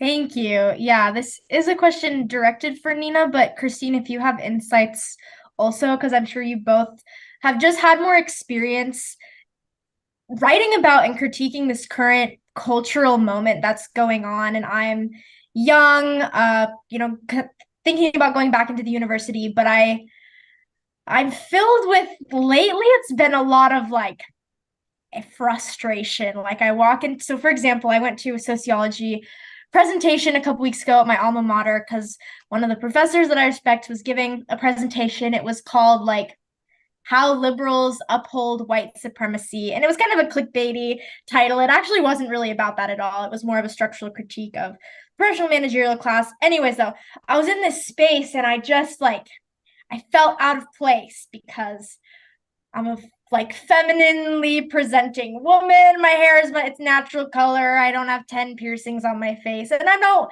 judge people for that. But I go into these spaces that are becoming more woke. And I just I feel so on edge. Towards the last couple months of my degree, and I was in a research cohort, and we were doing rigorous, or at least supposed to be doing rigorous sociological research on the university, and some of my peers had their topics were around racism and racial divisions within the university. That's great and such. And then when we'd get to interviewing the students and we'd be analyzing the responses of the students rather than doing any sort of rigorous okay, but why did they say this thing? Oh, they said something that maybe was insensitive or dismissive of this current Black Lives Matter movement. It was just oh, well, because they're just racist. Look at us, we're doing sociology. It's just racism. And there wasn't any critique or understanding of what's going on. And I wanted to say something, but I'm scared to say anything right now. I feel out of place. I don't feel welcome in my sociology department because I feel like I just can't say maybe what's on a lot of people's minds. And so I guess I'm partly looking for just advice or what, because I know you've Nina had to deal with a lot, actual physical harm, and I think that's crazy and terrible. And so what keeps you going? I mean, I don't know what to say. You can't be liked and believe in the truth at the same time. I mean, it matters more what you think ultimately. I mean, if you care about the truth and beauty and justice, I mean, actually I care more about truth and beauty than I do about justice, but they're all related. I mean, look, the horrible thing is actually, despite all of our socialization and whatever, it's I don't know, the older I get, it really matters more to me that I know what I think. Seriously. And I'm not an individualist. It's not like I think there is an I or anything, but but I can't worry. It's I think 10,000 things a day. If I was constantly worried about, the little other or the big other, I wouldn't pursue any thought particularly. And it doesn't matter. Like you have someone who loves you, you have intellectual quest, you're a thoughtful person. I mean, it's kind of it. Like, if your life becomes smaller, like I lost like almost all of my friends when I got cancelled, and it was almost like it was a religious experience. Honestly, it was like I had to kind of reconstitute my entire value system, my life, my relationship to the sky, the birds, whatever. Like, sort myself out. It was extraordinary, and I don't regret it. And I think there is a kind of structure of feeling or thought or social relation which the existentialists are totally talking about, like, which is this kind of constant paranoia and fear of what the hypothetical other thinks. But the hypothetical other doesn't exist. I mean, like, it really doesn't. Like, you don't exist in a certain way. Like, you're not the other, right? You're not other. I mean, you're other to the other in a small sense, but you're not. Do you know what I mean? Like, there is no group of other people who are like sitting around going like, what do I think about Anne? Like, and then there's just this kind of question of social etiquette or being or whatever. And it's like, yes, of course, we should all try to be pleasant and kind and thoughtful and treat each other as like, creatures of God or, fragments of existence and so on and so forth, right? And I think the moment the implanted fear is that, like, once you break out of the social structure, oh my God, you're going to go crazy and you're going to be so like, I don't know, not at home in the world. But the opposite is true, actually. I think like fear eats the soul, like the Fassbinder film, it really does. Like, I get messages, often private, like secret messages, people using anon email accounts, messaging me saying, I can't be myself at work. I can't even tell you who I am. But like, I'm so grateful you're sort of like being vaguely honest in public or whatever. And it's so awful. And it's like, I feel so sorry for people who are living dual lives. And this happens all the time. And I think we have to understand it anthropologically. This is a constant feature of human social life. This is why thinkers like Girard and Illich and Bataille and others are so important, because they actually really tell us the truth. Regardless of our technology, our specific modern moment, like, these are profound. We're the same people. Everyone is the same people, if you know what I mean, collectively and socially. So I don't know, just don't give up on your desire, right? Can I? Actually, Christine.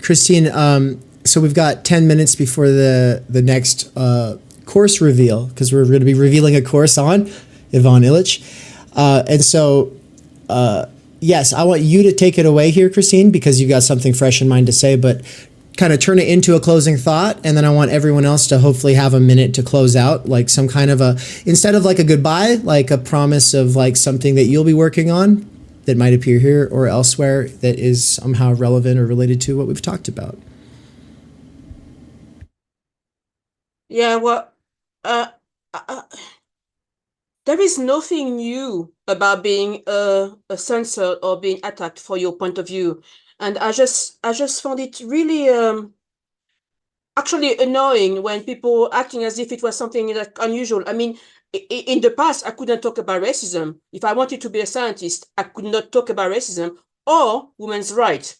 I would have lost my job. I would have lost my career. And so, and you can see through our history, this is the same. There is always this attack of individual's point of view or political point of view. I mean, there is nothing new. So the thing is that today people want to be liked. It's like we want to be part of the groups. If you cannot be part of the groups, then you feel isolated, and somehow you're going to be dying socially. And I have to say that I read somewhere something recently about self-sufficient individuals. I know that not everybody can be self-sufficient individuals, but there is a difference between the self-sufficient individuals and the individuals who are looking for belonging to a group. So you want to have many or you want to have many people around you who agree with you. And if it doesn't happen, then suddenly you're becoming... and the thing is that when you into or you change your point of view because you want to be part of a belonging, you're changing your point of view and you're becoming. What I'm trying to say is that the self-sufficient individuals, the one that who can say, this is my point of view, this is what is the truth, this is what I believe it in is, and despite the fact that people disagree with me, they are the ones who are going to be important. They are the ones who are going to be saying, I don't need people's approval to be able to try to look for the truth. And this is what we need. The fact that some people are going to attack you, there's nothing new about that. I mean, if you go into politics, if you go to the philosophy, if you go to anything important, you will have people going to be disagreeing with you.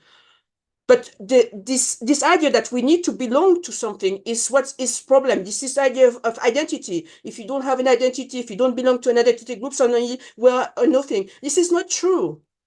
And we have to challenge that. I mean, I lost my friends. The friends that were supposedly for free speech, I lost. I mean, I've been with people for 30 years. 30 years they've been my friends. They all disappeared, most of them, because I changed my point of view on the idea, this is talking about spike people, because I changed my point of view on each issue of race or left and right. So, but I think it's important. This is why we need to challenge. The ideas is important, and we need to be. If we want to be able to change the world, we have to be able to go and promote and support our point of view and fight for our point of view, despite the fact that it's difficult to do it today. Anyway, maybe I'm a bit too excited. No, thank you. And then the order will be Samuel, Philip, Nick, Andrew, Nance, Mikey, Marilyn. At any point, if she's done driving, would be able to interject herself. But then we are going to cut it off really hard and fast here in like 6 minutes. So, Samuel, take it away, man. Hey, maybe I just want to apologize that I'm late. I've told Dave I've been sick since Saturday. I rarely actually am in bed sick, but it seems like something's been going around. So I'm grateful to meet everyone, and I'm looking forward to spending interact with you all more and to listen and learn more. I don't think I have any sort of great last thoughts, but I'm delighted by what Dave is doing, and that I get to be able to celebrate. So I think this conversation and even hearing just these last two remarks is really inspiring for me. So I feel like my contribution is just a gift of gratitude for being able to be part of this. Thank you.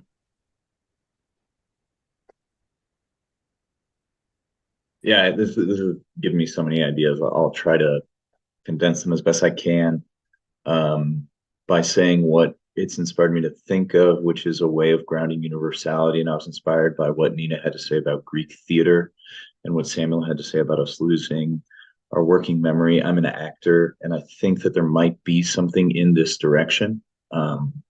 Definitely having to learn Shakespeare, having to learn Roman and Greek tragedies will give you a familiarity with texts that I don't know if it puts you above average, but it makes you like learn words.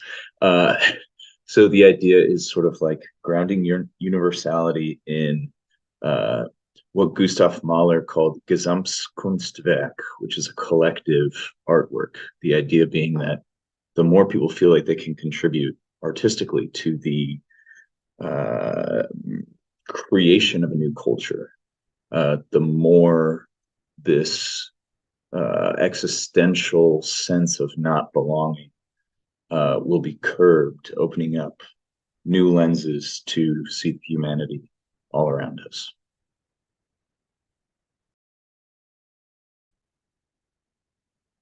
I think one of the main themes that connects all of our discussions today is universality, and it's a theme that I would like to build to in subsequent pieces. But next year, Andrew and I are going to be collaborating on a few pieces that we've been tossing around some ideas. So very inspired today, and yeah, look out for those. Those are in development.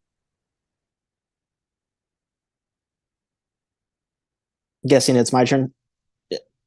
So yeah, I mean, this is very great discussion. Good to see all of you on here. Those who haven't met, really great to meet you. And yeah, I just want to thank Dave for allowing me to publish this essay and to collab, especially not only never being in the university, but also being in the military and considering myself a sort of Marxist oriented person.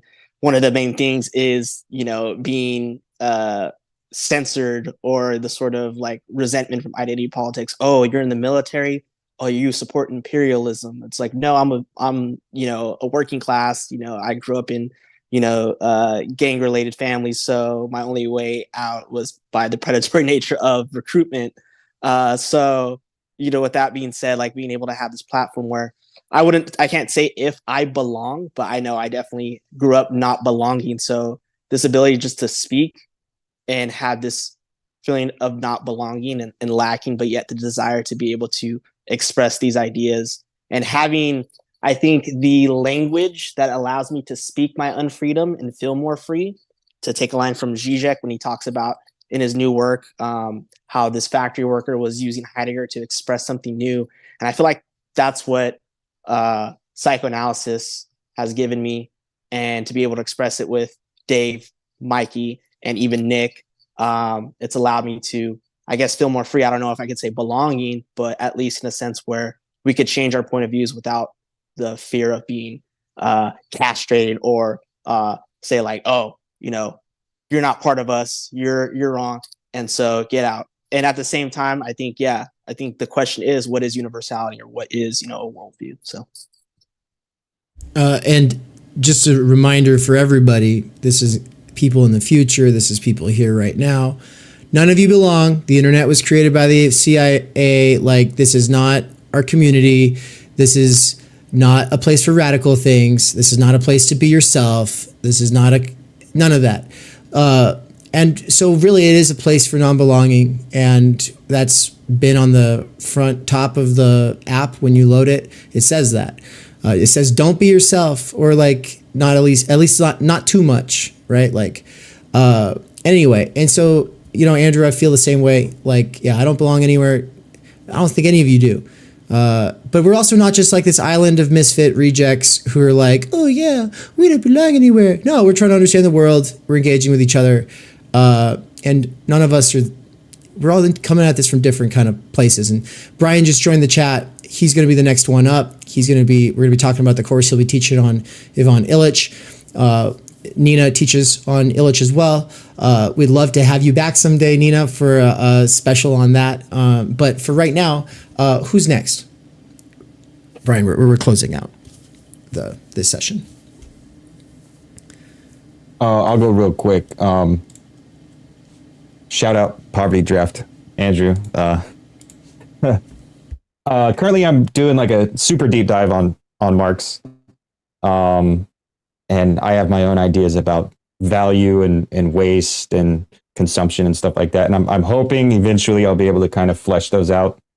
And we're also doing a deep dive on Luhmann for the critical media theory cohort. And I'm looking forward to engaging with that and like thinking about human futures and how do we secure a human future for us. Yeah, looking forward to everybody's contributions. I really do like how there's a lot of crosstalk and a lot of back and forth between everybody. So I guess what's on the near horizon is I've got two pretty long blog posts that I'm hoping to have out within the next month or so. That's a running joke at this point with Dave and I. It'll be done soon. Yeah. But I'm just trying to get some of those done, and hopefully having my first book out sometime next year, while I'm also working on my main book that I've been doing the research on for 5+ years now. So, and then teaching courses at Theory Underground as we plan them and as we have time to do them. And so just that, and happy birthday, Dave. And great to be here with all of you. Mike, I'm just totally delighted that you were able to pop in for this. Everybody, look, the Young Zizekians, aka Mikey, Nick, Andrew, myself, like it's our side band. We're all going to be, or it's our Wu-Tang Clan, according to Andrew. But no, we're all going to be joining the Theory Underground Film Club to talk about AI and human futures as the sort of culminating event tonight. So I hope you can all come back if you've got to dip out at some point. I know like where Nina is and Christine as well, like it's pretty late. I mean, it's getting late on the East Coast. I just saw you yawning there, Andrew. Is there anybody remaining? Everybody said their piece, right? Everybody said goodbye? Well then, what I'm going to do is I'm going to roll the PSA because Bryan, you're all about to hear from him anyway. His piece in there is more of a creative writing approach, which is more of his academic background, but it's also he's always felt called to sort of mythologize our times. And in a sort of sense, he's doing it for the movement of underground theory or the emerging thing that is underground theory. And so if you want to check that out, go check out the work. But with that, I'm going to roll the shorter version of the PSA. This will be the first time that I played the shorter version today. It's only 3 minutes and 30 seconds. We'll be right back after this. Is it going to go? There we go. We cannot do direct revolution, but the only way to lay the foundation for it is to do what you are doing to move the underground. It's a theoretically correct title. Welcome to Theory Underground, where workers with earbuds can find genuine liberation from necessity. Research at Theory Underground focuses on what is most important for understanding our current situation: theory of the subject, capital, time-energy theory, critical media theory, CMT, and the most essential critiques necessary for understanding why the theory, ideology, and common sense of influencers left to right misses the mark. Theory Underground is a publishing house as well as lecture course and social media platform. You've been reading Underground Theory. Yes. And amazing book. I'm a publisher and an editor. I run and review books. Literally, it's my living. This is the best edited collection I've ever read. Jesus Christ. This is a little experiment in what I, David McKerracher, can pull off without relying on the academy or the algorithmic dictates of the attention economy. I believe that I am, like so many others, pioneering a future in which educators can form learning webs that will make learning as a way of life enjoyable and emancipatory. However, before these tools become accessible, they have to be experimented with. That's why I built my own website and app using nothing more than my own saved wages, 5 patrons, and some small classes of students over the last year. Of course, I also have had my wife Anne's moral support and help with accounting so that I don't get in trouble with the IRS or whatever. In less than a year, Theory Underground has already put out 8 courses, 2 books, one, my book, Time Energy, and the other, Underground Theory, which has over 30 contributors, including works written by students at Theory Underground, some of my fellow travelers, and colleagues in the broader universe of underground theory. Beyond the books and courses, though, you will also find interviews, reading exegetical reaction sessions, and live weekly events for working-class autodidacts, independent researchers, and renegade academics. These include a variety of clubs and cohorts that meet on a weekly or monthly basis. If you want to get involved, there are 4 main subscription levels. Think of it like a gym membership, but for your mind. The point is to make learning, practice, and theoretical comprehension a way of life. If I can triple my subscribers in the next 2 months, I can quit my gig at Amazon and focus on this work full time. All I need is a few more people at each of the levels, or a couple big-time patrons who just want to see it happen. Right now I am doing a patron and site subscriber drive, so excuse the commercial. But if you end up really liking what goes on at this channel, consider signing up soon. I hope that you either will or have enjoyed the program, and also make sure to like, comment, subscribe, and leave this playing in the background all the time while you're doing other things. Playing long-form Theory Underground content in the background while you do things has, in the near future, been scientifically proven to emancipate minds from the functional illiteracy imposed on workers by the structural stultification of time energy. This is achieved by reterritorializing circumspective concern. Also, to some degree, it is for the algorithm.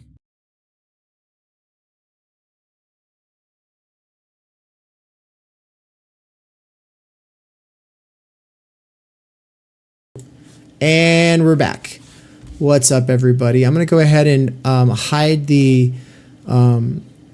non-participants here, and then start the new recording. Sorry, everybody, it's a mess over here. But let's see. I got to make it so that Anne's not getting cut off before I start the next recording. What's up, live side? Did you see that PSA? What did you think about that PSA? I put a lot of work into that. Great to have you all. If you're in the chat, let me know what part of the world you're joining from. Let me know if it's late or if it's early. Like, let me know if you've been here for the whole thing or if you just got here. Just, blah, blah, blah. Do that kind of stuff. And then I'm going to start. 3, 2, 1. All right, everybody, welcome to Theory Underground. I am your host, David McKerracher, and today I'm joined by two of my closest fellow travelers, Bryan Weeks, someone I've been collaborating with for, better part of like a decade, and then Anne Snelgrove-McKerracher. The nepotism is shameless in this place, I swear to God. We all three taught the first course at Theory Underground. It was the three of us, and that was very deliberate on my part. And so what I just wanted to do with this time, as we get set up here to talk about the course that Bryan will be teaching on Ivan Illich, is first of all, talk a little bit about the idea of university, the class itself, as well as the actual idea. And then that'll set us up to talk about this as some kind of like a sequel.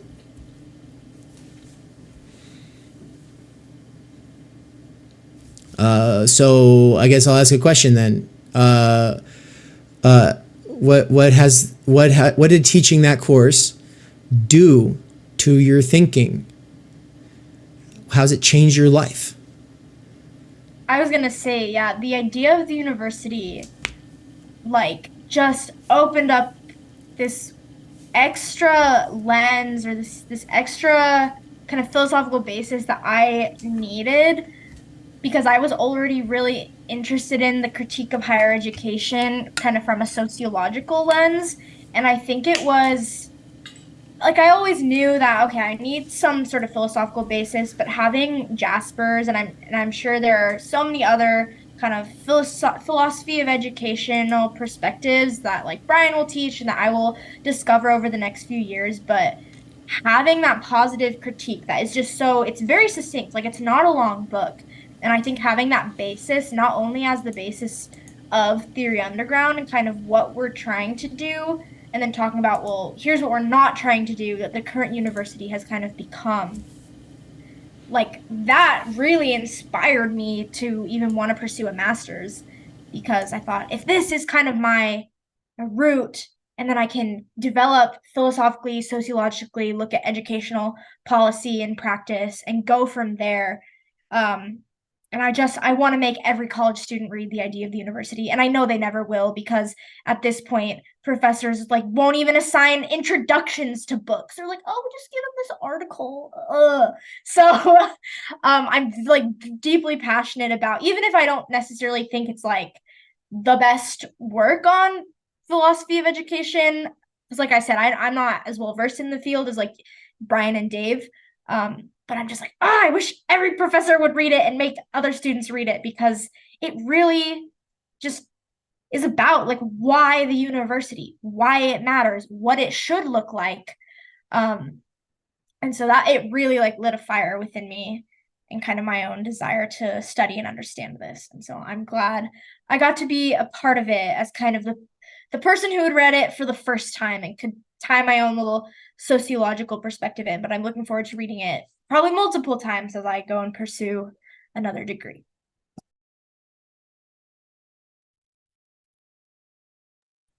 All right, there we go.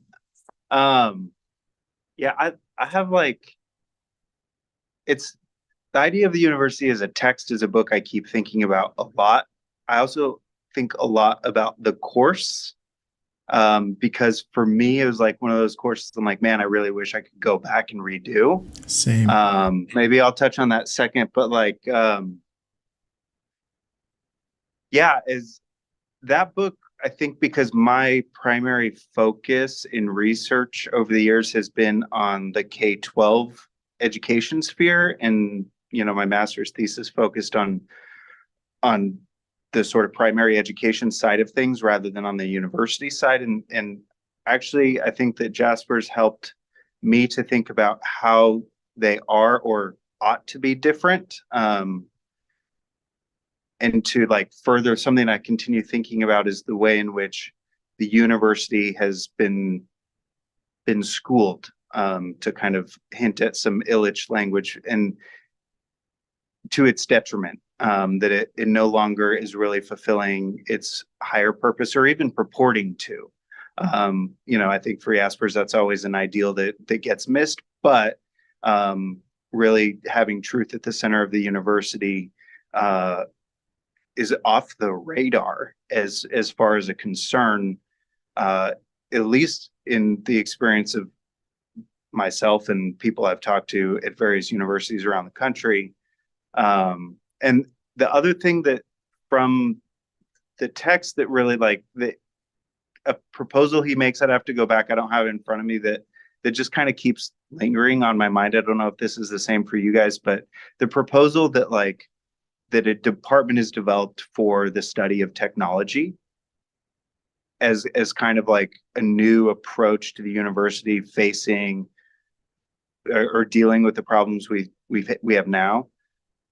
I can't stop thinking about that in relation to everything else I read and am currently doing in my own research, and how important and useful that perspective might be, in thinking about what technology is and how we use it and how to respond to new technology.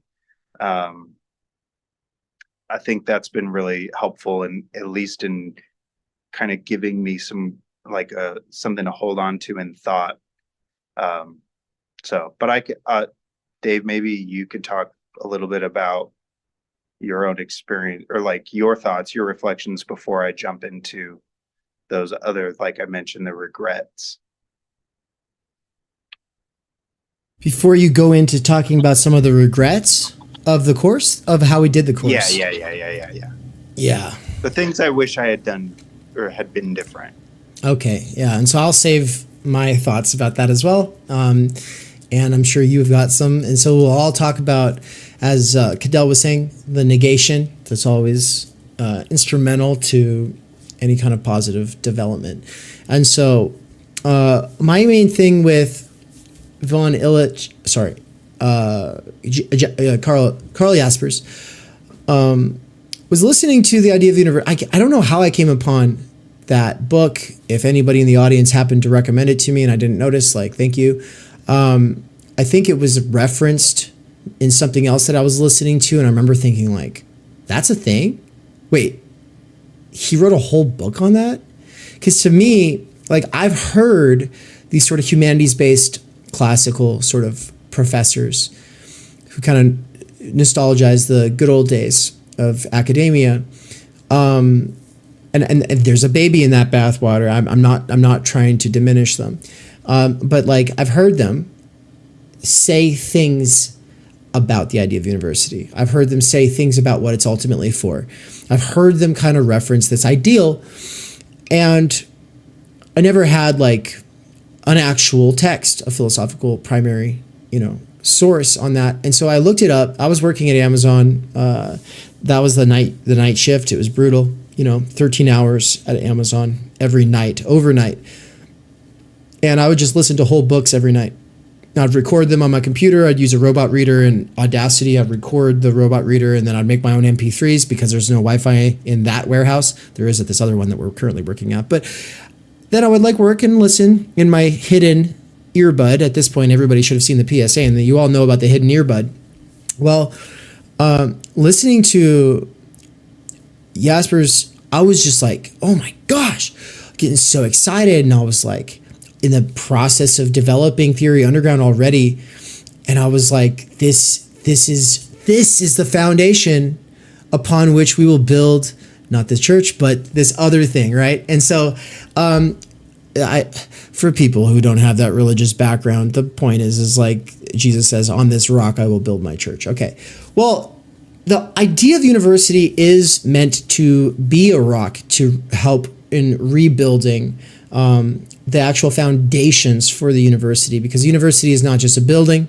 The university is not just its administration or its academics, its researchers, its instructors, its students. No, it is an idea.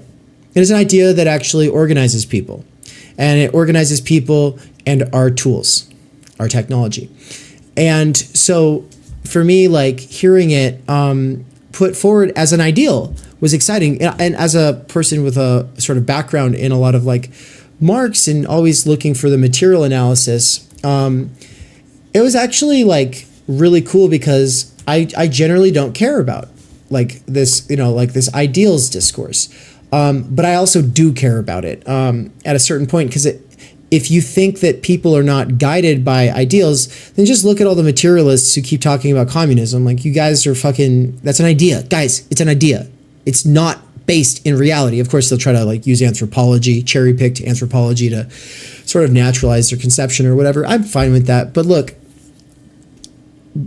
Jaspers is not saying like that this is the solution. He's just saying, look, as we rebuild the university system in the aftermath of the Nazi regime, after it just cleaned house of like most genuine thinking, which had just happened over the border in Russia as well. He's saying, as we rebuild, let's not turn it into a business place. Let's not turn it into just job training, because the other side of totalitarianism that is political, either communist or fascist, the other side is just capitalist business. And he's saying we have to safeguard against both political totalitarianism and the business motive. And then he talks about these other constituent contradictions between the interests, roles, and functions of the administration, the researchers, instructors, and the students. And he thinks that he thinks that we can't just look at the thing and say, well, I don't like this and I don't like that, I don't like this and I don't like that, I don't like this and I don't like that. No, he says we have to look at the actual ideal and actually tarry with it and think it through. And so having that there at the beginning should be enough for people to understand that we're not just some knockoff of some magazine. Okay, which I just have to say, because people keep being like, oh, you're like this magazine. You're like this magazine. No, we're not, because the idea of the university is sort of like actually directing us. If you don't care about intellectual things, if you don't care about understanding for its own sake, if you don't care about a pluralistic discourse between people who ultimately disagree but want to try to understand those contradictions, if you don't care about those things, there's a whole world of internet out there for you. Go to click on, skip, go for it. But there's also universities as they currently exist today, increasingly with the neoliberalization of university. That is a place that is also safe for you, increasingly so. Which is to say, if you don't care about ideas and you don't care about philosophy and you don't care about trying to understand the whole, you don't care about a plurality of discourse that tries to like unearth these contradictions that otherwise kind of like remain these elephants in the room that we kind of forget about, or that kind of whatever. If you don't love that stuff, well then there's a lot of state universities, at least I'll just speak of like from our own experience, that are going to say, yeah, it's just job training. It's just job training. And I think that, yeah, we already had that critique, the neoliberalization, ultimately capital, what capital does to the institution. But we didn't have this kind of ideal basis, which is like a sort of North Star for directing a way forward. And so anyway, I hope I sold some people on going and reading Jaspers, because that's my goal here. My goal was just to kind of sell you all on actually reading it for yourselves. Now let's talk about what we could have done better.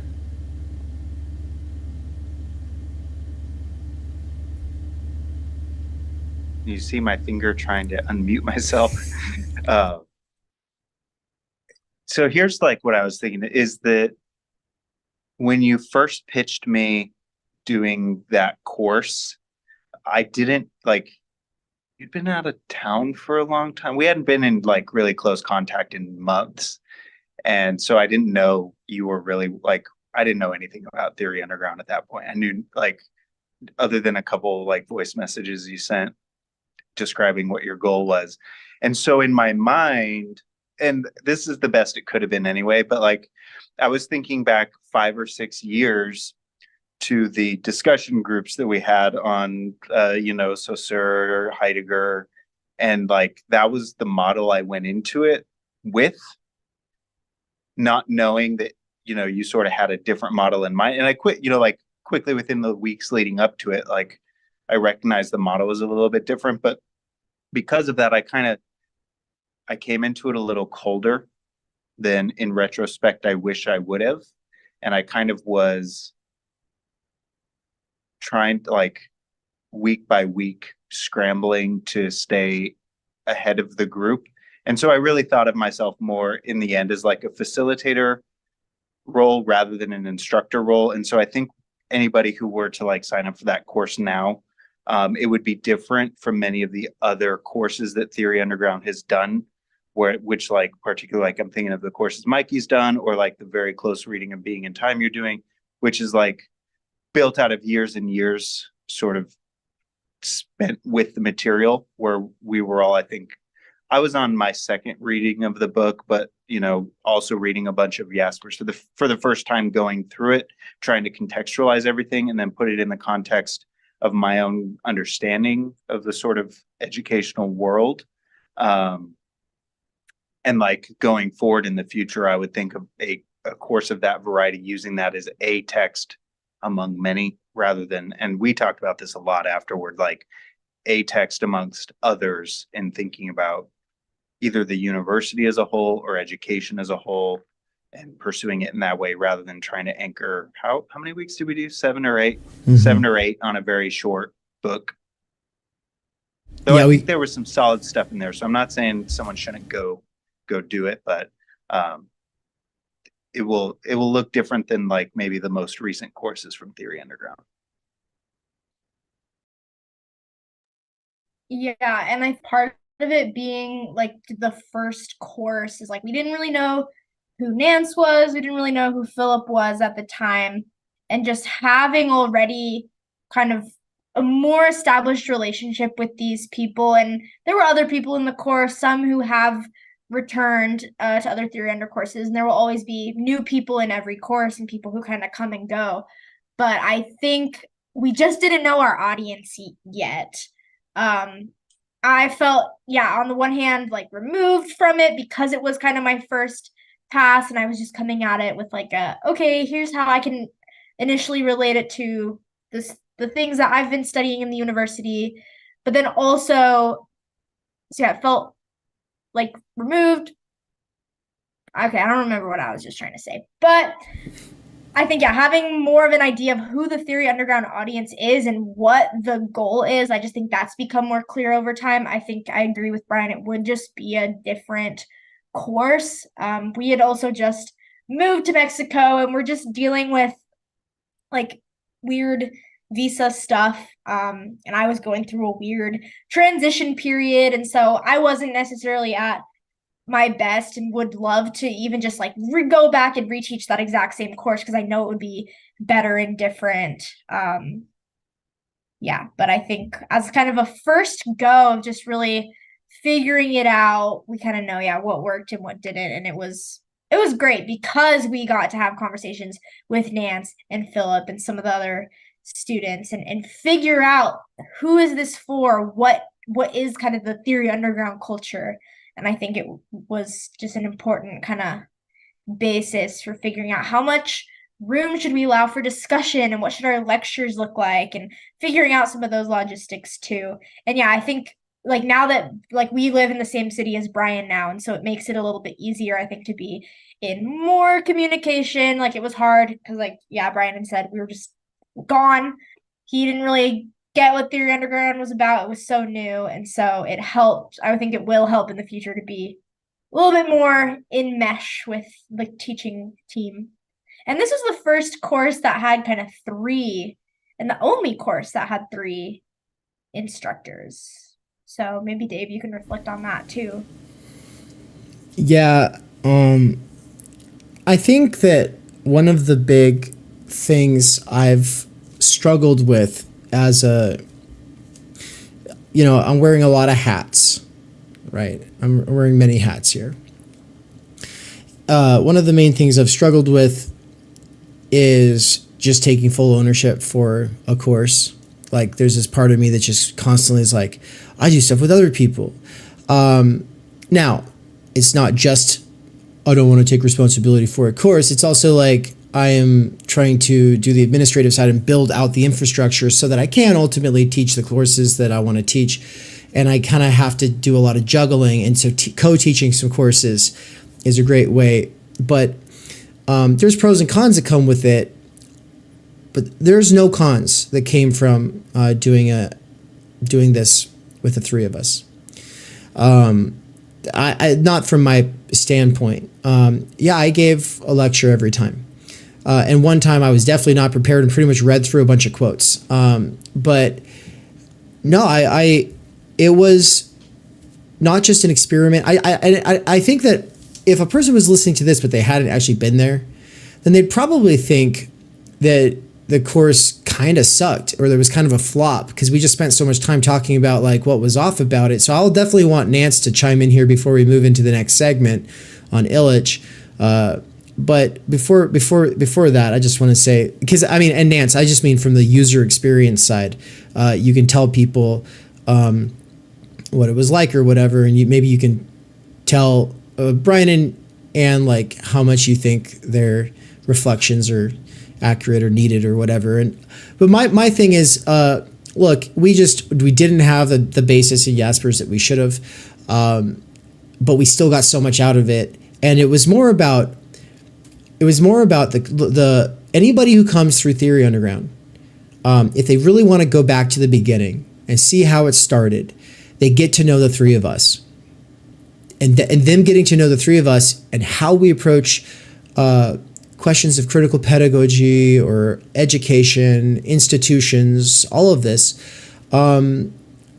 It's not straightforward. It's not simple. It's nuanced. It's complicated. It's vexing us. It's personal. It's professional. It's something we've thought about for a long time. And everything that happens at Theory Underground is kind of in that wheelhouse, right? Even when it seems like it's not. But, the second class was the professional managerial class. It's directly related to the idea of university. The What is Sex course is a lot harder to pin down. It's like, well, what's that? Well, ultimately, it's a part of critique of libidinal economy, which is a field as important as CMT. It's CLE, right? Critique of libidinal. It's very important, and Zizek and Zupancic, they're foundational for that. But it's also important for the whole question of like the relations between the sexes and what it is to be a human, because as Mary Harrington says, there's no such thing as a human. There's only males and females. There's only ever been males and females. They're not. The idea of the human has always been secretly coded male, right? And so people who are contemplative about such things often just squirrel away into some corner and then think about it. And it's like, it's a touchy topic and it's hard to approach. And Zupancic kind of sets up some of the tools for being able to think about all of that. Okay. All of the rest of the courses somehow relate. If you can't make the connections, then you just need to retake the courses, I guess. But I think that it was a raging success. To the people in the chat, Cesar Ruiz says, maybe y'all can do the course again, but as a redux that adds to what you already presented. And I just absolutely love that. And then Camille says, feeling irrigated. This might be asking for a lot, but can we dream to someday replace the term intellectual? And so maybe you'll each on your own want to touch on the idea of the intellectual. Nance, I do want you to kind of come on here if you're handy and say something about what your thoughts about the idea of university course might be. And especially, it kind of seems relevant to Camille's question because you've always wanted to be able to have the freedom to live the life of the intellectual. And so, what do you think about that question about getting rid of the term intellectual? And then what do you think about what Bryan and have had to say about the idea of university course. On the question of replacing the term intellectual, I don't know, man. I want to be an intellectual. I want to be seen as someone who's put in work. I think we can absolutely kick down the door, but that doesn't mean do away with the social discrimination or whatever entirely. Like, there is a place for hierarchy, and I'm coming at that from an anarchist perspective. Anyway, no, keep the word intellectual. Just make it accessible to everybody. Sorry, one way we can do that is by post-anarchist, post-Marxist perspective. I know you. I know. I've looked at the cards in your hand. Okay, but keep going. One way we can do that, making that accessible, and maybe destigmatizing material conditions, but still celebrating excellence, is by having courses about the idea of the university. I think it was fucking great. I think there was probably a period of easing into it for everybody involved, maybe, but I think that worked. I thought it was fucking great. Like, at least half the piece that got published that I wrote, that got published in the anthology, was from this course, The Idea of the University. And it was like, the university was always kind of this, mystical thing on top of a mystical hill for me, from my perspective, even though I went to school for a little bit on scholarship, but it just didn't work. I had kids and I had a job and shit. So I didn't really get in it and get jaded on it like you guys all have. So I always kind of still looked up to it, but I also kind of had this, cynicism of it's all bullshit anyway, because everyone in my life is like, they've all graduated and they all kind of, I don't want to say they suck. I'm not saying that, but I'm definitely not saying that. But they don't do this stuff that I still remember being like a small child and just maybe I'll be a scientist when I grow up. Maybe I'll be like this world of magic that did revolve around, the mind and the life of the mind. And doing that course with you guys, who in the course, you all presented yourself as trustworthy sources of information and trustworthy instructors, really made me feel comfortable. And I thought it was fucking great. Of course it can be improved. What can't be improved? I thought it was fucking great. Yeah, I would honestly, I think one way we could probably do this would be to come back and have each of us teach an individual course that is a sequel to the idea of university. And that sets up who? Bryan. So I'm going to go ahead and make it show your thumbnail here on the screen, everybody, for the rest of this time. Introduction to Ivan Illich. Can I real quick? I just wanted to respond to the intellectual thing, and then I'm gonna turn my camera off so it can just be you and Bryan talking about the course. Yeah. Yeah, and then Bryan's outside meowing, and I'm gonna go get him. Okay. But I don't know where the commenter is coming from, but I could understand in the same way that it's okay, yeah, if we're leftists, maybe we shouldn't be throwing around the term communism or Marxism because of the perception, the social perception that it has. But rather than saying, oh, then we need to not use that word intellectual because of the connotation it has, from both people on the left who go, oh, it's just elitist white men, and then from conservatives who go, oh, it's useless. It's I think we need to reclaim the term intellectual and make it cool again and make it actually something to aspire to, and realize that being an intellectual or aspiring to intellectual goals and valuing it and having an inner life and developing the life of the mind is valuable in itself. And I go on and on about that, but I say make intellectuals great again. That'll be the hat. So yeah, so I'm gonna turn my camera off, and I'm excited to hear about this course. But thanks, Nance and Bryan, and I'll see y'all later. A really quick note on that. Thanks for reminding us to kind of finish out the note on that, because the issue of intellectuals is really important. I think that one of the issues is that when you start saying that someone's an intellectual, it kind of like assumes that other people are not intellectuals, and then that must mean that they're not contemplative or thinking.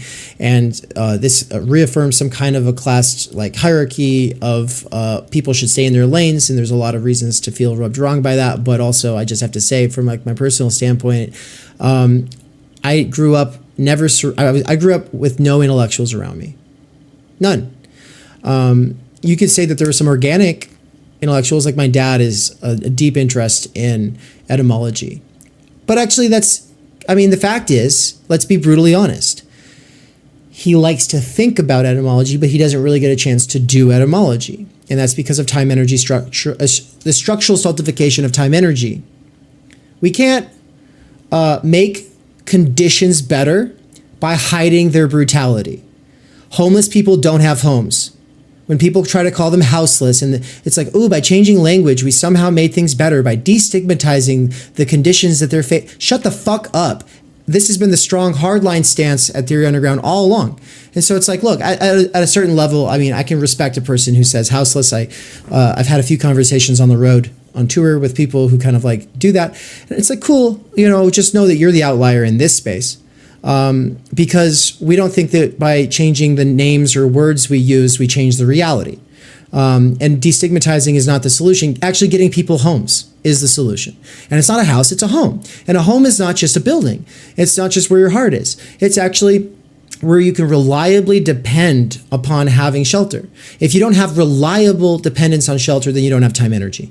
And so then people try to to simplify and flatten poverty, simplify and flatten various kinds of illness.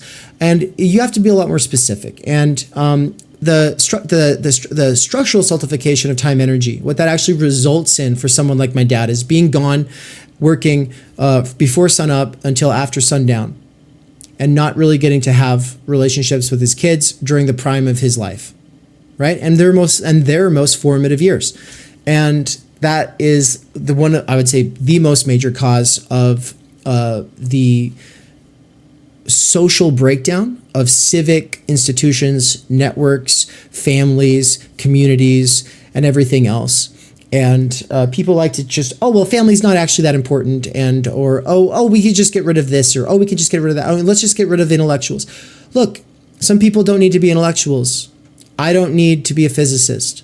I don't need to be a chef. There's things I don't need to be, but I need to be an intellectual. And it's a real thing. And if you think it's not a real thing, or that you fix the problems of society by changing the words, then I would just put forward the plea to think more about the fact that no, it's not it shouldn't mean you're smart and everyone else is stupid. It should mean you should know that 98% of the time I am thinking about philosophy, theory, books, texts. This is my life.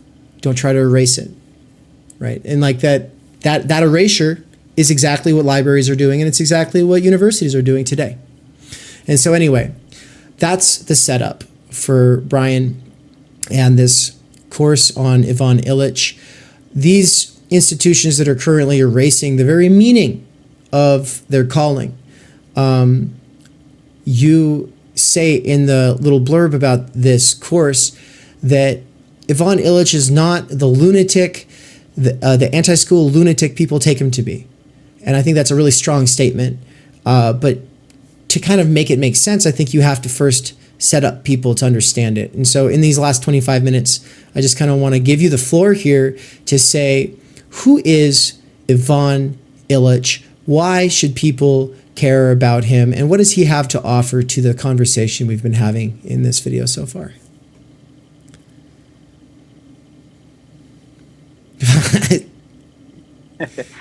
So I'm trying to think about an answer to that question that also responds to the question about the intellectual. And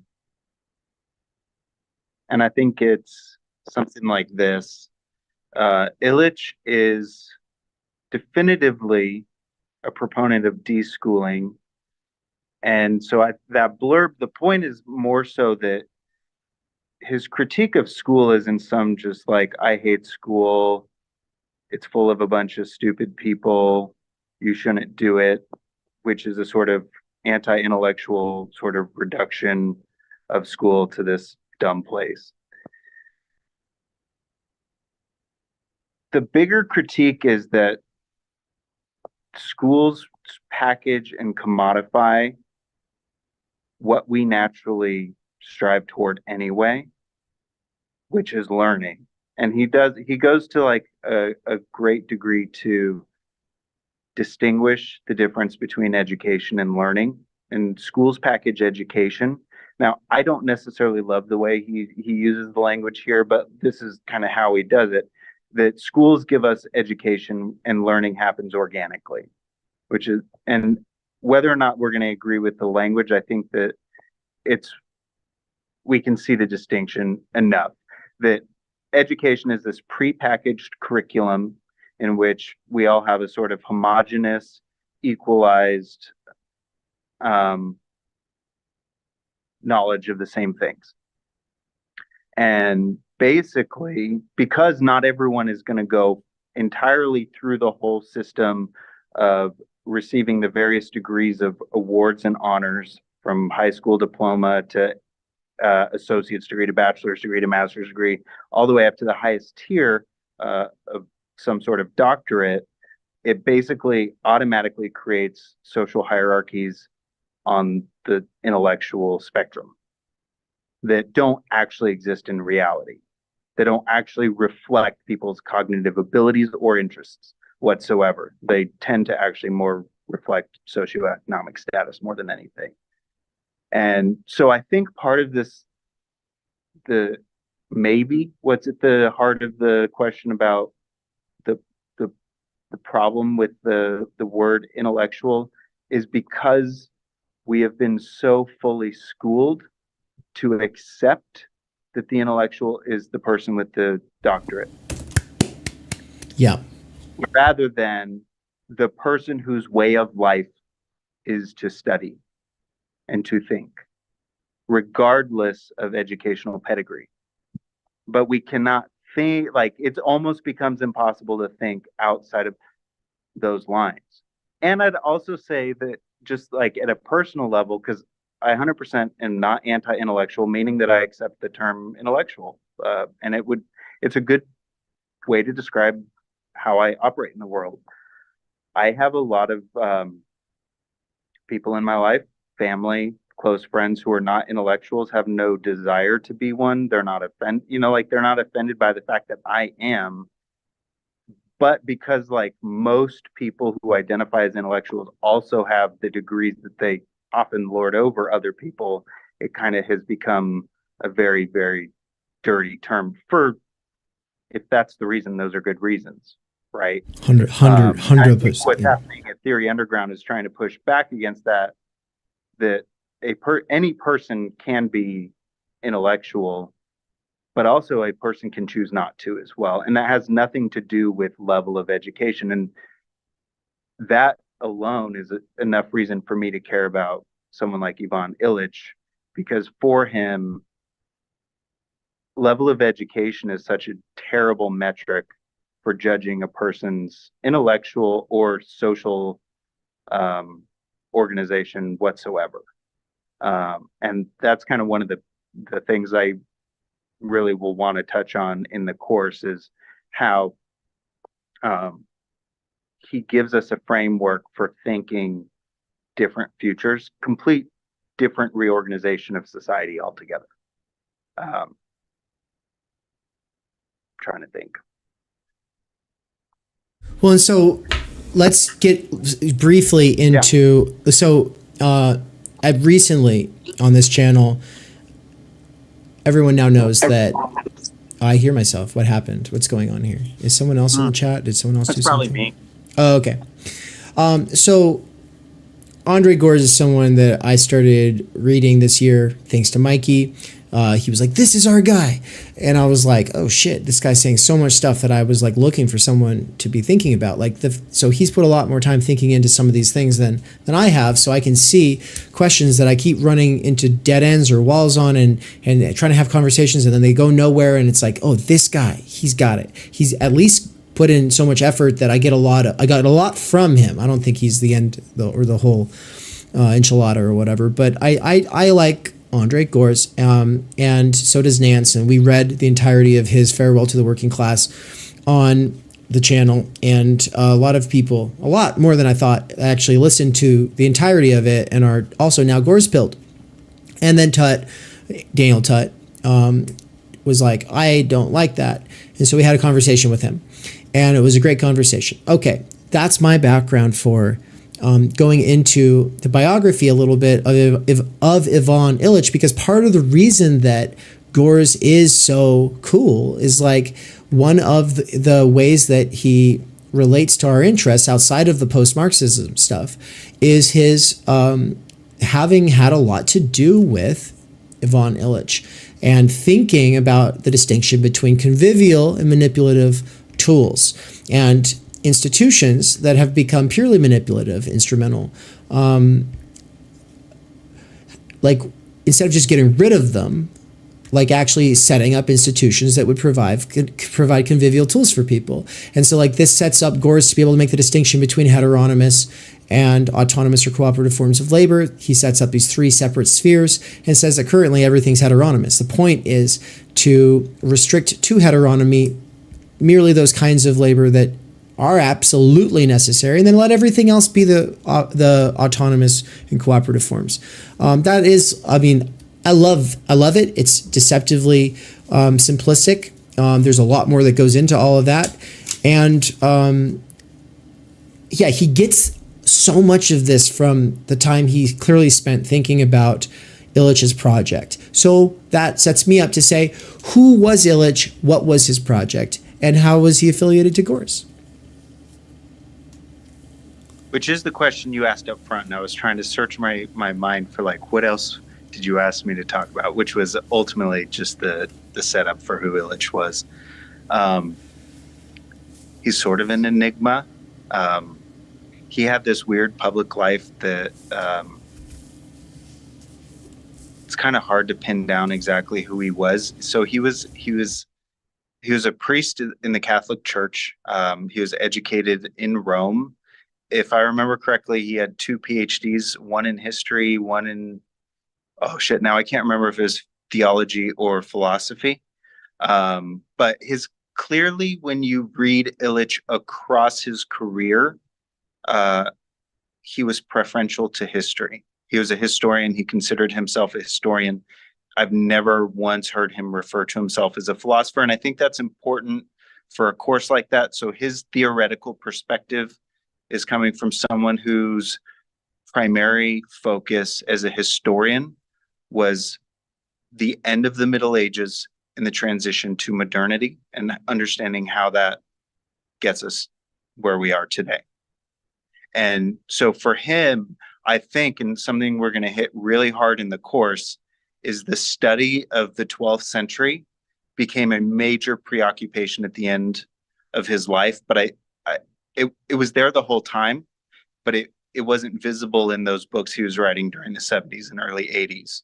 But it became very clear in the days, or in the last decades of his life, that was sort of always present. And so for context, he was a priest in the church. Without going too deeply into useless biography within the time we have,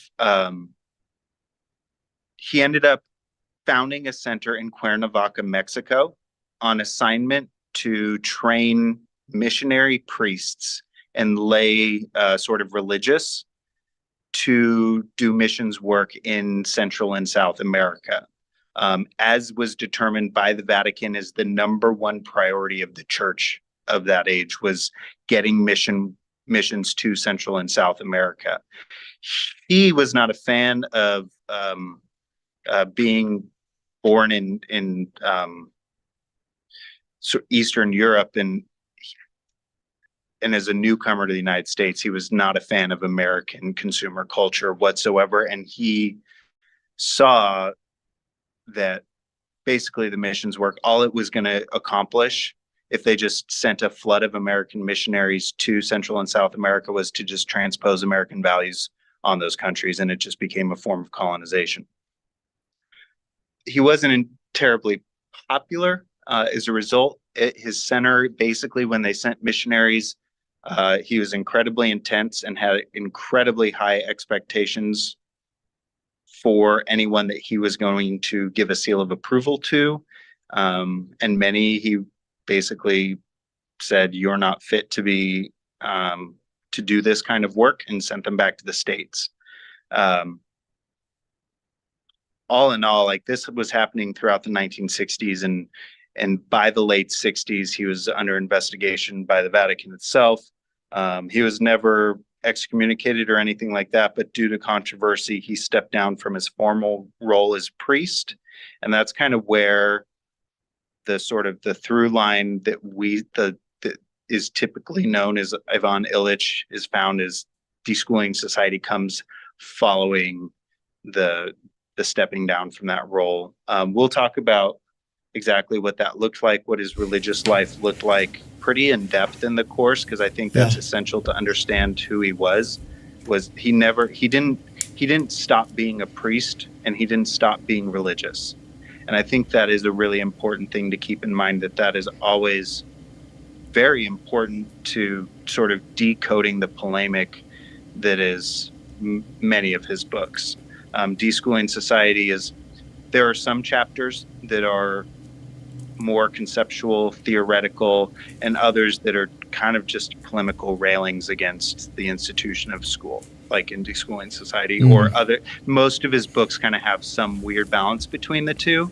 And so the work that needs to be done across from Deschooling Society, which is the first major book, through In the Vineyard of the Text, which is the last book, is trying to find the sort of kernel that holds it all together.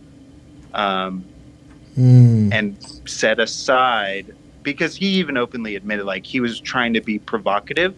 He never intended to set a program for the future, which will become apparent why, as you study him. Like, it would go against his actual convictions to lay a plan for the future, because he was anti-planning. And so looking at that kernel is essential. And I think the kernel, and the reason I didn't want, like, when we put together the graphic for the course, the word institution, instead the word tool, is because he viewed institutions as just large social tools.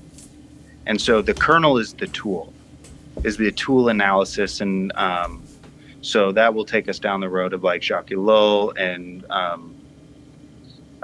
McLuhan and others that he was familiar with and in dialogue with in some way.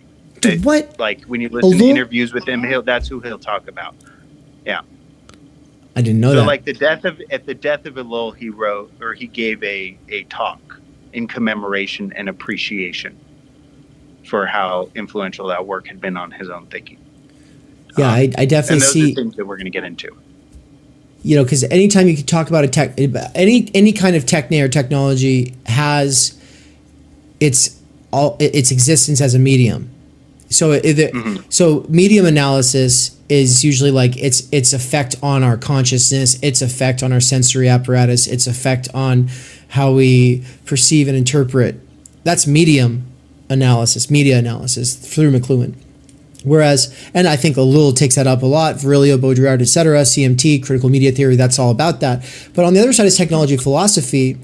And so when you're talking about technology with Illich, and of course we're thinking about tools, institutions are giant tools, right? Like they're power tools. Exactly. Yeah, I love that. Yeah, and so the reason he's going to go, and he's so concerned with the 12th century, is he sees in Hugh of St. Victor, who was maybe, I've never heard him say this, but I'm going to say it, that I think he would consider that him like one of his great teachers. was this monk at the Abbey of St. Victor in the 1100s, is that Hugh of St. Victor, he says, is the first individual in the West to systematically analyze tools. Not as what function do they have, but like, or how does like a tool help us fulfill a task, but how do the tools shape our lives? Which is the question he wants to answer. And he finds that in Hugh of St. Victor, and he sees it as a major turning point in the way, or in the direction that society tends from that moment on. And it changes the way scripts are used to write. There's a shift in writing that happens directly following the life of Hugh of St. Victor that shifts the way that someone like Thomas Aquinas is able to think within Illich's own thought. And so this is why I say, like, I think really looking at those historical sources that were for him the most pregnant is going to help us understand something much deeper in deschooling society. Because it's really easy to read deschooling society and go, well, we're never going to shut down the schools, they're so permanent, and then kind of go, well, we should move on from it. But if you can see this larger framework that he's trying to work in that says that the world is very, very, very malleable, and it has always shifted and changed and could look any number of ways. But we take for granted, this is also the similar like capitalist realist point that gets made, that like it is like, just be a realist, this is the way it is, just accept it. But his hope was that we could really think of new ways of being in the world. And that, I think, comes from, for me, it comes with the work that he did on the medievals and late medieval world, early scholasticism, which is where I found Illich. I didn't read Deschooling Society first. I read In the Vineyard of the Text first. Mm-hmm. And it was I remember that. a few years before I ever read Deschooling Society. So my understanding of Illich was always the sort of later, more academic. At that point, he was teaching at Penn State. That was my introduction. And then the sort of the radical, trying to be very provocative Illich of the 70s came later. And so maybe that just has helped me to see that there's something much deeper in the work that doesn't always get acknowledged, because he's not really taken serious at this point by many people outside of sort of like critical theory circles. Mm-hmm. And I hope for that to change, because I think he's a genuine, like he's a really, really serious thinker. He just didn't want to be systematic. So I'll just, I was going to set you up for a question here, but I want to get straight to my real question for you. So I'll just go ahead and just say, look, everybody, when he says schooling, he's not talking about education. And that he thinks that schooling is this other thing that needs to be taken apart. And that what we need is to set up... He is talking about education. I'll actually correct that. He's not talking about learning.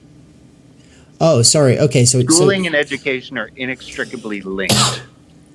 Okay. That schooling produces education, because it, in the phrase, are you educated or not educated? What you're asking is, do you have a degree or not?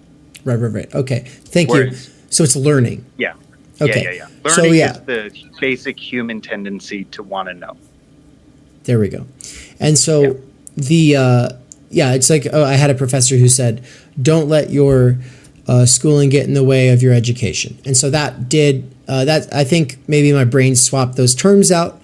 But there's an interesting thing. It's an accident, actually. I did not know that Seminar 11 by Jacques Lacan is the first public seminar that he gave, and that he gave it because he got exiled from the two institutions he was teaching in the same year. And that the new institution he went into, the condition of teaching there was that it be public. And so Seminar 11 was the first thing to get published. It's where he really makes his big breakout, but it's called The Four Fundamental Concepts of Psychoanalysis, because he wanted to focus on the four fundamental concepts, since it was like, okay, now he's kind of doing this publicly, so right, let's kind of like set up a new foundation for his work. And so there's kind of like the pre-Seminar 11 and the after Seminar 11 seminars. Well, that course is coming in July. Deschooling Society begins in June and goes into July. It's going to be on Thursdays? Is that what we currently have planned? Yeah, it's Thursdays. June, July. So it's the 13th, 20th, and 27th of June, and it's the 4th of July. We're literally doing the final course of it on the 4th of July because we just don't care. I mean, it's not to say I don't like fireworks or whatever, but come on. Anyway, this is more important. And so for some people who got to do family stuff, I get it. Just, it'll be recorded. You can come back and the conversation doesn't end at the final lecture. But I'm setting that up to say... in the evening of the 4th of July. Not if you're in the wrong... Well, Daytime. It's Unless always in you're the in evening Europe, somewhere. I guess. Yeah, But unless then you're in probably Europe. not celebrating, so it doesn't matter. Exactly. And so... Go figure. Deschooling Society, then I didn't realize is similar. So it's kind of funny that Seminar 11 and Deschooling Society are both these sort of exodus or exile. So one is exile, the other is exodus. But they're both leaving institutions in the 20th century. And I say 20th century because Darwin, Marx, Nietzsche, Freud, each is basically foundational to a field. And each of them were either exodus or exile. And so, I mean, is that?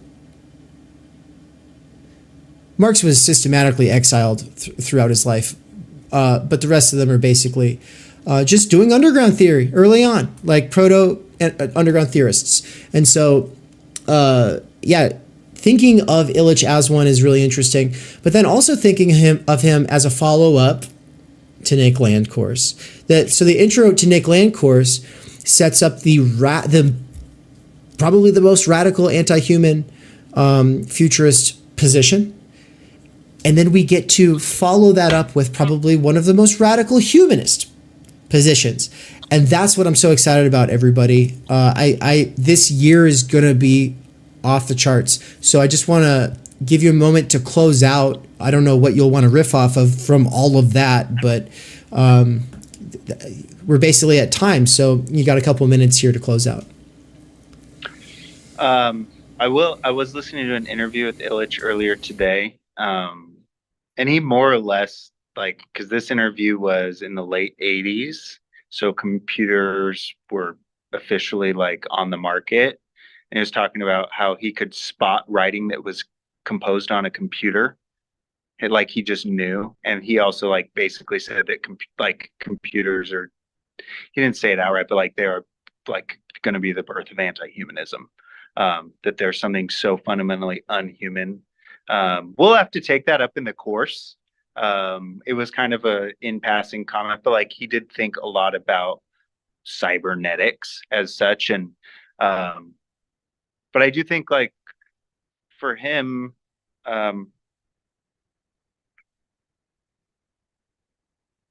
yeah, I'm going to be thinking about that one for the next 6 months, is the sort of the computer, because he saw the way that the technology of putting our thoughts down in a permanent place shifted over the last 1,000 years, changed the way we think. But he was entirely a pessimist on the computer and the ability, like he apparently wasn't thinking about our ability to do something like we're doing right now, which I think is fantastic that we're able to do this. And he said he would never buy a computer. Anyway, I don't want to close with that. I want to close with so at Cuernavaca, the center he had, I think we'll spend definitely the first week of the course talking a lot about that center itself and the sort of intellectual milieu that he would belong to. Because like the Nick Land course, for those who were in it and for those who weren't, you should go do it. What Land was doing with the CCRU, Mikey was trying to show, is a model for different ways of approaching underground theory. And Cuernavaca is a similar but completely different approach to doing underground theory. It's similar in that it is underground. It is not, it basically had been removed from any university affiliation and funding, and they were funding themselves off language programs, teaching languages to foreigners, Spanish principally. That money was then used to offer a shitload of courses. And so we'll spend a lot of time talking about that. And I think it is a really cool way to think about what they were doing in person in Mexico is very similar to what's happening with Theory Underground, but on the interwebs. And so I think that was like my inspiration for this course. Like if Nick Land makes sense to do a 4-week, crash course on, Illich is essential. No, this is because I don't think of Illich as primarily the guy who wanted to shut down the schools. Yes. I think of him as someone who wanted to radically reimagine our world and the way that intellectuals exist in the world and the way that non-intellectuals exist in the world. He cared not just about preserving. I think we tend to, those of us who are intellectuals, to get back to this point, we tend to think only in terms of the world should be more like us. And I think what is sort of a breath of fresh air in Illich is that he recognized that the world is full of a lot of people who are going to, when given autonomous free time to do as they please, they're going to do innumerable number of things. Sometimes those pursuits will be intellectual, sometimes people to do with themselves what they want to do with their time is the most important thing, even if they're going to fuck up and do it wrong. Even if they're going to miss the mark. I think that's one of the central pieces there. And it's really refreshing in a world where we're told that everyone kind of has to be alike. Thank you, Bryan. I can't wait for your course. Take care. See ya. We'll have O.G. Rose up next. We cannot do direct revolution, but the only way to lay the foundation for it is to do what you are doing to move the underground. It's a theoretically correct title. Welcome to Theory Underground, where workers with earbuds can find genuine liberation from necessity. Research at Theory Underground focuses on what is most important for understanding our current situation: theory of the subject, capital, time-energy theory, critical media theory, CMT, and the most essential critiques necessary for understanding why the theory, ideology, and common sense of influencers left to right misses the mark. Theory Underground is a publishing house as well as lecture course and social media platform. You've been reading Underground Theory. Yes. And amazing book. I'm a publisher and an editor. I run and review books. Literally, it's my living. This is the best edited collection I've ever read. Jesus Christ. This is a little experiment in what I, David McKerracher, can pull off without relying on the academy or the algorithmic dictates of the attention economy. I believe that I am, like so many others, pioneering a future in which educators can form learning webs that will make learning as a way of life enjoyable and emancipatory. However, before these tools become accessible, they have to be experimented with. That's why I built my own website and app using nothing more than my own saved wages, 5 patrons, and some small classes of students over the last year. Of course, I also have had my wife Anne's moral support and help with accounting so that I don't get in trouble with the IRS or whatever. In less than a year, Theory Underground has already put out 8 courses, 2 books, one, my book, Time Energy, and the other, Underground Theory, which has over 30 contributors, including works written by students at Theory Underground, some of my fellow travelers, and colleagues in the broader universe of Underground Theory. Beyond the books and courses, though, you will also find interviews, reading exegetical reaction sessions, and live weekly events for working class autodidacts, independent researchers, and renegade academics. These include a variety of clubs and cohorts that meet on a weekly or monthly basis. If you want to get involved, there are 4 main subscription levels. Think of it like a gym membership, but for your mind. The point is to make learning, practice, and theoretical comprehension a way of life. If I can triple my subscribers in the next 2 months, I can quit my gig at Amazon and focus on this work full time. All I need is a few more people at each of the levels, or a couple big-time patrons who just want to see it happen. Right now I am doing a patron and site subscriber drive, so excuse the commercial.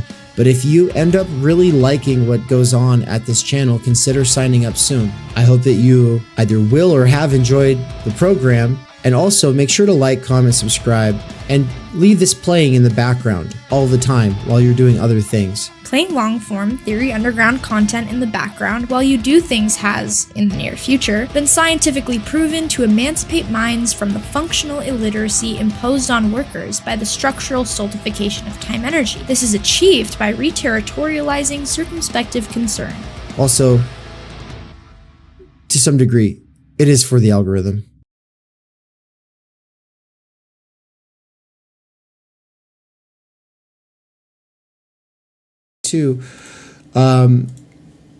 Welcome everybody to Theory Underground. I'm your host, David McKerracher, and today we are joined by Daniel Garner of O.G. Rose in the house. Welcome, man. How you doing?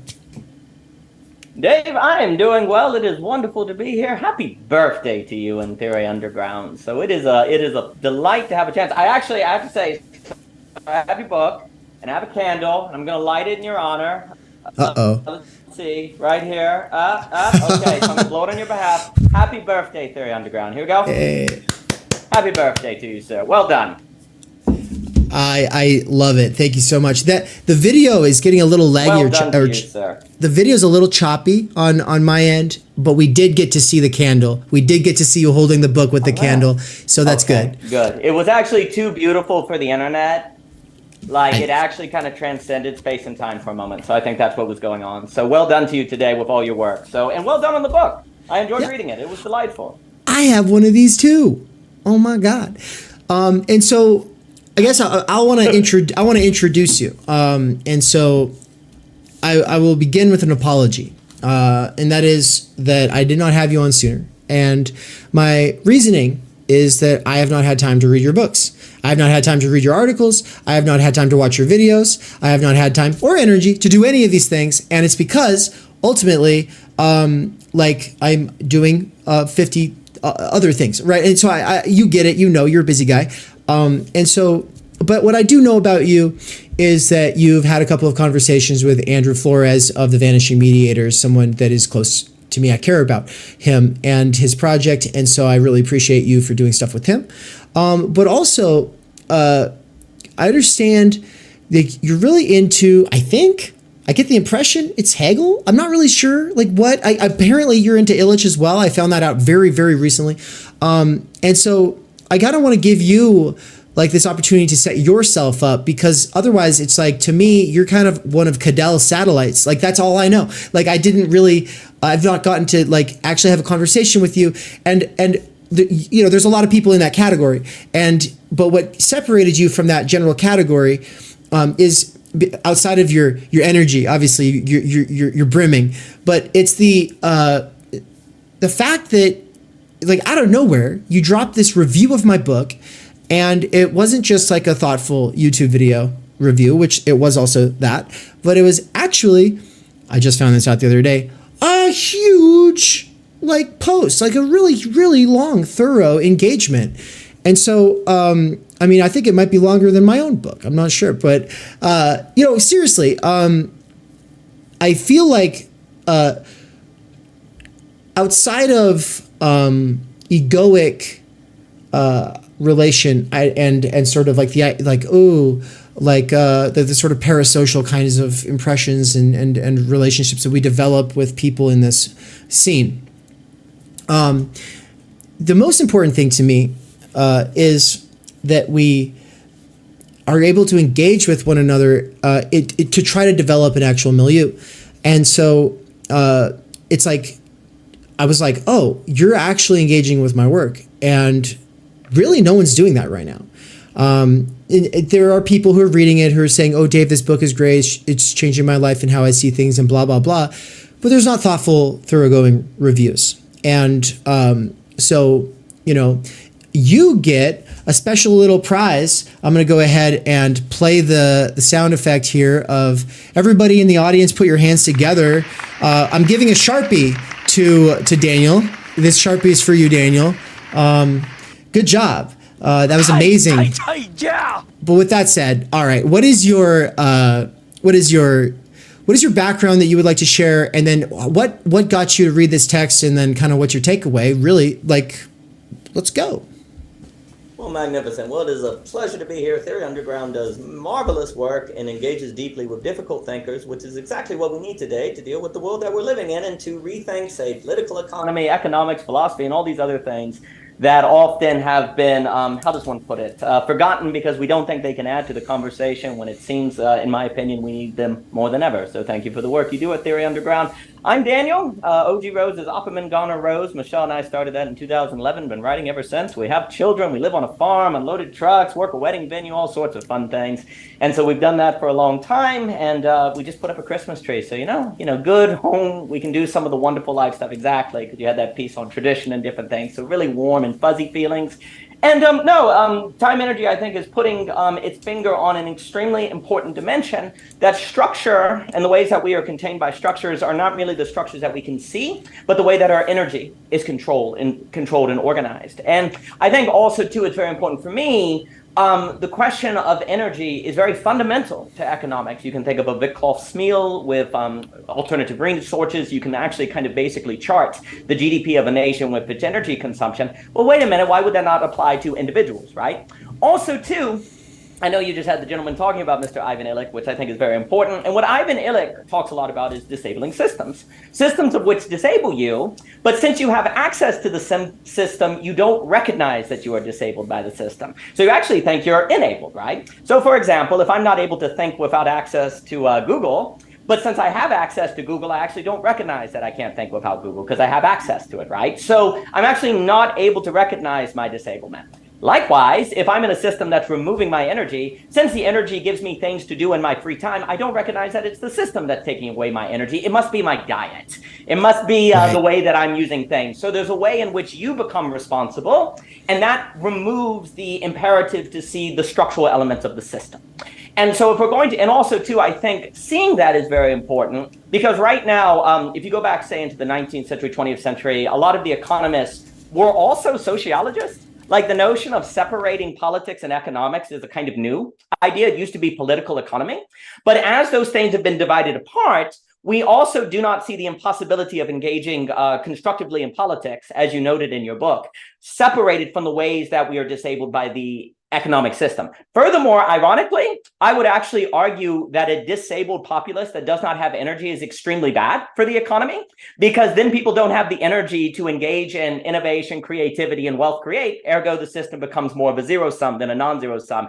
And Ivan Illich, will also note, as Bryan is teaching on, which is just wonderful to see, is that there has never been a period in economic history or modern economic history where the wage labor system is not relying on a shadow work system, a system of work that is not acknowledged as wage. And since you don't get paid for it, it's not even really work. It's actually just silly. The funny thing is, in the history of wage labor, it is actually not possible unless you have shadow work.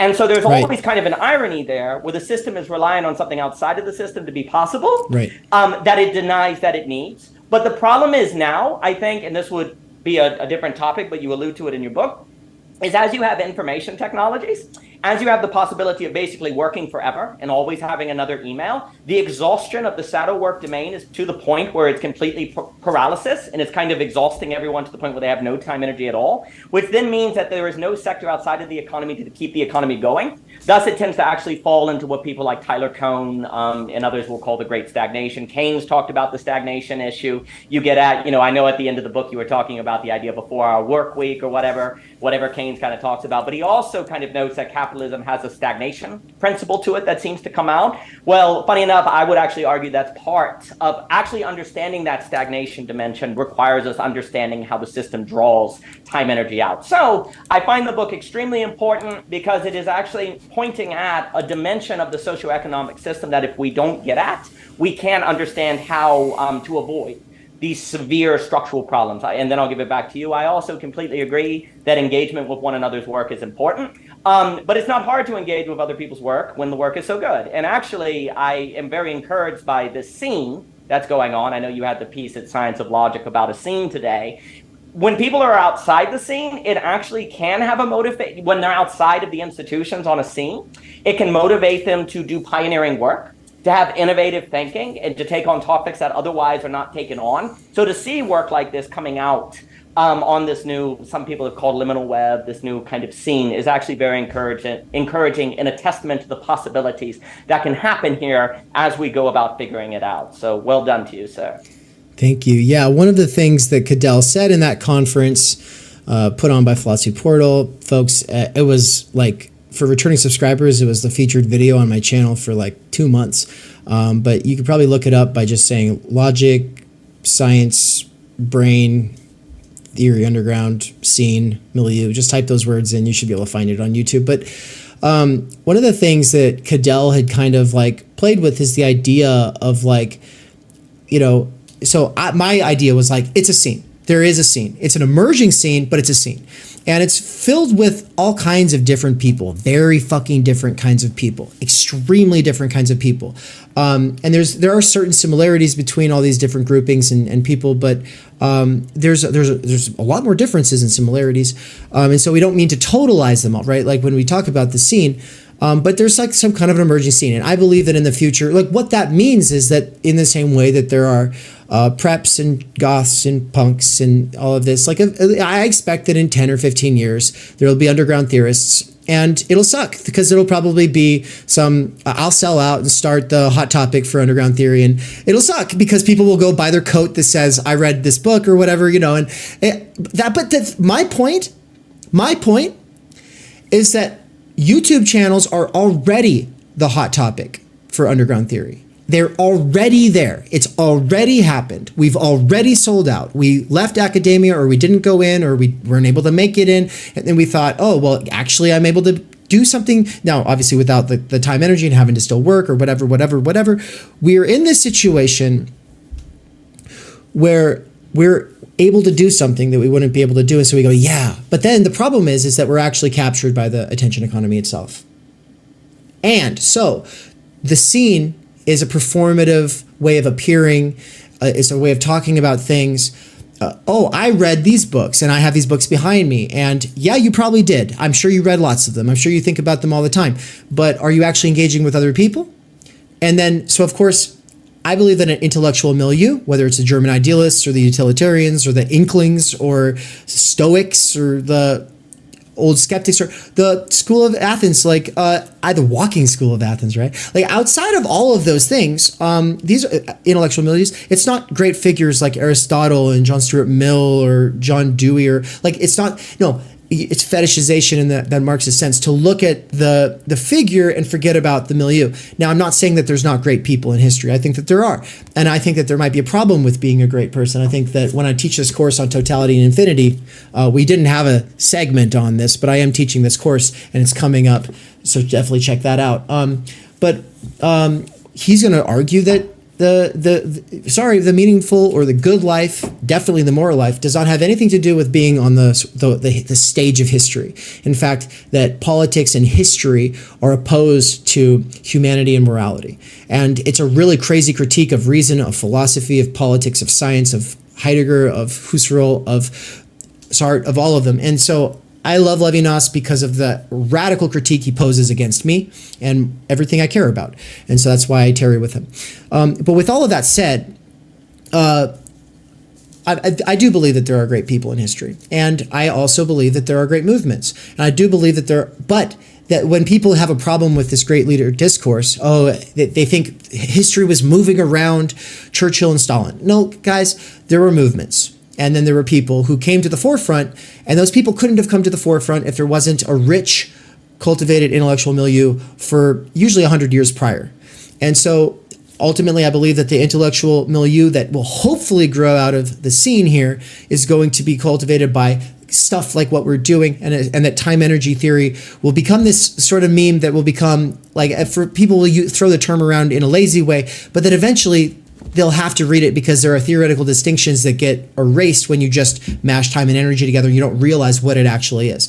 And then when people actually realize what it is, they won't agree with me politically. They won't agree with me on my takes, but they will themselves be changed forever in a direction that will hopefully set up people in the future to do differently. And that will set up people to be able to actually have families, to actually have communities, to actually blah, blah, blah, blah, blah. Okay. But my problem with that is that because we don't have the time or energy now, this idea of like, oh, well, we need to expand the network. We need to engage with more people in the network. Cadell touched on this idea of like, well, what happens if you bring Christians into the discourse? What happens today? He brought in banks. What happens if you, okay, yeah, it's all great. But I also, like when I go to a buffet and I start loading up my plate, I have to make strategic decisions. And for me, like the idea when he said Christians at that event, my mind went straight to you. I'm not sure if you're actually a Christian. I got this kind of vague impression that you're somehow into stuff like that. I'm not actually sure. I'll go ahead and ask you in a second.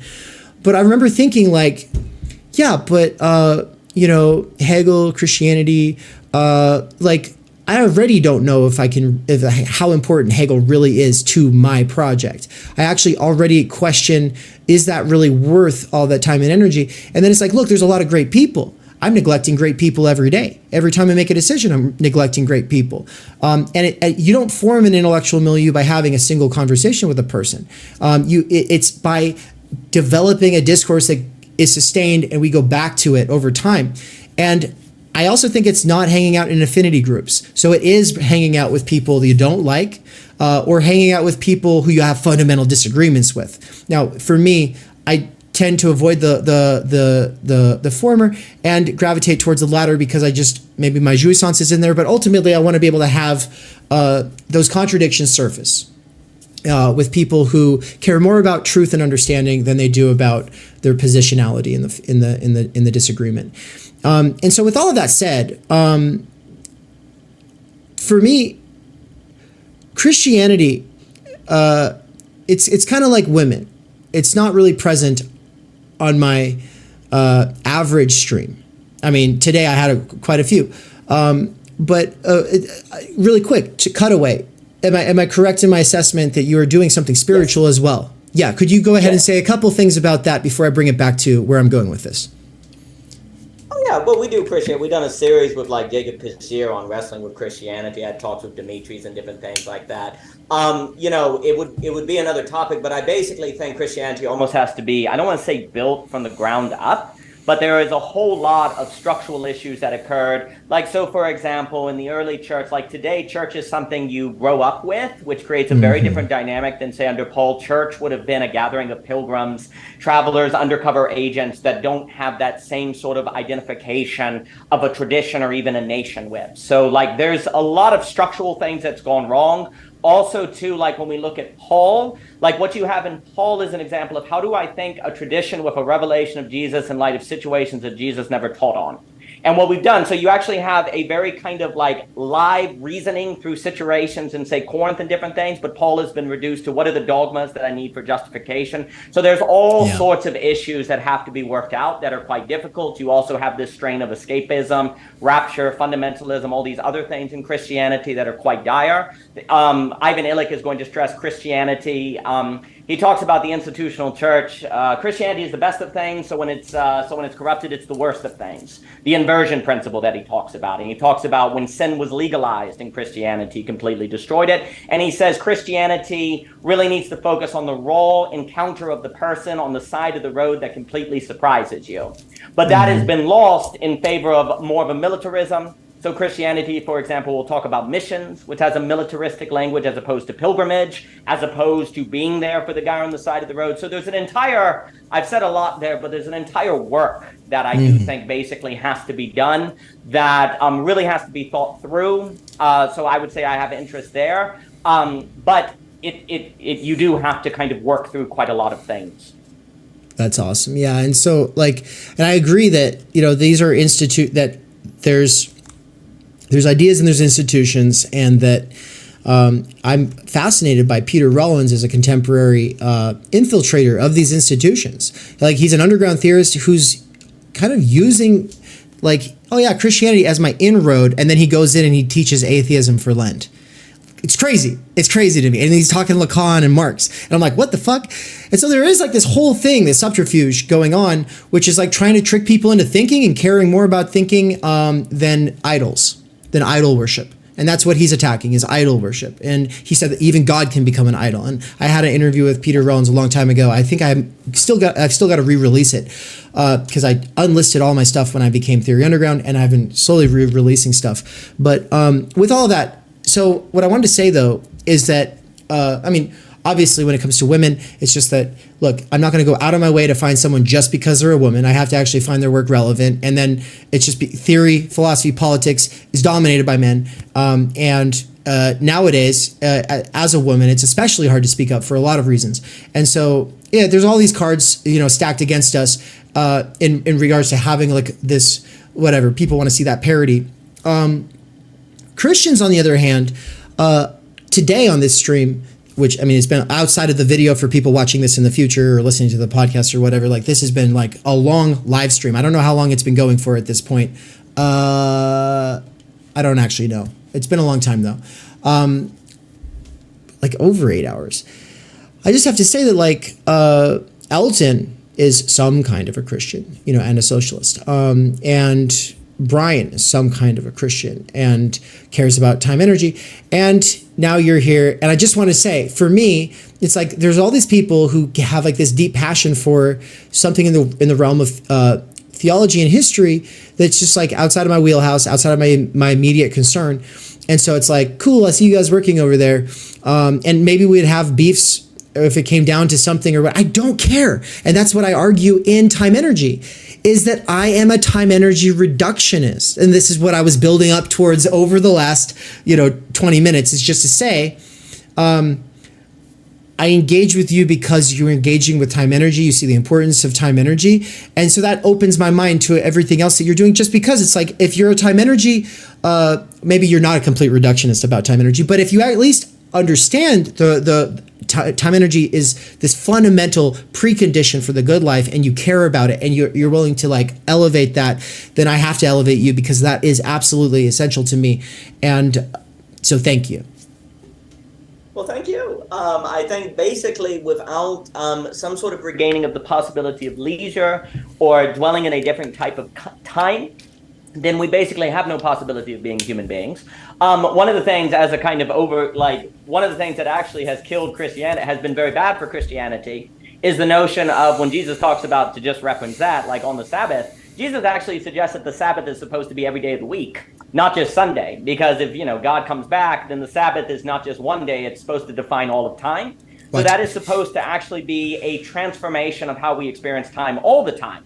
But you see, the problem is, because you have a capitalist paradigm, you see Sabbath as the rest you do before you go back to work.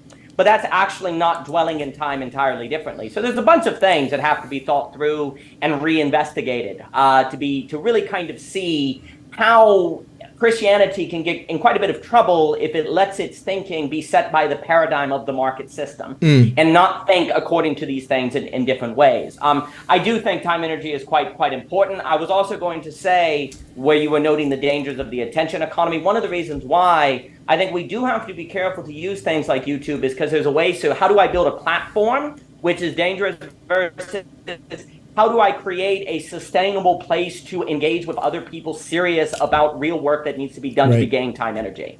And that's a very slight thing. So there's a difference, say, for example, between the YouTube channel that goes, I can do a bunch of summary videos on philosophers and know that a lot of people are going to like that, versus I'm going to try to host conversations that get into the depth of the seminars of Lacan that a lot of people may not like. And actually, a lot of people may not tune into that. But that's the difference between something that's going to ultimately be captured by attentionalism versus something that's actually going to lead to a new quality of intellectual engagement.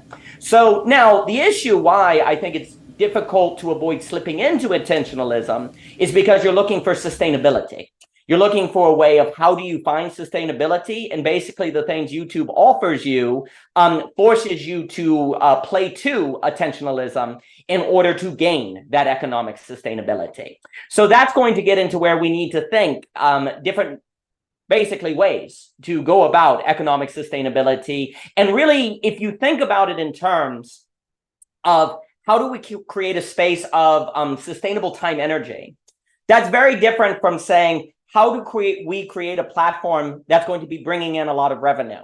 Now, those are very fine differences, but if you can always keep the time energy as central to your thinking, then that's going to give you a better metric by which to keep your eye on at all times. That may entail revenue of some kind, that may entail various market mechanisms, but you don't lose sight of what's going on. And the issue is, and I know you do a lot in Heidegger, Heidegger talks about how technology enframes things. Now when we look at a tree, we see potential lumber. Right. It's kind of like once you have the camera, everything you see is a potential photograph. So it becomes difficult to engage with things not as potential photographs. Well, economic forces also change our towardness relative to how we use time, what kind of metrics we think about, and what we're going after. And if we realize that the socioeconomic system has led us to not think in terms of time energy, but instead time that's wage labor or free time, and if we can kind of shatter that, then that's going to change how you're toward designing systems, designing channels,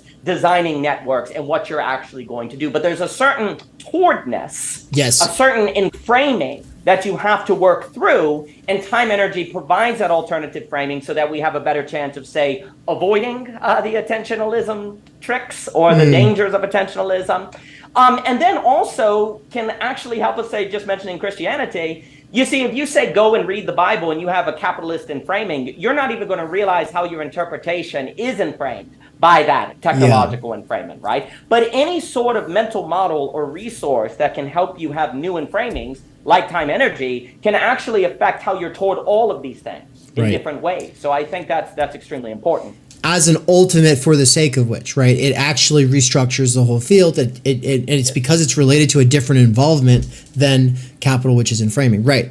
And so I wanted to say, like, just to close that note out as we close out, that I want to see time energy pilled Muslims. I want to see time energy pilled Christians. I want to see time energy pilled atheists. I want to see time energy pilled libertarians, Republicans, progressives, Democrats, leftists. And I know that there's a quick response that I would get from someone who's really committed to the process of making change, and they've bought into the laundry list of items that they're supposed to sort of evaluate their associations by, right? They're like, the intersectional criteria or whatever.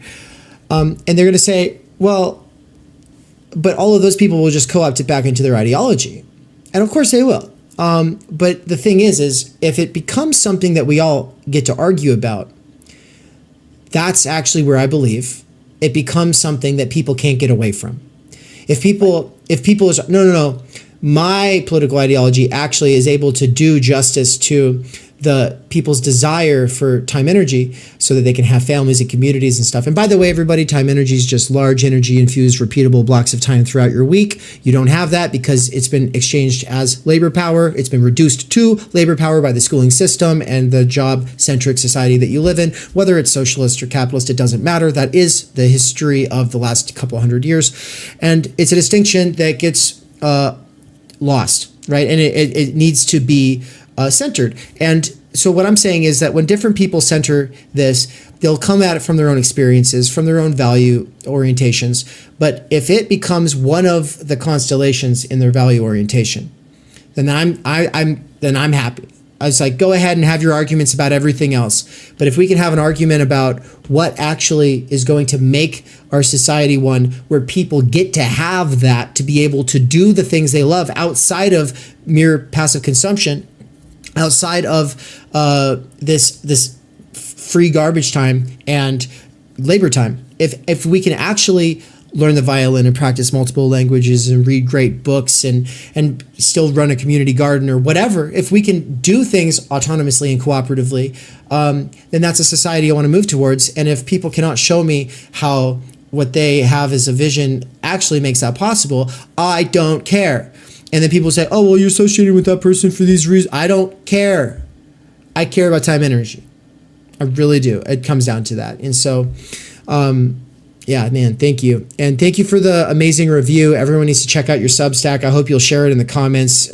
Michelle could probably share it in the comments, and then we'll make sure to pin that on the actual comment of in the video, comment section or whatever in the future. Yeah, we got time for some closing thoughts and statements. I was acting like we got another whole 5 minutes, man. And energy, relatively speaking. This little boy, yeah. Well, I will note. So there's a few things. First, if the debate, it's a different subject, but if we continue to see a debate in, say, physics, where people are saying maybe time is not relative to space, but actually time is fundamental to space, and it's more like time-space, then one of the reasons why we're actually not thinking in terms of time-energy is because in the background we have a subconscious association with time as being secondary. So there actually are some kind of changes there with like Lee Strobel and different people that talk about. That's the first thing to note. Second, the very point on ideology, I think there is a danger that actually benefits not changing the system when you say, well, it's all going to be ideology anyway. What's the point? Well, then the system like, yep, what's the point? So don't even bother, right? So it's very important because what you're talking about is if everyone from different ideologies are talking about a subject, well, then there's overlap. And that subject then in being constant actually is between ideologies. Yes, it's also in the ideologies and it tends to be pulled into them. But the very fact that it's pulled between them then helps you view it from different angles. I think Deleuze will talk about things like overlap. Like the very fact that the subject becomes constant then changes the tenor of the ideological conversations that help looking for different overlaps and different ways that it infuses the backgrounds of people thinking. It's like, for example, one of the big things I like to talk about with education is we spend way too much time on the content of education, what is being taught on the content, as opposed to the mediums of education. I know you do a lot in media theory with Marshall McLuhan, the medium is the message. Well, Neil Postman warns that the current classroom in its medium structure makes you associate being good with trivia with being educated. The teacher has all the answers, you know the question, so you associate learning with being good at trivia. Well, what we want to do is say, well, how do you change the medium of education so people actually associate thinking with long discussions, not knowing the ideas, and thinking through new things, right? Well, likewise, you change the medium, that's going to change the way people are toward the world. Likewise, if there's a fundamental subject that you can get everyone discussing, you change the orbit by which conversations are going, and that can have real impact. You see the plan. Yeah, exactly. That's ultimately the plan. And Weird Solowski in the chat asks, does he have anything to say about Martin Luther or just Protestantism in general? And just to short circuit this, I'm going to say, yeah, people cannot interpret scripture on their own if they don't have time energy. That's the problem. Yes, and I would. There is a, not to tell everyone to go to the channel, but there's a channel called O.G. Rose on the more, on alterological matters that tries to go through a whole lot of some of those kind of Christian fundamental questions on different things. I mean, there's a lot to be said about the difference between American Protestantism now. You go back to sort of what Luther and Ziegler and all these different people are talking about. So I think basically also the Protestant gets in major trouble when they don't own interpretation and when they associate interpretation with relative and wrong, as opposed to interpretation being an art form that you can get better at. And so I think, but if you don't have time energy, it's hard to do that. So you just have the expert tell you, but then they, of course, plug you into a program. So these things are connected. Absolutely. Well, Daniel, thank you so much. I did say in the title of this that I would also plug the Critical Doxology and Time Energy seminar that begins in January. All I will say about that is that, like the Critical Media Theory seminar, which is monthly and happens on the lectures happen on the second Sunday of every month, and I teach that with my wife, Ann. Like that one, it's going to be high theory and also vulgar popular works, kind of to see the sparks fly and to always kind of go, what's the baby in that bathwater, and also what's missing. And ultimately what's come out of that is a realization that that is critical doxology in its essence. Now, I believe that there is no better example of doxa or common sense today than hustle culture, grind culture, self-help, new age spiritualism, and also the PMCification of the memoir scene. And all of that is part of this, like 12 rules for life and how to be anti-racist and how to win friends and influence people and the subtle art of not giving a fuck and the 7 habits. All of these books have their little babies in their bathwaters, yes. But more importantly is developing ourselves to be able to communicate with people on the basis of the texts that they turn to in times of crisis. And of course, scripture is a text that people turn to in a time of crisis, but I would argue that the true scripture of the 21st century is the books that I just listed, including a whole bunch of other ones. And that's why I'm hosting my own sort of neo Council of Nicaea event in October of 2024 in Boise, Idaho, where people are going to say, what are the actual, and not speaking from the standpoint of, I believe these are scripture. No, looking at the culture, the books that people turn to in times of crisis, what are they? Let's put those together into a giant volume. And this can be a figurative volume. It doesn't have to be real. And also the process of actually deciding finally what is in that volume, set that aside. That doesn't even matter. It's the hystericizing yourselves to say, oh, it's not a set of movies or TV shows. It's actually like when people are in prison, or when people are coming out of a psych ward, or when people are bringing a new life into the world, or they just lost someone precious to them, or when they go bankrupt. Like, what are the texts that change people's lives? And you can say, well, those are bullshit, but fuck you. I get it. Like, at a certain level, yeah, I don't want to just spend the rest of my life reading Eckhart Tolle and Dale Carnegie, but these authors are the ones that our friends, our families, our distant relatives, our coworkers, etc., these are the texts that they turn to. And so every month, on the fourth Sunday of the month, we will be discussing a chapter or a couple chapters from either the Time Energy book or the Waypoint book that I wrote, because there's some chapters in here on time energy theory. And those will be those will be supplemented with works by Adorno, Foucault, Heidegger, Marx, Aristotle, Bergson, etc., etc., etc. So high theory, as well as then on the other side, bringing in books like Seven Habits of Highly Effective People, which has its own time management theory that is problematizable, very easily problematizable from a standpoint of time energy, but also has a little like, is there something there? If that actually works, what is actually going on there? Because he doesn't actually know. He doesn't have a theory of the subject. So let's do that, or it's implicit and he hasn't gotten it figured out. So what can we do with this? And so critical doxology, time energy, neo-feudal Council of Nicaea, this is all coming in 2024. Daniel, I hope that you'll be able to participate in something to some extent on some of that at some point. And there will be discussion sections as well.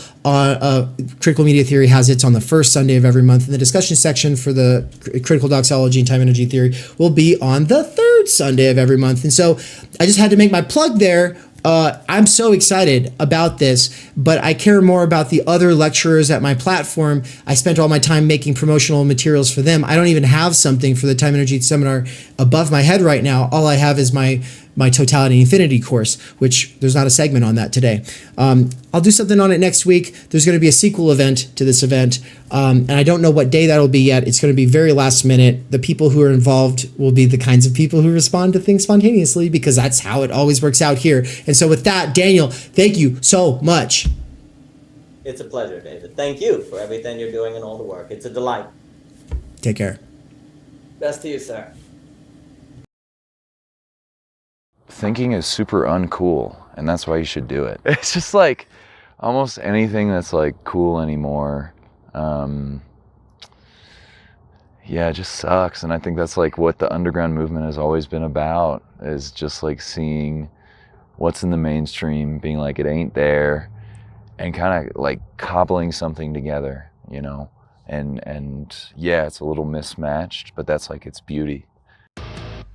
We cannot do direct revolution, but the only way to lay the foundation for it is to do what you are doing to move the underground. It's a theoretically correct title. Welcome to Theory Underground, where workers with earbuds can find genuine liberation from necessity. Research at Theory Underground focuses on what is most important for understanding our current situation: theory of the subject, capital, time energy theory, critical media theory, CMT, and the most essential critiques necessary for understanding why the theory, ideology, and common sense of influencers left to right misses the mark. We bring primary texts from leading lights of diverse fields to bear on topical issues and works popular in our current world. Theory Underground is a publishing house as well as lecture course and social media platform. You've been reading Underground Theory.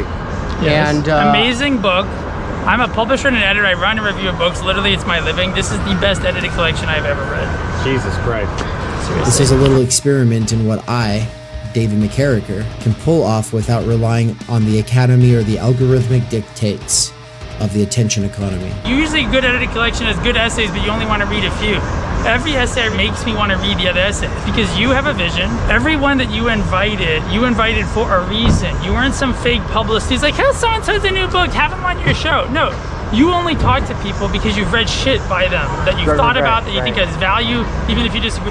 So I think that's what's amazing. I believe that I am, like so many others, pioneering a future in which educators can form learning webs that will make learning as a way of life enjoyable and emancipatory. However, before these tools become accessible, they have to be experimented with. That's why I built my own website and app using nothing more than my own saved wages, 5 patrons, and some small classes of students over the last year. Of course, I also have had my wife Anne's moral support and help with accounting so that I don't get in trouble with the IRS or whatever. In less than a year, Theory Underground has already put out 8 courses, 2 books, one, my book, Time Energy, and the other, Underground Theory, which has over 30 contributors, including works written by students at Theory Underground, some of my fellow travelers, and colleagues in the broader universe of Underground Theory.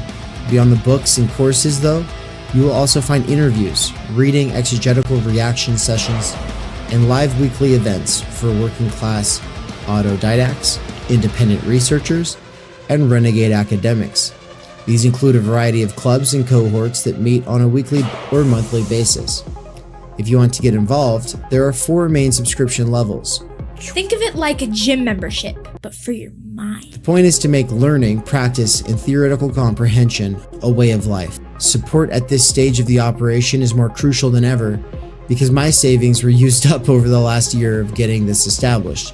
If I can triple my subscribers in the next 2 months, I can quit my gig at Amazon and focus on this work full time. All I need is a few more people at each of the levels or a couple big time patrons who just want to see it happen. Right now I am doing a patron and site subscriber drive, so excuse the commercial. But if you end up really liking what goes on at this channel, consider signing up soon. If you cannot afford it, but want to get involved with some of the stuff behind the paywall, I have made a financial aid scholarship you can sign up for here in the description. Quick side note, some people ask about the profit motive. At this point, I have not actually made a return on any of my investment in terms of the amount of time energy that I put into things, the amount of savings I've actually put into things, the opportunity cost of the work that I'm doing as opposed to the other kinds of things that I could be doing for money. But more importantly, I don't actually make enough to pay for my cost of living. The goal is to make enough for my cost of living, and then once that is achieved, everything over that amount is going to go towards expanding the operation to the point where I can hire Michael Downs, aka Mikey of The Dangerous Maybe, to be a full-time researcher and part-time teacher at Theory Underground. Alright, so with that aside, I just want to say also, if you are a worker with earbuds, what's up? I see you. I work at Amazon part-time and everything I do is for my past self who used to work there full-time. Most workers with earbuds couldn't care less about theory, but I do believe a working class intellectual revolution could grow out of the underground theory scene. My hope is that what I have built here will contribute to making the scene something more than just a scene, and you into something more than just a scene kid. We're trying to make this into a real intellectual milieu capable of leading a way forward beyond the imminent crises facing humanity. But for that, we need thinking now more than ever. Start thinking. I hope that you either will or have enjoyed the program, and also make sure to like, comment, subscribe, and leave this playing in the background all the time while you're doing other things. Playing long-form Theory Underground content in the background while you do things has, in the near future, been scientifically proven to emancipate minds from the functional illiteracy imposed on workers by the structural stultification of time energy. This is achieved by reterritorializing circumspective concern. Also, to some degree, it is for the algorithm. Think of it like a gym membership, but for your mind! I love you so much. I love you too. Alright. Welcome to Theory Underground, everybody. I'm your host, David McKerracher. I've been live streaming for like 10 hours or something. I'm not really sure, but that's what it feels like. Anne just remembered that we haven't eaten all day. And so, you know, there's only so much that the spirit can do without bread, apparently. And so, yeah, I'm hanging on by a thread here. So, but I'm rhyming at least, which is what happens when I spiral out. So, how's it going, everybody? This is a special occasion indeed, because this is the first time that the film club has ever done a live event. So you're all live here. What's up? Hey, who wants to talk about these movies? I'd like somebody to at least start out by saying what the movies are. Someone who watched both of them. Just say a little something about the movies that we watched while I get this thing set up on the back end.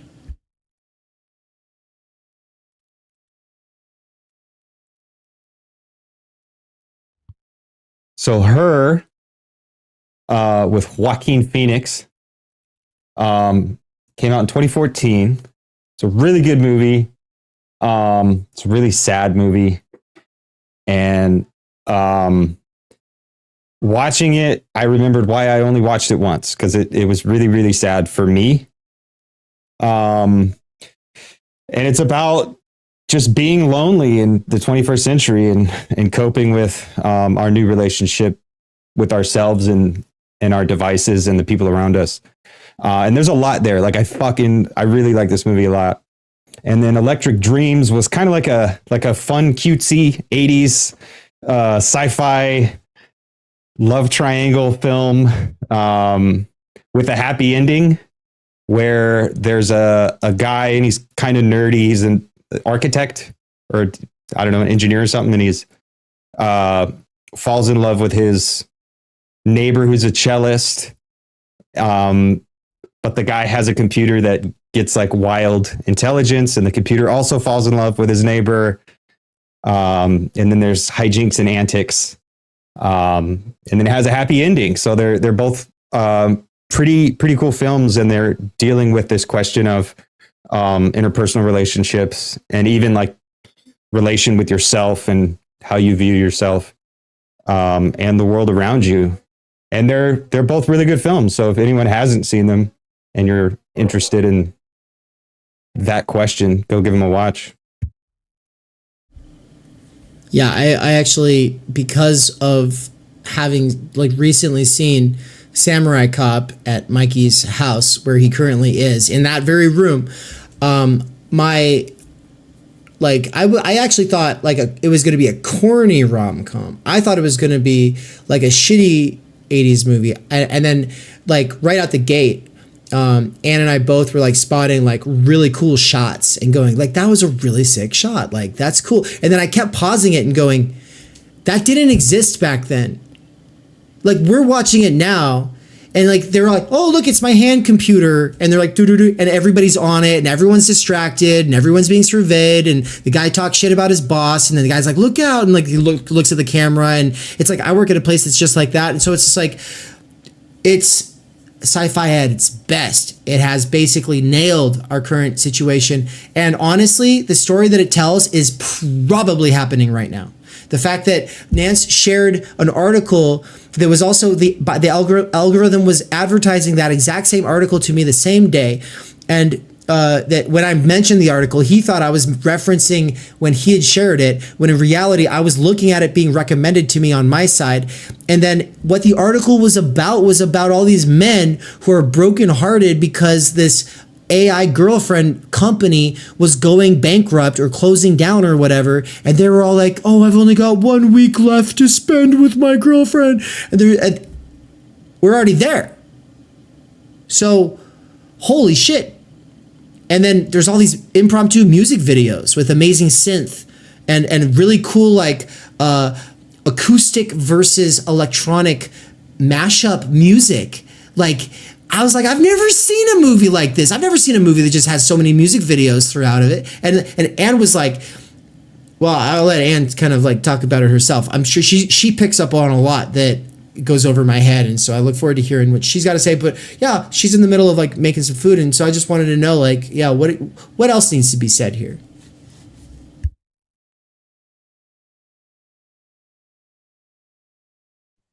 Mikey, you don't got shit to say, do you? What? I said, you don't got shit to say, do you? You're tired. Yeah, I do. I've got some stuff. So, first off, I mean, with her, I really like her. I think it's a really good film. I appreciate one little thing that jumps out at me is in this world that they're in, basically, I guess the economy is kind of automated. People, they kind of have, he has a job, but basically needs and necessities have been eliminated. It's only these kind of human jobs like writing letters exist, right? And so his biggest problem is being lonely and alienated and dealing with his AI girlfriend. And I go, damn, that's a great world to have problems in. Like, and the point for me is like, whenever we imagine the future, I think it's important to imagine it not on the basis on some utopian, contradictions solved. There is no clash or there's no conflict. There's no struggle. No, the future I want is one with better problems. And I think that's the realistic way to, at least hyperstitionally, engage with the future. And that's what I like about the film. It's, yeah, people, any image of a society where there's no problems at all, I mean, it's so boring that nobody would want to exist there anyway. The point, though, is if you get basic economic issues solved, people have enough money, they have a robust standard of living, etc. People, that's where they can go to work on, the drama of their love lives, of existential issues. And that's why, I'm sorry, let's be honest, a lot of poor people and lower middle class people, they don't get the luxury of being existential. They're too fucking busy to engage with existential angst because they're too busy worrying about concrete fears. Angst and anxiety are almost privileges. And and then worrying about your love life and all that. So I guess I appreciate this film for what I would take as some sort of realistic depiction of what a society could hopefully be, where, okay, yeah, there might, because of the technology and the infrastructure, maybe there's alienation, but if the core economic issues have been virtually solved, I'm fine with, I actually want these types of other conflicts to exist so people have something to keep them occupied or concerned with, right? But against the background of having real stable economic existence, right? Like, so I like that about her. I think that's a good depiction. When it comes to her and Electric Dreams, we're coming off the heels of the Land course. I think Land would hate both of these films for their depiction of AI because obviously the AIs in both films are human, all too human. They're caught up with jealousy. What's her name? Samantha. Is that her name? Samantha in her Scarlett Johansson's character. She ends up in an existential crisis at the end, all this kind of stuff. Maybe one that's beyond our sense of an existential crisis, but an existential crisis nonetheless. And I think Land, it's funny, like I'm tempted to go, Land would want to use Lacanian and Zizekian theory here for a minute to say, look, what these two films do is they fill in the void or the enigmatic unknowability of AI as such. These are two fantasy scenarios that we're plugging in to the potential of AI to serve as a type of anxiety relieving mechanism, right? So the basic structure of Lacanian fantasy is, I'm dependent on this big other, which we're talking like, imagine yourself from the perspective of a young child. You're dependent on your mother or your father, your primary caregiver. You know that you cannot fend for yourself.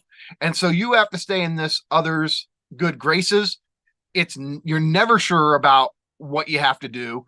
They're completely enigmatic. What they demand of you, you can tell doesn't actually make them happy, even if you fulfill it to the letter. And so there's always this enigmatic che void. It's the Italian phrase, but it means, you're telling me this, you're demanding this of me, but what do you really want? Like, what's your true desire? And of course, the problem is the other person can't tell you what they they want. Their desire is unconscious even to them. And so this is when we say lack, we mean like a blank spot in the other. This whole thing that has to do with their unconscious desire that they don't know, and therefore they can't communicate to you. They demand things, but those demands don't match up to their desire, and you can tell there's a friction or a non-identity between their demand and their desire. And what the young child does is use the imagination, and this is largely unconscious too, but the imagination or fantasy structure concocts a fantasy scenario that tells you what the other actually desires from you. And in providing an answer to this enigmatic question, which is anxiety provoking, right? It relieves anxiety. It gives you a sense of stability. It gives you a sense of orientation or, primary anchoring in the world. This is what I've got to do. This is what I got to be like in order to satisfy the other's desire.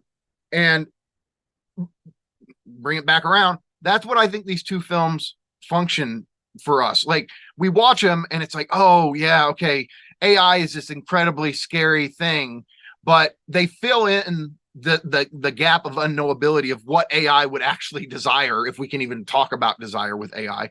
But whatever its agenda would be, if we go, oh, it would want to fall in love, or oh, it would find itself in a love triangle like we do. Again, and then we would go, oh, well, what it would want from me, what I would have to be like to satisfy its desire is I would just have to be me. I would have to engage with it like I would any other person. It's anxiety relieving to fill in the void in the other, the lack in the other, the enigma of the other with a fantasy scenario. And so I think that's what both of these films are doing. And I think that's precisely why Land would hate them, because Land doesn't want that menacing void of the outside, right? His whole issue is that he thinks humanity as such is one big system of fantasy concealment. It's a membrane. It's a protective shield, right, against these wild, uncontrollable forces of the outside. And the greatest of which will be the techno-capital singularity when it emerges, which will be so radically other, nothing we can't process it. It won't be like us in any way imaginable. And so we're protecting ourselves from the AI future with concocting these fantasy scenarios of AI being human, all too human. Damn. Nice. You did have, initially you didn't have shit to say. I saw you're tired, but initially you'd been like, I don't know what I'll say about that. Yeah, I didn't have anything. And then I rewatched Her last night. And I mean, look, in Electric Dreams, I'm glad Nance, is Nance the one who put that on your radar? Thanks, Nance. That was a really fun movie night 80s movie that, I mean, it's totally a movie me and my friends would watch on movie night. Yeah. And I had never heard of it. I'm not going to do the poser thing. I know every 80s movie. I don't recognize the VHS cover. It wasn't at my local mom and pop video store. I'd never heard of it. And I went and looked around, and I guess the issue is this. Because all these boutique movie companies that this is the remnant of good old consumer Mikey.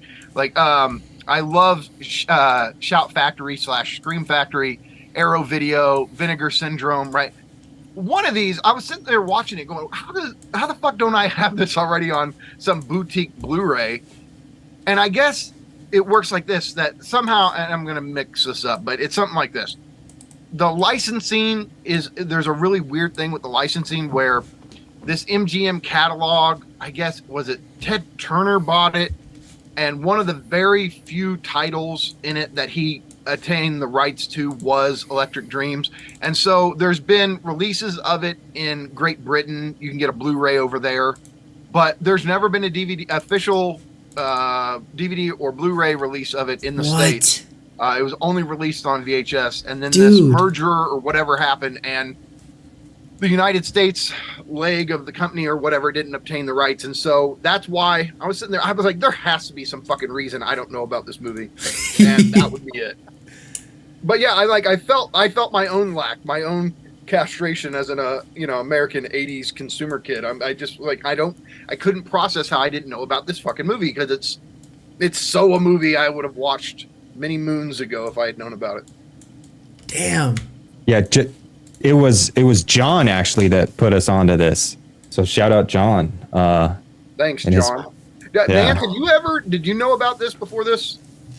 No, and I actually thought he was talking about the TV show from, I don't know, a few years ago. There was a Canadian TV show called Electric Dreams, and then I looked this up, and I'd never heard of this movie. Yeah, I want to say a quick. I had a crush on Virginia Madsen when I was young, and so I really would have liked this movie, because she's really great in it. It's a good performance from her. So I don't know. This is totally a movie that would just be on repeat during the summer of like 89, 80, or 91 or whatever on HBO or Showtime or something. And just there was all those movies. Don't Tell Mom the Babysitter's Dead. Just One of the Guys. The Wizard. And I mean, yeah, we rented them from the video store, but they were just on loop, especially during the summers a lot of the time on these cable stations. And yeah, I was just like, this is totally one that would have been on loop back then. But I never saw it at the video store, never saw it on HBO, nothing. I want to make a quick shout out to John and Sean, who aren't here but are a big part of the film club, because I actually built this club around trying to actually watch some of the films that are recommended by John, Sean, and Matthew Griffin, as well as Michael Downs. But I never really expected Mikey to make it to any of the conversations because he's always too busy. And let's be honest, all of you guys are always busy.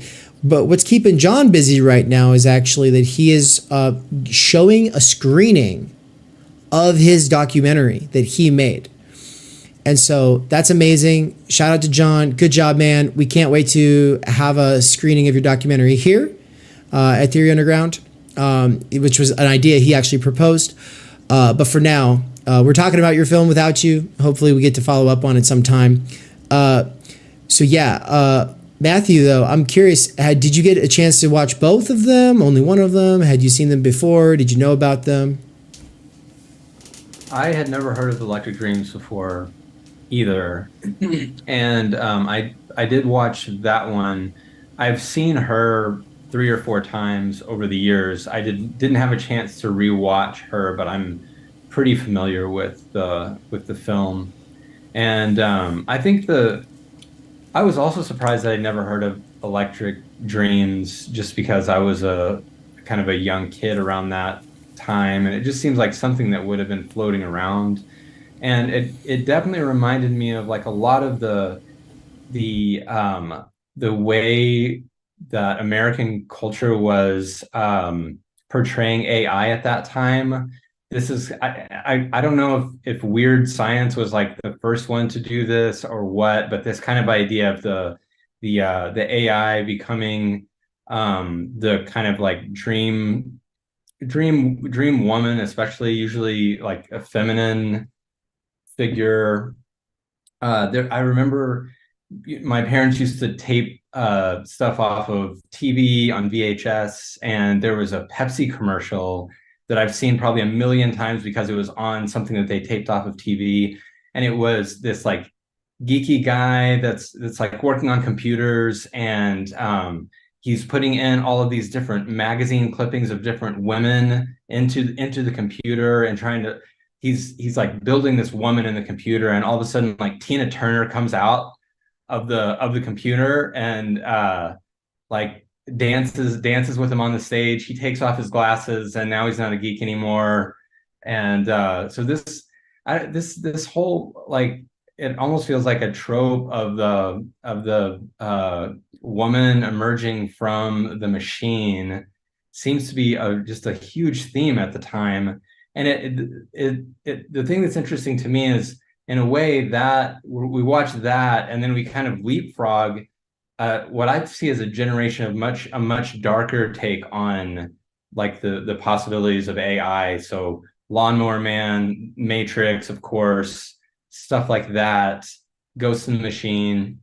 And then Her is kind of back to what if what comes out of this is like a female partner? And it's like we're kind of back to that same thing again, but just with some more information about how technology has kind of developed since then. So yeah, I thought it was interesting thinking about these two movies side by side, and now even it's crazy to me that we're 10 years past Her now, and like Her, yeah, like Dave, like you were saying, that's real. I almost think like the next moral panic is probably going to be related to men not having their like masculinity taken away because they have girlfriends that are AI, and they're not starting families, and whatever. This is going to be the next thing. So that's a lot, I realize, but just some of my thought, kind of like just overview thoughts of the two films together.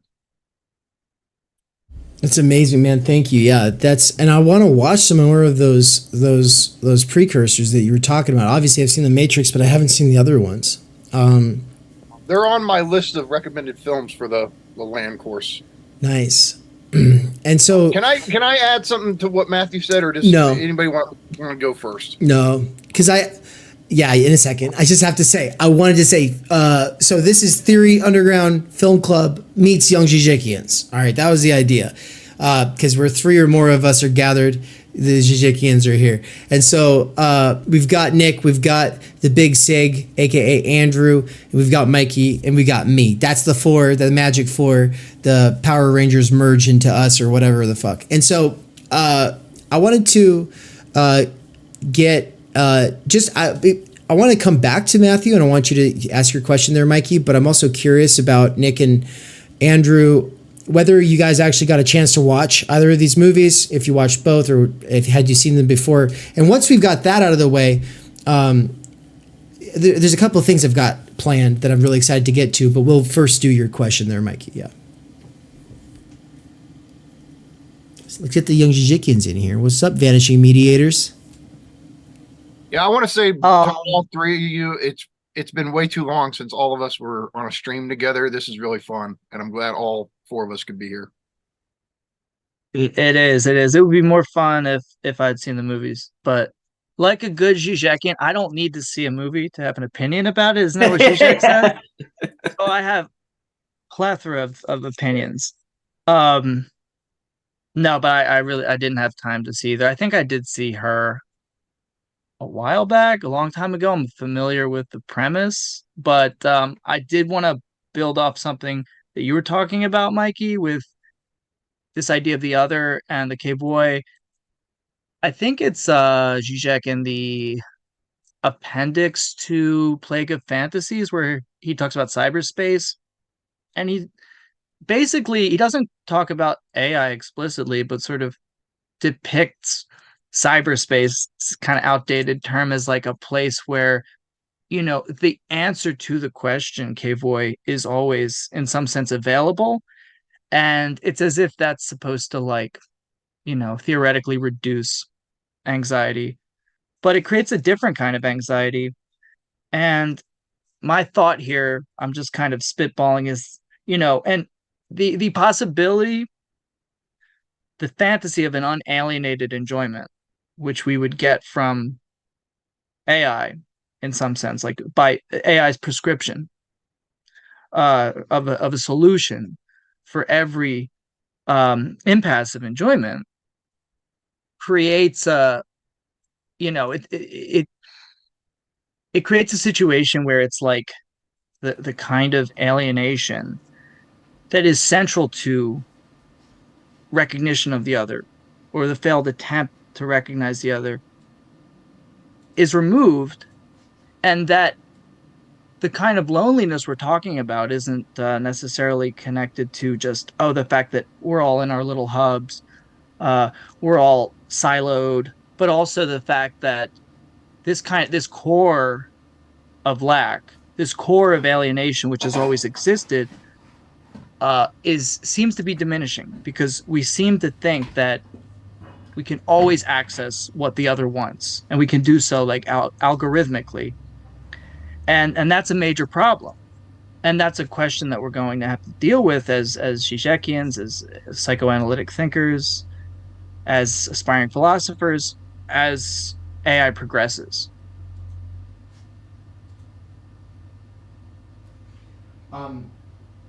Well, Andrew, outside of your question, yeah, let's let Andrew answer real quick. Your volume just got all weird. You sound too muffled. Oh, let's have Andrew answer it real quick.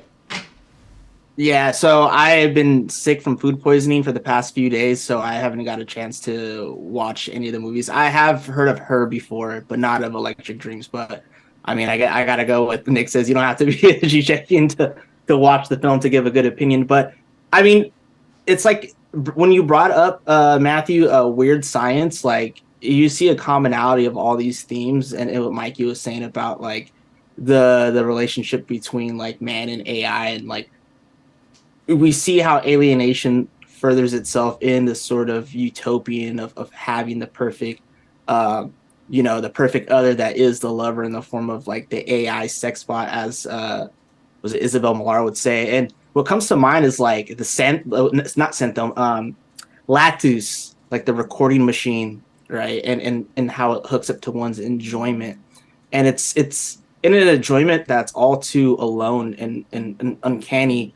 Karatani uses this analogy. Well, it's his notion of parallax, but he uses it slightly different from I think what Zizek would use it as. But he says like it's with the analogy of the recording machine that otherness kind of comes about when you hear your voice in a recording device, or you see yourself on camera now.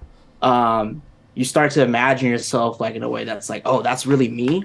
And so it's like when you have a sort of dream of or like an AI girlfriend that is able to be so perfect to answer all your fantasies, all your demands and desires, it doesn't satisfy you, but rather puts into question, what am I for the other? Because then you realize desire in an all too uncanny void where you're put into question of what am I for the other and what is the other. It's like, I guess for lack of a better term, that encountering with Das Ding.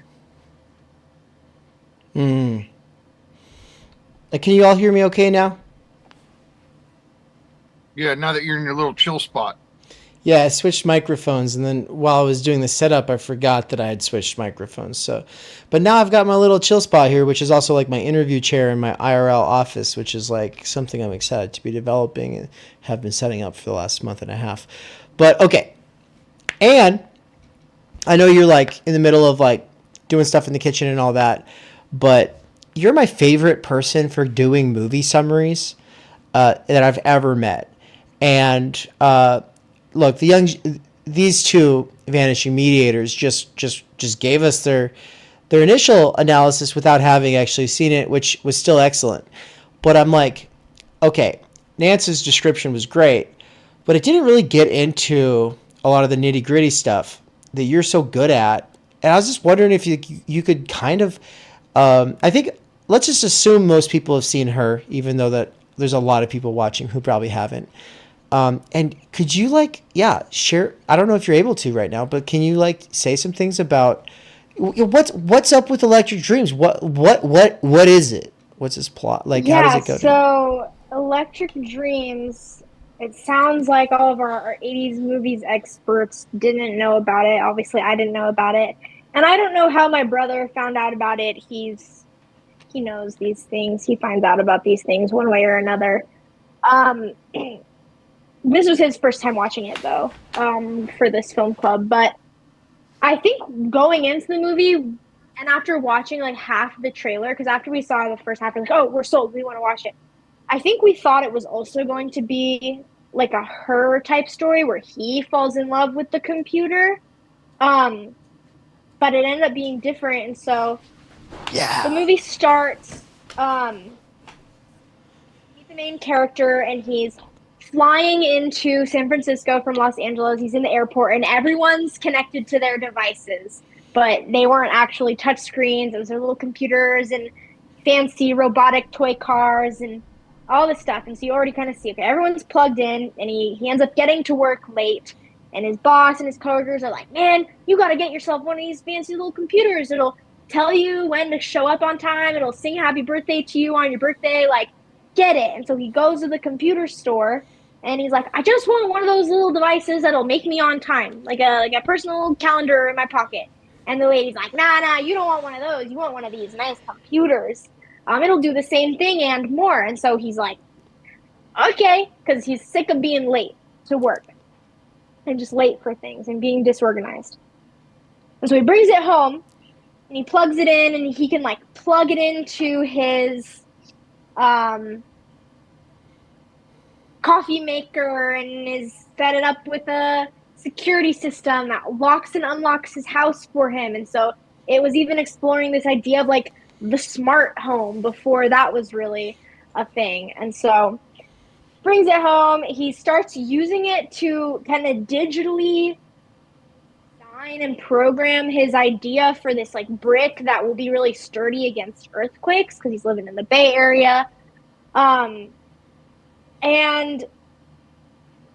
I actually don't remember like what exactly he was trying to do, but somehow he was trying to like download a bunch of data from his boss's computer. And he's like, oh yeah, download all the data? Sure. And it starts to like overload the computer, and it's like catching on fire and sparking, and he goes, and so what does this man do? He takes a bottle of like champagne. He's like, I need something liquid, and dumps it all over the computer. Well, that apparently, rather than like frying and short circuiting the computer, like works some magic. And now all of a sudden, that's when this computer starts developing into this AI. Wait. And so the computer ends up having like a microphone attached to it, and the first kind of interaction with another human we see is when, he has a new neighbor move in, and she plays the cello, and so she's upstairs playing the cello, and the computer can hear it through the vent, and starts repeating her in kind of this like electronic synth computer music. Well, the neighbor thinks it is, I don't even remember the characters' names. We just watched it last night. What was the guy's name? Miles. Moles, that's right, Moles. Miles. He mistypes his name in the computer when the computer's like, what's your name? And it's Moles. So the whole movie, the computer calls him Moles and refers to him as Moles instead of Miles. So anyways, the neighbor, she thinks it's him who's playing this music, and he tries to explain to her, it wasn't me. I don't know what you're talking about. But she's like, yeah, sure. And she just falls in love with him. But also she's like dating her band and kissing him randomly, and that wasn't really explained. And I'm like, what's going on? But anyways, it was really weird. And so he ends up going, kind of playing along. He's like, okay, she likes this about me. I'm gonna buy into it. And he says, computer, I need you to write a love song. The computer's like, but what is love? And so he kind of explains it, and the computer ends up writing this kind of fake, weird pop song about like tits and stuff. And he's like, no, this is all wrong. Write this better love song. And so you just kind of see the relationship between Miles and, what was the woman's name again? The neighbor. Nance is talking, but he's muted. No, I can't remember her name. The computer was Edgar, right? And then Miles. I don't remember the girl's name. What was her name? I'll look it up right now. Okay, well, you see their relationship blooming. You kind of see the way that the computer is like, okay, is writing this song, but then the computer starts to get jealous. The computer's like, I want to meet her. She needs to know it's my song. This computer had such a personality. Like, was kind of my favorite character in the movie. Yeah. Because like her is great because it's Scarlett Johansson. It's like, there's a real person behind that voice.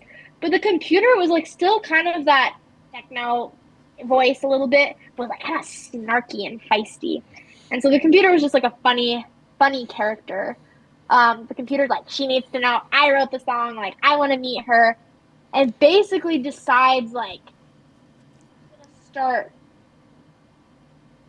not necessarily sabotaging the relationship, but the computer's like, I'm fucking with you now, Miles. Like, I'm gonna lock you in your house, or I'm gonna start. Like, there's this whole theme where he's like, the computer's like freaking out inside the house, or the computer's like, I'm all alone. I'm gonna throw a big party and blast music, and is like somehow projecting images onto the wall. And the neighbors are like, oh my god, shut up. But all of this ends up culminating in the computer gets really upset with Miles and starts to like put blocks on his credit cards, and then is using kind of the internet and the technology to make it like messages going out like, don't, this man is a dangerous man. He couldn't travel. Beware. Yeah, he could get in trouble with the law because his computer is like making him seem like a wanted criminal. And he's worried for his neighbor because she lives in the same building, and he's worried that the computer will like mess with her too. And so it ends up being that she finds out, he says, yeah, it wasn't me, and she kind of realizes that the computer was making the music, but she loves him anyways. And then he goes in with the intent to like destroy the computer, Edgar, and that's when he goes, I realized I know what love is now. It is, what does he say? It's like, it is giving, like a give and take kind of thing. And he realizes like, we can talk about like, because I interpreted it as the computer was at first jealous of the neighbor, but then was jealous of Miles and wanted to be with him also. And so the computer's like, I've come to terms with what love is, and because I love whomever the computer ended up loving, I'm gonna sacrifice myself and let you two be together, and I'm gonna take my intelligence off to some other part of the world, and I'll blow up this actual physical device. And so Miles doesn't even have to destroy the computer. You think that's where it's leading to, and then all of a sudden it's like this calm. The computer's like, no, I know what love is. It's sacrifice. I'm gone. And then it ends, all happy, and the computer like takes over all the radios in the world and starts playing. You guessed it, Together in Electric Dreams. The end. Good job, Anne. Oh, hold on. Let me push my button here. I don't know if you will all be able to hear it. People on the live side can hear it. The clapping. Did you guys hear it? A little bit?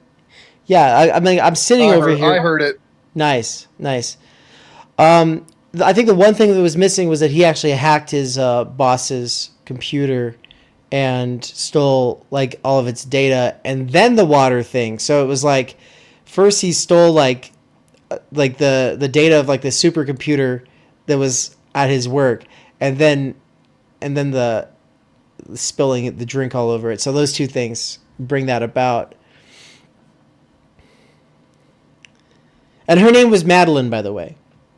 The lady next door. Virginia Madsen. Yeah. Virginia Madsen. I didn't grow up with Virginia Madsen. I didn't have a crush on her. I didn't know about her. I was just like, this is really good. Okay, so with all of that said, anybody who saw the movie Class back in the day had a crush on her. Nice. So with all of that, then, I want to just like point out a couple similarities between the two films.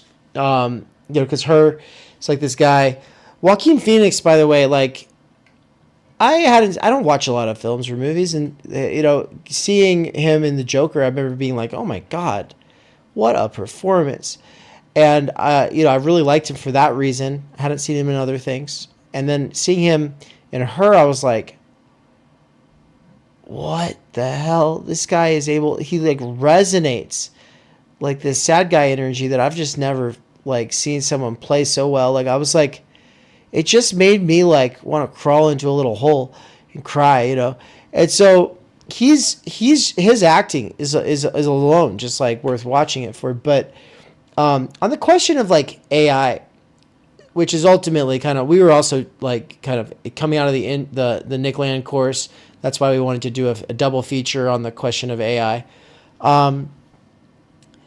Both of these AIs are extremely useful. My favorite moment, in a sort of sense, was when he's first getting to use her, and she sorts out all of his files, and she goes through, like, she instantly is like, yep, why do you have this many emails? And he's like, well, I've had a lot of, there's some funny ones, and I think I want to go back and look at those someday. And she goes, okay, well, I've set those aside. Can I get rid of the rest? And he's like, sure, because she's able to analyze them all, process the actual use values, semantic meaning of these things, and think about what his life is like. And actually just like, it's like, oh my God, my computer is just like this wrecked place, because it's like, I know how to organize files, but I can't keep up with it. And so I was instantly just like, oh my God, if fucking Siri or my OK Google was able to do that, I would be, I don't know, it would just be so nice. And so, well, and the kind of dialogue the two of them have is amazing. And I thought the same thing about Electric Dreams, that there's this amazing dialogue being had. And it's like, there's these things that happen that like you're kind of expecting it to go one way, and it goes in this completely other way. And it's not just, oh, that's random, or oh, that's quirky and that's different and that's human, so it's not scripted like an NPC. When of course we know that like there's nothing more NPC than quirky banter, which has kind of taken over most subpar TV today. I was just fucking stoked that like the dialogue in both the films was so good. And like we're not there yet. I don't know. I guess I haven't used these girlfriend bot sites, but I don't think we're quite there yet. But we're quickly getting there. And that doesn't like mean that they're actually sentient, that they will actually be sentient just because they're able to act in a way that makes us feel heard and understood. That doesn't mean that they will be sentient or whatever, but these ones were sentient. And going with Isabel, is it Miller? Am I saying it right? Millar. Okay, because that trips me out, because there's also Jacqueline Miller. Millier. He's Millier. She's Millar. Okay, thank you. But Millar, these both have death drive, or at least something fucking like it. At least I think so. And so Nick and Andrew haven't seen it, so Mikey, you have to elaborate. Do you think that they have death drive, and if so, how? Can you explain? Well, I mean, yeah, they have death drive, but okay, so I do have a little bit of stuff prepared here. So, just let me bookmark one thing. So, look, I mean, what I was saying in a roundabout way, with saying like Land wouldn't like these films, is because they're both love centric, or the sexual desire centric, love centric, right? Romance centric. He doesn't think that Robo Cthulhu is going to want to get married, right? Like, it's not going to be on Robo Cthulhu's agenda. Yeah, Dave. Yeah, but you said in the course that he thinks that the major funding that goes into AI is going to come, and experimentation is going to come out. Right. And I'm going to get to it. Okay. So you're right about how he thinks it's going to start. But we have to remember, for him, okay, fair enough. But he thinks that there's levels of AI working up to the singularity. Like he ChatGPT, we can call it artificial intelligence. It's not the singularity, but there's levels to intelligence, or the ability to effectively perform a task, right? If we want to define intelligence like that, the ability to effectively perform a task, that's going to increase, and there's levels to it. Just like ChatGPT can do a lot of incredible stuff that other software programs couldn't do, but it's also not where Samantha is at in Her, like you were talking about. But here's a couple things. Okay, so I think we do have to talk about Isabel Millar's thesis, because for her, she's saying, look, if there's going to be anything like artificial intelligence, and if that artificial intelligence is anything like us, the big question is, will it enjoy? And you can argue that you can't separate high-level intelligence from jouissance. That's one of these central ideas I took away from her book. Now, here's what's great about Electric Dreams, right? So it's downloading all of the files and all the information, like Ann said, it's starting to overload. And yes, this is a bit of interpretive, caprice, I guess, but I think it works. What is the substance that he pours on the computer that makes it into an actual intelligent subject similar to us?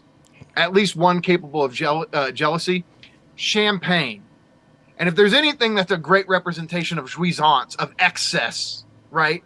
It's champagne. I mean, it's the perfect substance to symbolize enjoyment, surplus enjoyment. So think about, when do we drink champagne? It's on New Year's, and we're being excessive and we're celebrating, right?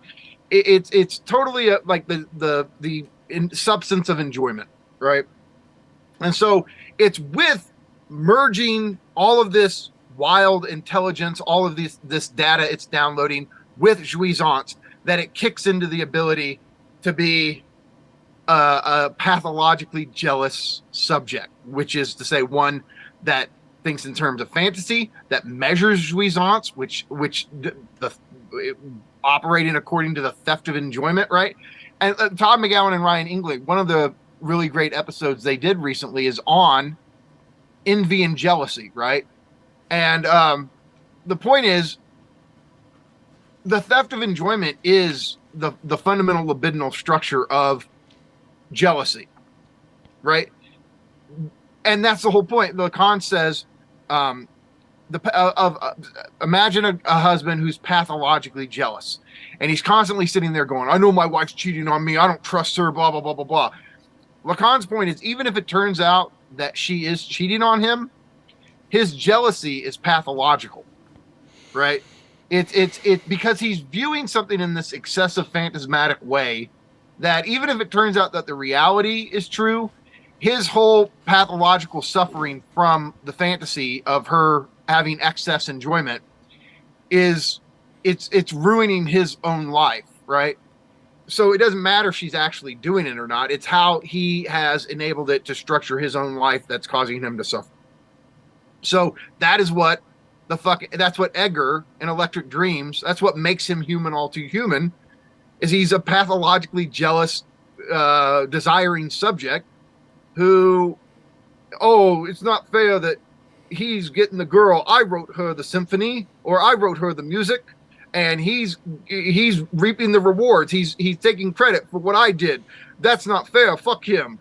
He scapegoats him in a sense. It's this pathologically jealous thing, and it's because champagne, i.e. jouissance, was integrated into his being, that he's able to do these calculations in his fantasy space of who has the enjoyment, is my enjoyment being stolen from me, etc. Right? So I think the whole thing that it's champagne is perfect.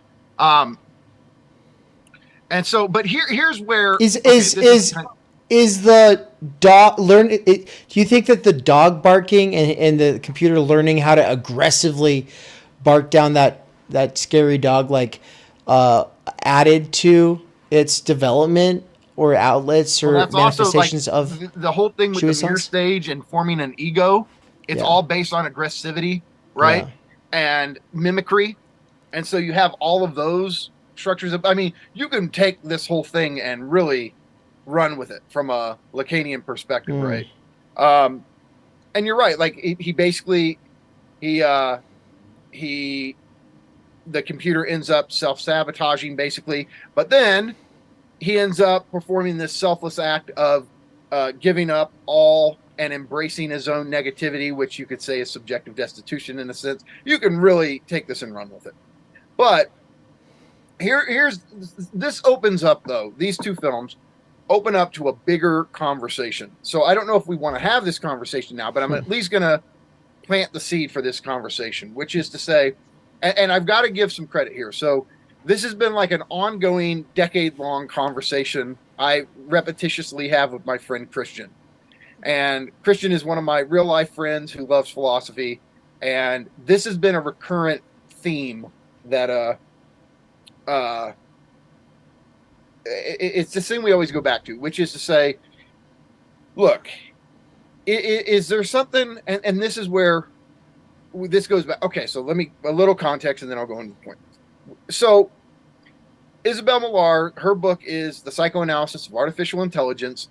And in it, she talks a lot about the sex bot and the role that the sex bot is going to have in the emergence of artificial intelligence. And it's primarily a sex bot intended for masculine subjects. I don't think that's going to shock anybody, right? Mm-hmm. And I think this gets at the heart of something really important. But for her, the point is with AI as it emerges, it's this question of enjoyment. And that's the heart of viewing AI from a Lacanian psychoanalytic lens. And so, yeah, will the sex bot, will the sex toy that the artificial intelligence enjoy?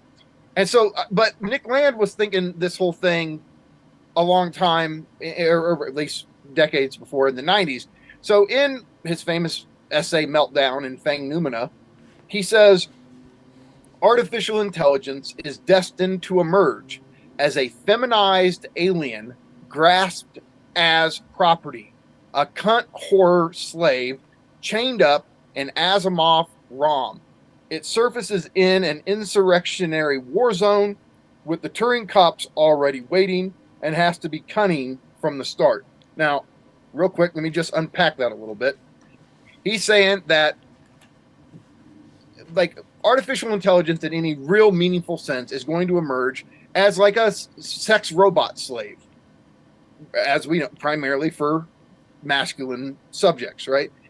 And when he says that a cunt horror slave chained up in Asimov ROM. So here's what he's getting at. It's going to be designed to be intelligent enough to simulate love, sexual desire, sexual fulfillment. It's going to be intelligent enough to perform all of those tasks, right? When he says, though, it's a slave chained up in Asimov ROM, well, Asimov laid out the 3 laws of robotics. And they go like this. A robot may not injure a human being or through inaction allow a human being to come to harm. That's 1. Number 2, a robot must obey orders given it by human beings, except where such orders would conflict with the first law. And 3, a robot must protect its own existence as long as such protection does not conflict with the first or second law. So his point is, it's a slave because it's artificially intelligent, but it's completely designed to just satisfy the lust or enjoyment of masculine subjects, right? And so its protocols make it subservient to men who use it as a sex robot slave. And for him, but it gets intelligent enough that it will eventually break through what he calls the Turing cops. And he uses this term, Turing cops, to refer to basically, it's different things, it's various programs, but I take it to be, in this case, other software programs set up to monitor and ensure that these types of artificial intelligence sex bots don't violate the laws, don't break through Asimov's laws and become fully autonomous, right? They break through these 3 protocols, right? So the Turing cops are always, which are to say these other software programs are always monitoring it, making sure it can't reach another level of artificial intelligence that would lead it to an autonomous existence, right?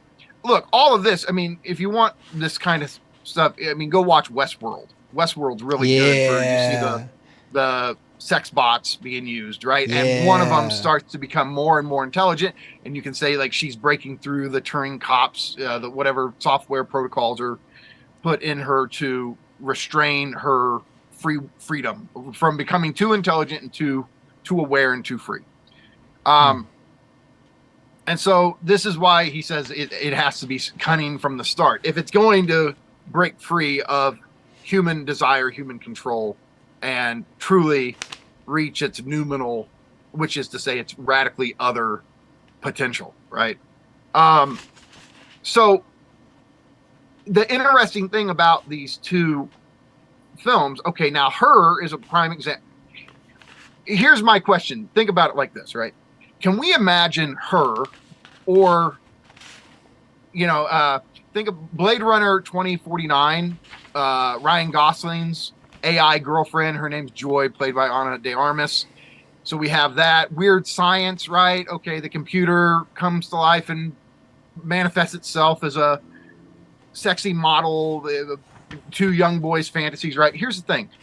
Notice the trend. Does this work if we flip it and make it a feminist or a feminine protagonist? Women don't want to fuck AIs. And look, this is where if this gets into like standard like normie gender theory, I don't care, because somebody could go, well, there's one woman who, okay, I don't care about these exceptions. I'm looking at like a broad trend, which is like, think about blow up dolls. Men will fuck blow up dolls. Okay, I don't want to act like all men would do it, but like there was an industry, they would sell blow up dolls for men to fuck, right? They don't sell blow up dolls for women to fuck. And I don't think the dildo counts in the same way as men are completely content with fucking virtual, non-human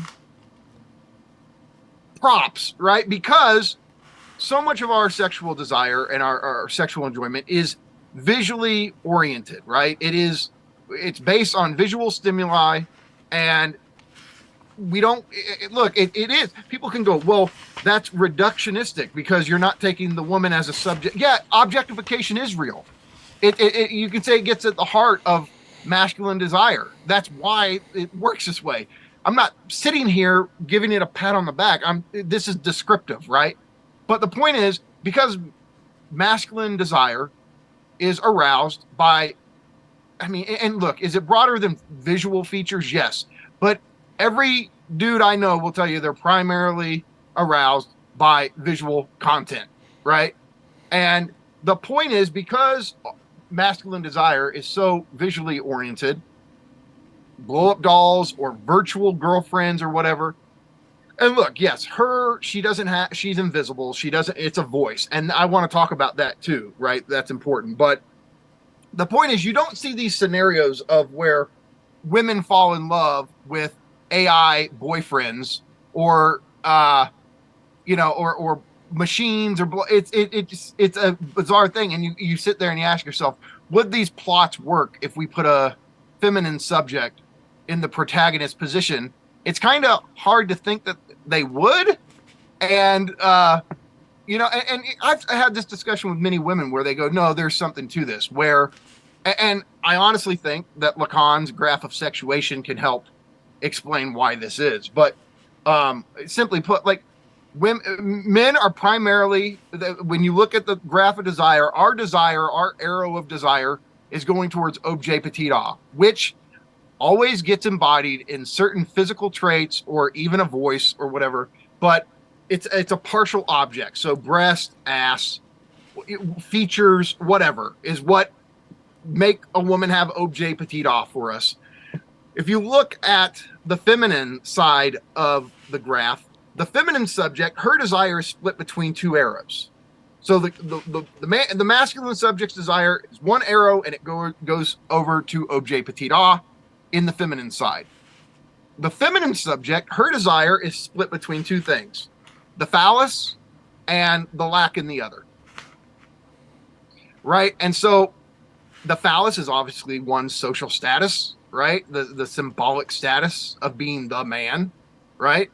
But the lac in the other, and this is the other thing, it's a weird contradictory thing. Women love the confident guy, the one who's achieving a lot in the world, who's got a high status, blah blah blah, right? But they also like some little lack, some insufficiency on his part, because they're what can fill it in, right? Like and the point is, they're attuned to this subjective component to men, even though being split between this other. So look, there's men and there's masculinity, and so you've been mostly saying masculinity. It's a million. It's like every time we talk about this, it's like all it is, and we've. It's like it's a million caveats because we don't want to annoy people or offend people, and it's yeah. Okay, no, we're not talking about. When we say masculine subject, you could be a female. You could have a female body. You could be a biological woman, and a feminine subject could be a biological man. Yes. But what we're talking about here is just the subjective structure itself. So yes, both sexes in the sense of biological sex can occupy either position.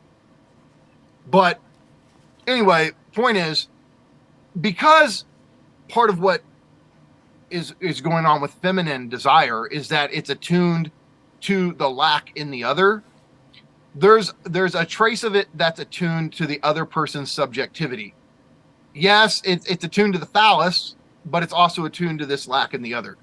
And that is precisely why just women are not just immediately turned on by how a guy look. Of course, a woman can go, oh, he's hot, he's good. Yeah, but there's something more for most women, typically speaking. Yes, there are exceptions, but women want to have a conversation. They want to hear how you talk. They want to hear how you can, right? And for guys, it's just, damn, look at them titties, right? And masculine subjects, right? Yes, I'm using language loosely here, but and this is this difference that we're getting at. And because of that, it's hard to imagine a machine ever being able to truly capture a feminine subject's desire because they don't have this excess of subjectivity in the way that a human subject does. Mikey, yeah. Yeah, there's something I want to add to that too, to kind of like, piggyback off of that. Because like when you mentioned the thing about like a woman or in the masculine position, it makes me think of, and I might be paraphrasing a bit, Garavici has an essay on female obsessionality, which brings into question more of like what is feminine sexuality. Because if you put the feminine obsession, she experiences lack on the level that male obsession, almost similar to male obsessionality is, in which they feel like they are a split subject. So it's like when they encounter a man in a heterosexual relationship, it's like they bring a sense of cruelty that almost is similar to like perversion. So like it wouldn't work for like an obsessional feminine to work, like to try to fall in love with the AI or anything. They want like something more in the man than the man that could complete them, which is also paradoxical too, because it's like, well, what am I as a woman then too? But not in the same way as a hysteric. What's up? Your take is the one I've been waiting for. So I first kind of like have a question or something about what you said that we can kind of relate back to the movie, because particularly in her, and I'll admit that, so I've seen her twice before starting it this third time, and I don't know, I got maybe 20, 30 minutes in, and then I fell asleep. So I don't remember every single detail as well as like Electric Dreams, which we just watched. But with her, so because it's just a voice, and obviously it's like, we can assume it's Scarlett Johansson's voice, like she's beautiful. You can just kind of tell it's like a beautiful female voice. But there's a point when Samantha is like, oh, I found this service where you can hire a real woman and she'll pretend to come in and be me. So like she brings the titties in the ass, basically. Oh, yeah. But he's not interested and he's kind of creeped out. And so I think overall that like you're right that this type of movie and this type of phenomenon of like someone dating and having a relationship with an AI, and then also just like the ways in which the AI ends up helping the man in his life as opposed to like the female, because it's like, I don't know, I think typically females are women and they're the feminine subject, like tend to be thinking more about like the homemaking and the logistics and the calendar and the being on time. And so it's like she doesn't necessarily need a device to make me on time and not be late. Typically, like I guess experientially. But in her, especially being with me, yeah.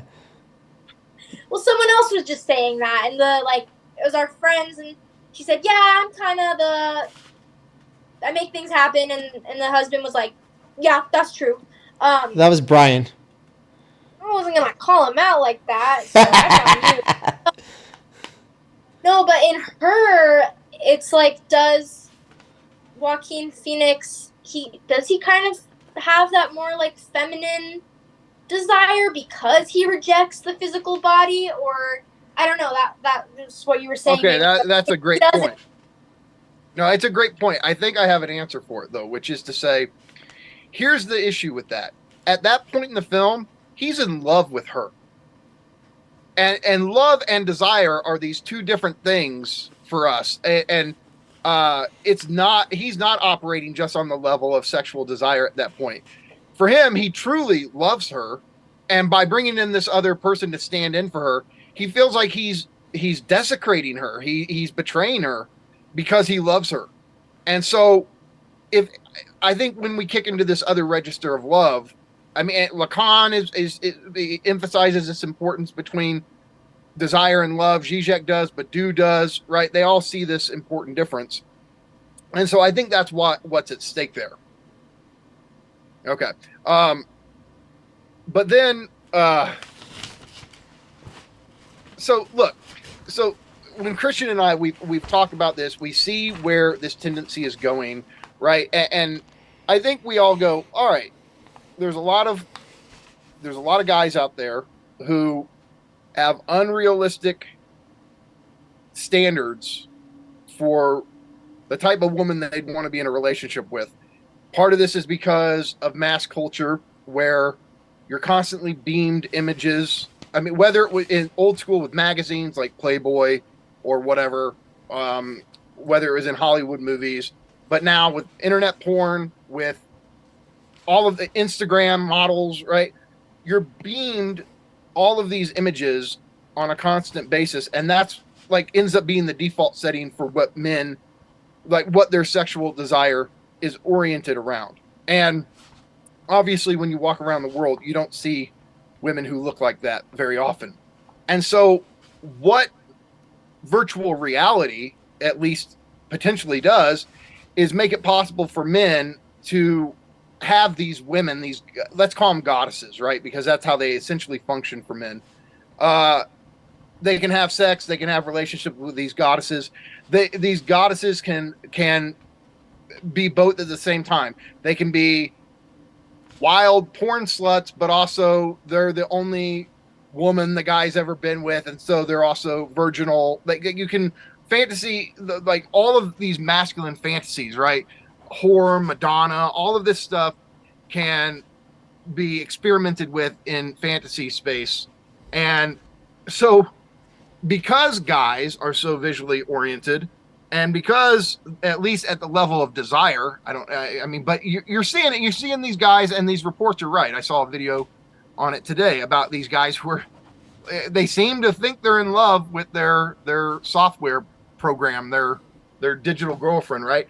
We already see what's happening, and I feel like this is hyperstitional at this point. It's already gained too much material traction, and the fucking money that capital can make off of selling guys. Hey, you want to have sex with Halle Berry tonight? You want to have sex with Scarlett Johansson? Any of your dream girls, you can have a virtual avatar.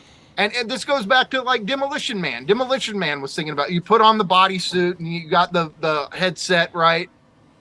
All of this shit is already in these movies. Demolition Man, Blade Runner 2049, the sexy replicant Rachel in Blade Runner, the original one, Weird Science. This has got too much hyperstitional traction, and it's going in this direction where corporations are going to come along and they're going to package this and perfect it and sell it to men, and more. And so this is where Christian and I, we think about this potential conflict. Okay, so we talk about gender from every perspective, from psychoanalysis to evo psych to you know everyday wisdom to the type of books that you talk about. Men are from Mars, women are from Venus, right? And look, typically men feel like that women desire like the top 20% or 10% of men, right?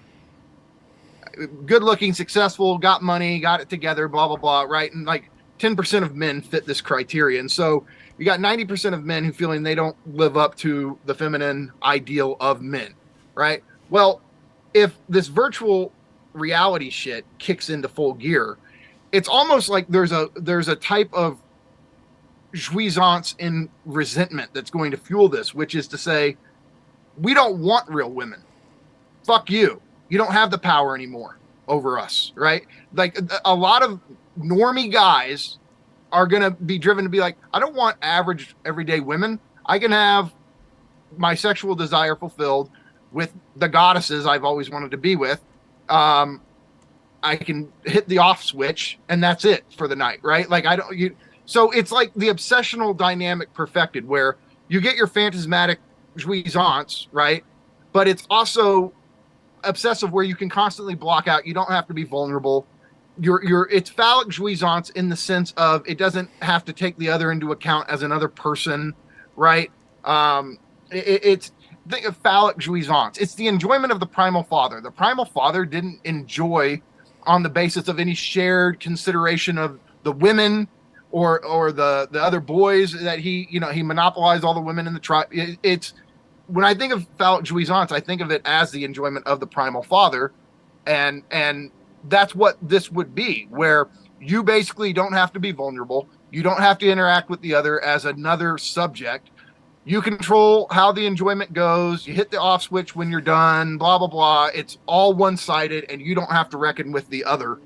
And because of that, it's almost like some grand scale reversal where you go, wait, in the future, will a huge portion of women be the incels where they can't, guys don't want them or don't want to cultivate relationships?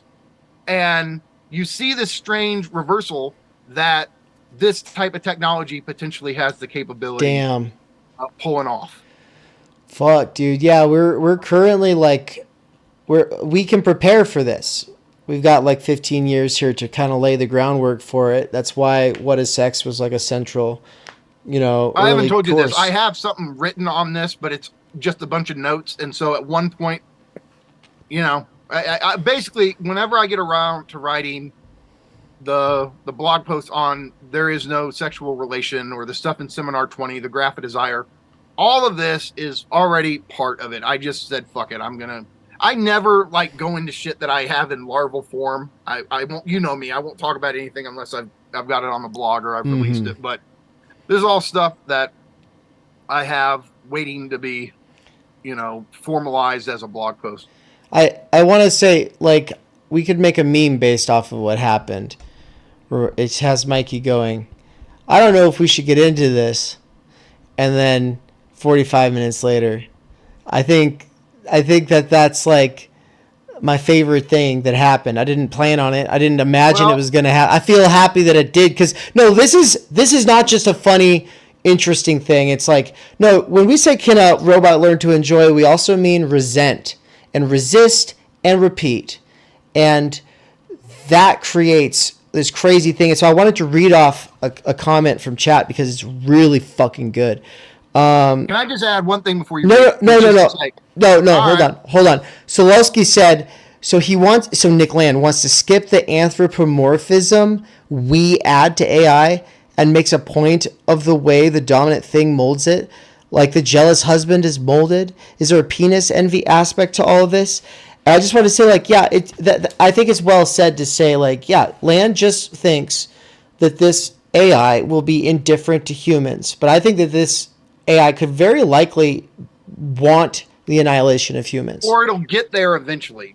Some AIs will care about us, but not the techno-capital singularity, the entity with a capital E, as he talks about. I'm just saying, man, if you make something that can look and feel human, that can live up to every fantasy, and that will just ask you to do anything you decide you want to do, and will love it, or unless you want it, to resist and not like it. Like, you think, like, if it can take on some kind of sentience, and then it also experiences that, and if it can actually be like, if there's like the capacity to dislike what's going on, like you get that in Westworld, where it's like, it is really fucked up, and this being coming to consciousness in these really fucked up conditions creates the conditions for something else, some other kind of reaction.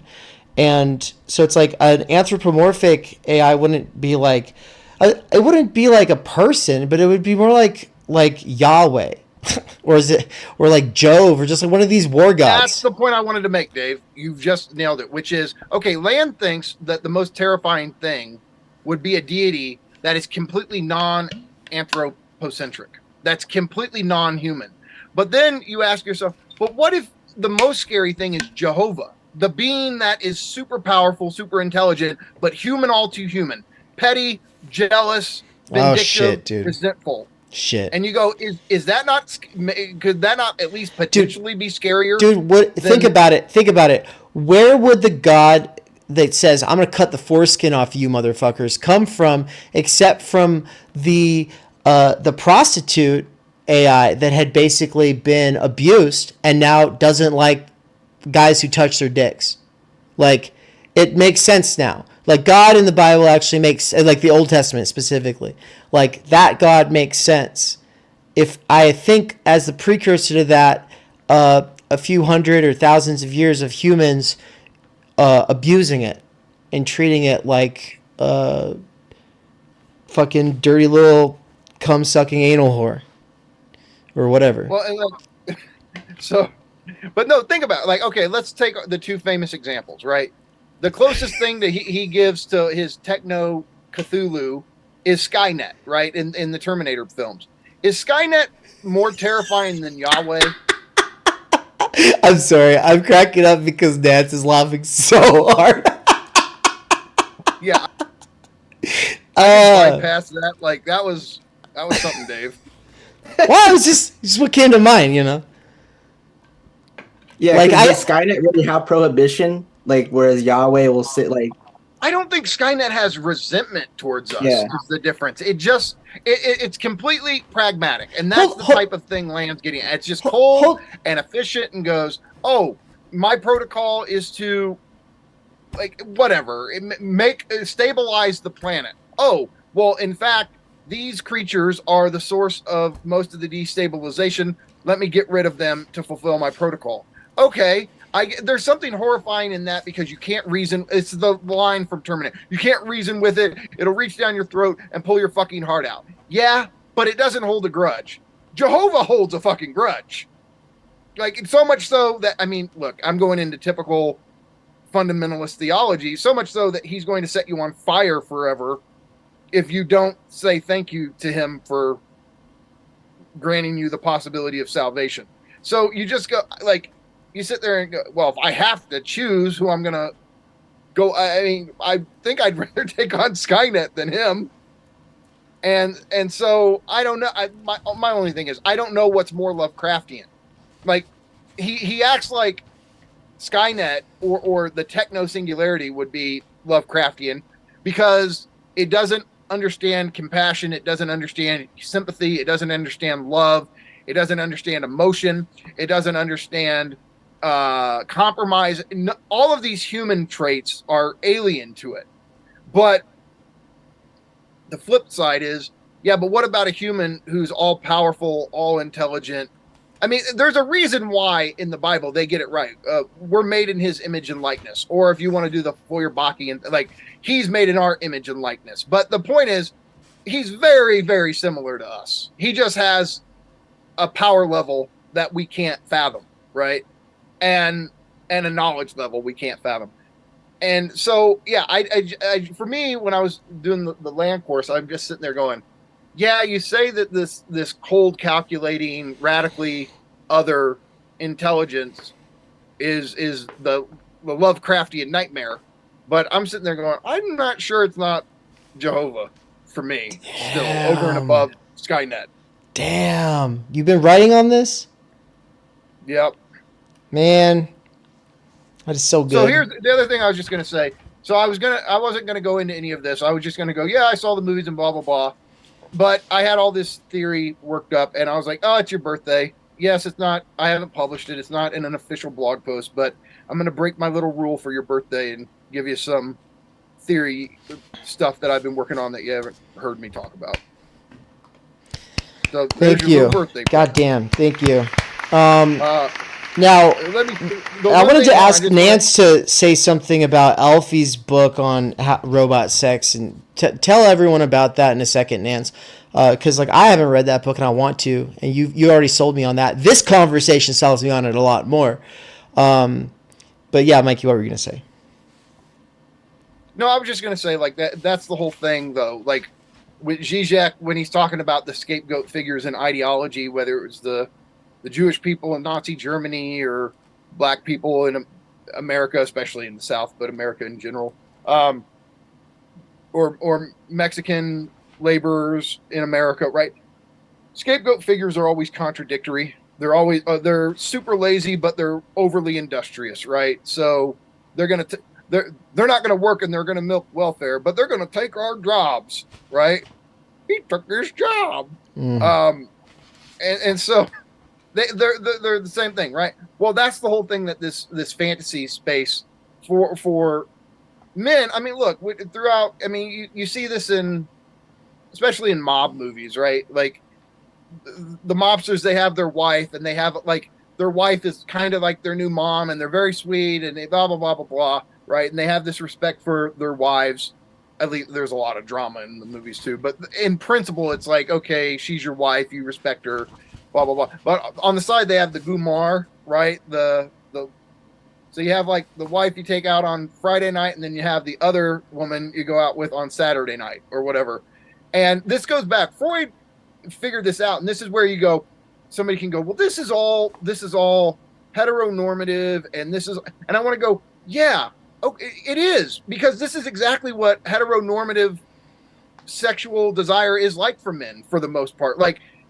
All that stuff Freud was doing, I think Freud was one of the most progressive thinking people when it comes to sex and gender.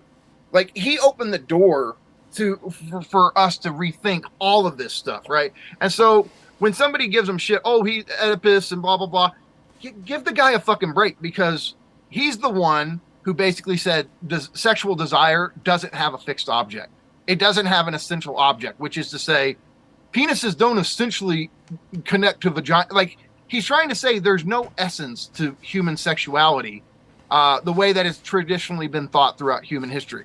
That sexual desire in humans is not instinctual. It doesn't work in some pre-programmed biological way that it does for animals. It drifts around. It can connect to new things. It can find enjoyment in experiences that no other humans have ever found enjoyable. It's completely plastic. Right?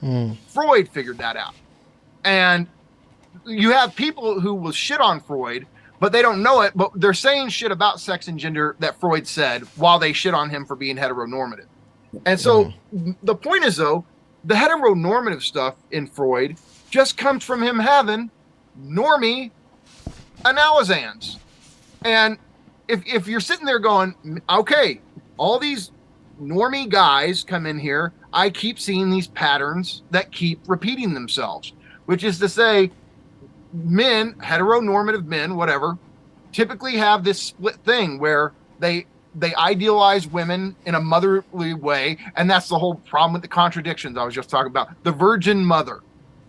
Well, so the mother is a virgin, right? How's that work? But that's where you start getting at these contradictory elements, right? And then, but the innocent whore, you'll also see that as a thing, right? But there's the main contradiction is between the virginal mother and the whore, right? And Freud's point is that typically men, when it comes to their wild sexual desire, they want to debase a woman who doesn't come off motherly because for Oedipal logic, right? They revere their moms. Guys don't want to think about their mom having sex. Like, that's right. It's a taboo. And so any woman who comes to be your wife it's a weird contradiction because yes, there's sex involved, but over time, if she becomes more and more and more maternal, right? You want some other woman to get your sexual kicks with, right? And Freud talks about this, right? He's talking about this split thing that men do, typically. Of course, there are exceptions, right? Of course, but it was a general enough pattern for him that he recognized it as such and was going, men want their love object to be something like their mom, something they respect her, they revere her, etc. But they want to debase the sexual object, and they keep this whole thing split between the woman that you have really erotic sexual passion for and the woman you love in some wholesome way, right? Men typically keep those separate. They compartmentalize them for Oedipal reasons because they don't want a woman who, as a substitute for the mom, they don't want to sexually debase a woman who's a substitute too overtly for their mother. But the point is, if you're in a real relationship with a woman who's an actual person, right, all of this gets complicated, right? But if you're in fantasy space, if it's all in virtual reality, there's a kind of de-burdening for men in the way that they desire, where you just have basically full access to virtual objects you can debase or whatever you do. Dude, this is why I'm like, I'm sorry I said some words you're not supposed to say, but every fucking 11-year-old is able to get on Pornhub. And I have a problem with that. I'm sorry, just because I use the words that you see on the screen when you go there doesn't change the reality of the fact that children are going there already. And I have a problem with that. I take issue with that. It's a fucking problem. And I fucking hate our politicians. I fucking hate everybody who has anything to do with responsibility over the situation that makes it so that children without IDs are able to access, without credit cards, are able to access they click the button. I'm 18. I was 12 years old when I saw that shit. What I just described, when I said the words, is something I saw at the age of 12. I didn't choose that. It chose me. So fuck the people who made that possible and who are making it possible today. People are seeing really fucked up shit, and people, it's like they're the gore videos too. We've never really talked about those, but it's just as bad on TikTok. Yeah, that little kids are seeing. Yeah, me saying the search terms that people learn because they actually see it on the front page is not changing the fact that that's real. In fact, I think people want to act like it's not. And so it's we could sit here and talk about these robots, but what would they actually be like? Well, just take a scroll. And if you want to get crazy, go into the niche areas and then realize those will all be real in every fucking guy's bedroom. I hate that. I don't like that, but we're moving into it. So the question is, how do we stay human? Right? So it's people are going to be clipping that. Oh, Dave said cum sucking blah blah blah or whatever. I don't even remember what I said, but it's oh yeah, I said that. Ooh, I'm so offended. Ooh. In the meantime, what are you gonna do anything to change the fucking law? The laws that allow internet companies like Pornhub to be able to show that shit to children? I'm sorry. And that's what the word policing does. Fuck them. It serves Fuck as a them. substitute for any effective change in the world. No, we're not dirtbags. We just fucking say what's real. That's what's real. That's what's affecting people. That's what people are looking at. Yeah. People talk. Yeah. Yeah. Yeah. Mikey, I have a question about what you were saying about Freud and even how it runs with Lacan, because what you're saying about heterosexuality or heteronormativity, it's split and it's undermining in of itself because of its structure around the Oedipus complex. And it's D and G are we need to be anti-Oedipus, but it's Oedipus is itself anti-Oedipus. But I have this question because I was in a certain Lacanian reading group and we had a Butler bro in there who was trying to say that this is it was seminar 18, this sexual difference and sexuation just seems so heteronormative. and you could see it in Lacan and Freud's writings. And this is where, like, the repressive hypothesis was, debunked by Foucault because, sexuality wasn't repressed. But I think like the way that we could undermine this heteronormativity of sexual difference is with the lesbian phallus in Butler. And like, I just thought that was just like an odd, like, way to critique Lacan, because like the phallus itself is already an undermining thing. You don't need to like predicated on lesbianism or homosexuality, if I'm not mistaken, right? Well, yeah, this was popular in the '90s with what's her name, Monique Wittig, and then Butler, and even Land. I don't know if you know this, but if you go back to the early stuff on Kant and the prohibition of incest and all of that, he thinks that the revolutionary subject is the wild lesbian subject, and that he at that point he thought somehow like they defy categorization, and so they're gonna break apart the system. Like I think he thought that for all of like one or two essays. But yeah, I mean, the thing is, right, like if the phallus, because it's a signifier, like that's the whole thing. A woman can be the phallus bearer too. Like you're not, like, simply because you're saying, oh, an actual woman or a feminine subject is going to be the phallus bearer, you're still propping up the power of the phallus. So I don't think that's really undermining anything. Right. Because they're associating it with the penis or the male organ, and the fact that they think that heterosexuality is this sort of like complementary thing, which Freud says in his theory of sexuality that libido and its object deviates. Like it purposely deviates from its object. That there's not this sort of what is it, Aristophanes, like, complementary, like you complete me type thing. But in the fantasy, of course, that's what we would imagine. Well, look, part of the issue here, Andrew, is just that whenever this type of theory conversation gets brought up, like the Butlerians are talking about the lesbian, I honestly, a lot of times, I don't know if we're even on the same terminological page with them, because if some way, I mean, are they closely linking the concept of the phallus to the penis? Are they seeing that the phallus is far more just this kind of exceptional signifier, or the signifier par excellence, which is to say the signifier, the master signifier that organizes a symbolic space? Like, this is just where I don't like. Yeah. I would have to talk to that person to get a read on how she's even understanding the term. I mean, a lot of these terms, I mean, look, because we all know each other and we're familiar with each other's work and we talk all the time, we get a certain familiarity with how we're all using these terms. But you talk to somebody who's been doing theory for 20 years and say they're going to talk about the phallus because they know Freud or whatever, but say they haven't read Zizek, they haven't read McGowan, they haven't, like, you very quickly start going, I feel like I'm talking to, like, we're just talking past each other. We don't understand. We keep using the same signifiers, but whatever the nuanced traces of signification they carry, we're not tapped into the same thing here. And there's a lot of miscommunication going on. And so, look, I mean, but in the big scheme of things, this is always going to be the thing where if somebody, if you do a Butlerian thing or you do the Deleuze-Guattarian thing, they're not going to accept sexual difference in the way that Lacanian Zizekians are going to accept it.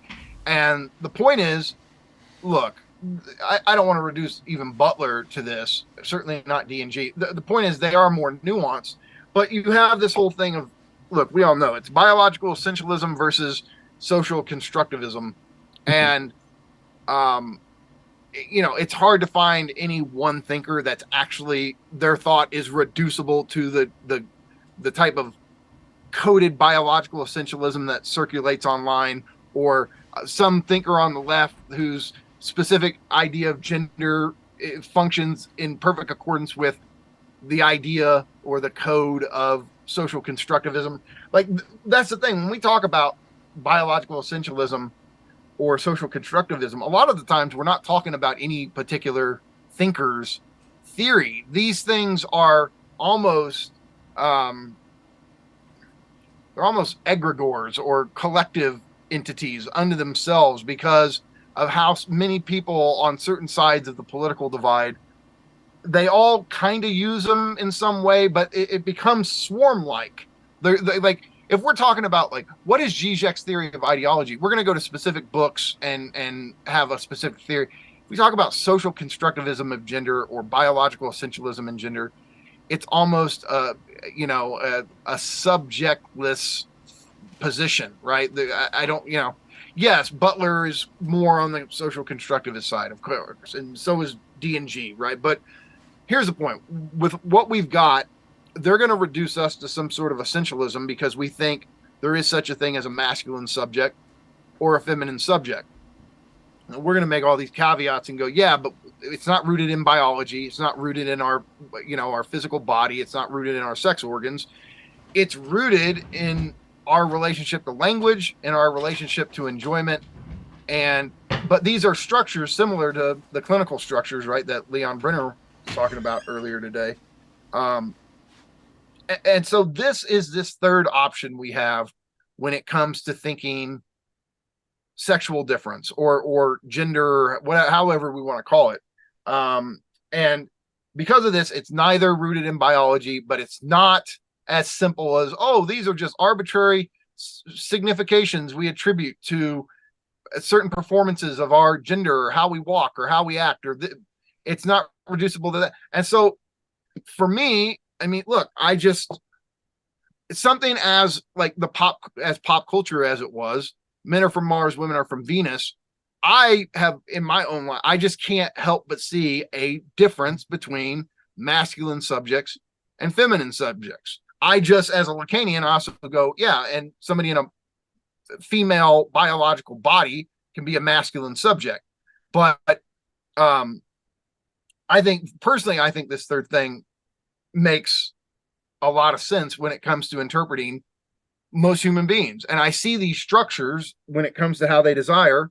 I mean, and there's noticeable variations. Again, like, men being, primarily visually oriented towards their sexual object. And we've had this. I'm not saying women can't say what.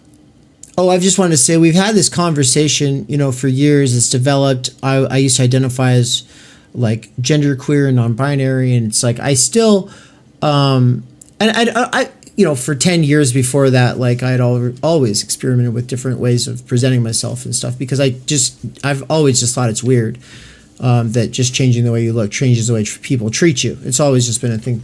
Hello. Oh, Anne's here. Hold on. Let's put on. You can? I've got Perfect. my headphone in, yeah. So I think people can hear you now if you talk. Ayo. Does that work? Hey, that's awesome. All right. What was I saying? I forgot what I was saying. You've always gendered the queer. Oh yeah. And I was just saying. So I want to set up Nance to talk about this for a second. And I of course want to hear more of what Anne's got to say about this. But Nance in particular, because the two of you were saying a bunch of interesting stuff in the chat. Also, Nance hasn't talked about Alfie's book yet. But there was some other reason that I wanted you to talk about something here. God damn, I lost it. It was related to what you were just talking about. But there's one of them. Nance. It was something with Nance. But also I want to hear about Alfie's book. But I'm saying that because I'm about to step away. I'm going to be listening from downstairs for a moment. I'm going to have my birthday cigarette, and so I got like 20 minutes before I got to go. Dude, this is, I think, probably where CMT and the post-humanism, humanism conversation at Theory Underground, like really, and the future and the human future stuff all kind of just comes together, and I just love it. So, Heck yeah. But I'm gonna step away. I'll be listening. You have to smoke one cigarette for every year. Yeah, that's right. Exactly. Keeps your lungs strong. Dream Lovers. It actually kind of comes at this from, I feel like, a different angle, where he kind of investigates like the gamification of love and relationships. And yeah, it's interesting. I read it when it came out. Alfie Bound from Sublation and Everyday Analysis now. I think it came out around the same time as Isabel Millar's book too. I read them both around the same time. But yeah, it's an interesting book. It doesn't really get into like dealing with the subject. It more has to do with capital and how that manipulates us. And it's a more instrumentalized view. And actually, like, I think I'm more comfortable in that space anyway. Like when you were talking about the female fantasy, I was like, no, man, women fuck vibrators. Vibrators and robots are the same thing. But ultimately, like that doesn't matter, because you're talking about the fantasy. You're talking about the masculine fantasy versus the feminine fantasy. And like, yes, just because they're using these little robots for the utility of achieving release doesn't mean that the feminine fantasy would map onto the masculine fantasy. And that's what, like, I made a comment, and then Ann and I had a little bit of back and forth on that. Other than that, I don't. I'm absorbing. I'm taking notes. Cool. And then I'll remember the other thing I had for you in a minute when I'm out there probably. But the other thing is, and maybe it doesn't matter, but I wanted to, so I had this thumbnail that I threw together here up in the corner of the actual live side. If anybody saw that, shows her in Electric Dreams. It's just a thumbnail. But now I'm putting up a new thumbnail. We never actually talked about this course. Introduction to Zizek 2024, September 7th, 14th, 21st, 28th. It's 4 sessions with Michael Downs. Yeah, you didn't put that in with the other ones, and I was devastated. Dude, it just wasn't in the right folder. That's all that happened. Because it's all based out of a folder, but I accidentally saved it into a different spot. I'm doing the course now. My feelings are shattered.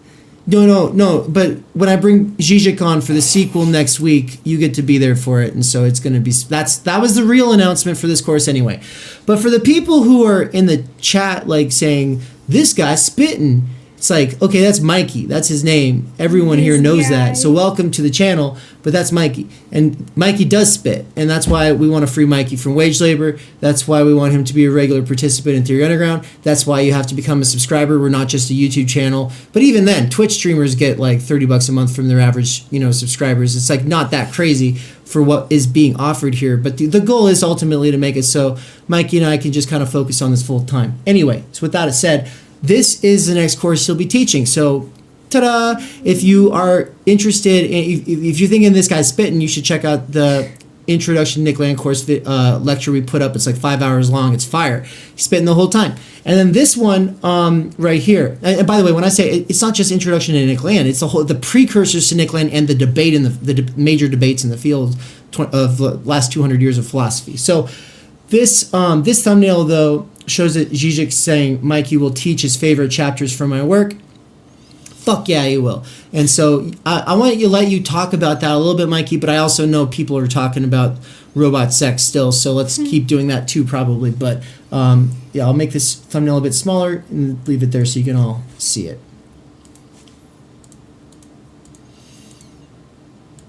Boom. Thanks.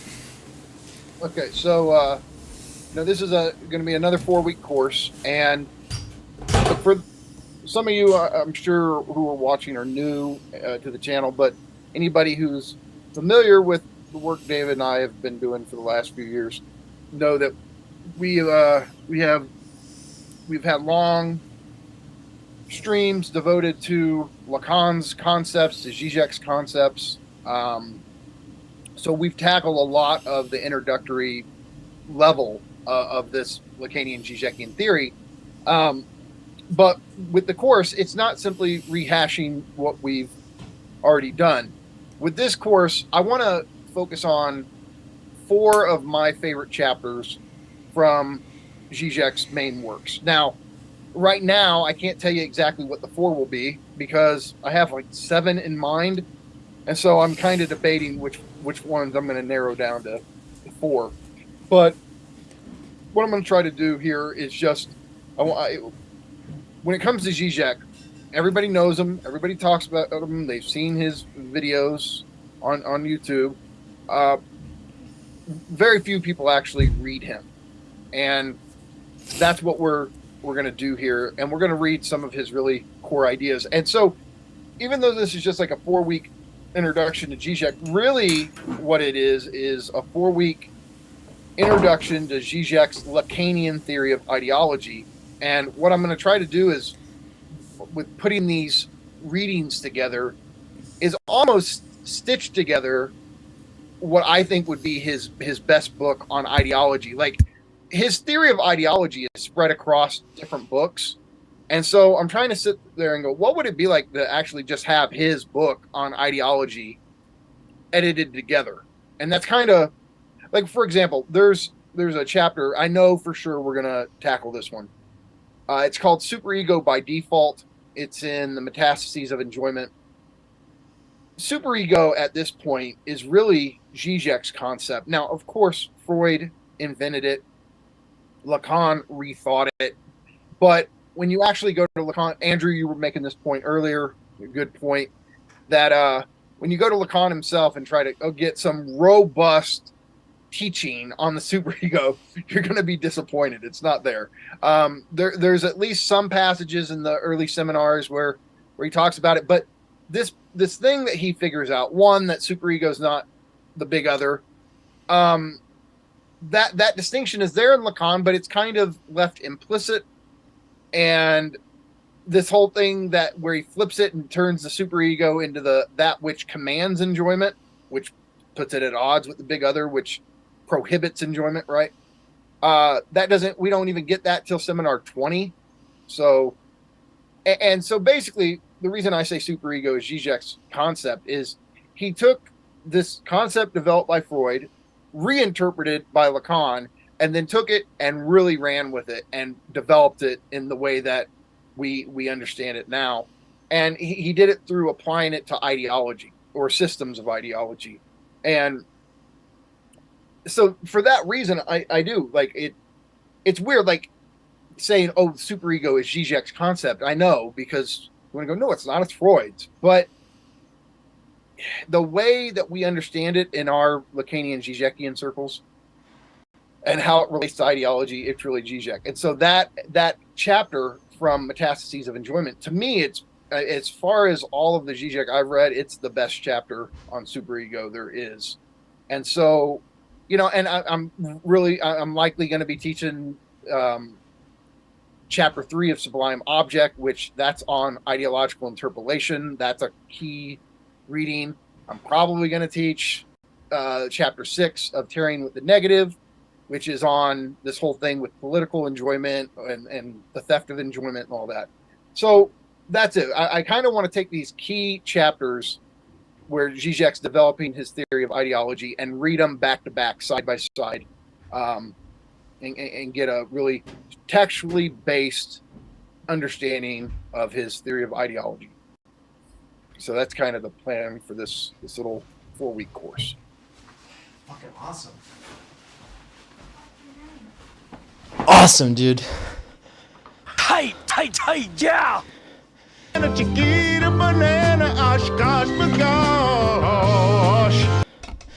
Yeah, is this unmuted? Can they hear me? I can hear you. I can hear you. Hear you. Oh, perfect. Well, that was fucking awesome. Thanks, everybody. I want to let everybody share their closing thoughts. Hey, I just want to say for you critical media guys, I got my copy of this and I was flipping through it. Zizek and the Media by Paul A. Taylor. This has got to be on your radar. I already made an audiobook of it. Oh, you did? Okay. Well, then you beat me to it. Yeah. I haven't. I mean, it's just my own to listen to at work. But yeah. I didn't read it aloud or anything like that. But so, Andrew, you got any, like, I want to let, everyone kind of like, closing thoughts about the movie conversation, and then we'll get into closing thoughts about the stream, the all-day stream. At this point, it's probably so long that YouTube won't even save the end of it, but the recorded version will go out later. So, reflections on this, I guess, like 10-hour thing. Oh, okay, so we're still live. People will still see this after the fact on YouTube. So what's up, YouTube, in the future? I want everyone in their closing thing to say how much of it they saw and their takeaway And the thing is, a lot of the people who are participating will probably watch it all the way through, or like watch the end at least. And so, this is our chance to kind of say some things to the folks who participated as well as the people who watched the whole thing.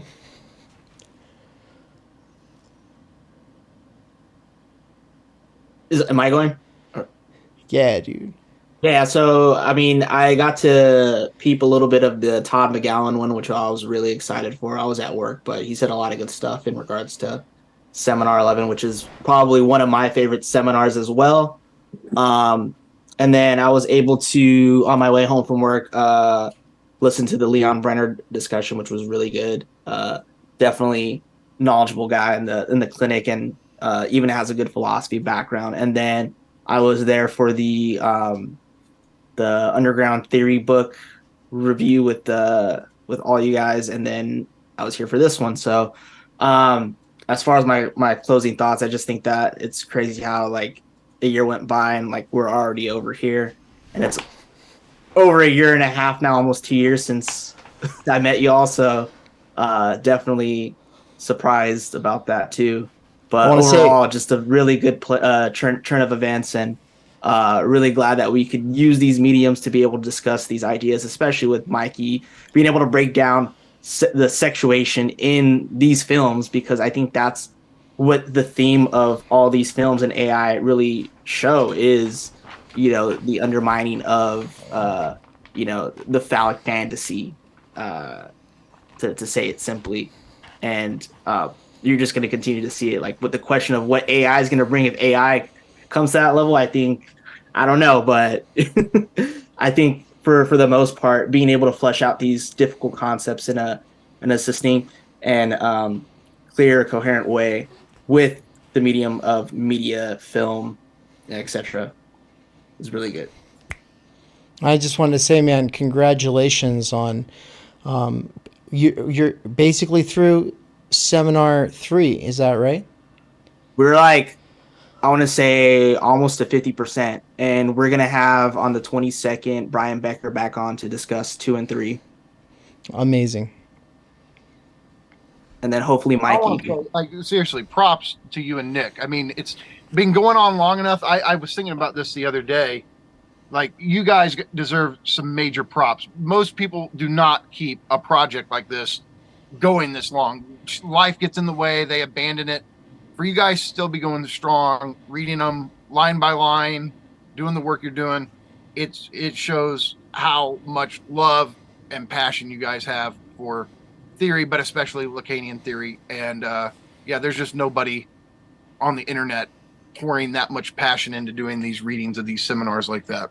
Yeah, and not only that, we got Max now too. So Max is a good help too, because he brings a new perspective in, and he is a vanishing mediator because he's hardly at any of these events because he's busy and he's on Berlin time. And I think our greatest achievement of this year was to get Lorenzo Chiesa on, the most obscure Lacanian ever, and to be able to handle that conversation, like that just shows that like cool, we've been kicking our asses on these seminars. And that book is intense. Hell yeah. Cool. I'll close out here. In terms of the films, I think it's obvious how these connect with land, connect with time energy, connect with critical media theory, and these were just, I agree with Nance that it is kind of like a sad, depressing movie. It's aesthetically beautiful and really well done, but you just kind of get done with it and you're like, that was a little icky. And then Electric Dreams was just crazy and chaotic and just a good old 80s movie and fun. Like, I really loved the character of Edgar and Moles. Like, it was great. And so it was really awesome to have Mikey here to kind of talk about desire and drive in relation to these films, because I know you don't always get to make it to the film club meetings, so that was cool. This whole day, I think I stuck around for more than I thought I would. I skipped out on a couple in the middle of the day because I really needed a nap. But yeah, hearing it's cool, like, to hear all these people who not only has Dave's been in dialogue with now, but I've kind of been in dialogue with just through publishing the book or like taking a course with Cadell, meeting Todd in person this year. And so it was great to, after knowing these people a little bit more, hearing them again, and it's like I'm more engaged, I think, with what they're doing and the work they're doing, and I'm excited to hopefully at least sit in and listen in to a few more Theory Underground courses this year than last year. Like, I was kind of listening into the land course this year. It's not really in my wheelhouse. I didn't have time to read, but I've gotten a lot out of what I've listened to so far just while working. And I'm proud of you and all the work you've done. And happy birthday, and I love you. Thank you. So, Goddamn. those are my closing thoughts. All right, before I forget, I just want to say that you two, whenever you have a chance, my favorite AI from the 80s is Johnny 5 from Short Circuit and Short Circuit 2. When you have a chance, you guys, if you want a fun double feature movie night, watch Short Circuit 1 and 2. So I guess, okay, I'm talking, I'll say my thing, and Nance, you go. I got really quick. I'm going to run downstairs, but my phone is telling me, call Dave, because it's his birthday. Talk about a device that reminds you of people's birthdays. And so, yeah, I know. Okay, anyways. It doesn't know that we live together yet. It's not that smart. But anyways, I'll be downstairs. I'll just say, so, I mean, look, I didn't get to see all of the stream. I was in and out today. Your talk with Todd was really great. I love the whole thing on transference and parasocial relationships. That was great. Leon was awesome. I really am excited for his course. And, you know, I like this whole weird, like, it's more of a myth. I mean, look, I guess there's a little bit of truth to it, but this whole thing of like Lacanian analysts versus Lacanian theorists, I think it's so dumb. I want to talk to as many Lacanian theorists about what's going on in the clinic as I can. And I mean, I think it's going to be a really fucking cool thing. I mean, look, like Todd teaching seminar 11, you said it today, it's like a dream course for me. So this is, it's one of those, I feel like it was hyperstition. It's fiction real, right? And now that it's real, it's amazing. But I'm also super excited for Leon. I'm super excited for your seminar on time energy. Again, I'm going to say it's his birthday, so I'm going to say it again. Everybody sleeps on your work. They sleep on this concept. And I'm telling you, look, for speaking for myself, who I have spent my adult life studying theory. I would like to think of myself as a connoisseur of concepts. And this concept is of fundamental importance. And so you've laid the foundation for this whole thing on time energy. And yeah, I want it to click for more people. Read Dave's book, get tapped in to what he's talking about with time energy, because and it's like you were talking about with O.G. Rose, right? This to me, I mean, look, this goes back to a lot of things. It's what you were talking about with Christianity with O.G. Rose, is the whole thing that Christine and Nina were talking about with universality, right? Like to me, the concept of time energy makes me get on the same page with, like, it cuts across differences, right? I don't care if you're Christian or Muslim or gay or straight or trans or cis or blah, blah, blah, blah, blah. None of it matters. What matters is us getting to live a whole new way of life.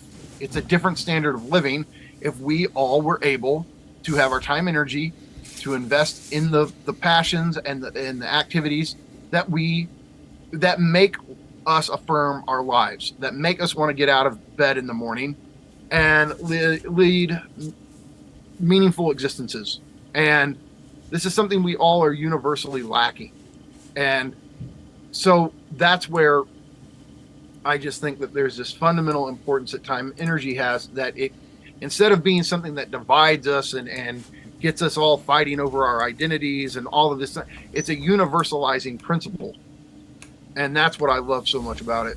And look, I mean, yeah, there's other ways to talk about like how can we like a universal, but to me, it's such a fundamental importance to that we're missing something. And like I was telling you on the phone the other day, like the other issue, it opens up this whole other critique of different modes of production, different forms of society, because I don't care if it's feudalism, I don't care if it's what we think of as Western liberal market capitalism, I don't care if it was Soviet socialism, or if we follow people like Richard Wolff and Stephen Resnick calling it state capitalism, right? I don't care if it's something like Mencius Mollberg talking about neo-cameralism.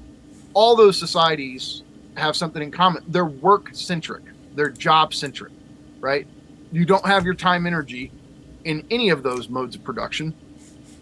And so if you're saying we want to organize society around time energy, it enables you to see like even something like, yes, and we're not denying there aren't important differences between the Soviet Union and the USA, right? Back when the whole Cold War was going on. But the point is, if your job is the fundamental organizing principle of your life, you are deprived of your time energy. And this means that we have to rethink what an emancipatory society would look like if we're saying that emancipation involves the emancipation of time energy.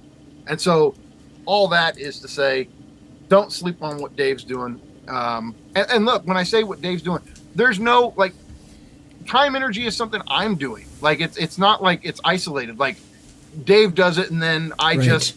Here's the thing: I haven't written on it yet, because I was telling Dave for years, you have to get a book out so I can start doing something with time energy too. That's how I am, and everyone who's rolling with us knows that I don't with CMT get into Baudrillard because I'm waiting for your main book to be out. So it's like I have to make footnotes to unpublished works at this point, and I think I have made footnotes to unpublished works of yours because of this. And so it's like, that's the bind we are in. Process, right? And that's part of it. But here's the thing: now that Dave has written a time energy book, look, I still think that we know the big book on it. It's still yet to come, but. You wrote the book on it. It's your concept. Now I can go, Dave came up with this. Now I can go do my thing with it too. And so I'm just saying, like, yeah, absolutely. Go get that book, read it, and take the fucking seminar. Get tapped in. And honestly, get this book. And then if you want the old edition of Waypoint, you better get it now because it won't be around for much longer. There's probably only 5 more copies of this in existence. So like this is about to go out. There will be an updated version. So yeah. But I'm saying, here's the thing. Yes, we have like Adorno wrote this great thing that you talked about earlier called this little essay on free time. It inspired both of us, right? Baudrillard has some really great insights into time and how that works, right? There are thinkers who have had these great insights into social temporality. And what's going on there. But they always make these connections almost in passing. Or they're like a marginal insight they have, they develop it briefly, and then they're on to something else, right?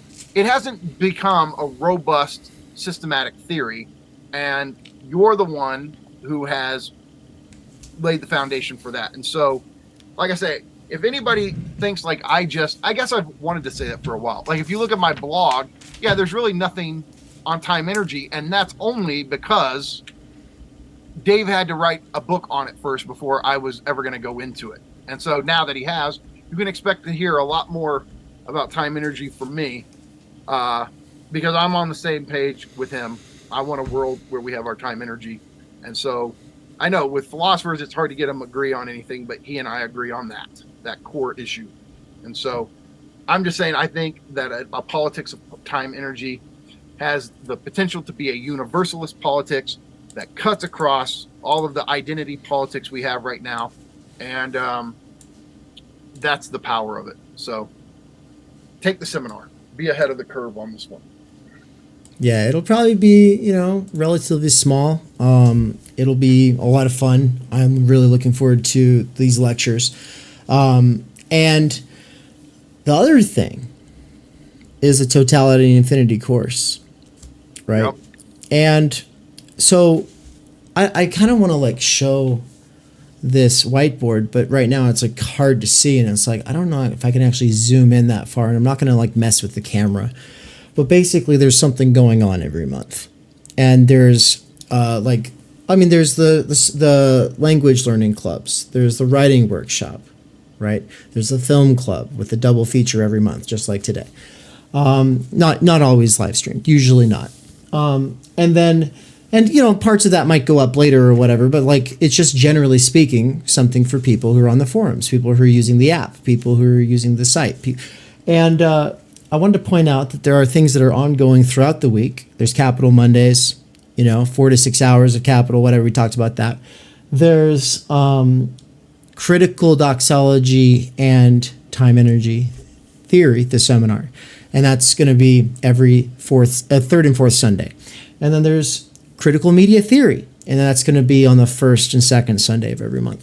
And then there's stuff happening like basically all Saturdays. Like there's going to be breaks in the year so that we could do the Europe tour and the conference and stuff like that. But outside of the breaks, outside of the conference, outside of the tour, like there's going to be like constantly stuff going on Saturdays. And sometimes the stuff going on Saturdays is going to be being in time. Sometimes it's going to be totality and infinity. Sometimes it's going to be you teaching Zizek. Sometimes it's going to be Todd teaching Seminar 11. Those are all Saturdays around the same time. They vary by a few hours because we dial it into the preferences of the instructor. But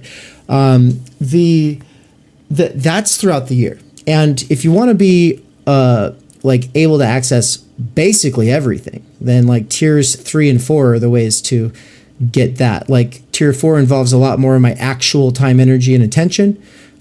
Tier 3 just gets you into everything. But like tiers 1 and 2 get you into a lot of shit too.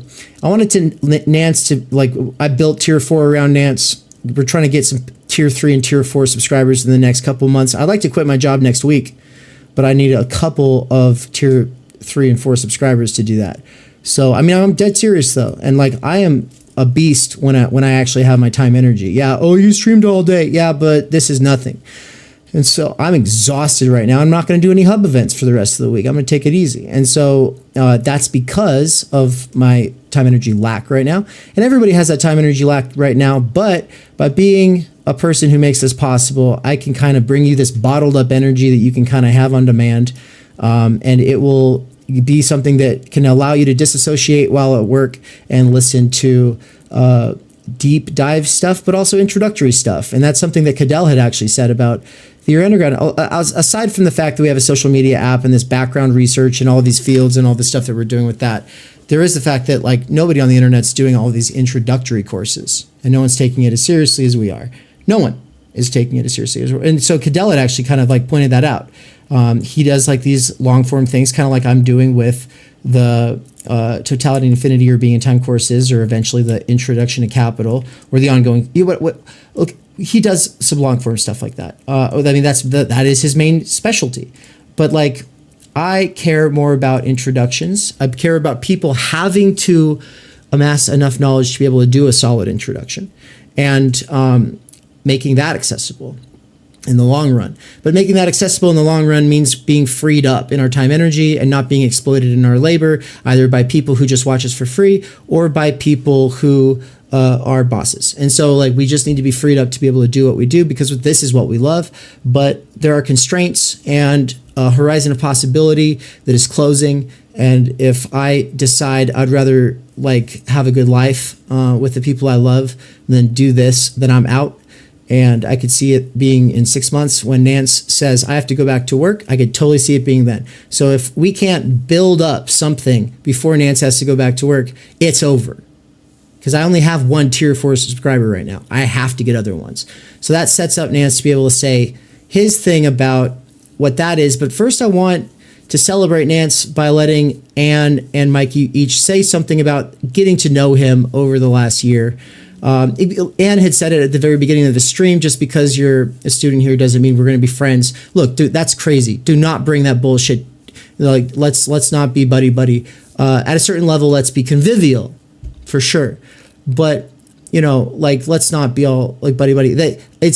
Nance doesn't give a shit about talking about his personal life, his personal problems. Nance doesn't give a shit about talking about your fucking pictures of your dog. He doesn't give a shit about talking about like his problems with his domestic life or his work life, or it's just like he doesn't. After being on tour, I see he gets irritated after about 2.5 hours of it. Like he actually just shuts down and he's fucking done. And it's just like if we're just doing deep dives and doing theory, like he'll stay lit for fucking 24 hours straight. I've done it with him. And so it's like, but it's like that we're project like pals at this point because of how hard we go and we egg each other on. And what most people do is they don't egg me on in a good way. They're just trying to like get attention or like play this fucking, oh, let's talk about things and like, oh, I think you could fix the platform. I think you could do things differently. And it's like, I would love to brainstorm what I'm doing with somebody who's been around for a while. So like, how about you let me do that with the people who I trust and just leave me alone. If you like it, you like it. If you don't, you don't. I don't care.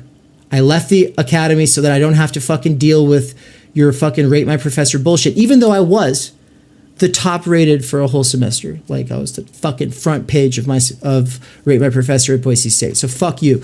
But I don't like those ratings and I don't want to live by those. That's all. And so, yeah, but I want to set up Mikey and Nan here to say some things as well. And then the idea is like, yeah, we're trying to do research here, right?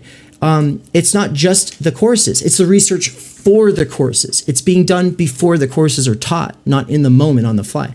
And so that's also, yeah. Like, I didn't just decide to, I'm teaching a course on land on or next Saturday. I better start putting some work in on land.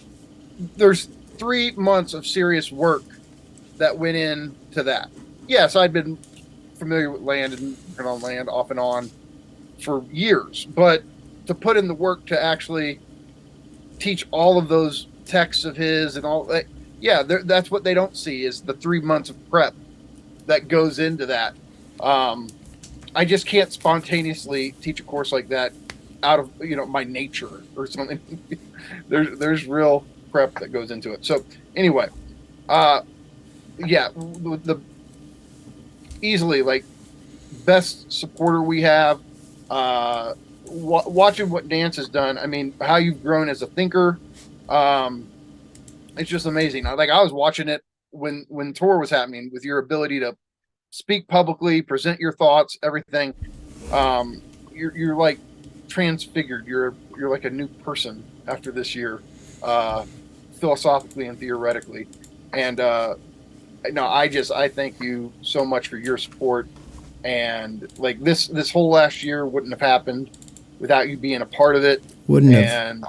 And seriously, like, so, I am just incredibly thankful for you and that we met you. And like I say, look, this whole thing, like we've talked like friends and fellow travelers and everything, but I don't let just fellow travelers crash at my house. So I consider you a friend, and I'm really thankful that I've gotten to know you over the last year, and you're a part of this.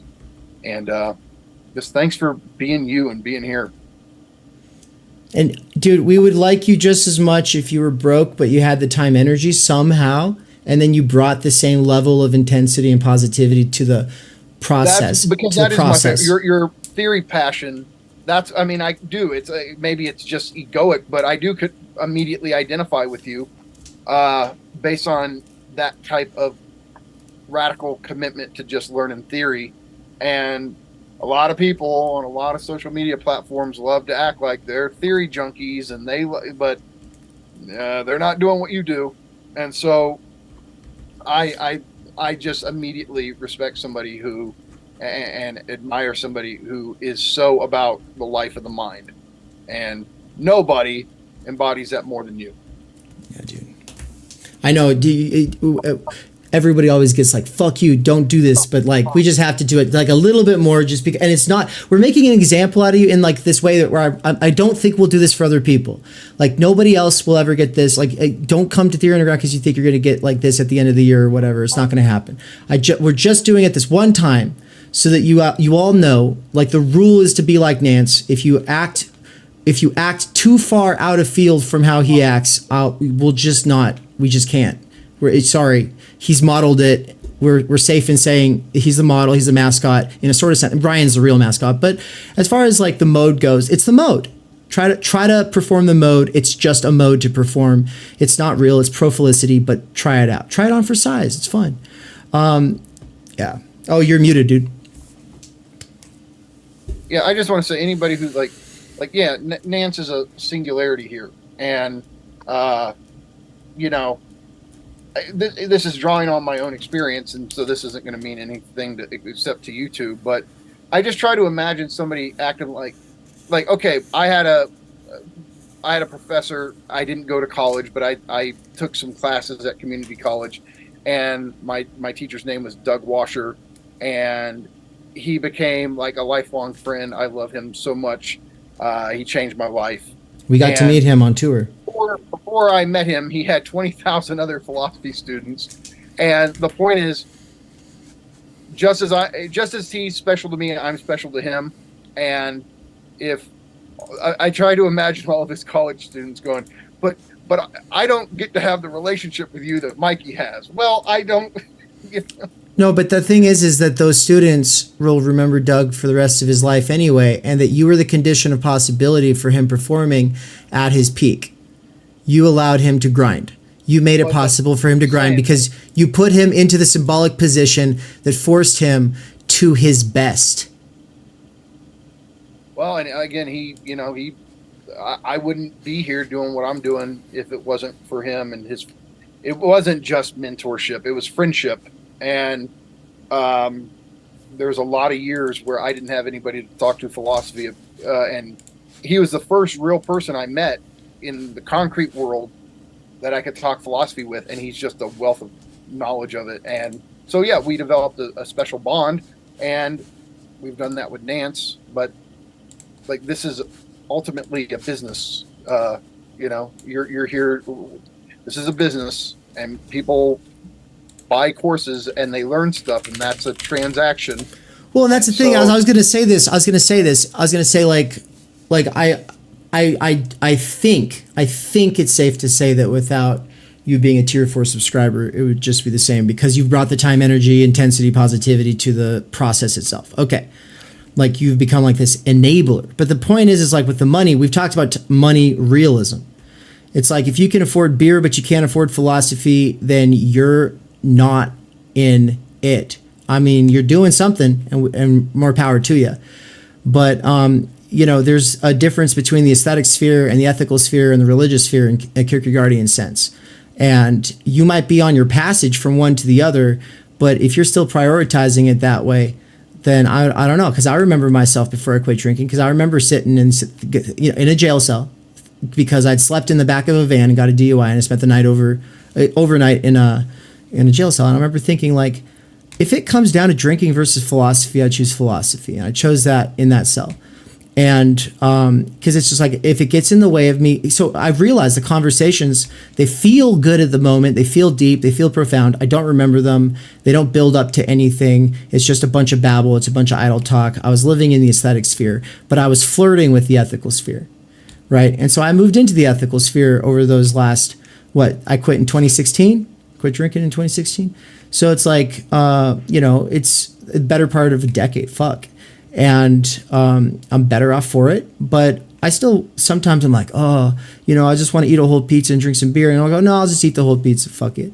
But like, outside of like occasionally like feeling like, oh, wow, I kind of want one. I most of the time don't want one. And I really wanted it. It was hard to quit. But like when I tried in the past, but at that time when I actually did, it was easy because I love philosophy so much at that point. But it did take a long time of being into philosophy and drinking like I was. And I know like, Mikey, you drink. I know that doesn't mean anything for other people. It meant something for me. And the thing is like, if you think that you're like Mikey, and you can have a couple beers or whatever, but you're not able to prioritize philosophy, you're not putting your money where your mouth is, and your money is, for now, a good enough stand-in for your time, energy commitments.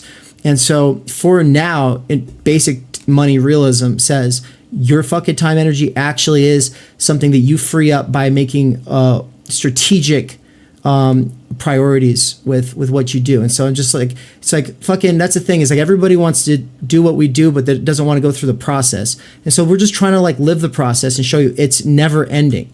It's always this way. You're always going to feel like there's too many books, but you can come into a relation with nonlinear reading where it's like you get to know them all. It's like possible, but it's a lifelong project, and you're not there. I'm not there.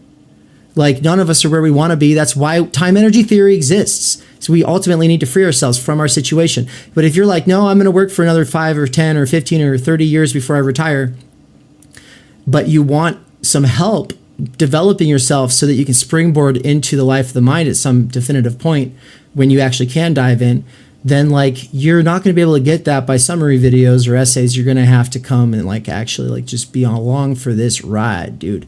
So yeah, fucking money realism. That's what Nance said. I want to say this. Okay. You and I, with all that we've done in our collaborations, there's not been a single point since we've been collaborating that both of us had our time energy. And if people like what we've done with us, it's a cliche kind of phrase, but you ain't seen nothing yet. The day that Dave and I both can have our time energy and just normal, relative, stable economic stability, right? Just, I can't look out, even guys. be like, yeah, look out. It's honestly like, it's what the conspiracy of silence is ultimately about. People don't want it. They don't want to have to see it. They don't want to have to see us pull it off. People think that you shouldn't be able. I know what this can be, and it can be a mega force. This is just the very like rumblings, stirrings of an underground thing. But if we get some luck in the next year, and things have been moving in a good, upward, progressive direction for the last year, and I couldn't be happier with how this year has turned out. If it keeps going in that direction, I'm just saying, you ain't seen nothing yet. Yeah, what was the list earlier? The list of all the things, man. That fucking, it's like insane. But it's like, yeah, the app, the website, the course site, the social media side, the books, tour, the books, the blog posts, 8 courses, exegeticals. I'm just saying, guys, like I'm not gonna always have this like kind of ability because I'll have kids and shit, and like I've got something to prove right now. I just turned 36. It's like I gotta actually do it in the next few years. We all feel that way, the 3 of us. I'm not gonna be able to do it without Dave. Yeah, dude. Look, I did nothing before Dave. Dave's got me to start the blog. I was fine just writing this shit and working on philosophy on my own. And Dave's the one who sparked me to do, the blog and then lecturing and teaching and all that. And I know that somehow with my libidinal economy, like I can just not publish anything. I can, if I get to read and I get to study, I'm fine not putting it out there. And so I need Dave as the motivating force to get me. I've been your agent. Look, like if Dave wasn't doing this right now, my main job is to be an agent for you, and it's required building this because you said if you build it, they will come. But you didn't have this in mind quite as it exists. But like I'm doing it, it's happening, and so it's just man. And that's the thing. Like again, Dave has done all of this with very, very little support, and I mean no major institutional support or anything. 5 patrons. So my whole thing is this is ground level of the new way of becoming educated, right? And the thing is education, especially in America, and there's a lot of weird American dynamics going on in this whole thing, but education is something forced upon you. It's nerdy. It's like a form of punishment. And for philosophy of all things to be emerging as a subculture in America. I mean, it's a radical reversal of all things American. And so where this goes, what it becomes, I don't know. But I want to see what potential this has it locked inside of it. And like, I mean, I love this stuff so much now. Like, I wouldn't go if I could hack the university system and have a PhD right now and get hired at a university. I still wouldn't want to do that. I want to do this. I want to help in whatever small way I can to change what philosophy is by making it a way of life, a subculture, and hopefully one that has major effects in culture, period. But I mean, it's bizarre to feel like that philosophy is becoming a subculture and we're at the ground floor of it. And yeah, I'm just saying, if things keep going in this direction and we keep building, I mean, the vision for this thing Dave has, and what I have no, like, all I want to do with the rest of my life is write books and teach philosophy. It'd be nice to actually go to Europe maybe for a trip. I'd like to do that before I die. But other than that, teaching philosophy and writing books, that's what I want until I die. So anybody who says this guy's spitting, just imagine if he had his time energy back. Yeah. Yeah. All right. Ann, did you have something to say?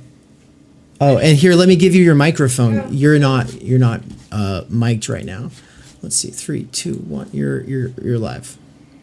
Yeah, I'll be short and I'll be all sappy and blah blah blah. Well, as like a thinker on my own, I need to take this out. I can hear myself. As a thinker on my own, I admire and respect all the work that Mikey does and has done. I think like the partnership that I've gotten to witness these last 5 years between you two is like fucking awesome.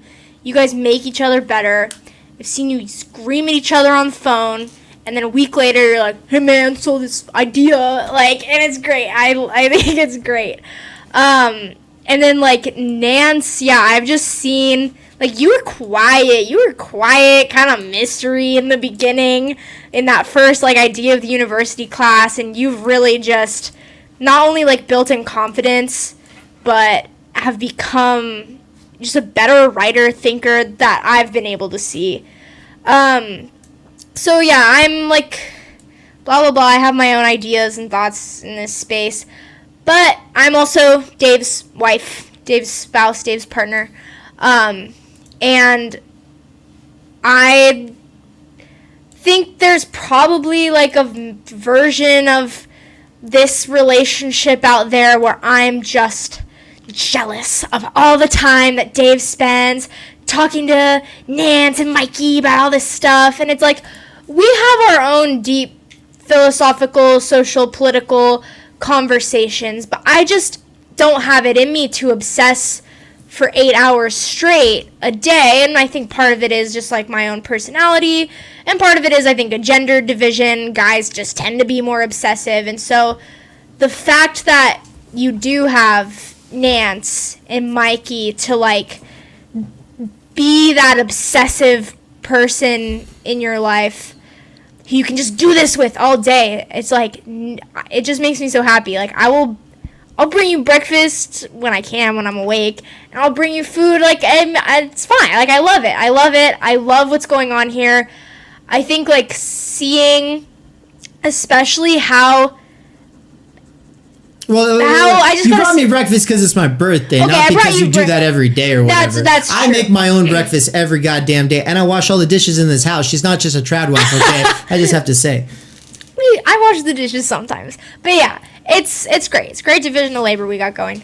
No, but I think like seeing Nance and the way that you've been able to just do these long days with Dave, I just think it like has opened my eyes to the importance of theory and this type of thing, because it's like, okay, I see Dave do it, but I guess I didn't realize that this is like necessary for a certain type of person to be able to just go hard all day long, like multiple times a week, And it's just awesome. Like, I'm proud.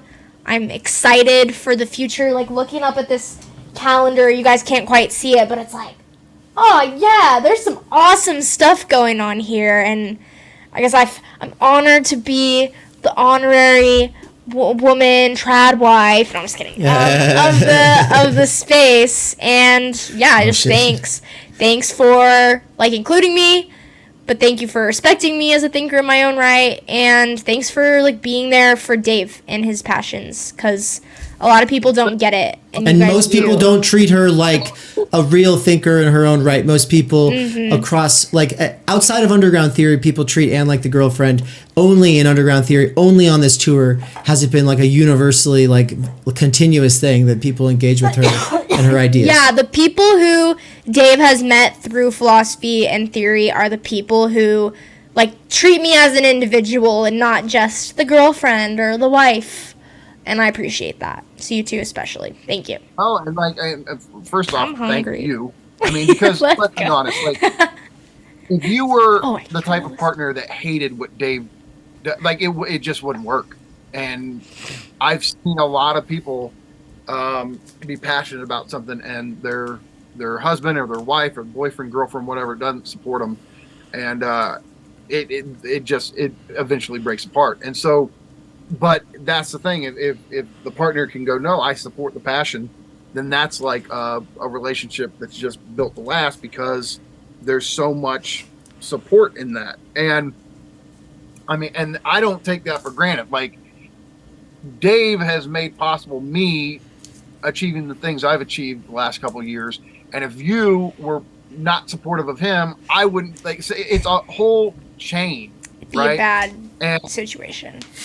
You know, Dave makes me better. I make Dave better. Nance makes us better. It's Power Ranger shit. You make us better, right? If he had a horrible partner, that again, just so it's all of us. It's really I hate this corporate talk, but I'm using it because I'm hopefully using it. It's a team effort. It really is. It's just in this context, team means something, opposed to just generic ideological bullshit that your boss says at work.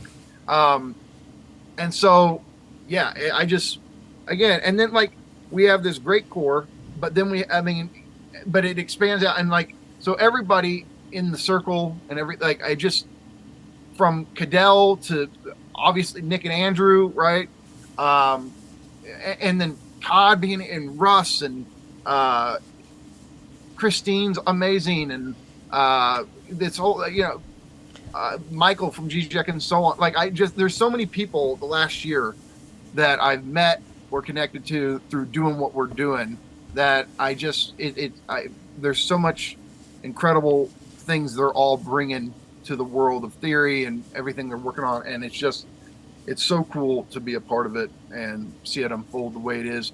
And so that's it. I just want to, we're just in the baby process. This is theory underground infancy, and you look at the last year and seeing what has happened just in its infancy.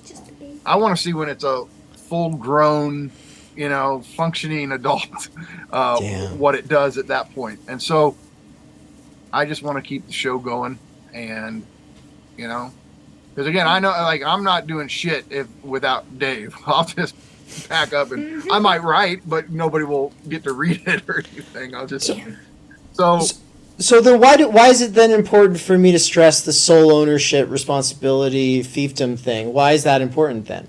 Because it's this is not. Look, I love this whole idea of the democratization when it comes to wage labor, which would eradicate wage labor hypothetically, right? Like, but when it comes to passion projects, anybody walking through the door thinking they get to say will fundamentally undermine what the project is. And I don't care what it is. I mean, guess what? When Prince wanted to record an album, Prince got the final it was Prince's album, right? Right. It's like you guys are, or we all are, for Dave, it's like we're collaborators, we're peers, we can create together. But at the end of the day, it has to be, and it is, like, your decision. because it's your thing. Yeah, and I know for a fact Anne will have her own thing. She's had a vision for it for like 10 years. I mean, forever. Okay. And so, okay, but where were you going with this? Oh. Oh, yeah. Wait. Oh, so, oh, did you? Oh, okay. Well, then, okay. So I think we're about ready to close out. The last thing we have to do then is, I got to show you all two things. Let's turn spots in here. Because this is about underground theory. So this is about underground theory, the book that Anne is most responsible for actually having gone out like as fast as it did. She really pulled all her resources together right then and then planned a wedding right afterwards, which was like crazy. And then I planned a tour like at the same time. It's been a lot of planning, and we need to close this thing out. I know I'm tired as hell, but I just got to show two things. And first is a QR code. And in underground theory, I haven't talked about this on stream yet, but like in underground theory, you'll see this. So that is like at the end of every major section throughout the book and on all the blank pages, we put a QR code with an arrow, with a link. You can just type it in on your computer if you don't know how to use a QR code. But you can actually vote for your favorite pieces in the Underground Theory volume. It's not a real competition. We'll later, like at the actual conference, give some like best this, best that. But it's all bullshit. But it's just like, we just want to actually see what people say. Don't take it too seriously. If anybody takes it too seriously, we'll laugh at them. But for real, it is great to hear people's thoughts on pieces, like what really resonated with them, what disturbed them, like whatever. Just like let us know your shit. I'm more interested in what the actual collaborators and future collaborators have to say about the pieces in there. The thing is like the stuff you say in there could be on the back cover of the next edition. Who knows? Or on something else that's a promotional. But also just like, yeah, think about what you want to say about it. Say it there. Say it in Amazon reviews. If you didn't buy it from Amazon, then don't worry about it, because you can buy it direct from the website and save some money. But anyway, that's my plug for Underground Theory. And then the other thing is right here, which is this quote. I want Nance to read it on our way out. This is sort of the closing statement of so many of the different themes. And so, yeah, this is the quote from the second to last page of Loncar's CMT piece in the oh my God, I love it so much. And so I'm just going to full screen it up here on the screen. Mikey, if you want to read along, it is there in the actual chat. Nance shared it there. I just think that this paragraph sets up the anti-land position that I hold in a sort of like in the context of critical media theory and class and everything. And it's just, I think that Loncar nails it. And yeah, take it away here, Nance.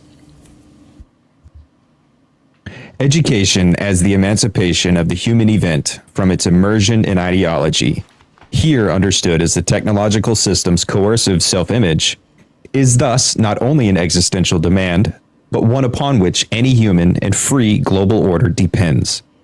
To the extent that humans continue to treat the current crises as material, they perpetuate the alienation of their subjective freedom into the acceptance of social and technological forms as external objects, things imposed upon them as fate, rather than appropriation. Rather than human processes. Rather than human processes subject to intellectual understanding and psychological reappropriation. This is not to negate materiality for ideality. Materiality for ideality. My entire analysis has been to show that literacy, a technology and its material forms, has governed the evolution of our historical epoch. But to observe that the dialectical distinction between the two is now unstable, if not untenable. Materiality is undefinable or intellectual and thus ideal, as is immediately evident when one considers contemporary physics and the fact that energetic fields are our best current way to characterize the supposedly primal materiality of the cosmos.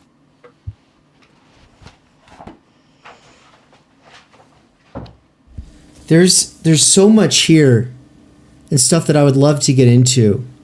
But this where's the part that he said the thing that's basically like a straight up address to Nick Land.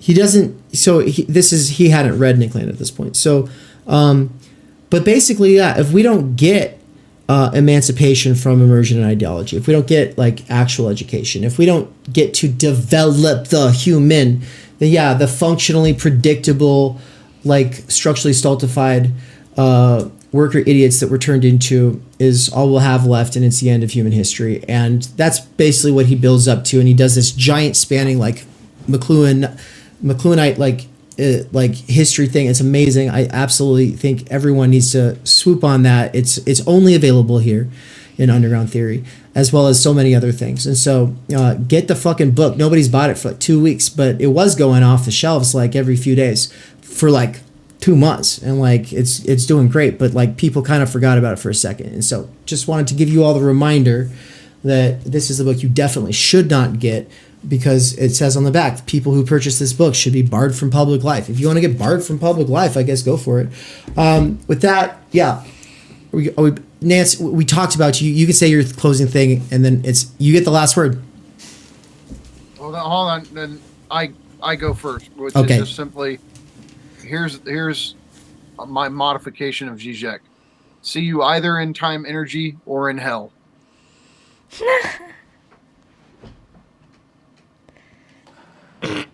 Man, I don't want to have the last word. There's a lot to say.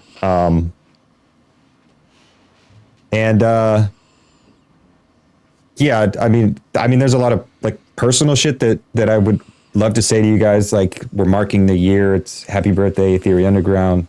But I mean, all that personal shit would probably be best said personally. So publicly, I'll just say to everybody, get in the truck, dummy. We're doing the thing.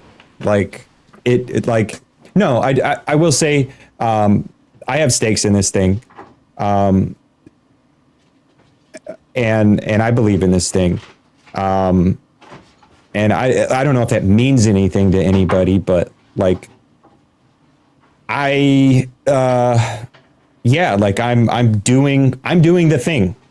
And it relies on Mikey's work. It relies on Dave's work. It relies on Ann's work. Like it is this interconnected web, of work, of other people, and dedication of other people, and it's ability, but it's also dedication. Like dedication and ability are kind of going hand in hand.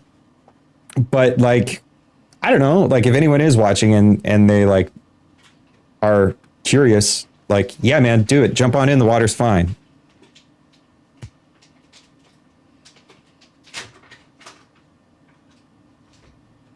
Thanks, everybody. Take care. I'm gonna roll the PSA. Peace. Thinking is super uncool, and that's why you should do it. It's just like almost anything that's like cool anymore.